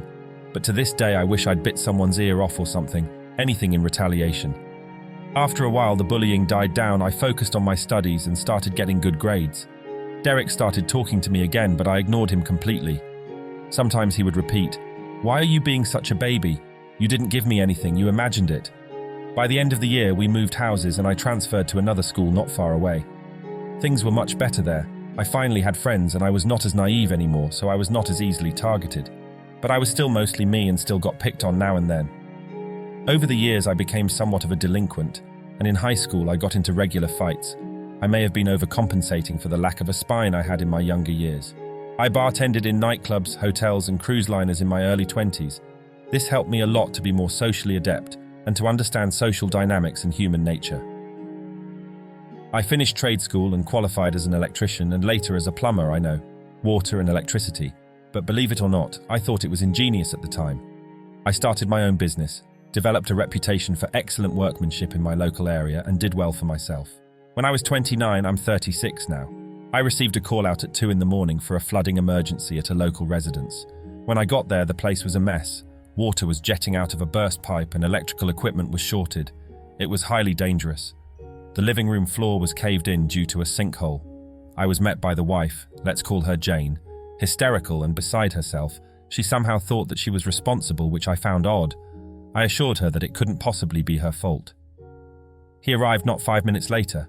His demeanor was irate. He didn't greet or shake my hand when I offered. I recognized him immediately, Derek from all those years ago. He demanded to know why I have not begun fixing the issue yet. I was professional, told him what I'd told the wife in terms of costs, but I hid the written quote in my vehicle. I told him who I was and acted happy to see him, assured him that he was in good hands. After a while of arguing with his wife, he seemed to calm down and joked around with me. I knew I had fooled him. We talked about our careers, kids, our school days. I gave him tips and fake recommendations. We got along great. His trust was easy to gain. He must have thought of me as a complete sucker. I assured him that he was in good hands and this would be fixed in no time. I was careful not to start any actual work on the property. Doing the smallest thing would make me responsible for all of it. Derek left after an hour or so, and his wife stayed behind. I started my revenge. When I was doing my assessment, I noticed that most of the building did not comply with city regulation and did not adhere to the registered and approved plans.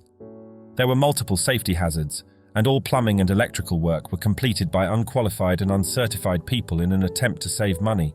Also, the pipe in question had been leaking for a few weeks at least, getting worse by the day and finally causing disaster, which means their water bill would be astronomical at the end of the month, unless a qualified plumber endorses a rebate with the municipality. I called my contact at the city, let's call him Donovan, and notified him of all the regulatory violations, safety hazards, and non-city compliant installations on the property. I also told him of the possible water bill. He promised to be there the next day. I immediately started photographing and documenting. The following morning, my contact was there at 10. He had a field day. He informed Derek's wife of the calamity that was to come. They would be forced to tear down all the building additions, remove all the uncertified plumbing and wiring installations, have the plans reapproved and start from scratch, which is an estimated loss of approximately $100,000. Derek was there in minutes. He was livid. He quickly threatened legal action, but Donovan simply told him that he had more than enough photograph evidence to have the property declared invalid within a week if Derek did not comply in writing. Donovan reminded Derek that he does this for a living and that the city has more legal resources to waste money on. I left Derek an invoice for my time just to smear salt in the wood and took my leave. Later, he called me every name under the sun. I remained silent and he hung up. He went on a Facebook rant about me, which was a bad idea.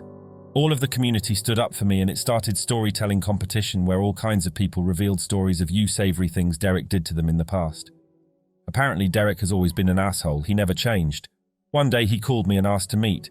He sounded defeated and depressed, so I decided to meet and see what's up. I met him at a local busy convenience store. I know better than to take Derek the Weasel at face value, so noticed quickly when he laid his phone screen down on the table. I knew he may be recording the conversation. He apologized for his behavior, which surprised me, and told me that this whole dilemma has all but bankrupted him. He told me he took out a loan for the building additions and cut corners to save money, that everyone does it. He showed me the water bill, which was nearly $6,000, a problem easily erased with a qualified plumber's signature and endorsement. I refused. He got irate again. Then he asked me, "Why did you do this to me? I know I was a dick to you when we were kids, but I don't deserve to have my and my wife's life ruined because of mistakes I made when I was a kid. What kind of person are you? You told me I was in good hands, I trusted you, you assured me you would help me, then you stabbed me in the back. You quoted me only a few hundred and told me not to worry." I replied, "I said no such thing. Derek, stop lying, you told me that it would cost a few hundred, maybe less, I heard you say it, you promised to help me, gave me recommendations, why are you doing this to me?" I said, "Derek, you must have imagined it." I looked him in the eye, he knew exactly why I said that, the same thing he told me almost 20 years ago. I repeated just to drive it home. "You're being a baby. I never quoted you for anything, you imagined it." He knew I was destroying him financially because of a Batman action figure he stole from me 20 years ago. I could see it in his eyes, but he couldn't bring himself to say it. His expression was a mixture of astonishment and disgust. I looked him dead in the eyes for a few seconds for effect, then got up and left. I slept like a baby that night, and had a goofy smile all week after. He tried calling a few times but sent him a text stating that further harassment will be met with legal action. "Derek, you know what your real name is, and what mine is. If in future you read this and realize how I screwed you over, remember how costly that little Batman action figure was to you after years of accumulated interest in karma. The look of despair on your face when you realize why you are ruined was delicious." I cackled maniacally on the drive home from that convenience store. "It was time for you to pay the piper. And if you think this will help you legally, go ahead and try, it won't, so don't waste your time. Or rather do, waste as much time and money. I welcome being even more of a financial inconvenience to your life. Fudge you, Derek." I posted before about my sister and her husband pranking me relentlessly while we were camping together, and I bought a cab over camper that kept me safe from their shenanigans. I used to not like camping much, but since getting the camper, I've enjoyed it quite well. I had solar panels installed on it, and put in a small TV that I play retro video games on. My nephews love the camper too. So much that even my sister and brother-in-law begrudgingly gave up tents last year because of how much their kids said they didn't want to sleep in tents anymore. I guess you could say they were the last in the group to do so. Rather than a cab over, they got a camper trailer since they have an SUV. Their friends all got campers before them too. Pretty much every single person who was in the yearly tent camping friend group now have campers of varying sorts. It ended up being like a keep up with the Joneses mentality. I got a camper, and then someone else did. And then someone else after that. And now it's all of them. I guess you could say it's more like we're all glamping now. But we love it. Until we hear one of the campers rocking at night anyway. That's when the earplugs come in handy. Even my mother, who previously hated camping and had forced me to go all those times just to babysit the drunks, now has a camper. She got a little one-person teardrop camper that tows behind her Subaru with ease. And she loves a quiet night laying in it and reading her favorite books. She mainly comes along for the sake of my nephews though, because she kept putting it on me before, and I called her out for it. My sister was initially a bit of a witch about the situation though. She had some sort of crazy idea that she was in charge when we went camping. And my BIL just went along with it. To which I called him a tool. Well, once the camper craze hit, the following summer it was half campers, half tents. And my sister told me it was all my fault that things had changed. I told her to stop acting like she was half her age and move on. Besides, this only started because I just wanted peace, and had to buy a camper just to get it. Had they respected me instead of treating me like a target, maybe things would still be as they were. She tried to argue further, but I threatened to make a spectacle of the situation if she didn't let it go. Later I heard it was quite a scuffle between my sister and BIL when he finally said they needed a camper too. Boy, do I wish I could have been a fly on the wall for that. But it worked, because now they have a small camper trailer. An 80s model, I think. BIL bought it with some damage and fixed it up himself. Though unlike me, they don't allow video game systems in their camper. So the kids come to me a lot. Near the end of last July, my sister asked me to set aside time off work to go on one more camping trip in early September before school started for her kids. And I agreed, albeit reminding her that I wanted no pranks done to me. And she made it pretty clear she was still unhappy I'm a spoil sport about it. But what could she do? It didn't end well for her after making my last post. None of the people in the group have tried to mess with me while trying to reclaim their frat youth since they were called out as bullies 2 years ago. Funny thing is, having campers now is actually making them act a bit more their age when they drink. And I'm pleased to say I haven't seen any of them so crazy that they're running around in their underwear and yelling out random nonsense anymore. But they still say and do stupid shit. And while I don't enjoy those shenanigans, I do like the drinking games, the campfires, the barbecue, the marshmallows, etc. It's a nice escape from my home life. It was getting chilly early last year in our area, with fall making its way in a little sooner than expected. So the last few days before school started, we had mild rain and temps in the mid-60s during the day, and even colder at night. Fine with me, I have a propane buddy heater. So I wasn't cold. But bragging about the heater was what drew in a wild Karen. I'd never before met one on this level. I mostly just read about them online. But by God, she was just like the ones I've heard so much about. She didn't really have the Karen look though. She had long shoulder-length brown hair, maybe late 30s to early 40s, and was a bit thick. But man, did she have a mean look about her that just made me want to turn and go the other way. The campsite we went to had a small vendor store at it that sold basic supplies and some foods. I rode in on my old MTB and bought a soda. I'd met another guy while out riding on the trails, and he had a crazy bike made out of a vintage beach cruiser I learned was called a clunker. He was very specific, it was spelled with a K. And he told me he builds clunkers for fun out of his garage and gives them away. We were having fun talking about bikes, but then we started feeling the soft patter of rain, and the evening chills were coming in. The guy I rode with said it was going to suck sleeping that night since he was camping in the canopy of his truck. I remarked I'd be warm because I have a portable propane heater, and how I just need to turn it on for an hour before bed and I sleep nice and toasty. Then some lady I'd never met before stepped in front of us and asked me about my heater. I quickly described what it was, how much it was, and where to get one before moving along. But this woman started following me. I locked my bike and then ended up face to face with this lady, like when Victor turned and was face to face with the corpse bride. She was suddenly asking to borrow my heater and coming closer at the same time. I got really awkward and tried to get her to let it go. But being polite got me nowhere. The lady kept stepping in front of me and was whining about how it was colder and wetter than expected, and she and her kids couldn't go home for 2 more days. I just told her sorry and ran around her to my camper. But she kept following and was berating me that I have no compassion for a mother. Inside the camper, my 2 nephews were in there playing Mario Kart Double Dash on a GameCube I'd brought, and the woman instantly became furious about my setup. She refused to let me close the door and yelled that I might as well just be at home if this was the kind of camping I'm doing. Then she actually tried to force her way in while yelling something about me being entitled, and had it too good while her kids didn't hardly have anything. I blocked the way in and nearly shoved her out with my foot. Now enter my mother. She's a bit of a Karen in her own right, but most definitely a mama bear too. She saw enough of what happened to interject before I got the chance to push the lady out. My mother yelled at her to get away from her son and grandbabies. The 2 of them had an epic screaming match that my sister soon joined in on, until a few more people in our camping group showed up and began laying into that lady too. Realizing how outnumbered she was, the Karen took off. She didn't bother us again. And one of the guys in our camping group was kinda upset by that because he was keeping a super soaker loaded and ready in case she did come back. I did see the Karen a couple more times around the area, but she avoided eye contact. I did see her campsite while riding my bike, and she had an okay looking tent, but her kids really didn't look happy. I don't know what her story was, or why she was stuck there.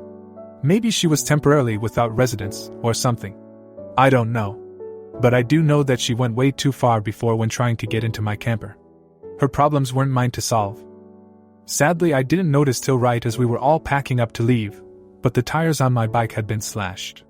I couldn't prove it was the Karen, but I'm pretty sure it was her. I fixed the bike easily enough. Just needed new tubes and tires. But I was still mad. RIP that bike though, because my neighbor's son who just got his driver's license ran it over last November. It was old anyway. My BIL gave me his old MTB to replace it, and I saved the new tires I bought for my old one to put on it. I waited all this time since the incident to post because I figured my sister would go looking here right away. Don't know whether she did or not. But it's here now. Story 2, Small Town Drama Incident. This happened about 4 years ago, and now that my mom is no longer at her current job, I feel I can post about this incident. To give you some of a background, I live in a somewhat small town. My family has lived here for years. It is one of those towns where growing up I had to be on my best behavior because everyone knows everyone. One time I was picked up by some friends who were egging before picking me up, and by the time I got home my mom had already had 3 phone calls from people telling on me that I was in the car that was egging. Everyone knows everyone and everyone is related to everyone. My grandma was very involved in the community, and everyone calls her grandma. My mom is also very involved in the community, and I swear she knows everyone. She also was on the school board and president at the time of the event that I am about to share. So back in 2020 my grandma was renting a house from a family who has also lived in the town forever. They are actually seen as slumlords in town. Their properties they rent out are not the best. However, considering our family history and their love for my grandma, they rented out one of their better, smaller houses to her. The house was a house. We had to do a lot to it on our dime before my grandma and my grandma's brother could move in. The house had old appliances and the doors were the original in this 1950s house. So my grandma, 86 years old, became ill, and it was hard for my mom, 59 years old, to get her in and out of the house due to very wet conditions. My mom honestly was having a horrible time getting her to the car. My grandma also had fallen a few times as well. There was a swamp of black slimy mud between my grandma's yard and our only available parking constantly. My mom reached out to my grandma's landlord and asked if she would provide a sidewalk or some type of safe passage to the street. My mom was told that that was city property, and she was not allowed to do anything. So my mom reached out to the city. People who we had every reason to believe would care about the safety of my grandma, great-uncle, or any other senior citizen. The city said it was a landlord problem, and she needed to put in a driveway. Just to add, a lot of the people who work for the city are people my family have known for years and have lived in the town for years themselves. My grandma babysat over half of them. When my mom kept getting the back and forth between city and landlord, and had no luck appealing to the Public Works Committee, she finally told Bob, who is the head of Public Works, she would just take care of it herself. Bob is someone who has been in town for years and is actually distantly related to the landlord. At that point, the mayor, Chelsea, ordered the city workers to set aside other projects that came from them and go to my grandma's property. Nothing was done to improve the situation.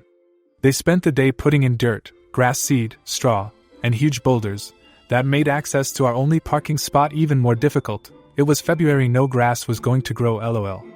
Also, the mayor Chelsea is someone who we grew up with in town. She is someone who went to high school with my older cousins and is actually distantly related to my family. She was new as mayor and has kids in high school, and her husband owns a business in town. She used to actually be neighbors to my aunt. She is not the brightest bulb in the tanning bed. She also is the typical mean girl. When my mom got off of work the day they put the dirt and grass seed down, she called my grandma. She was crying. My grandma said that the city may as well have thrown dirt in her face because they only made the problem worse. My mom's next step was to attend the alderman meeting, provide pictures of our problem and the action taken, and asked who approved that expenditure and how did it address our problem. After being confronted publicly, the mayor said it was she who ordered the action. Then she stated that she would have the guys go look at it again. The only action taken upon their return was moving the boulder back so it wasn't so close to the street. At this point, the mayor came after my mom both personally and professionally. I feel the mayor honestly felt threatened by my mom. The mayor also wanted to show off and show she was going to put my mom in her place, I guess. My mom was constantly told she should run for mayor as well. My mom worked at a pharmacy in town. The mayor and her friend, who is our neighbor and my mom's old friend, I live next door to my parents, would call and complain about my mom. My mom said when they would come to the pharmacy to pick up their meds, she would be completely blank and just say what she needed to say and check them out. In the meantime, it was election time, and the mayor was up for re-election. The mayor was criticized a lot due to her lack of knowledge regarding codes, policies, and her having multiple conflicts of interest due to appointing her friends and family to committees. Also, she constantly put out posts on FB with many grammatical and spelling errors. It was embarrassing for our town, to be honest. My mom helped her opponent campaign and helped him at the polls. The mayor then wrote some letter and sent it to everyone in town, creating a rumor saying my mom was drinking at the polls when voting was going on.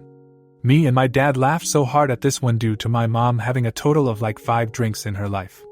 Also in the letter they wrote that my mom should not be the president of the school board, etc. due to this rumor. The harassment at her work got so bad that my mom's boss asked if something was going on due to the same women calling and complaining about her, and he thought it was odd because he did not see anything wrong with what she was doing, and my mom had never had a complaint before. Then all of a sudden these women were calling constantly. They were even calling the pharmacy's corporate offices. My mom was so upset about it, they were ruining her reputation and talking smack around town, saying my mom and our family thought we would get special privileges from the city due to who we were. Our family finally fixed the problem ourselves. It required exactly $25 worth of gravel to create safe passage for my grandma. The aldermen were not aware because we really had our hands full trying to help my grandma get to an improved state of health, and thought since we had contacted Public Works, we thought they would have been made aware through city communications. One alderman drove by while my cousin was shoveling gravel. When the alderman understood what was really being asked, he helped shovel the gravel and told my grandma he was sorry. Now, back to when they first moved in. They were granted a contingent occupancy permit due to repairs that needed to be made. It was a good thing because my grandma had been led to believe this property had already been approved and had relinquished her current apartment. However, in the 8 months she has lived there had not been one follow-up visit to make sure any of these repairs were done. So the landlord was not being forced to make repairs. There were so many repairs that needed done. For instance, repairing the back stairs that are the second way out in case of fire. Every time my mom would inquire about a follow-up visit, it was met with a threat to revoke the occupancy permit and make my ill grandma move and become homeless. We had not asked for nothing more than what my grandma and great-uncle are entitled to as tenants. We were just looking out for our family. The mayor turned this into a show of power between her and my mom. I do not know why the landlord is not being made to comply. But we really know why. It is because they are related to the people who are supposed to hold the landlords accountable. We followed proper channels. We did not ask for any personal favors. Only what should be in place for all tenants, which is making sure properties are repaired when a contingent occupancy permit is granted. As far as enforcing the rules, that should have all been handled by the city occupancy permit officer, code enforcement officer, and the landlord. We should never have had to even ask. The mayor Chelsea ended up winning the election again. We had members of Chelsea's family going up our street at 10:30 p.m. honking their horns and screaming, "We won, bitch!" Our neighbor who had young children actually recorded it and posted it on FB because they were upset because it had woken up their children. To this day our family is harassed and our family members are constantly getting citations for little petty things. They cited my aunt while on hospice for her ramp they needed for her wheelchair. My aunt had to go to court while on hospice due to their harassment. Also, when me and my husband were having work done to our backyard and needed permits, it was a nightmare. Finally, I made my husband call and resubmit permits, and use only his name and the address of our property, and that is when they finally pushed through our permits. I had not changed my name at the time. Talk about small-town drama. This mayor is still the current mayor. Constantly, we see her breaking rules and she continues to create conflicts of interest for herself. Were we the assholes in this situation? Should we just forget it and move on? Do we have the right to be mad still? Since I was a teenager, I've had some pretty severe bunions that always caused me pain. I tried bunion corrector devices and shoe inserts, but nothing helped. I went to see a foot surgeon who ultimately convinced me bunion surgery was the only way. To be honest, I don't remember why I thought my insurance would cover it, other than I think I called at one point to see if it was something they covered. And they said yes, and my surgeon told me it would be. I was 23 years old and didn't know any better. My insurance paid for the surgery in full originally, then a few months later said they had an independent doctor review my case, and they deemed it not medically necessary due to no evidence the patient attempted conservative treatments prior to resorting to surgery. I didn't know about this until after my surgeon already sent one of the 2 appeals they allow. Additionally, the surgery I had did not require prior authorization, apparently. I am now in the loop and going to work with my surgeon to send a second appeal with receipts of the shoe inserts bunion correctors. I bought 2.5 years prior to the surgery, but I am worried it won't be enough, as obviously my insurance will do whatever they can to not pay it. Are there any other things I should know about to try to not be responsible for this $20,000+ surgery? Podiatrist here. There is no supported literature for conservative care for a bunion. The bunion corrector and shoe inserts have no supporting data that suggests they improve your function. Nothing can cure a bunion other than surgery. There are options to alleviate symptoms, but they are by no means treatment for a bunion. I would not worry much if they deny the appeal again. I would request the required conservative care with supporting literature and take them to court. Any qualified expert opinion would wipe the floor with the insurance company, and they will settle outside of court for your bill and fees. Thanks. This is why I decided to get surgery in the first place, as I knew the bunion was only going to get worse as I age. I am starting to have confidence that the second appeal my surgeon submits will be bulletproof after incorporating all the advice I've gotten. This literally just happened to me with Cigna. Call your insurance provider and tell them you want them to three-way call your provider's billing department to double-check coverage. They have to do this if you ask. Turns out they tried to tell me that the local hospital was out of network and my claim was not an emergency because I didn't go to the emergency room. I had emergency surgery for a detached retina within 8 hours of the diagnosis. The hospital was indeed in network through a third party. The billing department actually had to pull their contract with Cigna to prove this. This was also an emergency procedure. Everything was corrected pretty quickly after this call. Don't pay this. Never ever pay it. No one expects you to pay it, including your insurance company and the surgeon. Work with your surgeon to get insurance to pay up. Insurance companies are shit and will do whatever they can to not pay the surgeon and get you to pay for it. This is part of their business model.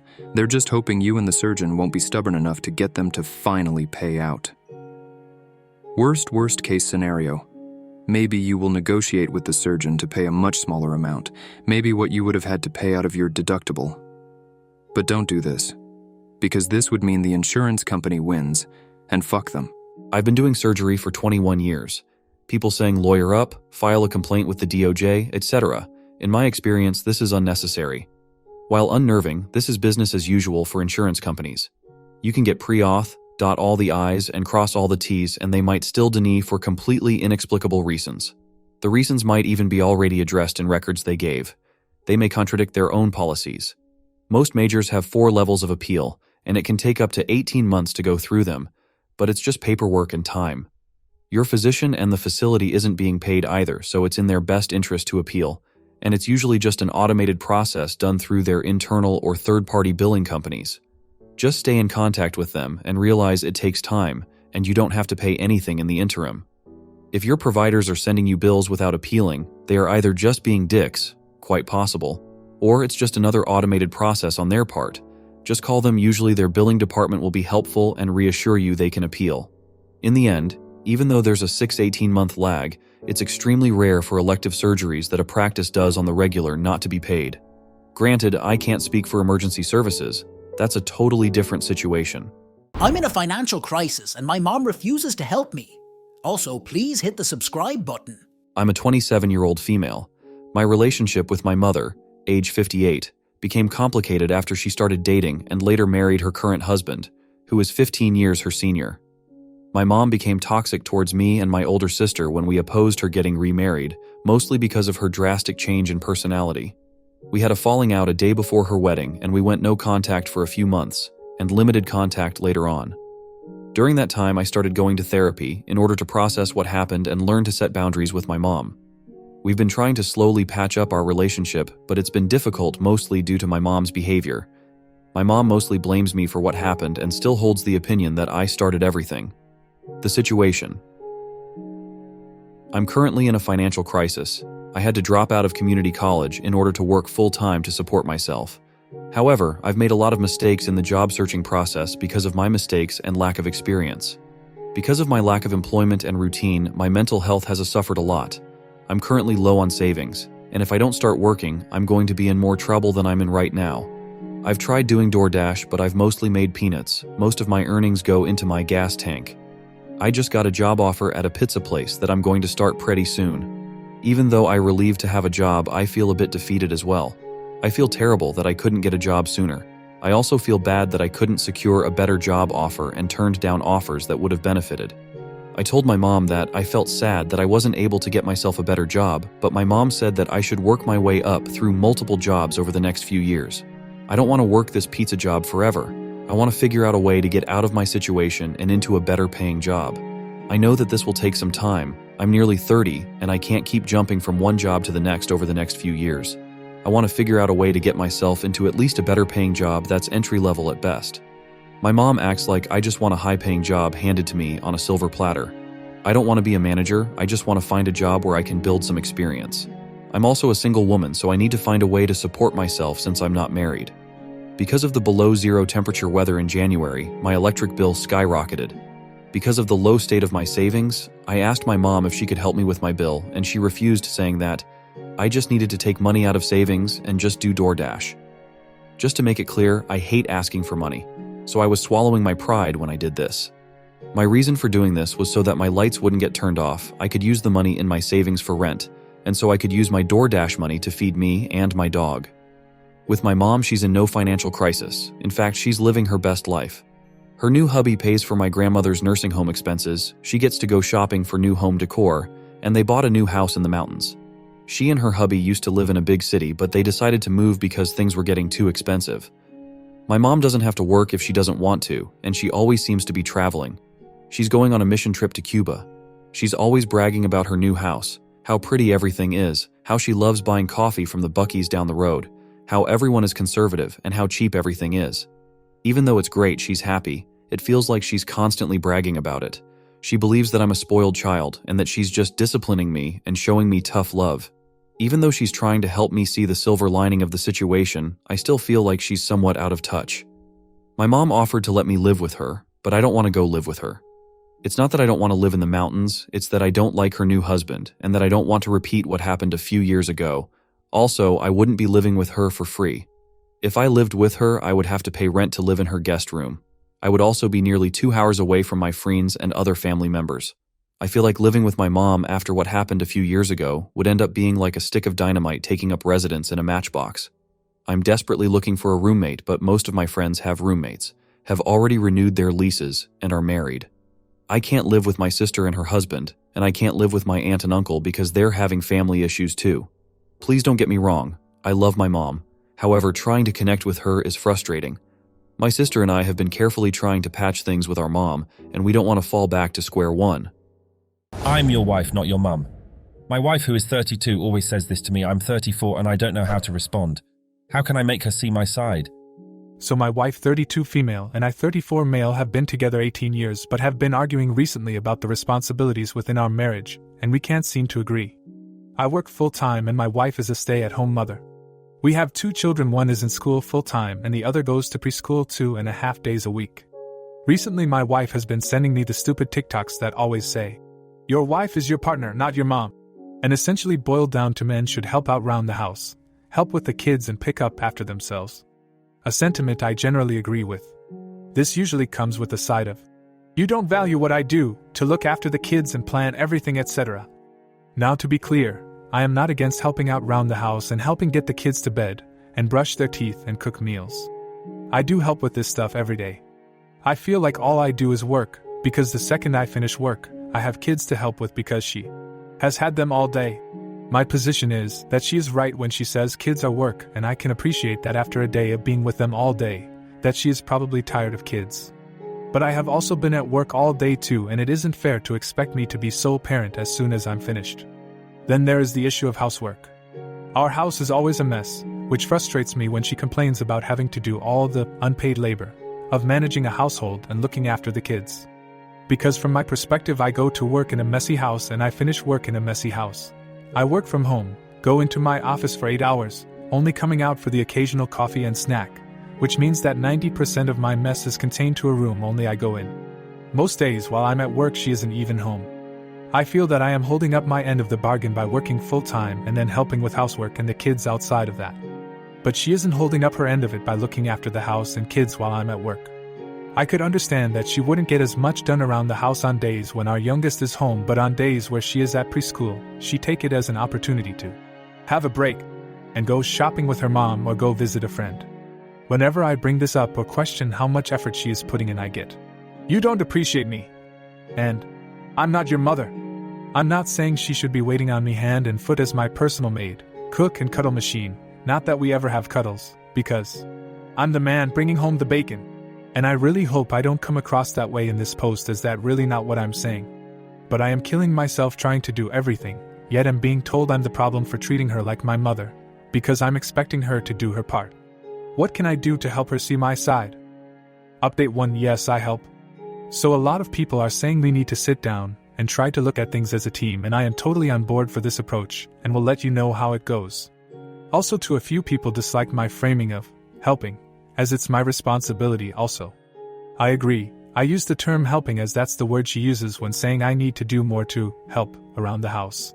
Another lot of you either can't read or are refusing to believe that I actually parent my own children.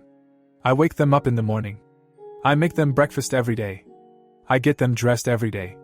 I take them to school 2 to 3 days a week.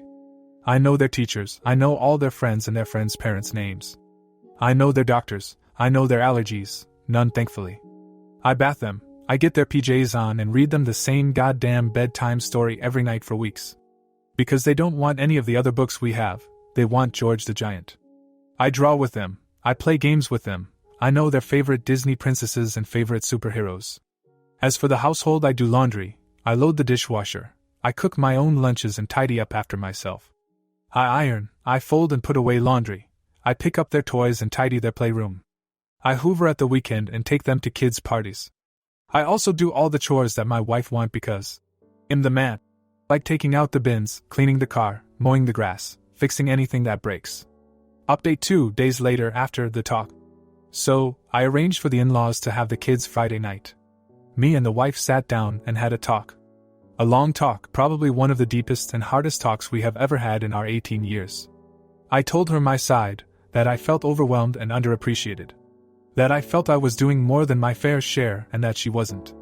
I told her that I could understand that while I may be doing plenty around the house and parenting, that I was guilty of letting her take the majority of the mental load, but that still didn't excuse her behavior. I felt I was firm but fair, and to her credit, instead of fighting back, she listened. We discussed her feelings, and she admits to not prioritizing housework and trying to make the most of her free time, and agreed that we will sit down and come up with a schedule for cleaning that we are both accountable for. She told me some issues that I wasn't aware of that her mother had been dealing with since retiring and the passing of her father, wife's granddad. Loneliness and depression, issues relating to my sister-in-law, she's a mess and constant headache. Which was why she had been going to see her so much. Other feelings she had been having about feeling lost in kids, not having anything for herself, and some depression related to weight gain since having our second child. She has put on 40 to 50 pounds and no longer feels attractive. I told her that I still think she's beautiful, but she doesn't. Hence our dead bedroom. There were hurt feelings and tears from both of us. So we are taking steps to help. We have both agreed to switch out mornings and evenings. I get the kids up, breakfasts, teeth, dressed, and take them to school. She does dinner, bath, bed, etc. The next day we switch. This gives us both some mornings/evenings free to do what we want.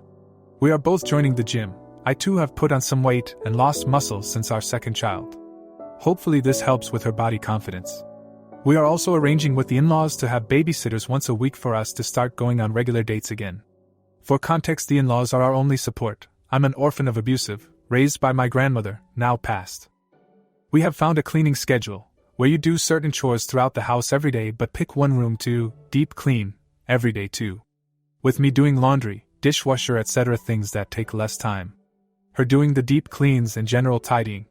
Most importantly, she is looking to get a job part-time so she can start helping financially, give her some income that isn't from me, and give her something to focus on outside of being a mom. As all my wages went into the joint account, I felt like I never had any money as I didn't want to spend and there not be enough to pay the mortgage, etc. So I never spent money and resented that she did. So when she gets a job, both incomes are going into the joint account, then we are getting a budget together. Making sure there is enough to cover direct debits, then dividing the remaining into accounts for savings and personal accounts for each of us to have our own money that we can spend how we want guilt-free. I'm going to pick up a hobby that gets me out of the house and commute to the office once a week. One thing we discussed was that I was always at home. I didn't do anything other than work and be at home. So we didn't have a lot to talk about, because I didn't go anywhere. It also meant that she never got any alone time at home away from me and the kids, and she felt like a nuisance being at home while I'm at work. We took this weekend to spend some time together as a family, took the kids to the park, went to a nature reserve for a picnic and bike rides. Took the kids rock climbing followed by ice cream. It was really nice, and we both feel like a weight has been lifted. It's obviously not going to change overnight, and we need to work at it.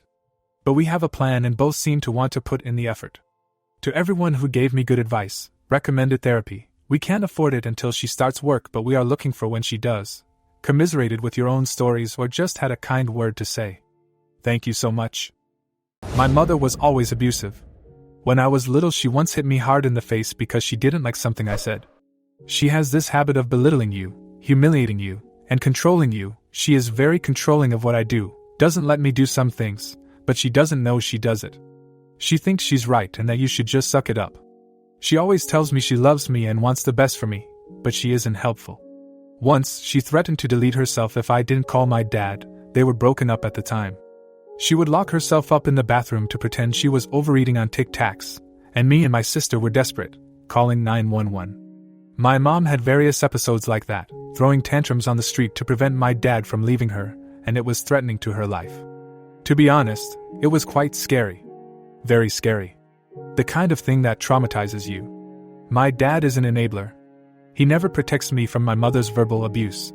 He is a victim of it himself. He now suffers from anxiety. When I was little and in school, my friends weren't nice to me. I had a best friend that once admitted to me that she was jealous of me, and my family, and my house. And then she hurted her wrists to show me she cared. I had to stay away. Also, the other classmates would bully me, calling me immature. I never did anything wrong. I was always cool with people and nice. But I think people take advantage of that.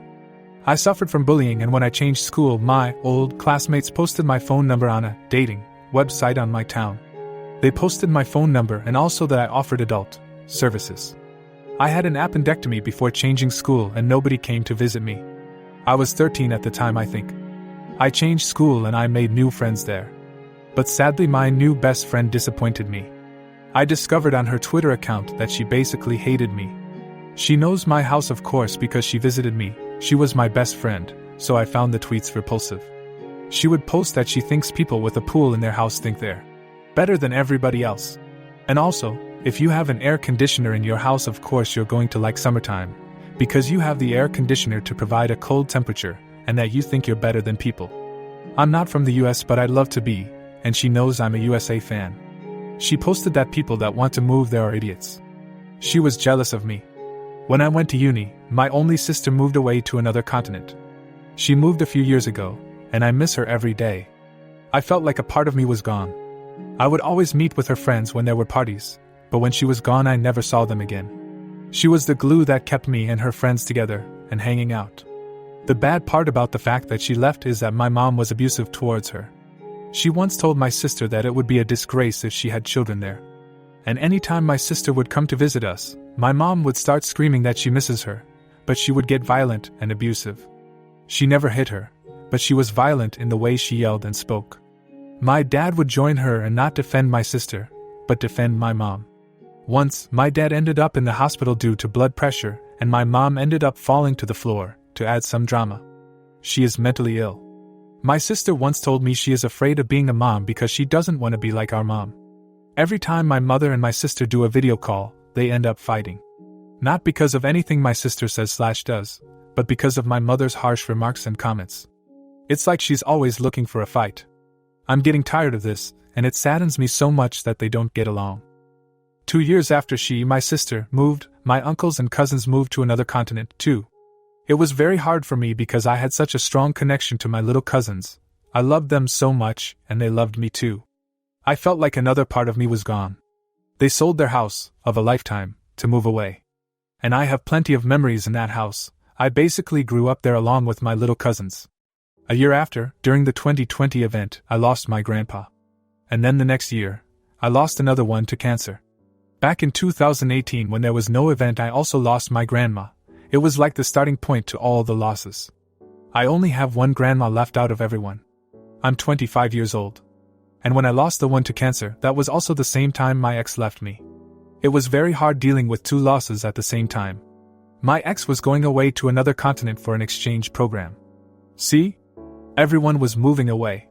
He was going to leave for 6 months and I couldn't stand another loss.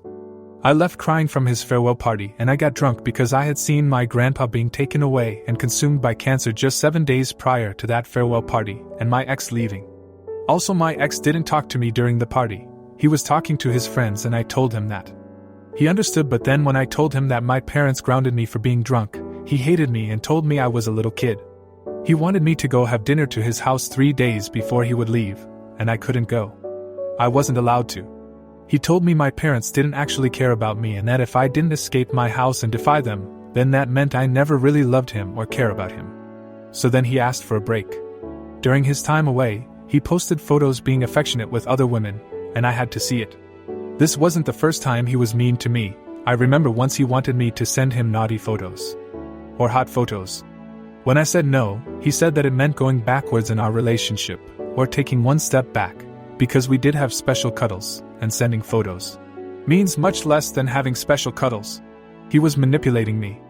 I remember the first times we started dating and texting, he would reply maybe a day later, and I remember I had to remind him of our dates, because he is just so hands-off when it comes to communicating.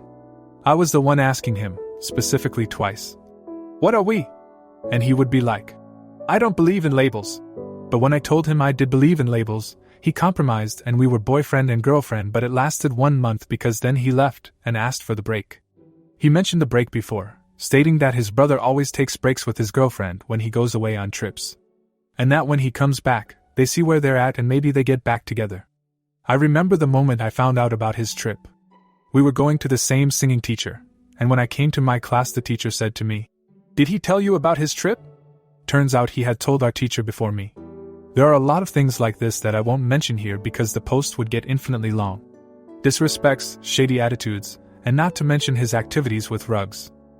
As I'm writing this, I can see how strong I am to face my reality, and to put it into words, and to share it with you. If you have read this far, I want to thank you from the bottom of my heart. Even though I can share my story, it doesn't mean it isn't heavy. I try every day to wake up with hopes. I am happy. I recognize that while dating my ex I felt anxious, I had social anxiety, and maybe he could see that. But I can't feel ashamed of that. It's part of my growth. Now thank God I'm better and I don't have the symptoms I used to have. I guess I held on to my ex because I feel alone. I suffered from way too many losses, and I also wanted to have a partner to be with me. Because I can't comprehend why I would want to be with someone that has a hands-off approach and style of communication. Why? Why settle for someone that wasn't sure about what he wanted? He even once told me he felt like he wanted to slap me in the face while we were having cuddles. Right now I'm trying to put the pieces of my self-esteem back together. It's a struggle. Some days I even think that it would be amazing and pain-free not to be alive. Sometimes I think about my ex being happy with some other girl. I should also add that my family doesn't talk to me. My cousins are too bothered making money, and some of them are jealous of me. They don't send a message to see how I'm doing or anything.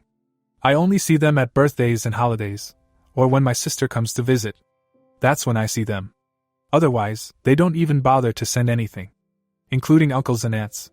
They don't come to visit me. I had to go no contact with my narcissistic mother over a tea kettle. She tried to ruin my life, so I ruined hers. I'm 42, to say that I tried for too long is an understatement. I tried the hands-off approach for my 30s, and most of the time it worked. However, as I've been learning about my codependency and trying to heal from the trauma that woman has wrought across my life, I've been much more upfront on calling her out on her bullcrap. I was patient. I wouldn't back down anymore, and I'd often find myself feeling absolute pleasure at seeing her flying off in a narcissistic rage over me being able to beat her at her own game. Fun for a while, right? But I realized these talks and texts we had were coming at a price to my mental well-being. Sometimes I admit she'd get me. As a mom, she knew what buttons she could push to really get a rise out of me. I was trying to work on myself and started debating if no contact would be the best choice. That's when it happened. The thing that sent me over the edge was an old tea kettle. Backstory.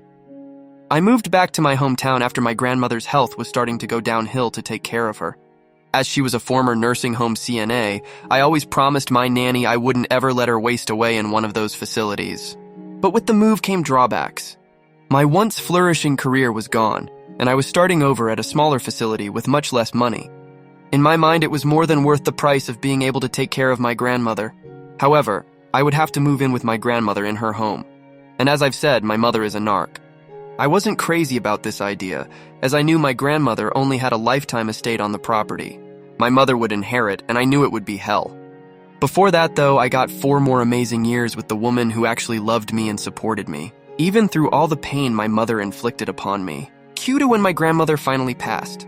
My mom sweeps into the home and starts to lay down rules and what I needed to do to stay in her home. Keep in mind, I had done all the upkeep to the house for the last 4 years. I paid for everything and never asked her for one damn dime of money. I know there's always a price when you ask that woman for help. So instead of bowing down and paying her rent to live in the house she wasn't even going to use, I made plans. I informed her no, that won't be happening, and let her know of my plans to move. To say she tried every which way she could to prevent my moving is an understatement. From trying to drum up new things I owed her money for, to dangling the carrot of signing the house into my name, to letting other family members know if they helped me move, she'd never forgive them. I was 39. That's how controlling this woman tried to be. However, I just kept my nose down, packed all my things, moved absolutely everything I owned by myself, and took off in a U-Haul not even a month later. After my grandmother had passed, I did try harder in an effort to keep a relationship with my mother. I should have known better, but I told myself, one more time. If she can't play nice, then I'm going to cut this out of my life for good. It didn't take but 5 months for me to be completely done. Since moving, my aunt made a group chat for us and my mother, mostly to keep up with our day-to-day lives. Funny memes, just checking up on me and just wanting to know how my new home was. My mother would always say condescending things about my new place, but I would let it slide and remind her that I would have been more than happy to live in her home had she not tried to pull what she pulled. That only made her say that I was ungrateful for her not having charged me rent for the years that I lived there, taking care of her mother and working full-time. Keep in mind, my mother remarried a doctor and took every penny of inheritance my grandfather left me. To say she's rather well off is no exaggeration. She's just that greedy. But back to my story. 5 months and my mother starts texting the group chat that I took off with items of hers from the house. Upon asking what it was I supposedly took, she launched into a tirade of me never being able to tell the truth and that she'd never forgive me for what I had done. Again, having to push for actual details was hard over a text, so I called. This is where the tea kettle finally comes into play. The call, so I called. She starts launching into me about how I gave an old cast iron tea kettle to my father, her ex-husband. I'm like, what the hell are you even talking about? She explains what she believes. That I had, while living with my grandmother or after my grandmother died, given my father an old tea kettle from our wood stove. I let her know there hadn't been a tea kettle on that stove in years, and I wasn't aware it was even missing. She had somehow found out that the tea kettle was back at my father's place. Now, if you have a narc in your life, you know how they absolutely adore to twist history to their liking. This tea kettle was in my father's family for generations. I grew up knowing this. My mother simply took it with her in the divorce to hurt my father, as family heirlooms meant a lot to him.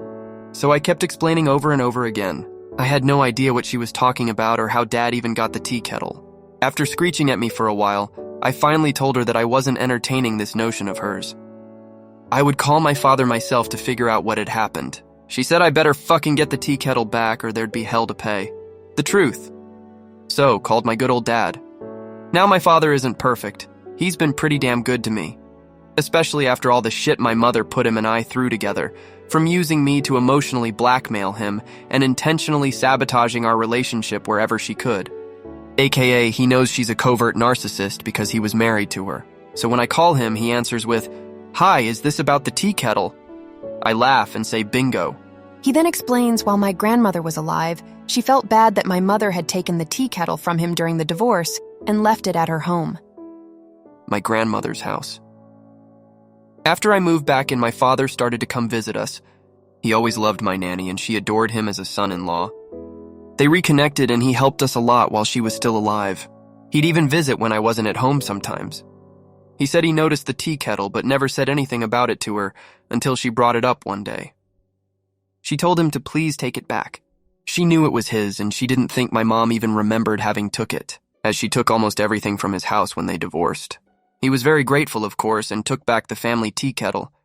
Fast forward to years later when my father was talking to a buddy about their divorces, and he was admitting that he finally got something back from her, even if it took almost 20 years. They had a laugh, but the friend's now ex-girlfriend was charmed by my mother and told her about the tea kettle being with my father. Boom! She called him and started calling him a thief and that he knew that tea kettle was her family's and had never been his. He just called her on her bullshit and said, well, hell, even if it didn't say my family name on it, possession is 9/10 of the law, blah, blah. And on no uncertain terms let her know that she would not be getting it back as it was his in the first place. She was livid, and of course he was amused as she asked how the hell he got it in the first place. He explained my grandmother having gave it to him. But for some reason she fixated on it being my fault. I had to have been the one to give it back to him. I was the one who gave her family's tea kettle to her ex. Tiring story, isn't it? No unnecessary and draining. Thinking that was when I realized I was done. The emancipation. So having got the full story from my father, I was texting to my aunt and mother in our group chat and telling them. My mother continued to call me a dirty liar and nasty comments in the group chat in front of my aunt. Now I am the most patient and understanding person. So while I really hate how my mother treated me, I would never call her out in front of anyone. I would always argue and debate behind closed doors and alone, as I didn't want to not one bring anyone else into the mess that was her abuse in order to. She was still my mother, and I didn't want to embarrass her in front of anyone.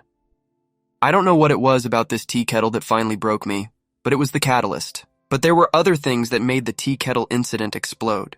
While I had moved, my mother was still intent on having me move back into her home so I could take care of it until I inherit it from her one day. Ha! Yeah, right. So I tested her on this a few weeks before the tea kettle incident. If I wanted to move back, her conditions were that I would only have access to one bedroom. There's 3, but she and her husband are hoarders. BTW, his touch in this was allowing me to have access to the communal areas of the house. Isn't that so kind to allow me one bathroom and access to the kitchen and living room? They're a match made in hell. The reason I'd only have access to one bedroom was they miraculously put their home on the market and it was going to be sold. They were going to move from a 3-story mansion to a 3-bedroom cabin, so that's the reason she couldn't put the house in my name right away. It'd have to wait until they bought a new house. They would live in the cabin with me while the new home was being built and their old home sold. It's beyond insane, but this is how her mind works. I then told her no thanks. I'm very happy spending way more money being in a thriving city and having my own home with 3 bedrooms. However, it struck me. My mother likes to lie. A lot. So much so that over the course of years I was doing the hands-off approach. I would record what she'd say and replay it to myself to remind me that I wasn't insane. Because as I'm sure many of you know, gaslighting is a hell of a drug. This house lie was another provable story. There would be evidence if it was on the market. One of my buddies who grew up with me is a real estate agent. He hates my mother because of how my mother treated his mom. So he gladly helped me look at all the listings from as far back as a year ago. Supposedly she had put her house up for sale about a month ago. He couldn't find anything about it. It's listed as not for sale anywhere, even as of today's writing. So, boom, more concrete evidence of her lying. I had recorded the conversation with her and her husband without her knowing it. Don't worry, I live in a one-party state. Because again, nothing comes without terms and conditions, and she likes to rewrite history. Back to the future. I had recorded this conversation. I thought it's about time that I do something different. If I'm thinking about going no contact, I might as well go out in a blazing ball of righteous hellfire, right? While she was attempting to humiliate me in front of my aunt again, I spoke to my aunt in a separate message. I'm sorry if you are going to be upset with me, but this has been 41 years in the making and I'm done. She called me worried and I told her the truth. Finally, I let someone else hear the lies she told me. And in the group text, I posted the real estate listings and how their home was not listed for sale anywhere. My mother started to go into panic mode and was telling more lies about how it's not up yet because it was so new. I let her know that was a lie too, as it had been quite some time since she said she listed it. My aunt gasped, seeing her floundering for an explanation in the chat. I explained, and she let me know. No matter what, she'd still love me and understood how after years of abuse I had finally had enough. The fallout. So as a narc usually does, she went on her rampage and started to blacken my name to everyone in our family and in our hometown. Not a big deal, I don't really like my hometown. The few people I keep up with are lifelong pals. They know the private monster my mother can be versus the public persona most people get. But for years it had been building. I had a lot of proof. However, I was trying to allow her to behave and back off. I had not answered her since the night I posted those listings to my aunt's group chat. But I was getting nasty messages from the flying monkeys about what a terrible daughter I am. I finally texted and let her know. Unless she backed down and stopped this campaign against me, I was going to do something to her for how she's poisoning my name and reputation. I knew from reading about narcissists that this was coming, so I prepared. When she didn't stop, and a preacher I had never spoken to contacted me via Facebook to attempt to shame me into talking to her, I saw red. I did it. I went full scorched earth. I made a huge group chat with all of my contacts in my phone, all our family, some of her friends, some of her ex-friends, her husband's family, his kids, many people in our community. the preacher who decided I was a horrible daughter, many who believed her lies. Most of these people had turned their backs on me anyways, so I didn't feel too bad when I sent them all the nasty things she had said about them to me in texts, voicemails, and the phone recordings I had. I didn't realize how much I had saved, all just to keep my own sanity with her gaslighting me, and I sent it all. At the end of it, with the story about the house being for sale and the latest lie fest she had concocted shown, my father, who was also in the group chat, took a picture of the kettle. He asked in the chat, "Was this really worth it?" Many of these people had also wronged him in the community due to the lies my mother spread about him after their divorce. He and I then left the group chat. The conclusion. Suffice to say that ruffled many feathers of people. Many of them were upset at how my mother had spoken about them. A lot of them blamed me for being a horrible daughter, and some have apologized to me. I don't care about them. I care about the damage I finally inflicted on the woman who hurt me over and over again with no conscience. I landed a blow to the weakest part of herself. Her public persona, her ego took that hit, and now she can truly be the victim she's always claimed to be. All of this could have been avoided if she didn't lose her goddamn mind over an old rusty tea kettle that's worth nothing. Nothing but sentimental value, and not even to her. That tea kettle was just a conquest to her, a token of victory over her ex-husband. I went no contact that day. I have also cut off many of the relationships from the people in that chat, even if they apologized. It's not that I don't forgive them, I just don't miss them. Maybe I'm a horrible person for doing what I did, but I can't lie and say it didn't feel good to finally show people what she's really like. I spent so much of my life trying to be the good daughter, that when I finally broke, I broke hard. I hope you don't judge me too harshly for my actions, but if I had to over again, I'd pick the same every time. Update. I have learned that my mother contacted my father and tried to play the "I miss our daughter" card. He informed her that I want nothing to do with her. And yes, before asked, he did have her blocked. She called from a friend's phone. She keeps blaming my wanting nothing to do with her with me being brainwashed by him and my support group. He promptly hung up, and if she calls back on different numbers, he immediately hangs up.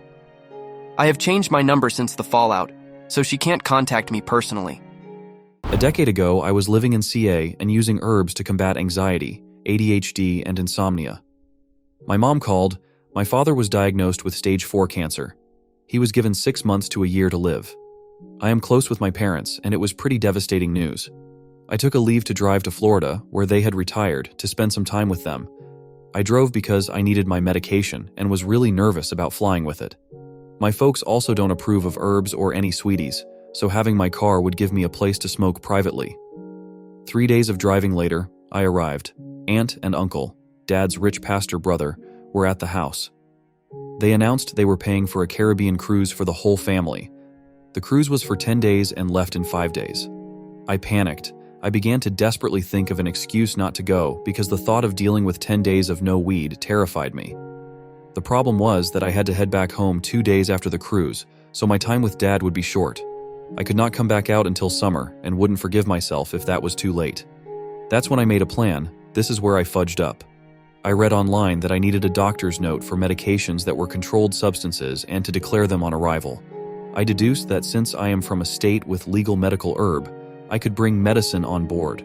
I am pretty creative with Photoshop, and I had some scans of medical documents, tests, and receipts from my doctor. The issue and my downfall, these were records for my dad, from when they moved out east.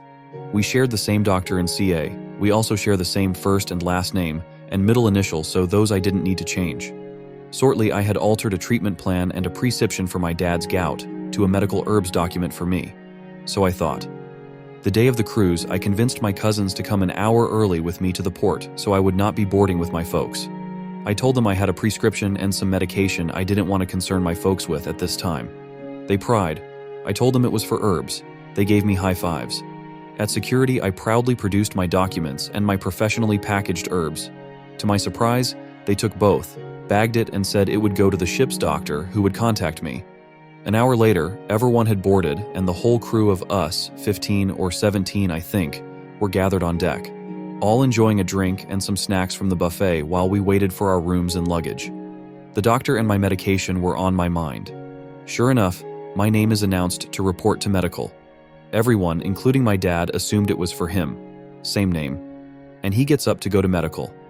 All I could think was to tell my mom to relax, and I went with Dad. I hoped the receptionist would clarify it was for me and I would have a private convo with the doctor and get my medicine. I was wrong. Very wrong. The nurse asked for my dad's ID. I identified myself as the son with the same name, but she just asked my dad if he wanted me to go into the office with him to speak to the doctor. Dad said yes. My stomach was in my throat. We waited in the exam room for a couple minutes and the doctor came in and sat down. He looked right at my dad and said, "You're dealing with some very serious medical issues. I just spoke with your doctor and I am afraid that we are not equipped to deal with possible issues or complications on this ship." He continued that he would have to disembark within an hour and could not go on the cruise. He did go on to explain that he had called the CA doctor as he felt something was not right with the documents I had made. The receptionist asked for the patient number, which I neglected to change, and informed him that all the records had been forwarded to my dad's new doctor in Florida. The ship's doctor then called my dad's current doctor, who said my dad was really sick and had not returned urgent calls regarding his test results. I had never seen my dad so deflated. Doc produced my bag of medication and told me that if I was getting off the ship with my dad, I could pick it up at security when I left. I truly wished it was me who was dying in that moment. All I could say was, "Sorry, this is my fault." And we walked in silence. We went back up and joined the group. Dad took Mom aside for a quick conversation, then they announced they were getting off the ship and wanted everyone else to enjoy the cruise. Everyone initially wanted to leave with them, but after some tears and hugs, it was decided that everyone would continue on. I opted to leave with my parents. I spent the next 2 weeks of at their home. It was some of the best bonding, healing family time in my life. The story about the herbs came out to all, shock and awe in our religious clan. My folks actually told me I was free to smoke on the deck. They came to find it humorous. My uncle was furious. He came over after the cruise and found me and Dad in the backyard. I had just lit some herbs, and my uncle started in on Dad about family and respect. Dad took the herbs from my hand, took a small puff, looks at my uncle and says, "My doctor said it might help my appetite." My uncle left, but he is not a bad guy, and he did call and apologize the next day. We enjoyed a few more herbs over the next days. I ended up sending a dad a few care packages from Cali, and was able to spend 3 weeks with him in the summer. My dad made it to the following Christmas. Maybe as we approach Christmas, this story surfaced for me. Love you, Dad. Miss you. I lied to my parents and stole money from them. It got worse over time. It started small, like maybe around when I'm 12 years old. I stole a little bit of money from my parents' drawer, which is the place where they tend to keep their stack of money. My parents were not too tech savvy, so they tend to use cash and kept their money in a small vault or locked drawer. I stole like around $10 and kept it for lunch money. My parents always give me lunch money, but sometimes they forget, and I'm too scared to ask money from my parents. This was due to our financial situation at the time. So every talk regarding money was like walking in landmines. Anyway, so over the years, our financial situation got pretty decent and it was easier to ask for pocket money. So I stopped stealing money until I started college. I attended an overseas university. At first, things were great until I started failing my classes. My grades went from 4.0 GPA to 3.5 and 3.0. And over the semester, it just kept going down. I was struggling to maintain my studies, and I was confused as to why I could not even get the words in. And I started to play mobile games as a way to relieve my stress. The game I'm playing was Genshin Impact. Yes, I know, don't attack me, PLs. Blame my friend for forcing me to play this game with them. At first, it does help with maintaining my stress, but then I began to develop, you guessed it, gacha addiction. For those who are unfamiliar with the term, it is basically gambling. The game has a system where you can get rare, limited characters with great fighting abilities and designs by rolling for them. However, you don't necessarily guarantee to get them every time, hence that's where the gambling comes in. In order for you to get guaranteed to get the character, you have to pay real money. The game doesn't force you to pay money, as long as you kept playing the missions daily, but I began to irresponsibly spend the money my parents send me for my rent and everyday necessities on it.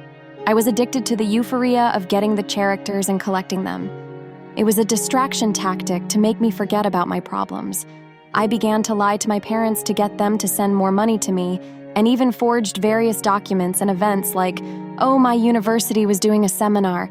Can you send me $600 cuz the entrance fee was expensive cuz it's a 3-day seminar. Oh, I need to renew my student visa. They need around $5,000 for me to pay for everything. Oh, the document of proof? Here it is. I even resort to forget my bank statements before I email it to them. And it continues on even when I have to return back to my country due to the 2020 event. Every day I stole around 100 more or less depending on how much I can get from their cash drawer. I lost count of how much I've stolen from them. Till this day, they never questioned why I spend so much money. They only told me that all these money is an investment for my future, and it's the parents' responsibility to help their children. Because they thought I spend it on my studies. I was haunted with guilt and began hearing voices screaming how I am such a scornful child, worthless and disgusting. I even contemplate to uninstall my game because I couldn't handle being the person I am. This also contributes even worse to my gaming addiction and ever-failing grades. I couldn't stop and kept stealing. At some point, I did try to stop playing the game, however, my compulsive spending is still there. I ended up using the money on something else, like buying expensive food, buying expensive skincare, purchasing random things on online shopping websites. Yesterday, I downloaded Genshin again and spent even more on it. I finally visited a therapist because my university called me due to my failing grades and advised me to get professional help. However, till this day, I never told my parents about what I did. Mom, Dad, I'm so sorry. Hey, at least you are realizing, and at least you are coming clean. Now, I would not advise you to tell your parents and break their heart. I would advise you to do the following. Understand that you are in debt with your parents. So say take a conservative number, like say you have stolen 2,000 from them or 5,000 USD, I don't know. Whatever that number is, your head, you have to now concentrate on your studies, on your work, on your future. You have to start making money, and instead of spending it on yourself, you have to slowly pay them back without them knowing what's it for. That's what I would do. I wouldn't uninstall your game because that's the most selfish you could do. It's time you learn to live with yourself and start doing actions that will make you love yourself again. I've been dealing with addictions for a decade, and I have hurt and made dumb decisions that have hurt people around me. The only way out of this is to bring yourself to the present moment. Understand the past, you is dead, and the future, you will never come. What is left is now. Right now, your actions is all that matters. Honestly, this is the best advice I have ever gotten regarding my issue. I was debating on my next action because I'm just so lost on what to do. Thank you so much for your comment. I will take note of this. It's been a long time coming. The gist of it is that I turned 18 yesterday and my mom is kicking me out. She's been joking about it since I was born, but it's still a huge, unpleasant surprise. I'm a girl and edited before I dox myself more than I already have. If I give out too many details, oh well. I got a TBI when I was 17 and ended up dropping out and getting my GED because it was so bad. I just got another concussion, so it's really hard to think straight, haha.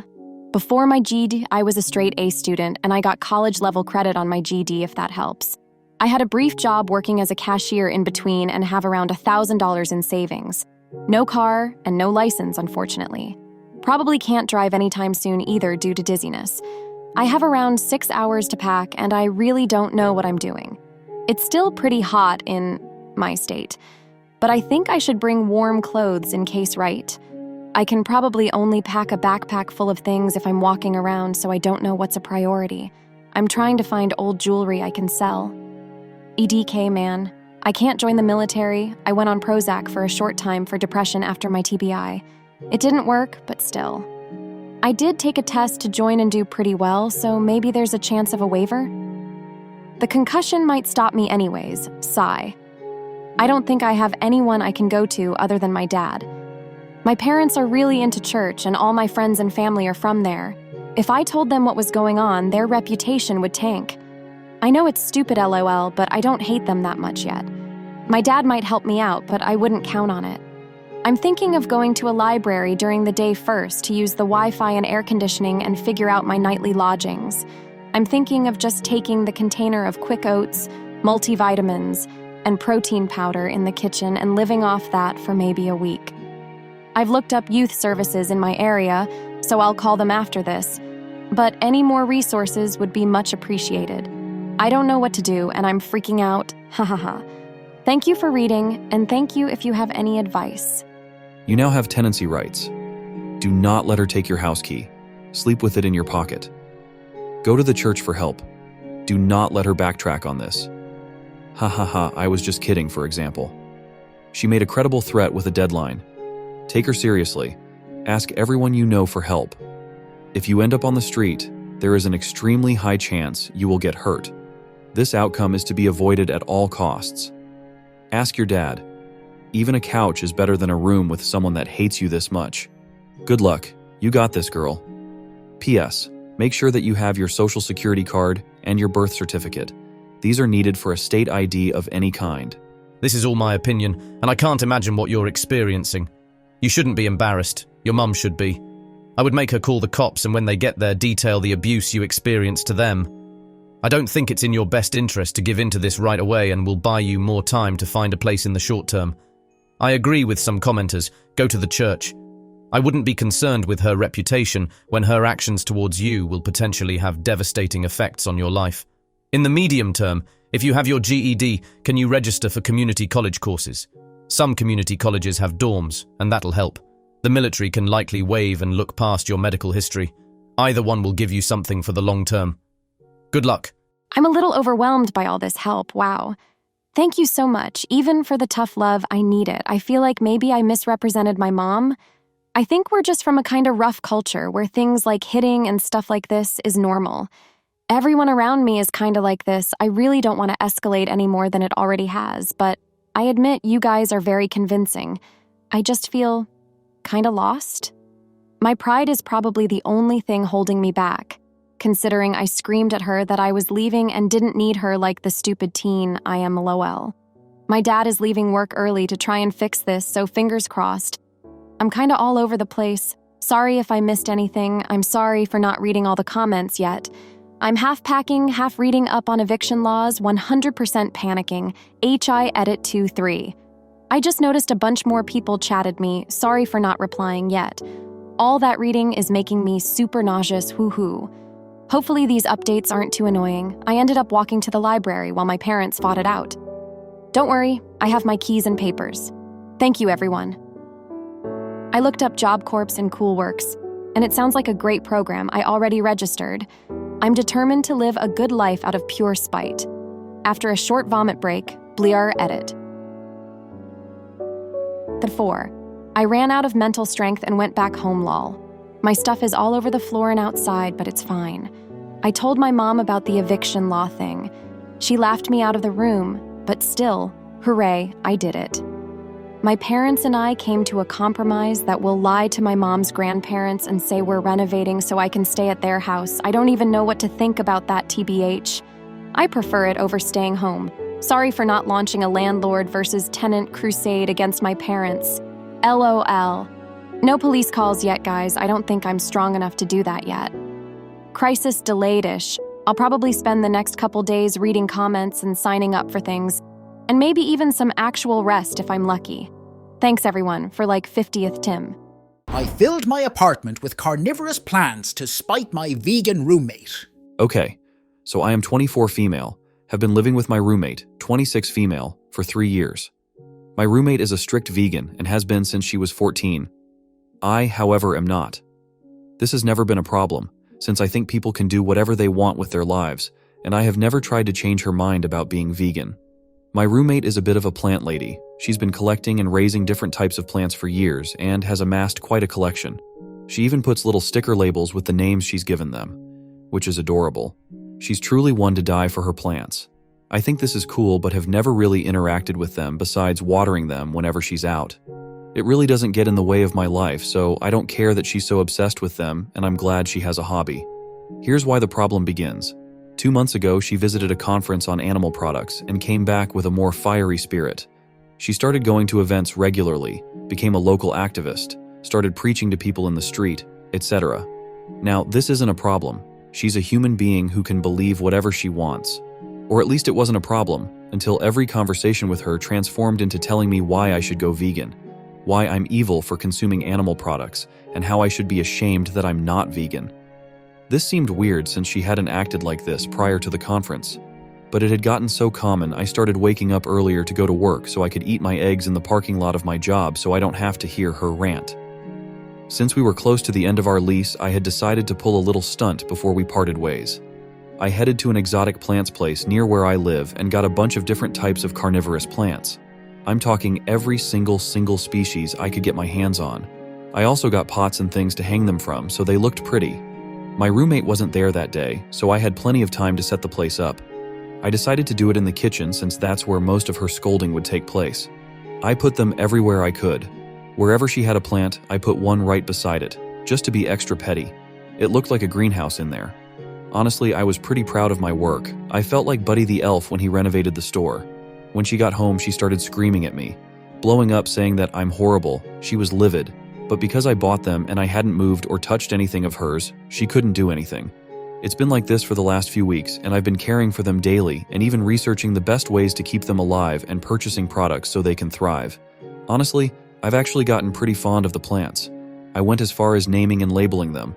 I'm moving out today, so I thought I would tell this story, because it's kind of crazy. Story 2. My ex-husband used to put me down all the time, but I proved him wrong. Okay, so after we had kids, my ex-husband decided that all chores at home besides the garden were mine as I'm a woman, and so doing housework and minding the kids should come naturally to me and be effortless. He also told me that I didn't have a real job. I was working as a doctor, becoming a specialist. He figured that was the same as being a student. ETF. He also told me that I didn't really make any money. Apparently the 40% of our income that I contributed was nothing. He told me having kids had made me fat and ugly. At the same time, he wouldn't look after the kids, so I could go and exercise and was himself happy to sit on the sofa eating chocolate and crisps. He didn't exactly look like when we met either, and would switch between being offended if I didn't join him in eating and telling me to not eat shit. He would tell me how lucky I was to have a man like him and how nobody else would ever want me and how I wouldn't be able to manage without him. I divorced him. We had to go to court as he refused to sell the house or buy my part of it from me. He refused to pay child support. My divorce lawyer, who only handles divorces, said that even though she was used to a lot, he was really something. His lawyer ended up quitting as he refused to accept that the law was as it is, and that no, he could keep all our mutual assets and not pay child support. It took a while, and during that time I was pretty stretched financially, so I couldn't afford a car. So I had to bike everywhere with my kids in a cargo bike, and so I dropped all of the baby weight. I started going out on dates. I found out that even before I had dropped the baby weight, plenty of men were happy to date me, and they were actually handsome and successful men too. A friend of mine asked to borrow my Tinder profile. She had never been single while Tinder existed. She dared me to go on a date with a handsome 15 years younger man. I did. He was really nice actually. We dated for nearly 2 years. Did I mention he had a six-pack and just wanted to make me happy? I found out that he was actually my neighbor's son. And when we started dating, his dad was still my ex-husband's neighbor. The lawsuit was still going on. He also had the same education as my ex-husband and worked in the same profession. They didn't know each other. Once the divorce was finalized and the house was sold, I bought a flat. And a sports car. Did I mention that he ended up having to split everything 50-50 in the divorce and paying the regular amount of child support? I had proposed a 40-60 split and for him to pay 2/3 of what is customary in child support in order to avoid a lawsuit, and told him that was less than what the law stated. But he wouldn't listen, so we had to follow the law. Oh, and since the divorce, he's gained all the weight that I lost. I look just as I did before I had kids more than 10 years ago. He looks at least 20 years older. He did meet someone new. She's very sweet and the kids love her. They actually prefer her to him. But to someone as shallow as him, I am pretty sure that he doesn't feel that he has upgraded. He treats her even worse than he treated me. The kids tell me. I feel sorry for her. Last time I had her on her own, I told her that if they ever split up, then I am fine with her continuing to be in my kids' lives as she doesn't have any kids of her own. I, 26 male, beat the shit out my sister, 23, for sexually harassing my boyfriend, 25 male. I can finally talk about this because all the legal proceedings have been dealt with. So I've been dating my boyfriend, Mark, for about 5 years. He's the best thing that has ever happened to me. He's kind, smart, understanding and absolutely beautiful. When we started dating, he was a bit closed off and was afraid to initiate any form of intimacy. I at first thought it was because I was his first relationship and maybe he was nervous. 6 months into us dating, he tells me that between the ages of 5 and 12 he was sexually assaulted by his mother. His father left when he was around 4. It fudged him up in the head for a while, and when it got out, his mother was arrested, and he and his 2 older sisters were put in the custody of their grandparents, who they lived with ever since. He was placed in intensive therapy, and still goes to this day. He's come a long way and has healed a lot, but he still has some days when he gets really depressed and cries. Part of his therapy was exercising, so about 2 years ago he and I started doing some bodybuilding workouts. I toned up a lot, put 20 extra pounds of muscle on, and he toned up a bit. Because we've been dating for so long and have marriage in mind, he told my family, a less detailed version, and they welcomed him with love and support. Now for my sister, Sally. I've suspected she's had a bit of a crush on him. She'll flirt sometimes here and there, but he never reciprocated and usually ignored her. I've talked to her about it so many times, but she didn't listen. To make a long story short, I had gone out one Saturday afternoon with some friends to get some drinks and left Mark behind because he didn't feel like going. My sister had texted me prior to ask if she could borrow a few things from me, a sweatshirt, DSLR camera, and a third thing that doesn't come to mind at the moment. I said sure and to get it whenever. She went when I was out unknowingly. When I came home, I found my boyfriend on the ground crying his eyes out and my sister trying to calm him down. He was having a panic attack. It's never safe to touch him when he has an episode because he may act out violently due to his headspace. Her hands were all over him and he was trying to push her away. Her shirt was also on the ground and she was only in her bra. I tore her away and asked what the fuck she was doing. She said that she was trying on the sweatshirt when he walked in on her, freaked out and went into an episode. However, Mark through his tears said she tried to touch him. I asked my sister if it was true and she said no, but Mark again said she tried to touch him. We have cameras in the house and I pointed it out to my sister. Her face went white and I don't know what came over me, but I saw red. I can't remember much because I was so angry, but I beat the crap out of her. I can't even remember if I was the one who called 911 or her, though her beat up state. I do remember kind of snapping out of it because Mark was still going through his episode and I could hear him cry louder and I had to help him through it. It's all a haze. I broke my sister's nose, gave her a black eye and bruised her ribs. She was in the hospital for a few days. Update 1. This all happened right before the 2020 event hit, the end of 2019, and everything was just settled this last month. 2. The incident happened in our kitchen. The front door leads down a hall directly to our open kitchen and to the right is our living room that leads to the bedrooms. 3. We have cameras in every room but the bathrooms and bedrooms because we have a Great Dane named Butler. He's black and has a white oval patch from his chest to his tummy. He looks like a butler, who likes to get into everything, so we set up cameras to keep an eye on him while we're out. The cameras don't have sound recording. 4. My sister didn't know word Mark, but she did try to coerce him into Egg's usual activities. 5. My sister didn't know I was out when she came over. I don't have the recording anymore. It was too painful to keep, let alone watch. Also, my memory of the whole thing is hazy, but the tape showed Mark answering the door. Again, our cameras don't have sound recording, but Mark said that when he answered the door, she told him that she was there to get my camera and sweatshirt. He said okay and let her in. He was watching the television, so he went back to his show while she walked into our room.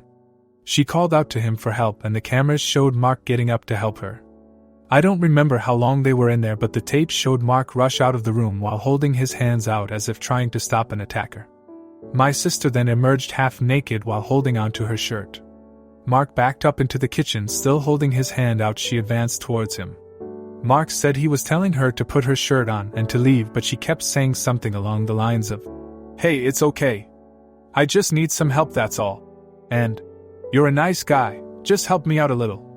I think by that point he was declining into a panic attack as he started shaking. My sister took that opportunity to hug him.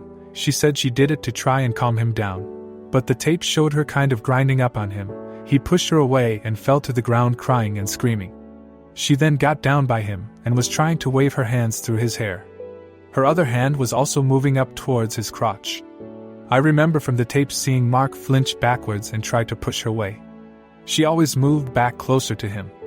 A few minutes later is when I got home and beat her to an inch of her existence. I can't remember who called the police, but the police had showed up and my sister limped to the door while I was trying to help Mark calm down. I kind of remember them asking questions and trying to help Mark calm down. They thought he was going into shock, so they put a blanket over him, and the paramedics came. My sister was quickly evaluated and then brought to the hospital. Mark and I stayed behind because by that point he had started to regain control again. I remember my parents showing up and asking what had happened. I told them everything.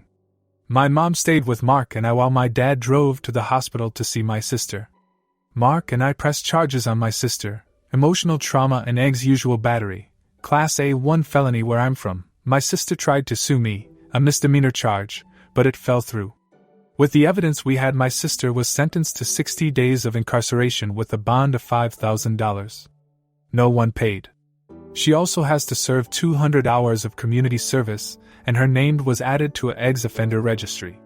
She can appeal to the courts to have it removed after 10 years. She was also placed under a restraining order. On top of that, my sister owes us $25,000.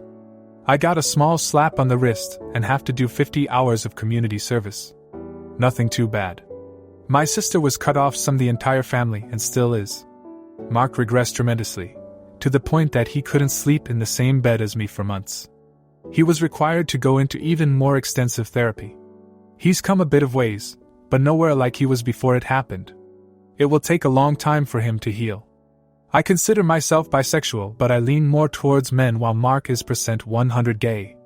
He finds the female body disturbing, to the point that we have had to skip over full female nudity scenes in movies. My sister knew of this. When I asked her why she would do this, she said that she thought she could change his mind. Story 2. My dad was nearly beaten to not alive and my grandfather went nuclear on everyone involved. This all went down in the late 1970s when my dad was 17. The area he grew up in was in the UK and was a stereotypical working-class town.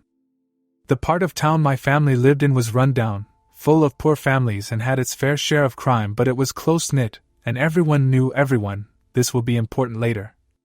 Now my dad wasn't the most well-behaved kid, and he had hated being at school, but aside from a speeding ticket he had never been in trouble with the police.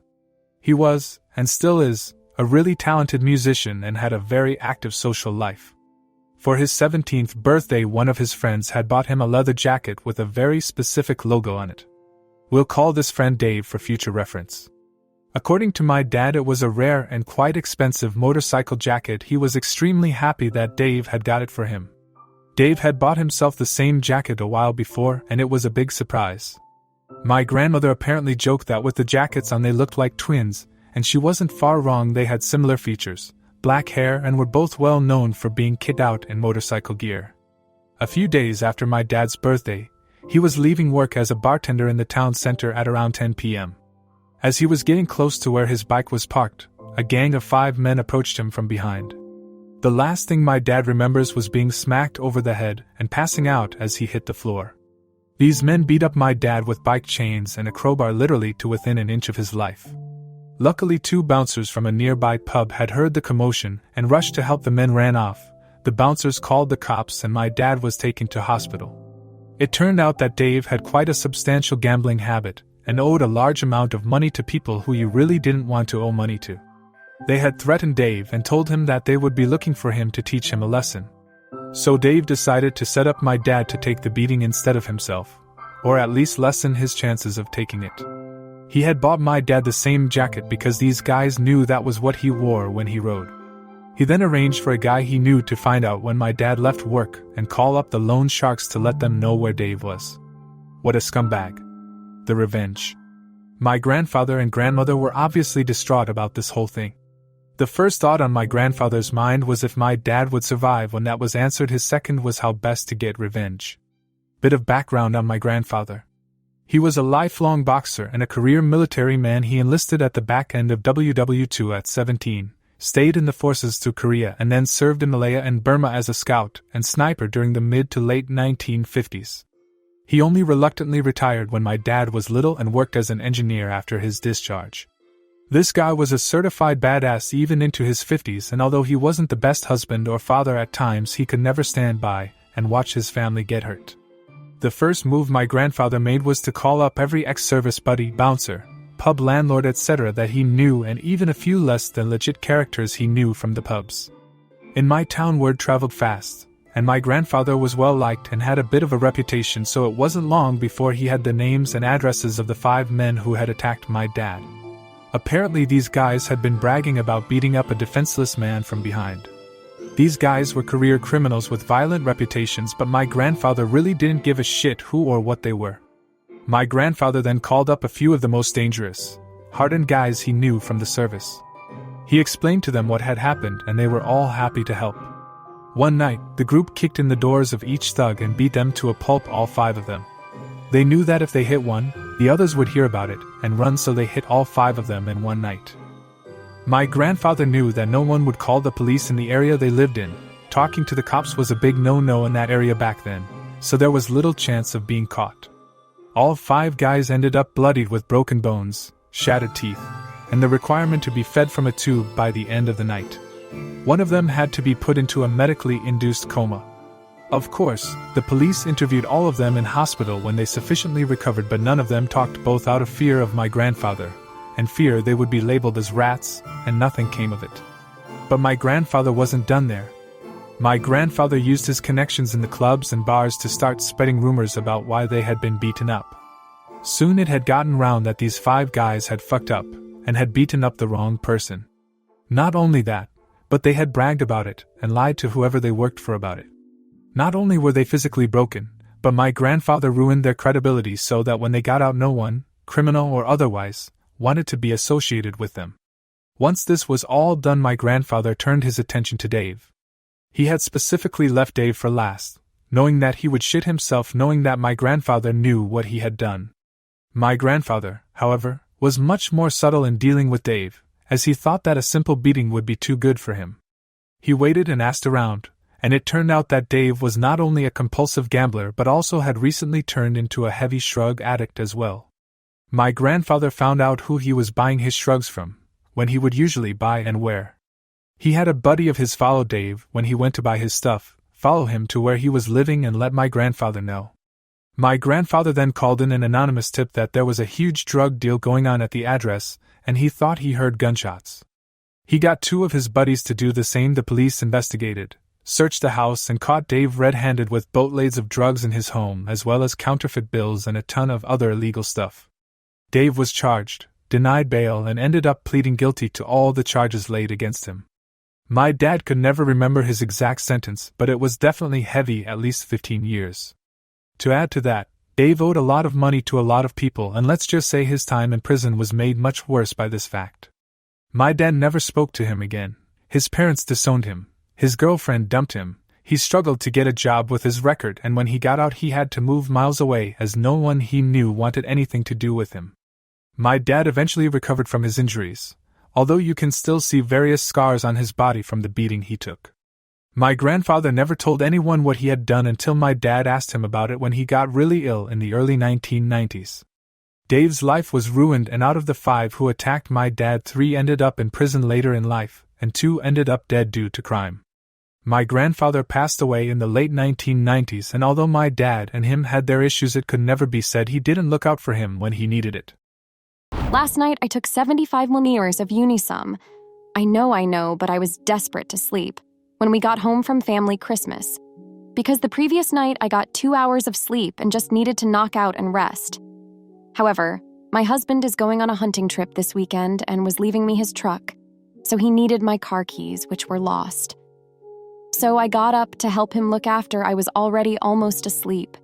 That woke up me from the sleepiness of the Unisum I had taken about an hour prior. After we found them buried under wrapping paper trash from presents, I laid back down to hopefully get some sleep. But then the baby wakes up. My husband is taking a quick shower, so I do this feeding. Now, in Texas, we have what's called cedar fever this time of year, and my God, is it horrible. I legitimately feel like I've got the flu and strep at the same time. So while I was prepping the bottle, I took 75 milliliters of Benadryl without thinking. I know this seems extreme, but I'm pissed, tired, and I promise you a regular dose isn't touching my cedar fever allergy, and I'm desperate to sleep and not spend the night sneezing, swelling, itching, and struggling to breathe with my sore throat. I feed the baby, get him back to sleep, get back in bed, and about 20 minutes later, I start feeling drowsy again, finally. I'm just about asleep when the baby wakes up. Again. My husband says he will change him and soothe him and do this feeding if I'd go make a bottle. I get to the kitchen.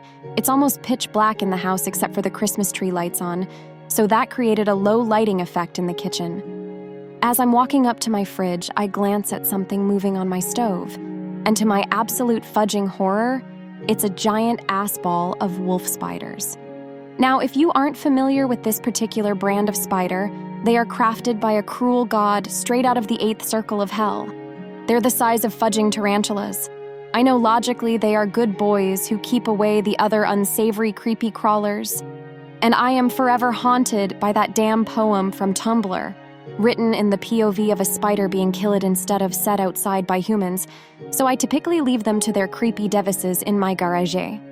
However, they are not welcome in my damn house, and definitely not welcome to form a fucked-up ball shape like they're auditioning for a fudged-up spider circus show on my stove. So I hurriedly flick on my kitchen lights, ready to scream, burn the house down, empty a clip into them. But instead, I am completely and utterly horrified when the ball from hell disappears as soon as the light turns on. What the fudge? This is when it clicked in my tired mom brain that I had astronomically, royally, horrifically, biblically fudged up. I was fighting sleep on a higher than recommended dose of 2 antihistamines, and now they've kicked into deliriant mode. The Hat Man was coming.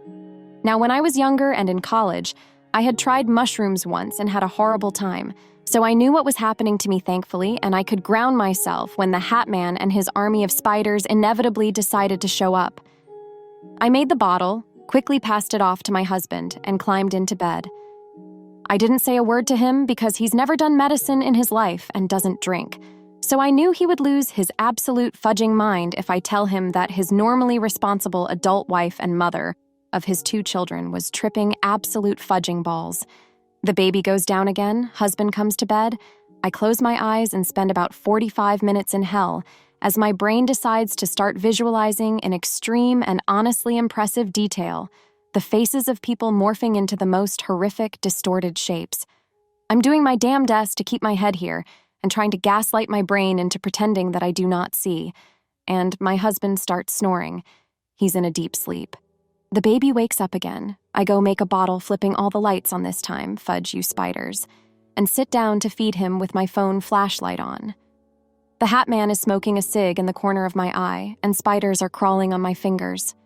I start mentally pleading with a god I don't believe in that I will never take an antihistamine again if he'll just make this shit stop. The baby goes back to sleep. I go to my bathroom, throw up, chug water, pee. Stare at myself in the mirror, trying to understand how I could fuck up this bad, flip off the Hat Man, and make it back in bed. I finally fall the fudge asleep for about 6 hours of blissful, dreamless sleep. I feel completely normal today, just a bit groggy, dehydrated, humbled, and maybe traumatized. I grabbed my Benadryl out of the medicine cabinet and chucked it. For context, me and my boyfriend have been together for in total 8 years. I'm 25 years old. We met between mutual friends while I was still in school, and he had just moved to my town to go to college. We were friends for 2 years before we started dating. And the reason for this was because, 1, I was too scared to make a move, and secondly, he was in love with one of our mutual friends. After she got a boyfriend, he moved on to liking me, and we have been dating ever since. Last Saturday was his birthday, and he told me he has never been thrown a surprise birthday party and would like to experience one. I worked all week before Saturday, his birthday, planning and inviting people, getting reservations, buying a cake, etc. I asked his best friend to hang out with him for most of the day so that I could set up and get everyone to get here and hide for the surprise. The birthday party was a success, and he was smiling the whole time. He had snuck off with his best friend somewhere, and I wanted to find him so that we could sing happy birthday and cut the cake. As I was walking down the hallway, I heard him and his friend talking, so I kept walking towards their voices. I heard him tell his friend that he should have kept trying with our mutual friend. He told him that he should have been the man that was engaged to her and not her now fiancé. He said that he hated waking up to me, and that he wished that our mutual friend was the one that threw him his first surprise party. He said that he felt disgusted every time he had to kiss me or hold me, because he knew that our mutual friend should be in his arms instead. He said that he felt like he was stuck in our relationship and that he would end up having to marry me. He said that our mutual friend was better than me in looks from head to toe. He said that she was the most gorgeous girl I've ever seen. I went back to the party and told everyone that I couldn't find him and that we would have to wait for him to come back. When he came back, he gave me a hug and a kiss on the head and told me he loved me. I didn't want to ruin his party, so I went along with it. He doesn't know that. I know he doesn't honestly love me. I've just been going along with everything. I honestly don't want to break up with him. I just want to know how I can make him fall in love with me. I don't know what I did to make him feel so unhappy, so I would like to know, how do I make my boyfriend fall in love with me, or should I just give up on our relationship? He is the first boyfriend I've ever had, and I'm scared to start dating again at my age. I don't tend to push for breaking up unless there is abuse or something serious like that. Your situation is not abusive or anything, but I'm on the side of breaking up on this one. He doesn't love you, and you can't make someone love you. If after 8 years he feels this way, nothing is going to change that. I am sorry because that really sucks. Breaking up with someone you love also really sucks, and I'm sorry you are in the situation to make that decision. I broke it off with my fiancé 3 weeks before my wedding. It took months to make that decision because it was such a hard decision. At the end of the day, I knew it would be better to be alone than in an unhappy marriage. In hindsight, it was the best thing I ever did. After the breakup, I focused on myself and just being happy being single. It was scary dating again, but when I felt ready, I got back on the dating horse. I ended up meeting an incredible man that truly loves and adores me. Looking back, I think my ex loved me, but I don't think liked me as a person. I look back and think about how miserable I was with him. You can have that too. A man that loves you, truly loves you, and wants to be with you because he loves you. A man that doesn't see you as a better option than being alone. A man that wouldn't drop you in an instant for this other woman. A man that would be grateful for you throwing a surprise birthday party. You're worthy of a happy and loving relationship. Take your time making this decision. You don't need to make your decision today. Let yourself grieve and be gentle with your heart if you choose to walk away. Regardless of your choice, I'd talk to him about this conversation you overheard. If you stay with him, it will help both to move past it. If you leave, it may help you find closure and reassurance in your decision. Absolutely do not confront him. He'll weasel his way out of it because breaking up with you is an inconvenience, and it's easier to say everything you want to hear than own it. Make an exit plan and never give him an explanation. Better yet, tell him you felt like you're settling for him and don't think you ever really loved him. But the idea of him and then watch his ego crumble. If you confront him, you're putting him in a position of power where he's the one in control and it's his choice. Take that away from him. Have the breakup be your choice, something you want, even if it's not the truth. He doesn't love you, which means you can't hurt him because he only cares to the extent that it impacts him. Fudge that. Don't give him the tears or the questions or the bargaining. Come up with a plan, pack your stuff, and move on from this awful person. Girl, what you do is gather your stuff and leave. Immediately. Or kick him out, whichever works. And find someone who loves you, who thinks you are the center of the universe, who gets up in the morning to see you smile. Jesus, that's basic minimum requirements. You tell him to get fudged, then block him everywhere and go, have a lovely life. 25 is no age at all. It's ridiculously young. Ugh. Why aren't we teaching girls self-respect? I had my Bank of America account set up when I was a minor, 16, so my dad had to co-sign. Now I'm 23 and working full-time and going to school full-time. I'm making my own money, still living at home yet paying off my own little bills. Credit cards, university tuition, supplies, phone bill. Every now and then, my dad transfers money from my savings account. I'm trying to save up to put a down payment on a house, to his checking account. He doesn't ask. He doesn't tell me what the money it's for. He doesn't say thank you, etc. It's feeling a little disrespectful. He's been doing this since I started working my new job 3 years ago. At first, it was small amounts, less than $50, so I never thought much of it, but recently, the amount has been increasing. In the past 15 days, he's already taken out $1,200 from my savings account for God knows what. That's a whole paycheck for me right there. I also got a notice from my bank saying that a 6 transfer limit has been reached. and anything more than that would result in a $10 fee. I only transferred money once, and it was to pay for my tuition this semester. If he's short on money and needs help paying a bill or whatever, I don't mind giving him the money to help pay for it. All I've asked is that he informs me, and he has not done any of the sort. I'm starting to feel disrespected. I went to the bank to see what I can do, and was told since he's a co-signer, they can't remove him unless both parties consent in person. I asked my dad, and he said no, went on a whole tangent about how much he spent raising me, he's entitled to my money, etc. I don't know what to do. Open a new account in just your name. I seem to recall that there have been cases where parents have managed to get access to new bank accounts their children had set up even though the child was now an adult. Bank of America sucks as a bank anyways.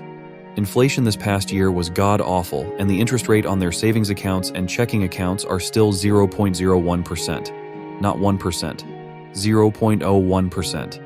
i.e., a balance of $10,000 will earn you $1 entire dollar of interest in a year, not taking compounding into effect. What do I do about the old one? Do I just abandon it? Is there any way I can remove myself as a user? First, remove all the money at once. If he catches on, he can do the same thing. I had an ex, and we were both co-signers. She took all the money out, and I couldn't do anything to get it back. Second, get a new account in another bank. You can set up a new account before removing money from the old one and just do a wireless transfer if you want. You can leave your bank account open, ask if you get a penalty for having below a certain amount. I just remove all the money ASAP and see if I can remove myself as a co-signer. My mum used to take money from me too. Basically my gas and school money. One day I got pissed, went to the bank, took all the money out and closed the account. Walked down to another bank and opened an account, and it's been like that ever since. Although back then I basically had nothing in the bank, so not sure how much money you're carrying, but I would transfer it all ASAP, then close the account. So I'm not 100% sure about BOE, but other big banks only need one person to close the account. Or you should be able to remove yourself from that account so long as it's positive. Step 1. Look at local banks or credit unions and pick one. Sometimes there are promos to get new customers, especially if your savings is a few grand, usually 10K. Been a while. Be wary that smaller banks' age-aid credit unions have shit banking apps, but not all. Some are good. Step 2. Make an apt. Some require it to avoid long wait times. Step 3. Go to BOE, take everything out of that account as a cashier's check. If you want to be nice, leave $50 in there for your dad. Step 4. Have them remove your name from the account. Step 5.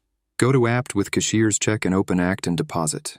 How did the kid from your school pass away? There was a boy from a family of alcoholics. Parents divorced. He lived with a mom who was a very heavy drinker and a stepdad. Stepdad had a son who spent quite some time in mental facilities and rehab because he fudged up his brain with drug use. The son eventually came home to live with his father and my classmate. One time the classmate accidentally saw his stepbrother sniffing glue from a bag. Stepbrother got mad, poured kerosene on him, and lit him up.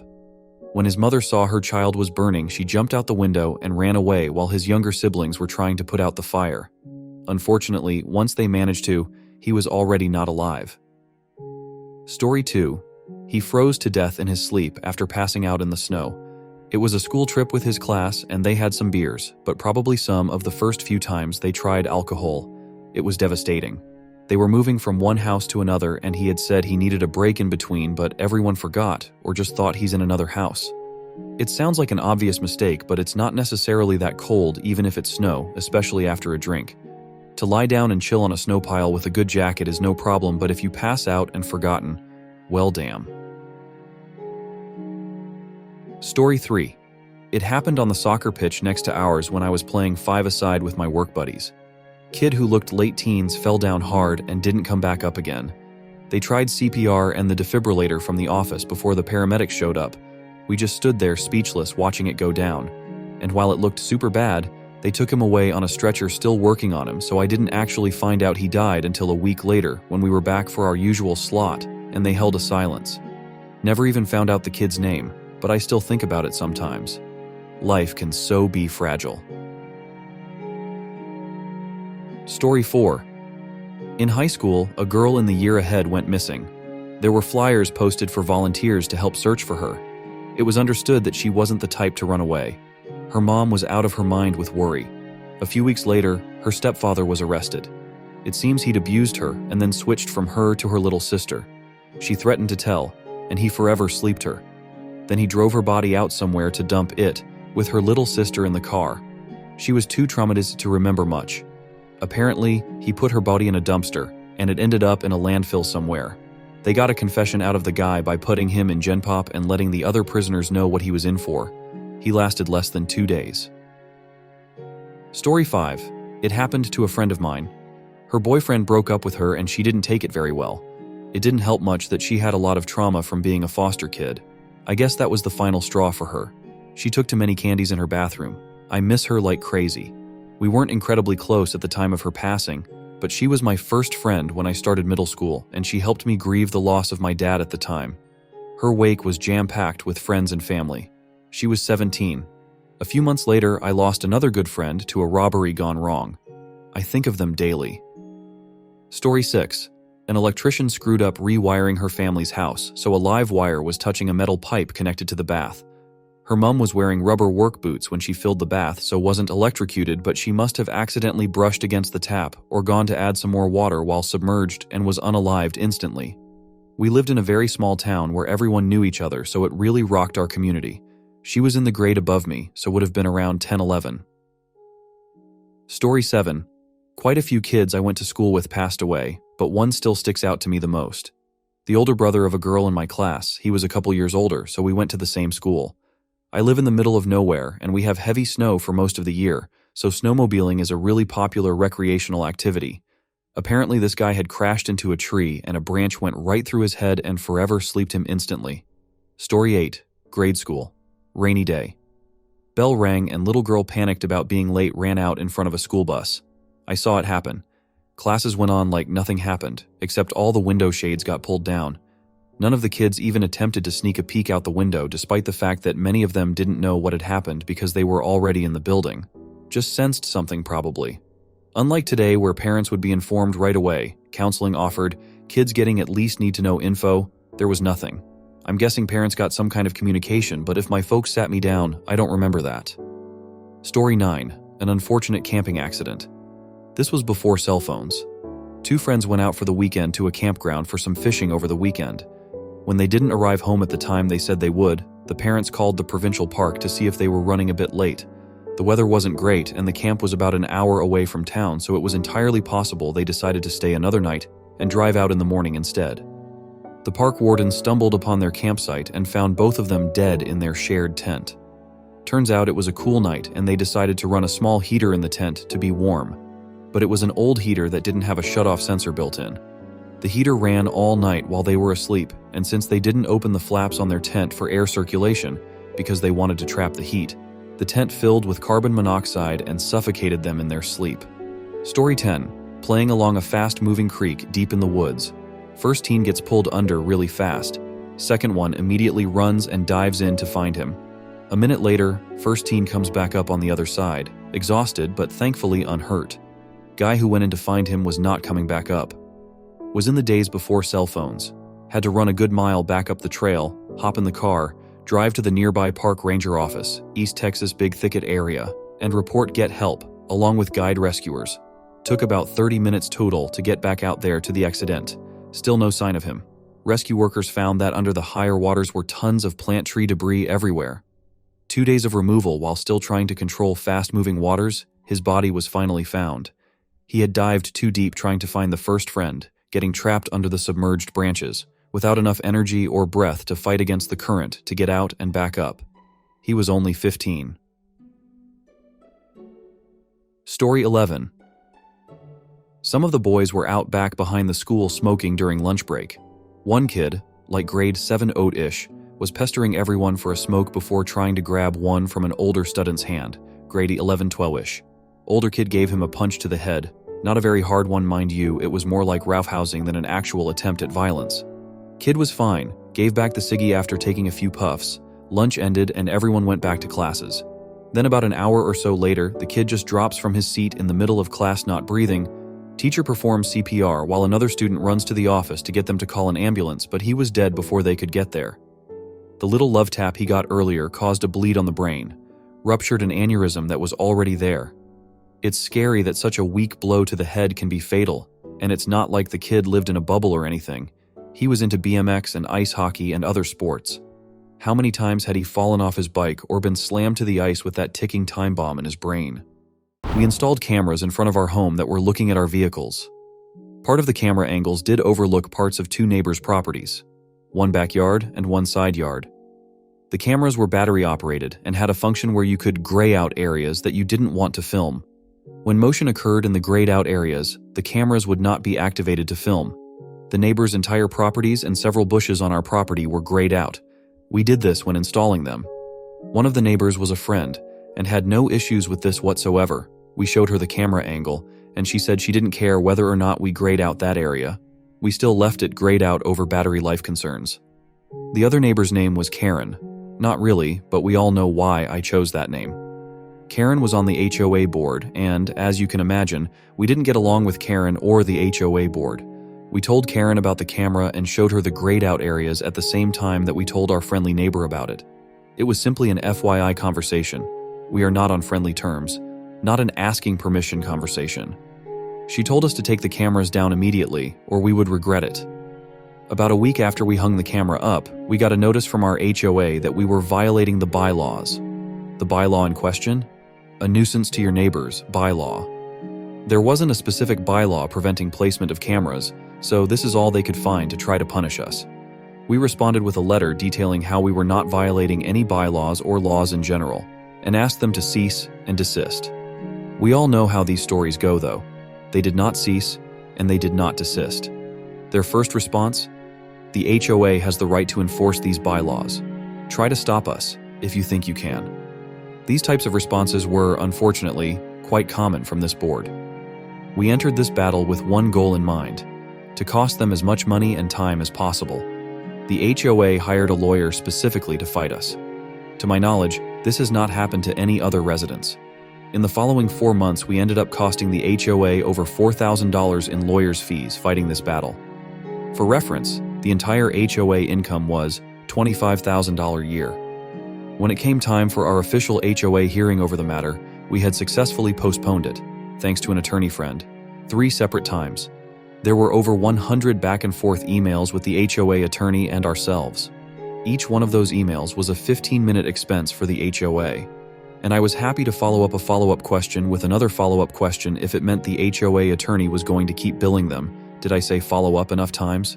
We didn't actually want to take this battle to court, so we ended up removing the cameras the day of the hearing to prevent being fined, even if the fine wouldn't hold up in court. The HOA decided in the hearing that we were guilty. Surprise, surprise, of violating the bylaw. They couldn't fine us, as the bylaws don't allow a fine until after a hearing has been held, and the cameras were already removed. In the end, the punishment was a sternly written piece of paper on the attorney's letterhead, delivered via certified mail, that stated that we were not allowed to place a camera on our home that had the potential to invade a neighbor's privacy. Keep in mind, the letter specifically stated the camera could not be placed on our home. We left the cameras off of the home for about 4 months, until the annual HOA meeting. You should have seen the look on the HOA board's faces when I asked them to explain the $4,000 line item for attorney's fees that simply stated title searches, attorney fees. The board actually tried to hide the fact that they spent $4,000 trying to fight us over a couple of cameras by putting the fees in as title searches. Needless to say, that meeting did not go well for them. About half of them lost their positions on the board. The other half, including Karen, unfortunately, remained on the board. About a week after the annual meeting, we installed new cameras, facing the same direction as the prior cameras, only this time we installed a post in the ground and mounted the cameras to that post. The admonishment we received after the hearing specifically stated that we were not allowed to install cameras on our home, and said nothing about putting them on a post. They did send a letter to try to tell us to remove the cameras, but a sternly worded response indicating that we were prepared to fight them actually worked this time around. I guess they didn't want to spend another $4,000 fighting us. We didn't receive any follow-up responses, and the cameras on the post are still installed to this day, over 2 years and running strong. A childhood friend that was the most empathetic, kind guy I've ever known did a stint in the Navy, went into computers and played guitar in a band. He married a pretty mean girl that liked the idea of a big wedding and musician husband, but had no interest in a marriage. She was her family's golden child, drop-dead gorgeous, and completely narcissistic spoiled. They buy land together. He borrows money and has his family build their house to reduce costs. He was paying them back over time while she spent money and socialized, sometimes working a part-time job. Inside of 2 years, she's bored and starts an affair, or we think never stopped affairs, but gets caught, and while the empathetic guy tries to work things out, she makes false accusations of domestic abuse and files for divorce, with restraining order keeping him out of the home he and his family built with their own hands. Now keep in mind he's still paying his family back for the home, still ordered to pay for the land and most of the upkeep, maintenance. He's back in his childhood bedroom while his wife entertains her men in that house. With some research by the lawyer, the family still technically owned the house. Now my family owned a heavy equipment business, including house structural movers. Look up house movers to verify what I said. When she went on vacation with her family and new boyfriend, we went in, jacked up the house, and drove off with it, repossessed. The structure wasn't covered in the court order, just the mortgaged land. She had legal claim to the land, her name was on the mortgage, but the structure appeared nowhere on the deed, and there was still money owed on most of the materials and labor, so it was simply reposted. Now the judge wasn't happy at all, but it wasn't illegal to repossess since the land mortgage was the only thing he was court-ordered to pay. She came home to foundation, pipes and wires sticking out of the ground, and a crappy used yard barn with her personal possessions in it. Now it wouldn't be nuclear if it stopped there. Since the main character has recently passed away, I can tell more. We had a guy we called Big Bob, and the name fits. Everyone probably knows someone that defies jail, death, is a walking demolition crew, and in fact we called him Demolition Man for a while after the movie. Apparently, someone put huge special toys smeared with dried whipped cream crust in her possessions, found when her dad and friends came to get the rest of her possessions out of the yard barn. There were also extreme movies and furry magazines, bongs shaped like genitals, etc. Someone used her pictures in the dating magazines pre-internet for a paid company woman with her phone number. Her parents even had to change their phone numbers a few times. Someone got those change of address cards from the post office and sent her mail around the country. Someone knew exactly when the legal separation happened, and she was supposed to get her own car insurance, but she didn't get that letter. Her car burned down in her workplace parking lot a few days after the legal separation happened, and of course, she didn't get the insurance company notification in the mail, so no insurance. Someone had intimate pictures printed, man's face blacked out on flyers. The printing pointed out that wasn't her husband at the time and stuck them under windshield wipers at her family's church, every place she worked, all around her neighborhood. Cops got involved in that, but they couldn't find where the flyers were printed. Big Bob was an over-the-road truck driver. Everything died down when she finally agreed to let our friend buy her out on the land for a reasonable sum, paying for it twice, and dropped the restraining order. Less than a week after he had clear title, the house showed back up right where it was before. Since it was still on the steel used to move it, all we had to do was stick a truck back under it and take it back, hook it up. This was until she decided to marry a guy from a hardworking family that were doing well. She love-bombed the poor, hardworking sap. He never knew what hit him. She had a bachelorette party with her pretty mean girlfriends at a local recreation lake, and rubbed it in her bachelorette party was going to cost more, be better than her wedding to my friend. I think that's what quelled the nuclear revenge. The flyers showed up all over at his bachelor party, at his parents' house with his family, and her bachelorette party got busted for shrugs where they found several people in various stages of undress, including the bride-to-be, and quite a bit of shrugs, bunches of alcohol, etc. When that wedding blew up, the wedding dress from the first marriage to our friend showed up on a scarecrow with a pentagram on the front, what looked like blood, paint, on it in her front yard. No one even missed the wedding dress from the first wedding until then. Every workplace, every time she dated someone seriously, etc., the flyers showed back up. She finally gained about 50-70 pounds and quit trying to date seriously. She looked like her 70-pound overweight mother, but 30 years earlier. She married a fat truck driver eventually. R.I.P. Big Bob, you were one hell of a friend and we are all going to miss you. We will sing the song of your people and raise a glass to you every time we meet. Story 2, drive over a kid's bike, pay the price. Okay, this story took place a very long time ago, in the summer of 1969. I was about 12. I had an early morning paper route in my neighborhood. One of the first things that I bought with my earnings was a brand new 10-speed bike. It was silver with red trim. I was really proud of it, and I took very good care of it. I also used it to deliver my newspapers in the morning. One of my customers was often leaving for work around the time that I got there. I always made a point of parking my bike well off to the side while I went up to deliver his paper. This particular morning, he turned too soon and too sharply while backing out of his driveway, and backed right over my bikes, ruining the front sprocket and derailleur. He stuck his head out the window and asked, "Is it okay?" "Not exactly," I said. "Well, that's what you get for leaving it behind my car." Then he drove off. I walked it home, crushed and upset. I felt helpless against this adult who clearly had no intention of doing anything about it, and I didn't know what to do.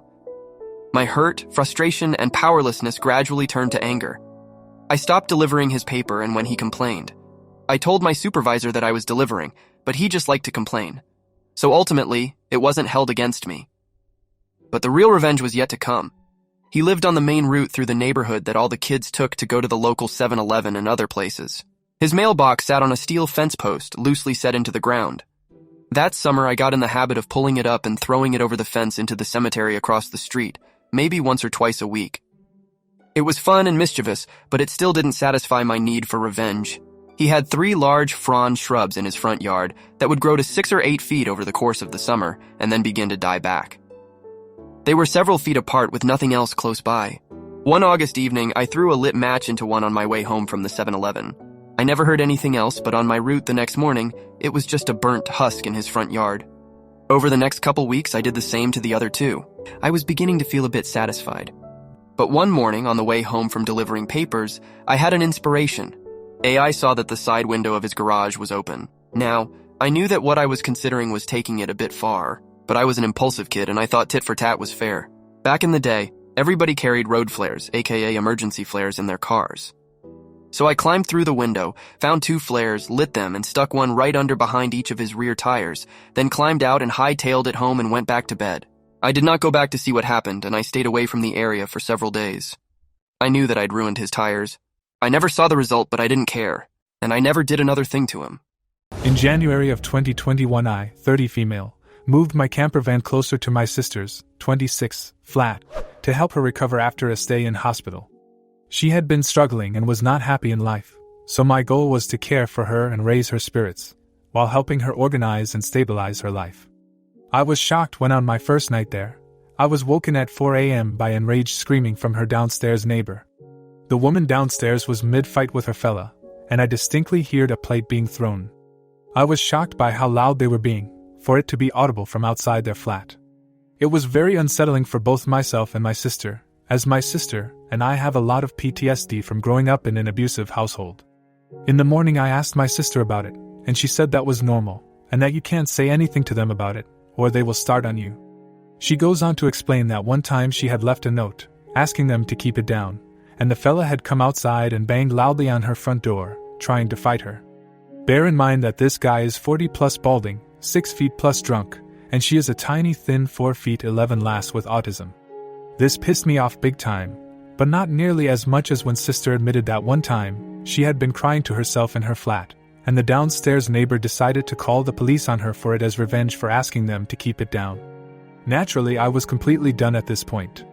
So like any good admin lady, I got to work. I opened a complaint with the housing association and logged every incident of violent drunken behavior that took place. They, as expected, were reluctant to do anything at all, and told me to just call the police if it got bad. I remember thinking to myself, I can't see us needing the police.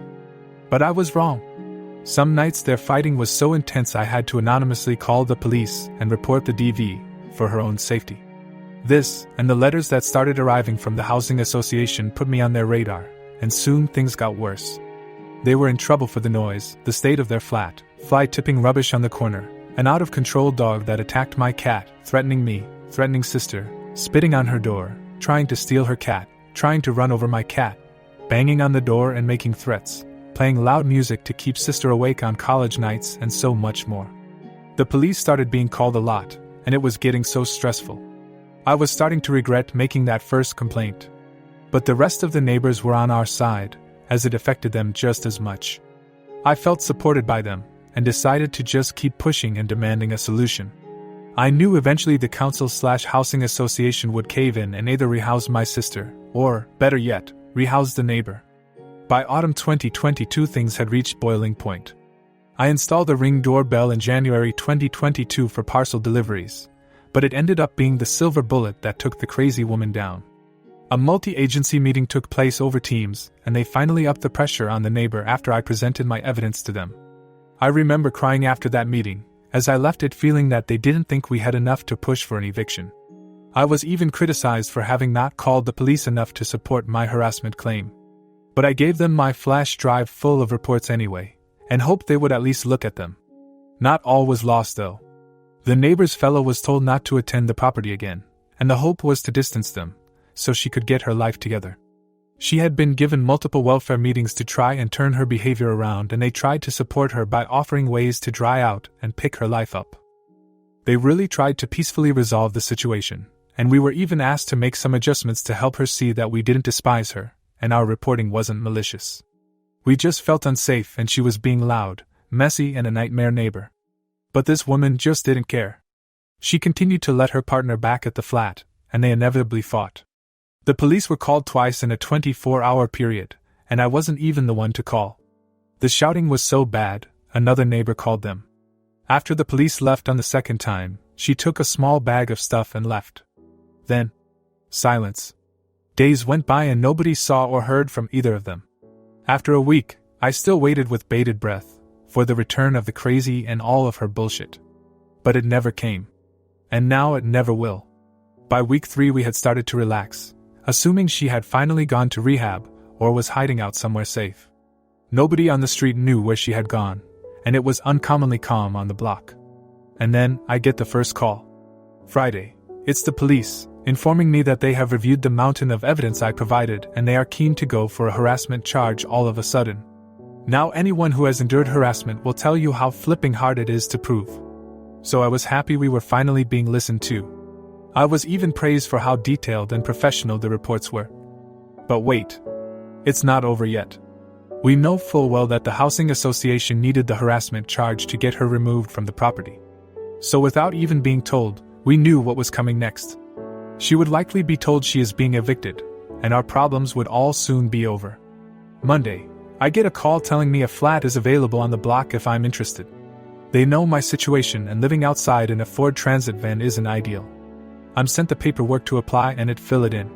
I'm at this point feeling bad. If I'm housed in her flat, I'd feel guilty for having been the force behind her removal. Yeah, I know, it's her own fault, but you can surely understand why I would feel so weird about it. So imagine how we felt when this happened. Tuesday, email from the lovely chap at the housing association, asking if we had heard about neighbor. I misunderstood the email and thought they had asked if we had heard from her. And I email back explaining nobody had seen her in nearly a month. He replies, Adult Services reported to us this morning that neighbor had passed away last night. I start bawling. I cry, what have I done? That woman drove us absolutely mad, and she was a horrible person. But she did not deserve to delete. I'd wished for the day when I'd see her being evicted. I had joked about sitting outside with a beer on the lawn. But not once had I considered she might delete. While I'm not currently aware of how she passed away, I do know that on the Monday she'd been in a meeting with social services, police, and the housing association. They likely told her about the charge and her inevitable eviction. She and her scruffy fella seemed to have gone out and just took too much. I don't think it was self-uninstall, as the officer we had been dealing with came round on the Wednesday to tell us he was naturally dropping the charges. I expressed guilt, and he told me it was inevitable when that much hugs and alcohol are involved. I'm heartbroken. I know it's not the case, but it feels like this is my fault. I never thought for 1 second a woman as selfish and blind to the impact she had would let this happen to her. We have left flowers by her door, and for the first few nights after she passed I lit candles for her. I'm sad that she never took the help offered. Because if she had stayed away from her fella and tried to slow down on the drink and hugs, she might have had a chance. Story 2, Leave Me for Dead? I'll destroy your fraternity.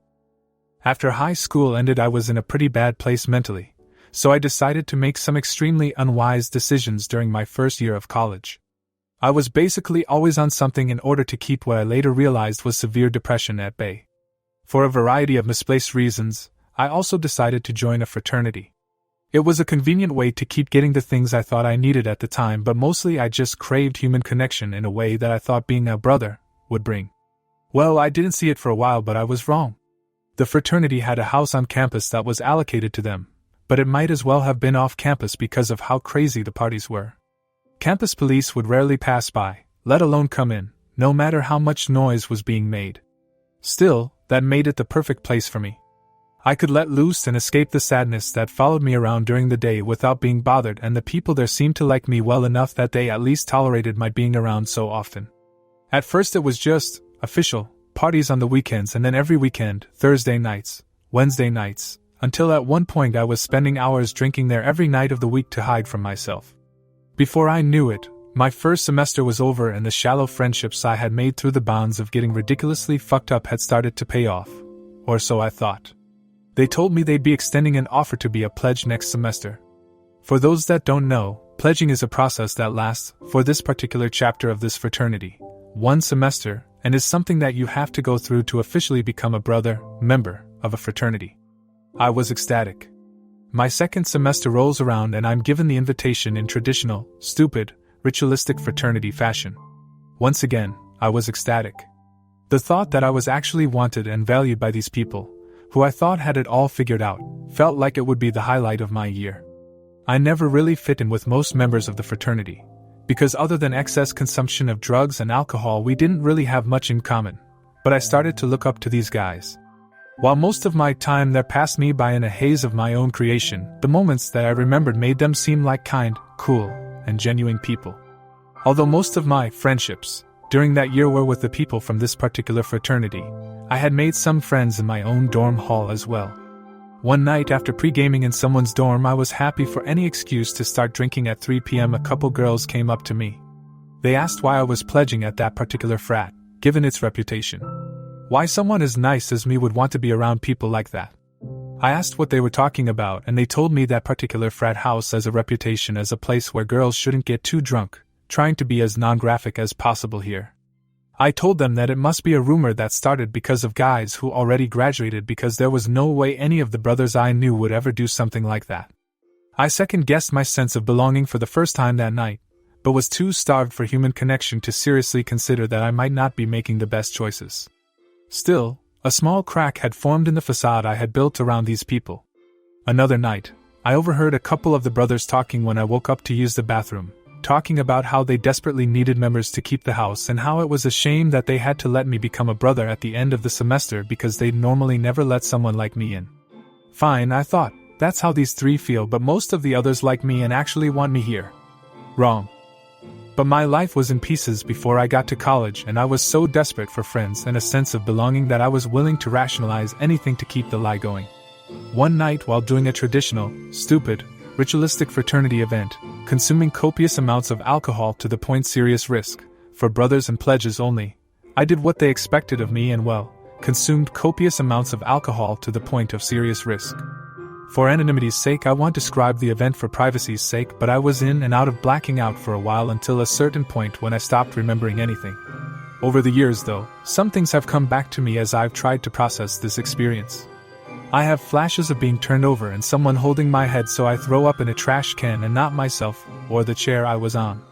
There's a slideshow of me fall walking down half the stairs. One of the last things I remember is asking to stay the night in one of the brothers' rooms because I knew, somehow, that I was ridiculously drunk, didn't want to get caught when going back to mine. He said no. He was my closest friend there. It should have been clear to anyone around that I wasn't safe, but these guys were still giving me shitty light beer instead of water because it's basically the same thing. I'll never get that line, or the laughter that followed, out of my head. Instead of getting me help, or even just letting me stay there, one of the brothers just took my back to my dorm. Luckily for me, an RA saw me being brought in essentially over his shoulder and felt like I was in danger, so she called for help. Even after all these years, the last thing I remember from that night is answering a knock at the door of my dorm. When I woke up in the hospital the next morning, I was told that I could have died. They described how I acted, and it was clear to me after just hearing about it that I was in danger. My BAC, blood alcohol concentration, was at 0.37, and there was somehow still more in my stomach that I hadn't thrown up before they pumped it. For reference, alcohol poisoning can cause death and generally shows up around 0.30, while 0.40 is potentially fatal on its own because your heart or lungs can just stop working. My RA almost certainly saved my life. When I was sitting in that hospital bed, I cried. Not because I might have died, but because I felt like my life that I was just getting back had fallen apart again. I felt broken, betrayed, and profoundly sad that the people I trusted didn't care enough about me to try and keep me alive. When I got back to campus, I had to meet with a disciplinary officer because of underage drinking, and he questioned where I got the alcohol, who I was with, etc. But apart from that, I just followed my usual routine that I was accustomed to.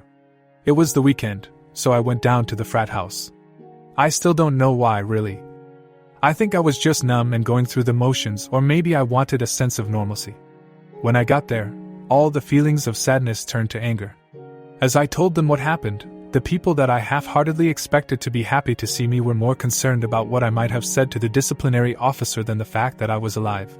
They were wrong to do that, for the record, because I covered their asses completely. But I was livid. These people were supposed to be my brothers. How dare they leave me for dead? How dare they feign concern for me when all they really want is to protect themselves? I made an excuse that I had just wanted to update them but was tired and still recovering, so that I could go back to my dorm. I stewed in anger and resentment for hours.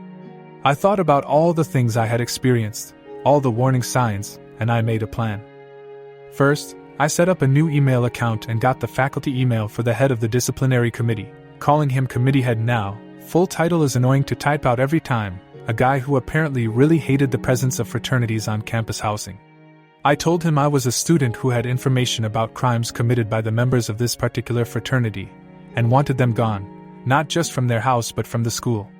I also talked to one of the girls who took me aside in my dorm, one I felt I could trust, and asked if she or anyone she knew had experiences, names, anything. She wasn't willing to step forward personally, but she knew someone who was and helped me get in touch. 3 days later, I met with the committee head at 4 a.m. in someone else's office. I didn't want to be seen because I didn't want anyone to know what was going on or have any heads up. I asked him what he needed to take their house, and he told me. He amended the report I gave to the original disciplinary officer to include 2 accidental mentions of a particular relatively uncommon alcohol, one this fraternity always uses for their traditional, stupid, ritualistic, fraternity-only drinking events. For what it's worth, that alcohol was actually present, so it wasn't exactly a lie. Apparently just that much was enough for an investigation and wouldn't need me to be involved any more than I already was, which was something I insisted on. The investigation merely being opened was also enough that one anonymous tip-off, say, where certain quantities of certain drugs were likely to be hidden within the frat house, was also enough for campus police to come knocking with real police in tow to tear the place apart if enough was found the first time. Remember, the house is owned by the school, so as long as the school gives the police permission to search, and they have enough reason to, they're good to go. I also got him in contact with the brave girl who was willing to come forward with her story. I don't know if she ever got real justice, but I do know that one member of the frat suddenly dropped out between the first time I met with the committee head and when the police came. I hope she did. I made myself scarce around the frat house for a month or so with the excuse that I needed to stop drinking. I didn't stop, at least at that point, but I needed some reason for my distance. Even though I wasn't around as often as I once was, I did spend enough time there to put various amounts of hugs in places that people wouldn't look until the time was right. I've never been a rich guy, so it wasn't much, but pretty much every other room had enough for a minor possession charge thanks to my generosity. When the house eventually got flipped and the hugs were found, I dropped out because despite my best attempts to hide it, at that point most of the brothers were keeping me at arm's length and looking at me with suspicion. It was near the end of the semester anyway, and I had gone from doing fairly well in my first semester to failing most of my classes in the second, so I thought it was probably for the best.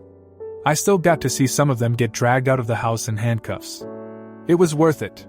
When it was all said and done, the frat house was essentially raided twice. At least 3 of the brothers dropped out while facing serious possession charges that I had nothing to do with. Those were their hugs, and the rest of them had to separate, moving into other dorms or already scarce off-campus housing when the fraternity was banned by the school from ever having an official on-campus house for the next decade. Many of them also got minor possessions charges on their own or thanks to me. This was almost a decade ago now, and I don't regret it at all apart from the fact that I didn't do something sooner. Eventually I got help for my mental health and no longer abuse hugs or alcohol to cope with pain. I also transferred away from that crappy hellhole of a school with just the one good semester on my transcript, though I never did get around to finishing my degree because I spent years in a self-destructive spiral and all my money on therapy to pull myself out. I just hope what I did made it at least slightly less likely for others to be in danger, one way or another, and that all the people who deserved it got what was coming to them. The pessimist in me doubts it, but I like to think that they did. At the very least, I know that fraternity doesn't have any presence at my former school anymore. Seems like it's kind of hard to get new recruits when you lose the only thing you had going for you and your already crappy reputation gets worse. My girlfriend and I are both 30 years old and have been together for over a year with a brand new baby that was born 2 months ago. I have 3 children of my own with an ex-wife that we all have been a happy blended family, my girlfriend, me, my 3 kids, and the new baby. Beginning of the signs, girlfriend's mother has always been very controlling of her life and knows ways to manipulate her with words, texts, phone calls, and mind games. When she got pregnant, her mom was always overbearing about how we should be raising the baby, which name to pick, always trying to get my girlfriend to stay at their house. My girlfriend has her own apartment that she pays for but is constantly pressured to stay with her parents, and still treats her as if she is a teenager. Examples of this are that we both vape nicotine, and her mom threw a freak out over this and blew up her phone about how she has ruined her life now and the baby's. Fast forward to the baby being born. It was supposed to be a special moment. My mom, and I were in the delivery room with me by my girlfriend's side. When the baby was born, we asked for time to bond with the baby. Instead, her mom refused the requests and stayed at the hospital for the entirety of the time, giving either my girlfriend or I time to be alone with the baby together. My girlfriend is very introverted and shy and is scared to ever stand up to her mom. We've always argued over me telling her to grow a backbone and set boundaries with her mom, as this is our child and this is our lives. That the only 2 people that know what's best for the baby is her and I. Not her mom. Nail in the coffin. When it was time to leave the hospital, we went home with the new baby and come to find out, her mom is planning to stay for weeks at my girlfriend's apartment with us. I had FMLA leave to spend this time with her and the baby.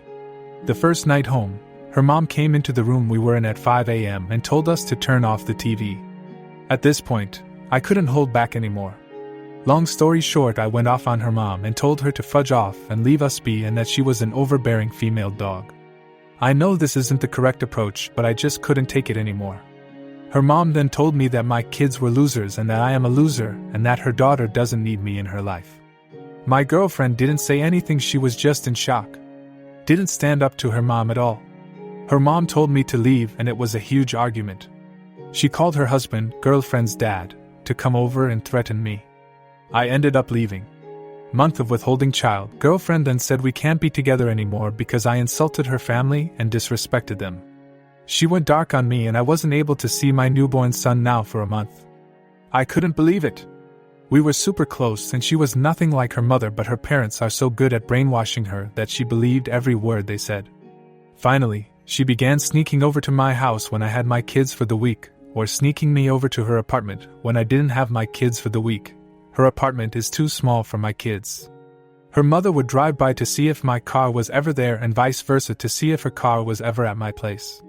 She finally found out, and I told my GF that she needed to set boundaries and that this was overbearing and controlling, reminding her that she is a 30-year-old adult and should be able to live her life as she should.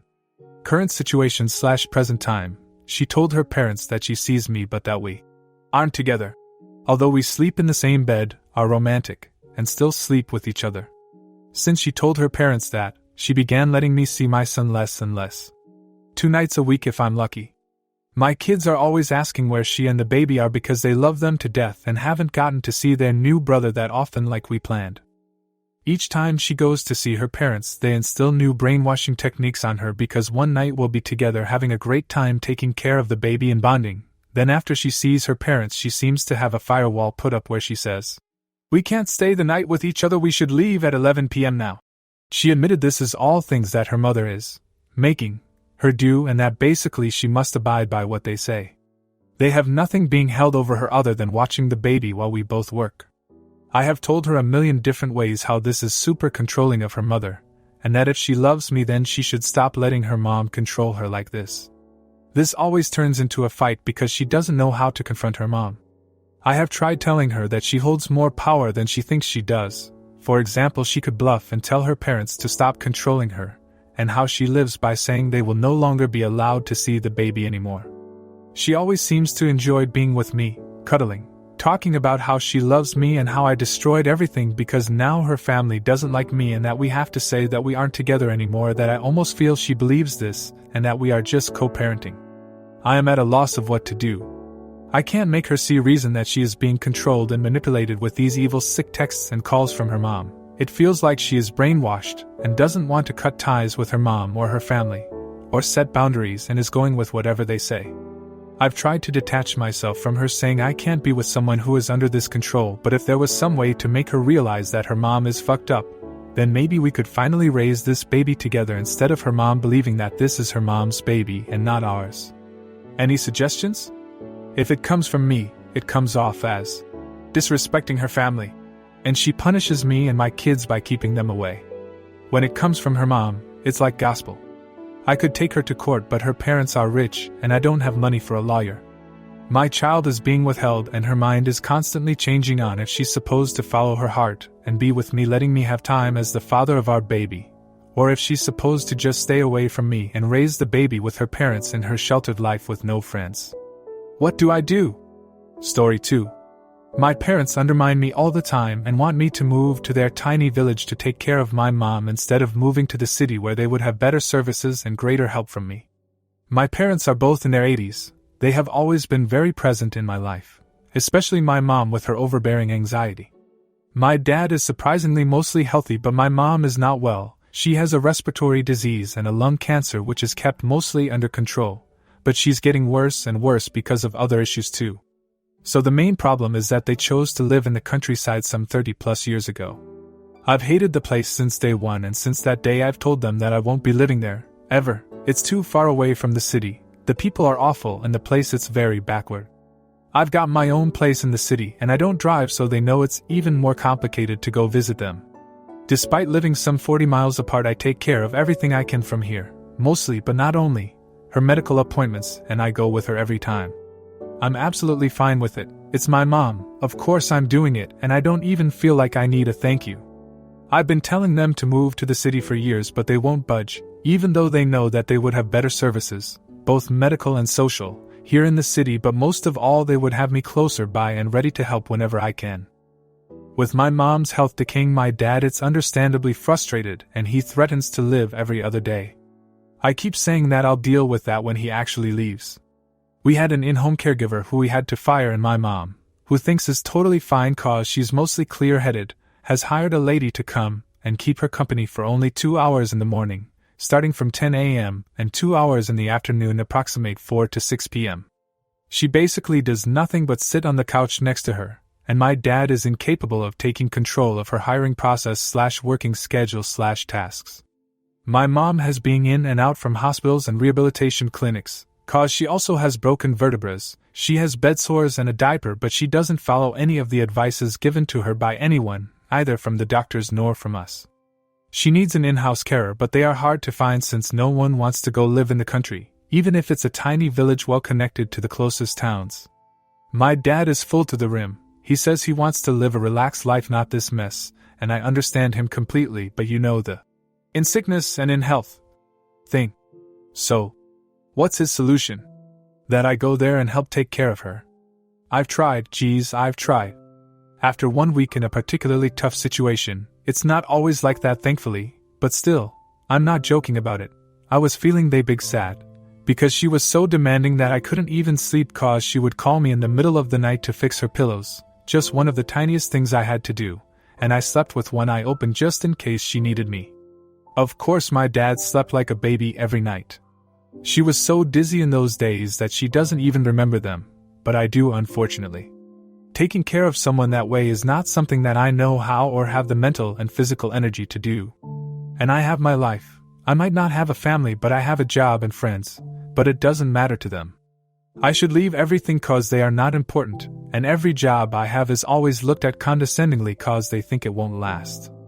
I feel it is important to say that I was diagnosed with ADHD 18 months ago at 40 years old.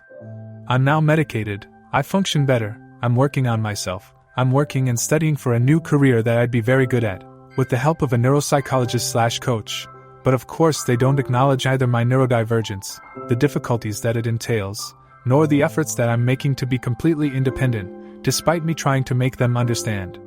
What they don't understand is that the easiest and most convenient thing for everyone would be to come and live in the city, which they could afford even without selling the house. But they just refuse to do it cause my dad doesn't like to live in the city. We can't even have a discussion, it's just a no. I've told them that I'll do everything I can from here, but I won't budge and go there. This is the hill I'm willing to die on. 'Cause if I go, and put everything else on hold, my mental health balance will decline vertiginously. At this point my ADHD sets on my executive dysfunction paralysis, and I'm not even able to call them, and I feel anxious when they call, 'cause I know they will just keep throwing everything my way, with my dad making everything even more complicated than it actually is and making me feel bad about it. Am I a bad daughter? Story 3. My grandma doesn't stop fighting with my dad. To start off, I'm a 14-year-old male, and there's no specific date for this story as it's a thing that's been going along for my entire life. To give a bit of context for this, the grandma I'm talking about is the one from my mother's side of the family, as the one from my father's had also died in 2017. I never really knew my grandparents from my father's side of the family. But since my dad is a very open person, he shared a lot of his own childhood with me. And while his parents weren't abusive or neglectful, they were far from being parents of the year, leading to my dad studying in Texas rather than Germany, which is where they lived and also where my parents live today. My mother's parents were far better parents overall, which I personally think being at least a bit from the fact that my mother's parents were born after WW2 while my father's parents were in their 20s while it happened. One little notion that my grandma and my dad don't get along that well was that while I was younger, whenever I'd visit my grandparents, it would always be my mother coming along with me and my dad would never join us. The main thing that I'll be talking about though happened only last month. My grandparents would be in town a few weeks due to my uncle and aunt who lived next to our house going on a 4-week honeymoon trip to London and needed someone to take care of their 8-month-old daughter. They decided to visit us for a dinner while they were there and all was well. But while we were eating and everyone finished their main course, my mother went into the kitchen to prepare the dessert. My grandpa, who is a former football player, it was the team of a very small town, so I won't bother mentioning it. He started talking to my dad about his own work life, and while they had very different careers as my dad is a consultant, they always got along very well and had very similar backgrounds/childhoods. They spoke for a while and then my grandma randomly blurted out her famous, "Well, by the way, she does this every time my dad was having a conversation." Before I tell you, a bit of context will be needed. My dad and grandfather were mostly talking about what their fathers told them about how it was during WW2. While I am a child, I have no real issues with them doing this as I also have a personal interest in war history and my parents and grandpa actually support this interest. However, my grandmother is one of those, "Oh, no child should even know what a gun is," and "Oh, every life is precious and things meant for killing are hell spawn." In summary, she's very naive who would even treat a 17-year-old like a 5-year-old because they were still 1 year away from adulthood. What she ended up saying though was as following. "Well, my dad's name, I understand you two talk about this, but still why would you start a conversation like this with your son here?" Before my dad responded, I just decided to say my view, which was that I don't mind them talking about this and actually find it quite interesting. Which she followed up with, "Oh my dear, trust me, you don't want to hear about this terrible stuff." I don't know why, but for some reason after my dad just reassured my grandma that I had interest in this stuff, and it was also my current history subject in school, my grandma just snapped. She started yelling at my dad about how him even letting me know about these things made him a terrible father, and how he didn't deserve parenthood. She went on for about 30 seconds before my grandpa said, "My grandma's name, just stop. Only because my name knows about this and has interest in it, and you think that's awful because you were raised differently, it doesn't make my son-in-law a bad father." She started seeming confused and uncomfortable before deciding to leave, but it doesn't end here. When she got up, she tried to take me with her and took my arm and just said, "Let's go." I aggressively pulled back my arm and sat back down. When she looked at me confused, my grandpa just gave her one of those go-to-your-room looks that only men in who've been trough parenthood seem to be able to do, and she then finally left. My mom came back shortly after with the dessert, and when she asked where my grandma was, my grandpa just told her the story, and with my mother being the daughter, she completely understood and believed it. Over desert, my mother spoke with my dad about how while we would still be coming to my grandparents' golden wedding celebration, which is the name for a couple's 50th wedding day, we would be taking up on the offer that my mom's older sister, or in other words my second aunt, had made us, that the three of us could stay with her family rather than with them. My grandpa completely understood and left about an hour later. That was the end of that, and I'm just happy my grandpa is not the kind of husband to just stand by instead of putting his wife in her place. It did come with one upside though, as I really like the aunt and uncle we'd be staying with for the golden wedding party, as we'd be there for 2 weeks before the actual party. They also have 2 kids, a 20-year-old daughter and 17-year-old son, whom I get along with very well. They also have 2 dogs who are just the cutest. But back to the point, I'll update this post in case any more outrageous things happen during the time when they're, but for now there's not much else to say. Just wanted to put this out there, and feel free to share any of your opinions on this. My wife Rachel and I grew up in a largish town of close to 30,000 people. We knew each other at an early age, roughly 6 or 7, can't specifically remember. We were practically inseparable. At 16, we started dating each other. When we turned 18, we moved away for work in a city just a few hours' drive away. By 20, we were married and had bought our first house. At 22, we discovered that she was pregnant with a boy. It was then disaster struck. About 5 weeks before she was due to go on maternity leave, a large shelving unit collapsed and crushed her. I was told that both her and our child were deleted instantly. 2 of her colleagues had also been injured in the accident, one left paralyzed, the other losing his leg after it had to be amputated. The company she was working for had, in a cost-cutting measure, decided to continue using old shelving that had been written off as unsafe instead of replacing it. I still haven't quite forgiven those executives and management personnel that made that decision, because they cut short the love of my life as well as deleting our unborn child. It wasn't long after I was told I had a choice on how to proceed with what her company called compensation, but I called it blood money. They wanted to settle out of court to avoid a lawsuit.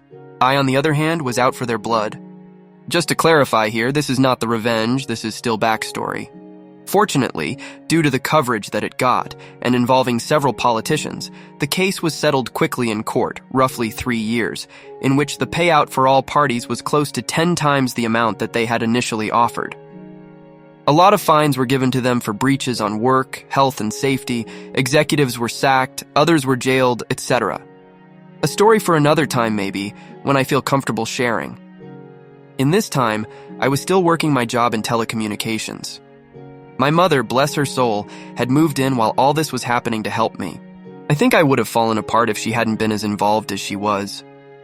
It was around this time I was offered a promotion, but it involved a lot of travel around the state. I made a request to have an office in my hometown's branch, as I wanted to not only take care of businesses in the state, but in my hometown also, as there was no business representative located there, to which they agreed. After a few months, we settled into a routine of 1 to 2 weeks in the city office, 1 week in my hometown and 1 to 2 weeks visiting the rest of the state. After a year, I decided to buy a house in my hometown, so I wasn't having to stay at my parents' place every week or so that I was home, and that I could come and go as I pleased. This is important for later in the story. It is about 4 years later that our story begins. Sorry if the backstory was a bit long. I had just returned from one of my trips on Friday and was checking in some stuff at my office when Harry, the branch's managing director, walked in. We had grown up together also, but had gone to different schools, but since coming back had developed a very close friendship. He asked how things were, and then asked me if I wanted to come to a house party that he was having that evening.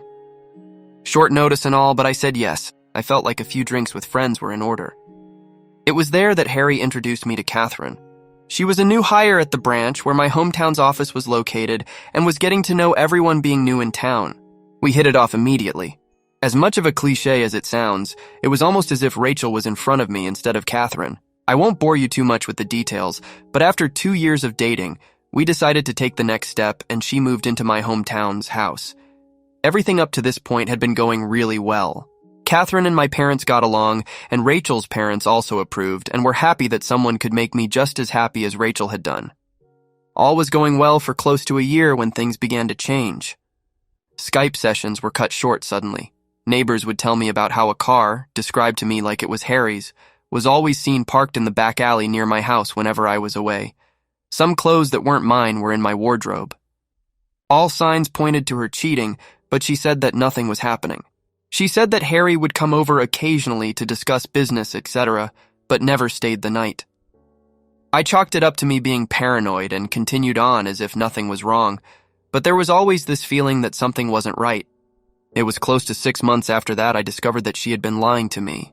I had just finished closing a rather large contract with a new company, and negotiations had wrapped up earlier than I had anticipated.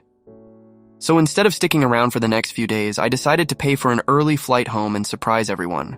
Fast forward a few hours, and I drive into my hometown and down the alley behind my house so that I could get into the house without being seen and surprise Catherine. Some part of me was curious, however, as to whether this mystery car was there. Sure enough, there was a car that was blocking the back entrance gate. I was confused for a moment, wondering if it had just been a neglectful neighbor parking, only to realize that it was indeed Harry's car. If it hadn't been for the high hedge line that I had put in a few years back for privacy, I may have well driven past my own place. Pulling up behind his car, I got out and thought it was strange that he was there so late, as she claimed that he always had left by now. As I approached the back of the house, I saw something that stomach drop.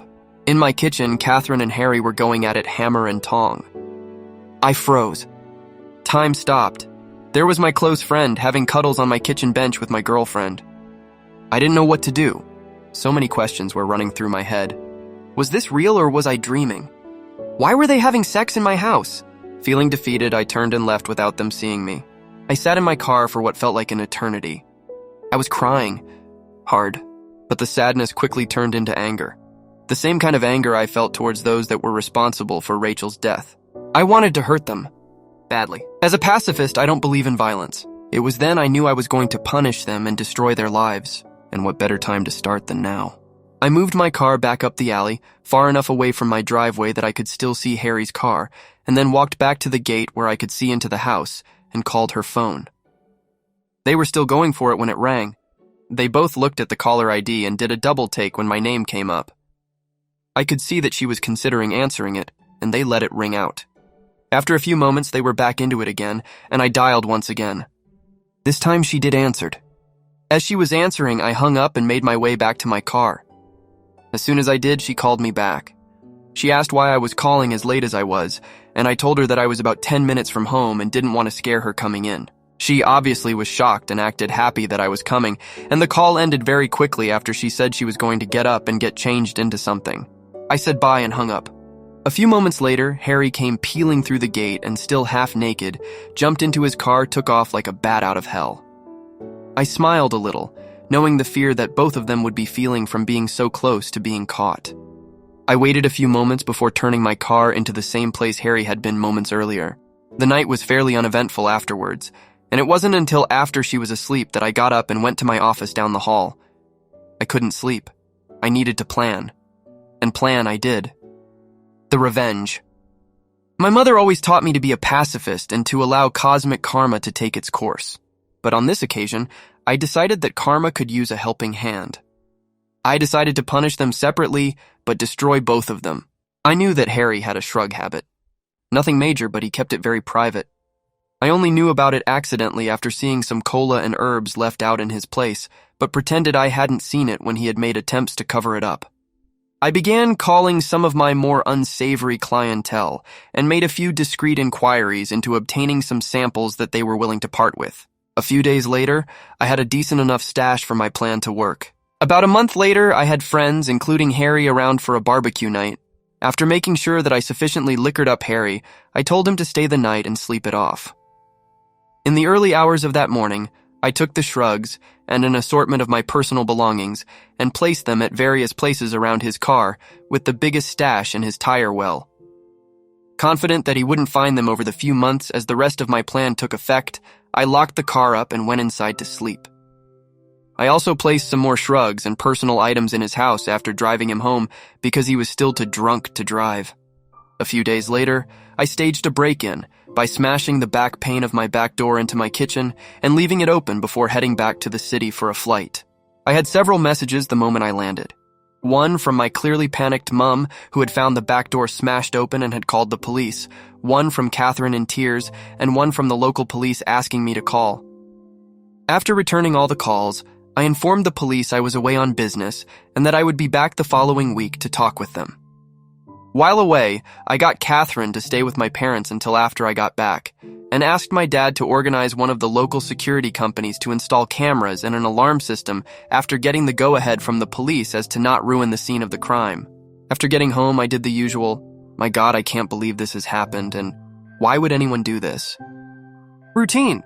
After doing a thorough check of everywhere, finding that the items I had taken were missing and filing a police report, I had the security company's rep talk Catherine and I through how the cameras and alarm system worked. Then came the question I had been waiting for.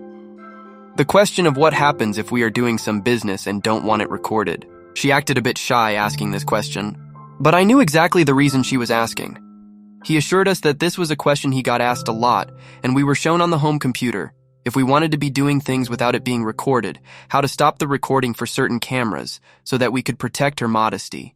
As I was walking him out, I asked him if cameras were turned off, could a notification be sent out just as a security precaution? He came back in and helped me through how to set up email notifications and left shortly after. Fantastic. All I had to do was wait. At this stage, I approached legal advice for some help in relation to couples law in my country. I needed to make sure that my upcoming plan could legally be done and that I would not be forced to pay out any money or equity to Catherine, as I didn't know if we were classified as a de facto couple or not. Being the sole benefactor of Rachel's estate, I didn't want to be left with any nasty surprises where Catherine could take any of the estate away from me. Shout out to those guys and gals there as they helped me get in contact with a great lawyer who assured me, due to the fact that although we had been dating for close to 4 years, we had not been living together long enough to be classified as de facto, and because I was paying all the utilities on the property that she was living in and didn't pay rent, showed that she had no legal standing to make a financial claim against me. Just to be sure, though, he drew up what I felt was a pretty ironclad document, just in case there was any legal trouble. The following week, my work had approached me and offered me a promotion to move back to the city and run the team that I was a part of, meaning I wouldn't need to travel as often and be in the one location, and due to the success of being located in my hometown, that they were considering having 3 to 5 representatives spend 1 to 2 weeks in the larger surrounding towns, including my hometown, as a part of my team. I said yes and began the process of beginning my transfer, which would take about 6 weeks. Perfect. More than enough time to gather all my evidence. Upon getting back to my hometown the following week, I began to start in motion the rest of my plan. I asked Harry to approve 1 week's worth of vacation for Catherine for 2 weeks' time.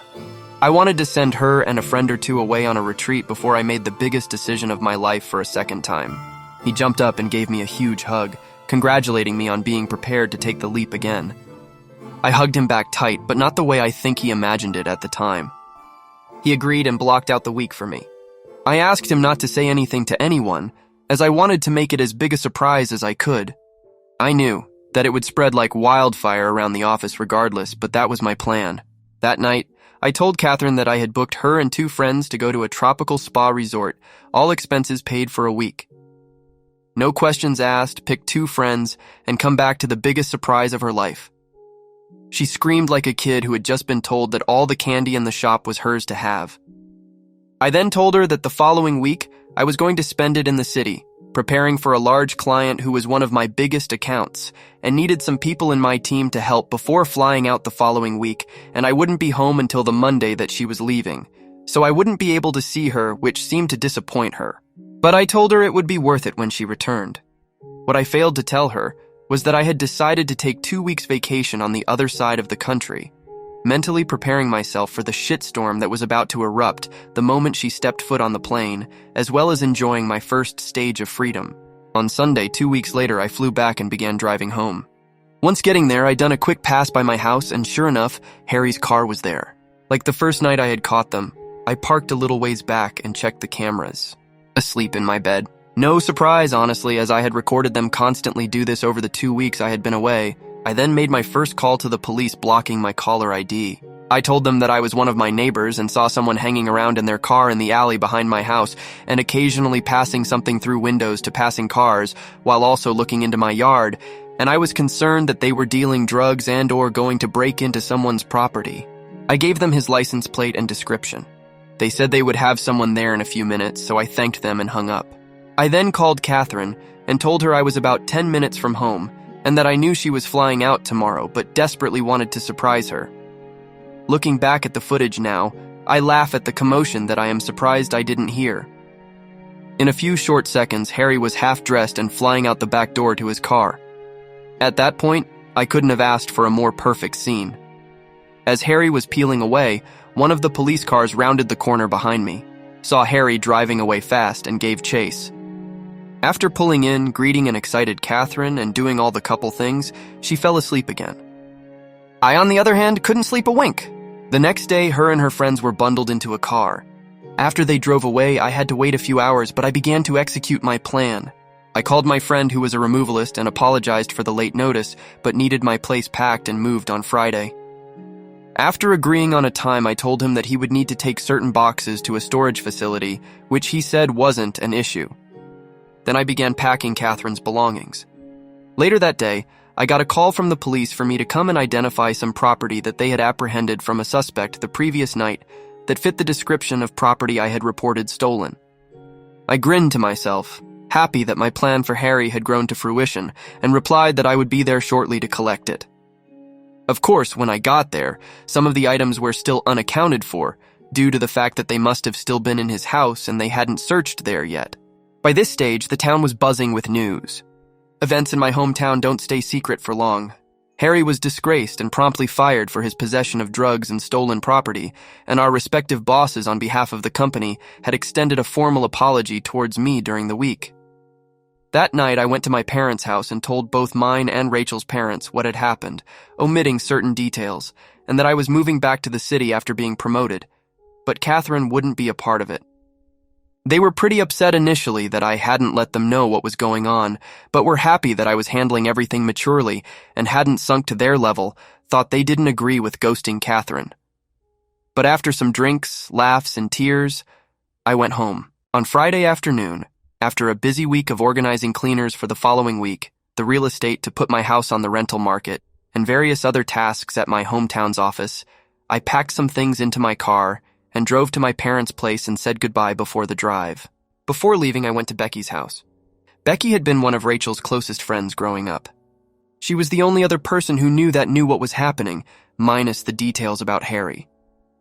Without her help, I wouldn't have been able to organize everything as quickly as I had. I gave Becky a large manila folder with my gathered evidence of her cheating, as well as the letter and a few other legal documents from my attorney stating that she was ordered not to contact me, and the details of how to access her belongings located at the storage unit I had rented out. After a quick goodbye, I left and drove back to the city. On Sunday, I woke up to several missed calls, voice messages, and text messages. Turns out, Catherine had come home early after being alerted to something being afoot in town, only to find an empty house and a for rent sign out the front. Freaking out, she had gone to my parents, who closed the door on her the moment that they answered, forcing her to call everyone until she managed to somehow be contacted by Becky and told that she had a package for her. I was told that she didn't take too well to that, as I fully well knew at that point from the numerous angry texts and voice messages from her accusing me of setting up Harry, of being deceitful, etc. I was worried that she might show up at my front door, but nothing ever happened. Update. So I am home now, and with the number of questions that are here, as well as other comments and messages I have received, I decided to take the time to answer questions and provide some clarity here, save responding to everyone. So one of the questions I keep getting asked is, what happened to Harry? Why I was so hard coming down on him, and why I would incriminate myself, especially on the internet. After making some inquiries back home to some friends, the short answer is, Harry is looking at a few months in prison as it's his first offense, but could be out sooner, and I felt that it was necessary to the story. No one other than myself knew what I had planned to do with Harry, which is why I omitted quite a few crucial details that had the potential to truly identify me, as well as change up some of the descriptive language about locations to potentially put this story anywhere in the world. Just for clarification, there was already more than enough evidence in his own home. I just provided the means for the police to further investigate his activity in his home. That being said, I don't regret doing what I did to him, as he knew both Rachel and I growing up, and knew how hard it was for me to pick up my life after she died. For those also asking if I am worried about Harry finding out and pointing the authorities in my direction, I know that he doesn't use the internet. I know Catherine does, but I haven't seen any recent activity to state that she has been on in some time. As for other internet users, who knows? Most of the people I am friends with on my main account may recognize this story if they come across it, but as for their browsing preferences outside the subreddits that we frequent on, I can't say. As for Catherine, people have questioned why I didn't do more to her, or why I stuck around for as long as I did. Honestly, I almost did kick her out after a few days, but I wanted to gather evidence and show proof of her cheating, so that everyone she knew would know what she had done. She is a major socialite, her words, and I knew by exposing her it would kill her reputation. As for what happened to her, I have been told that she moved to another state just recently after being transferred. From the people I have spoken to today, she was put mainly on administrative duties before her transfer, as there was quite a bit of backlash after the rumor mill made its way around town. People have questioned the legality of what I did to her, moving all her stuff out, sending her and some friends away, spending a good amount on the trip, etc. Morally, I can see that it's a pretty dick move to build up her expectations of what she thought was going to happen. This, combined with killing her status around town, was my ultimate goal, to have her experience what it was like to have everything fall around you. But from a legal standpoint, I had every right. In the time she had been living with me, she had never updated any of her personal information, driver's license, voting registration, etc., to reflect that she had moved into my house. I found out this information during the course of my preparation with my lawyer after I spoke to legal. With no concrete proof on paper to show that she was residing there, and because we hadn't met the de facto status, I was able to do what I did with no threat of backlash. I was desperate to join a new job after my husband and I were both laid off last year. When I was offered a new role, I knew it would be a step down from what I was doing, but the manager and the team seemed great, and that part has not changed. However, since my manager Gary was so busy, he basically offloaded me to another manager, Jane. I was supposed to be the connection point between my team and Jane, but it quickly became Jane micromanaging me. She would ask me to work through lunch, move, cancel vacation days, call at 11 p.m. on weekends, and order me around on phone calls. She also made nasty comments about my weight and said I was big for my race. The list of personal slights so long that it filled 3 pages. I would talk back to her, and she did not like that, and that provoked her more. I only stayed because we needed to pay the bills. Finally, I had a mental breakdown on a Friday afternoon after she yelled at me for something trivial about scheduling a meeting without including someone from her team who I didn't know about. I was dealing with a family tragedy and couldn't take it anymore. I told Gary about the situation with Jane, and he was sympathetic and not at all surprised considering half her team quit. He immediately offered to move me to a different team under him. I was thrilled. Well, turns out going to the new team didn't help. Jane continued to order me around from afar. When I ignored her emails, she came to my desk one day and started loudly talking about how I am not qualified for this role. Gary overheard and finally told her off, but the verbal abuse did not stop. After 2 months there, I abruptly wrote my resignation letter and stapled the list of Jane's offensive comments and CC'd everyone. Gary offered a bunch of accommodations to try to keep me, but seeing how she was still provoking from afar, I said the only way for me to stay would be for her to go, and he did not have authority to let her go. Her manager was in a different country, and despite several HR complaints from at least 5 people, nothing was done. So I left, loudly and without shame, telling everyone exactly why I was leaving. Times were very bad for 3 months. There were nights we would eat slices of bread just so we could pay the mortgage and emergency expenses from a health crisis and a funeral. Even after he found a job, we were still catching up on bills and still are. I spent months applying to 5 to 10 roles per day, sometimes over 20. Last month, I saw a public memo about a big shot from a former company joining the company I just left. I used to work with this guy closely and texted him a, "Congrats, let me know if you need any insights on the new place." We had a quick call where I told him some ins and outs, where I thought they could innovate. After this call, he asked me to join the team as his chief of staff. I accepted. Imagine Jane's shock when we had our first all-hands call. All the VPs and above were asked to welcome the new Big Shot in a giant conference room. In Big Shot's speech, he breezed over that I'll be his chief of staff, along with a few key names. I now sat 2 levels above Jane, and apparently, within the 3 months I was not there, the other half of her team turned over. Every single person left.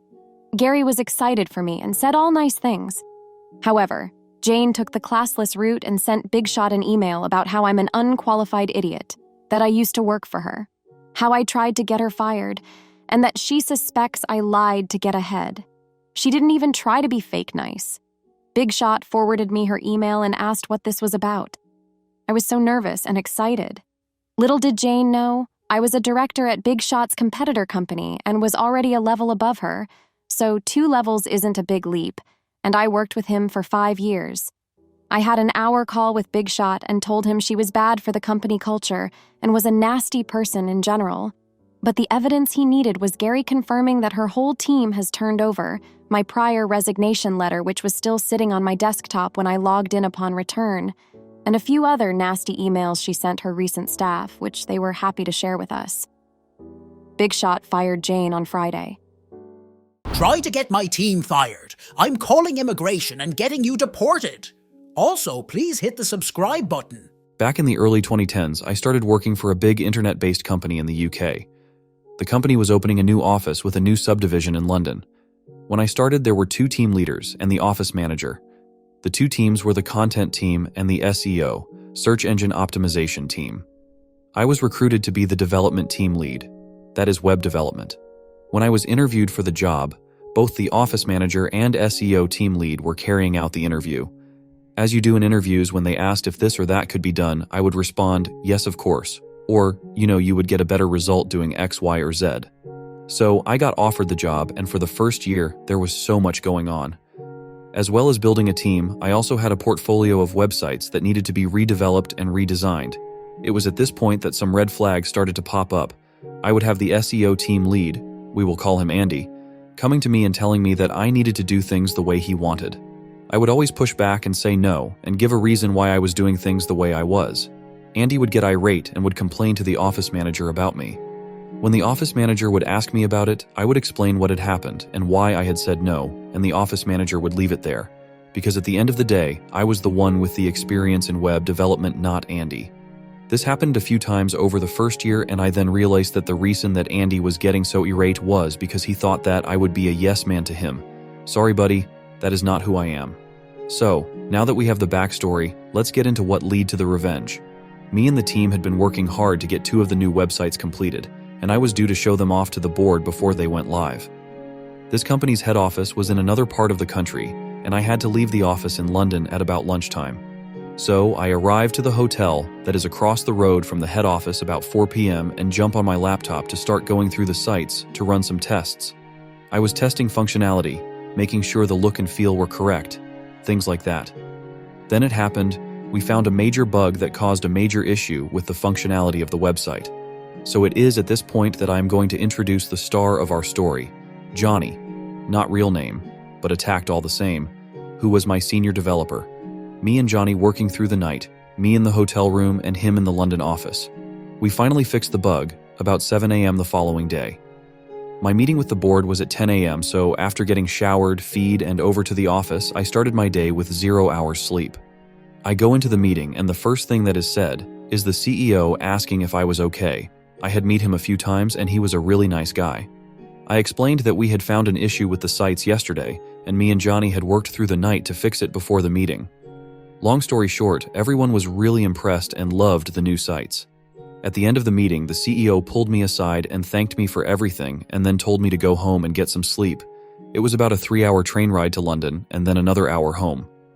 I thanked him and went on my way. So, after taking my team out for a well-deserved lunch to say thank you, the office manager then organized a night out for the whole office to celebrate on the following Friday. We started off at a fancy bar, not my sort of thing. I am a man of cheap tastes. And then everyone moves on to a small club. I go to the club for a bit, but then leave quite early in the night as I need to get a train home. I say my byes and then head home.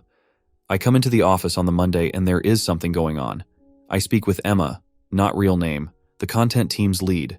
She does not know what is going on, but there are people from head office, HR, and others. Then a few minutes later, all the team leaders are called into a meeting. We are all squished in one of the small meeting rooms. There is office manager, 2 members of the HR team from head office, and the 3 team leaders, including myself. So, HR explained that there has been a complaint made against Johnny. A member of the SEO team, we will call him Mark, had called Andy on the Friday saying that Johnny had been making racist comments while everyone was out at the club. Both myself and Emma were taken aback. This was not like Johnny. On a side note, I felt that I need to explain the races of people involved. This is just for context and not an attack on anyone involved. Johnny, Emma, and I are white British. Andy is African, born in Britain, I believe, and Mark is Indian, once again, I believe.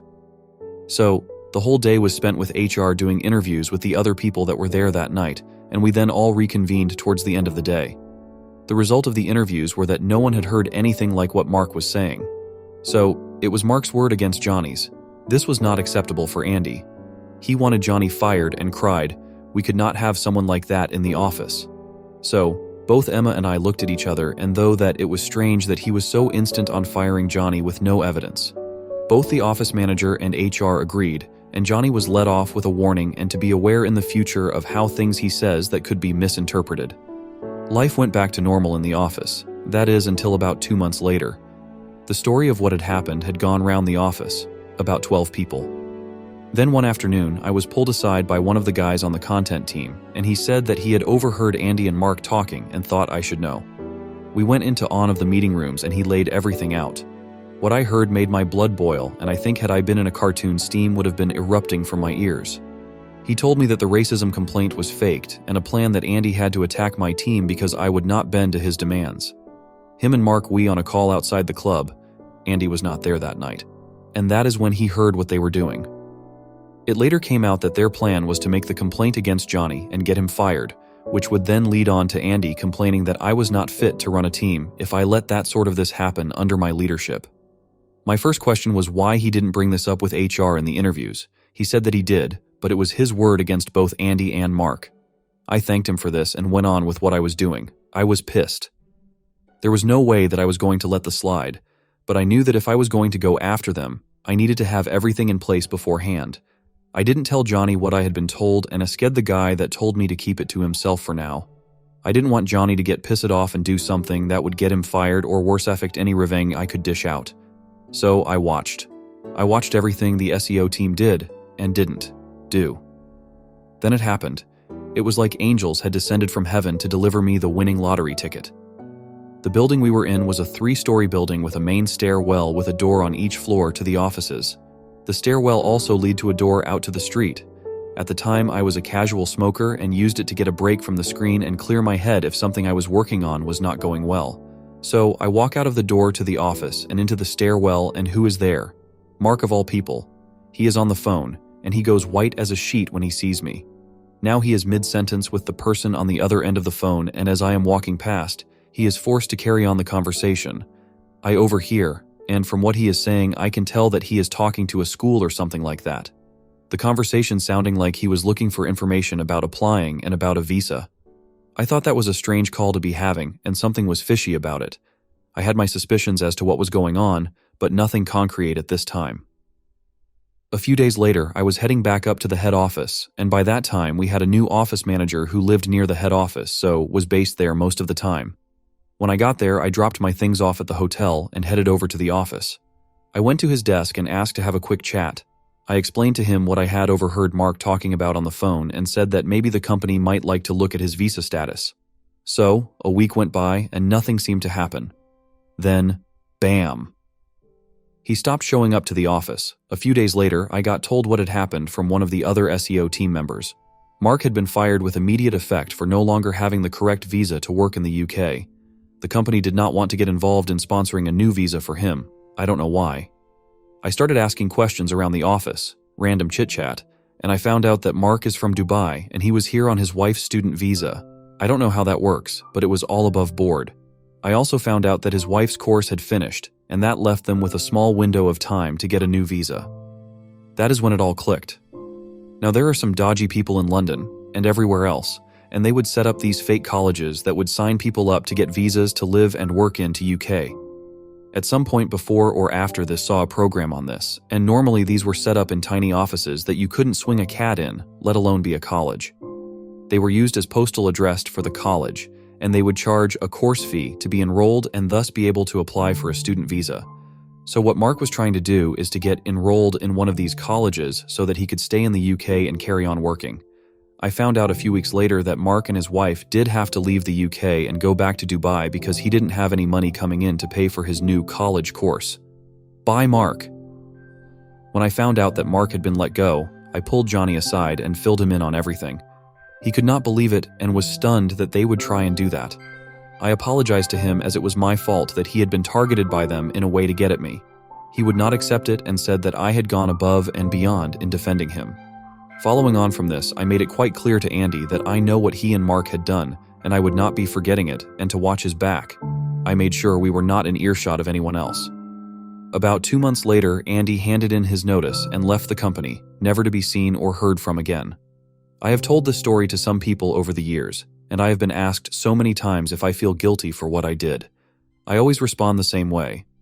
I feel guilty that Johnny was wrongfully accused and targeted.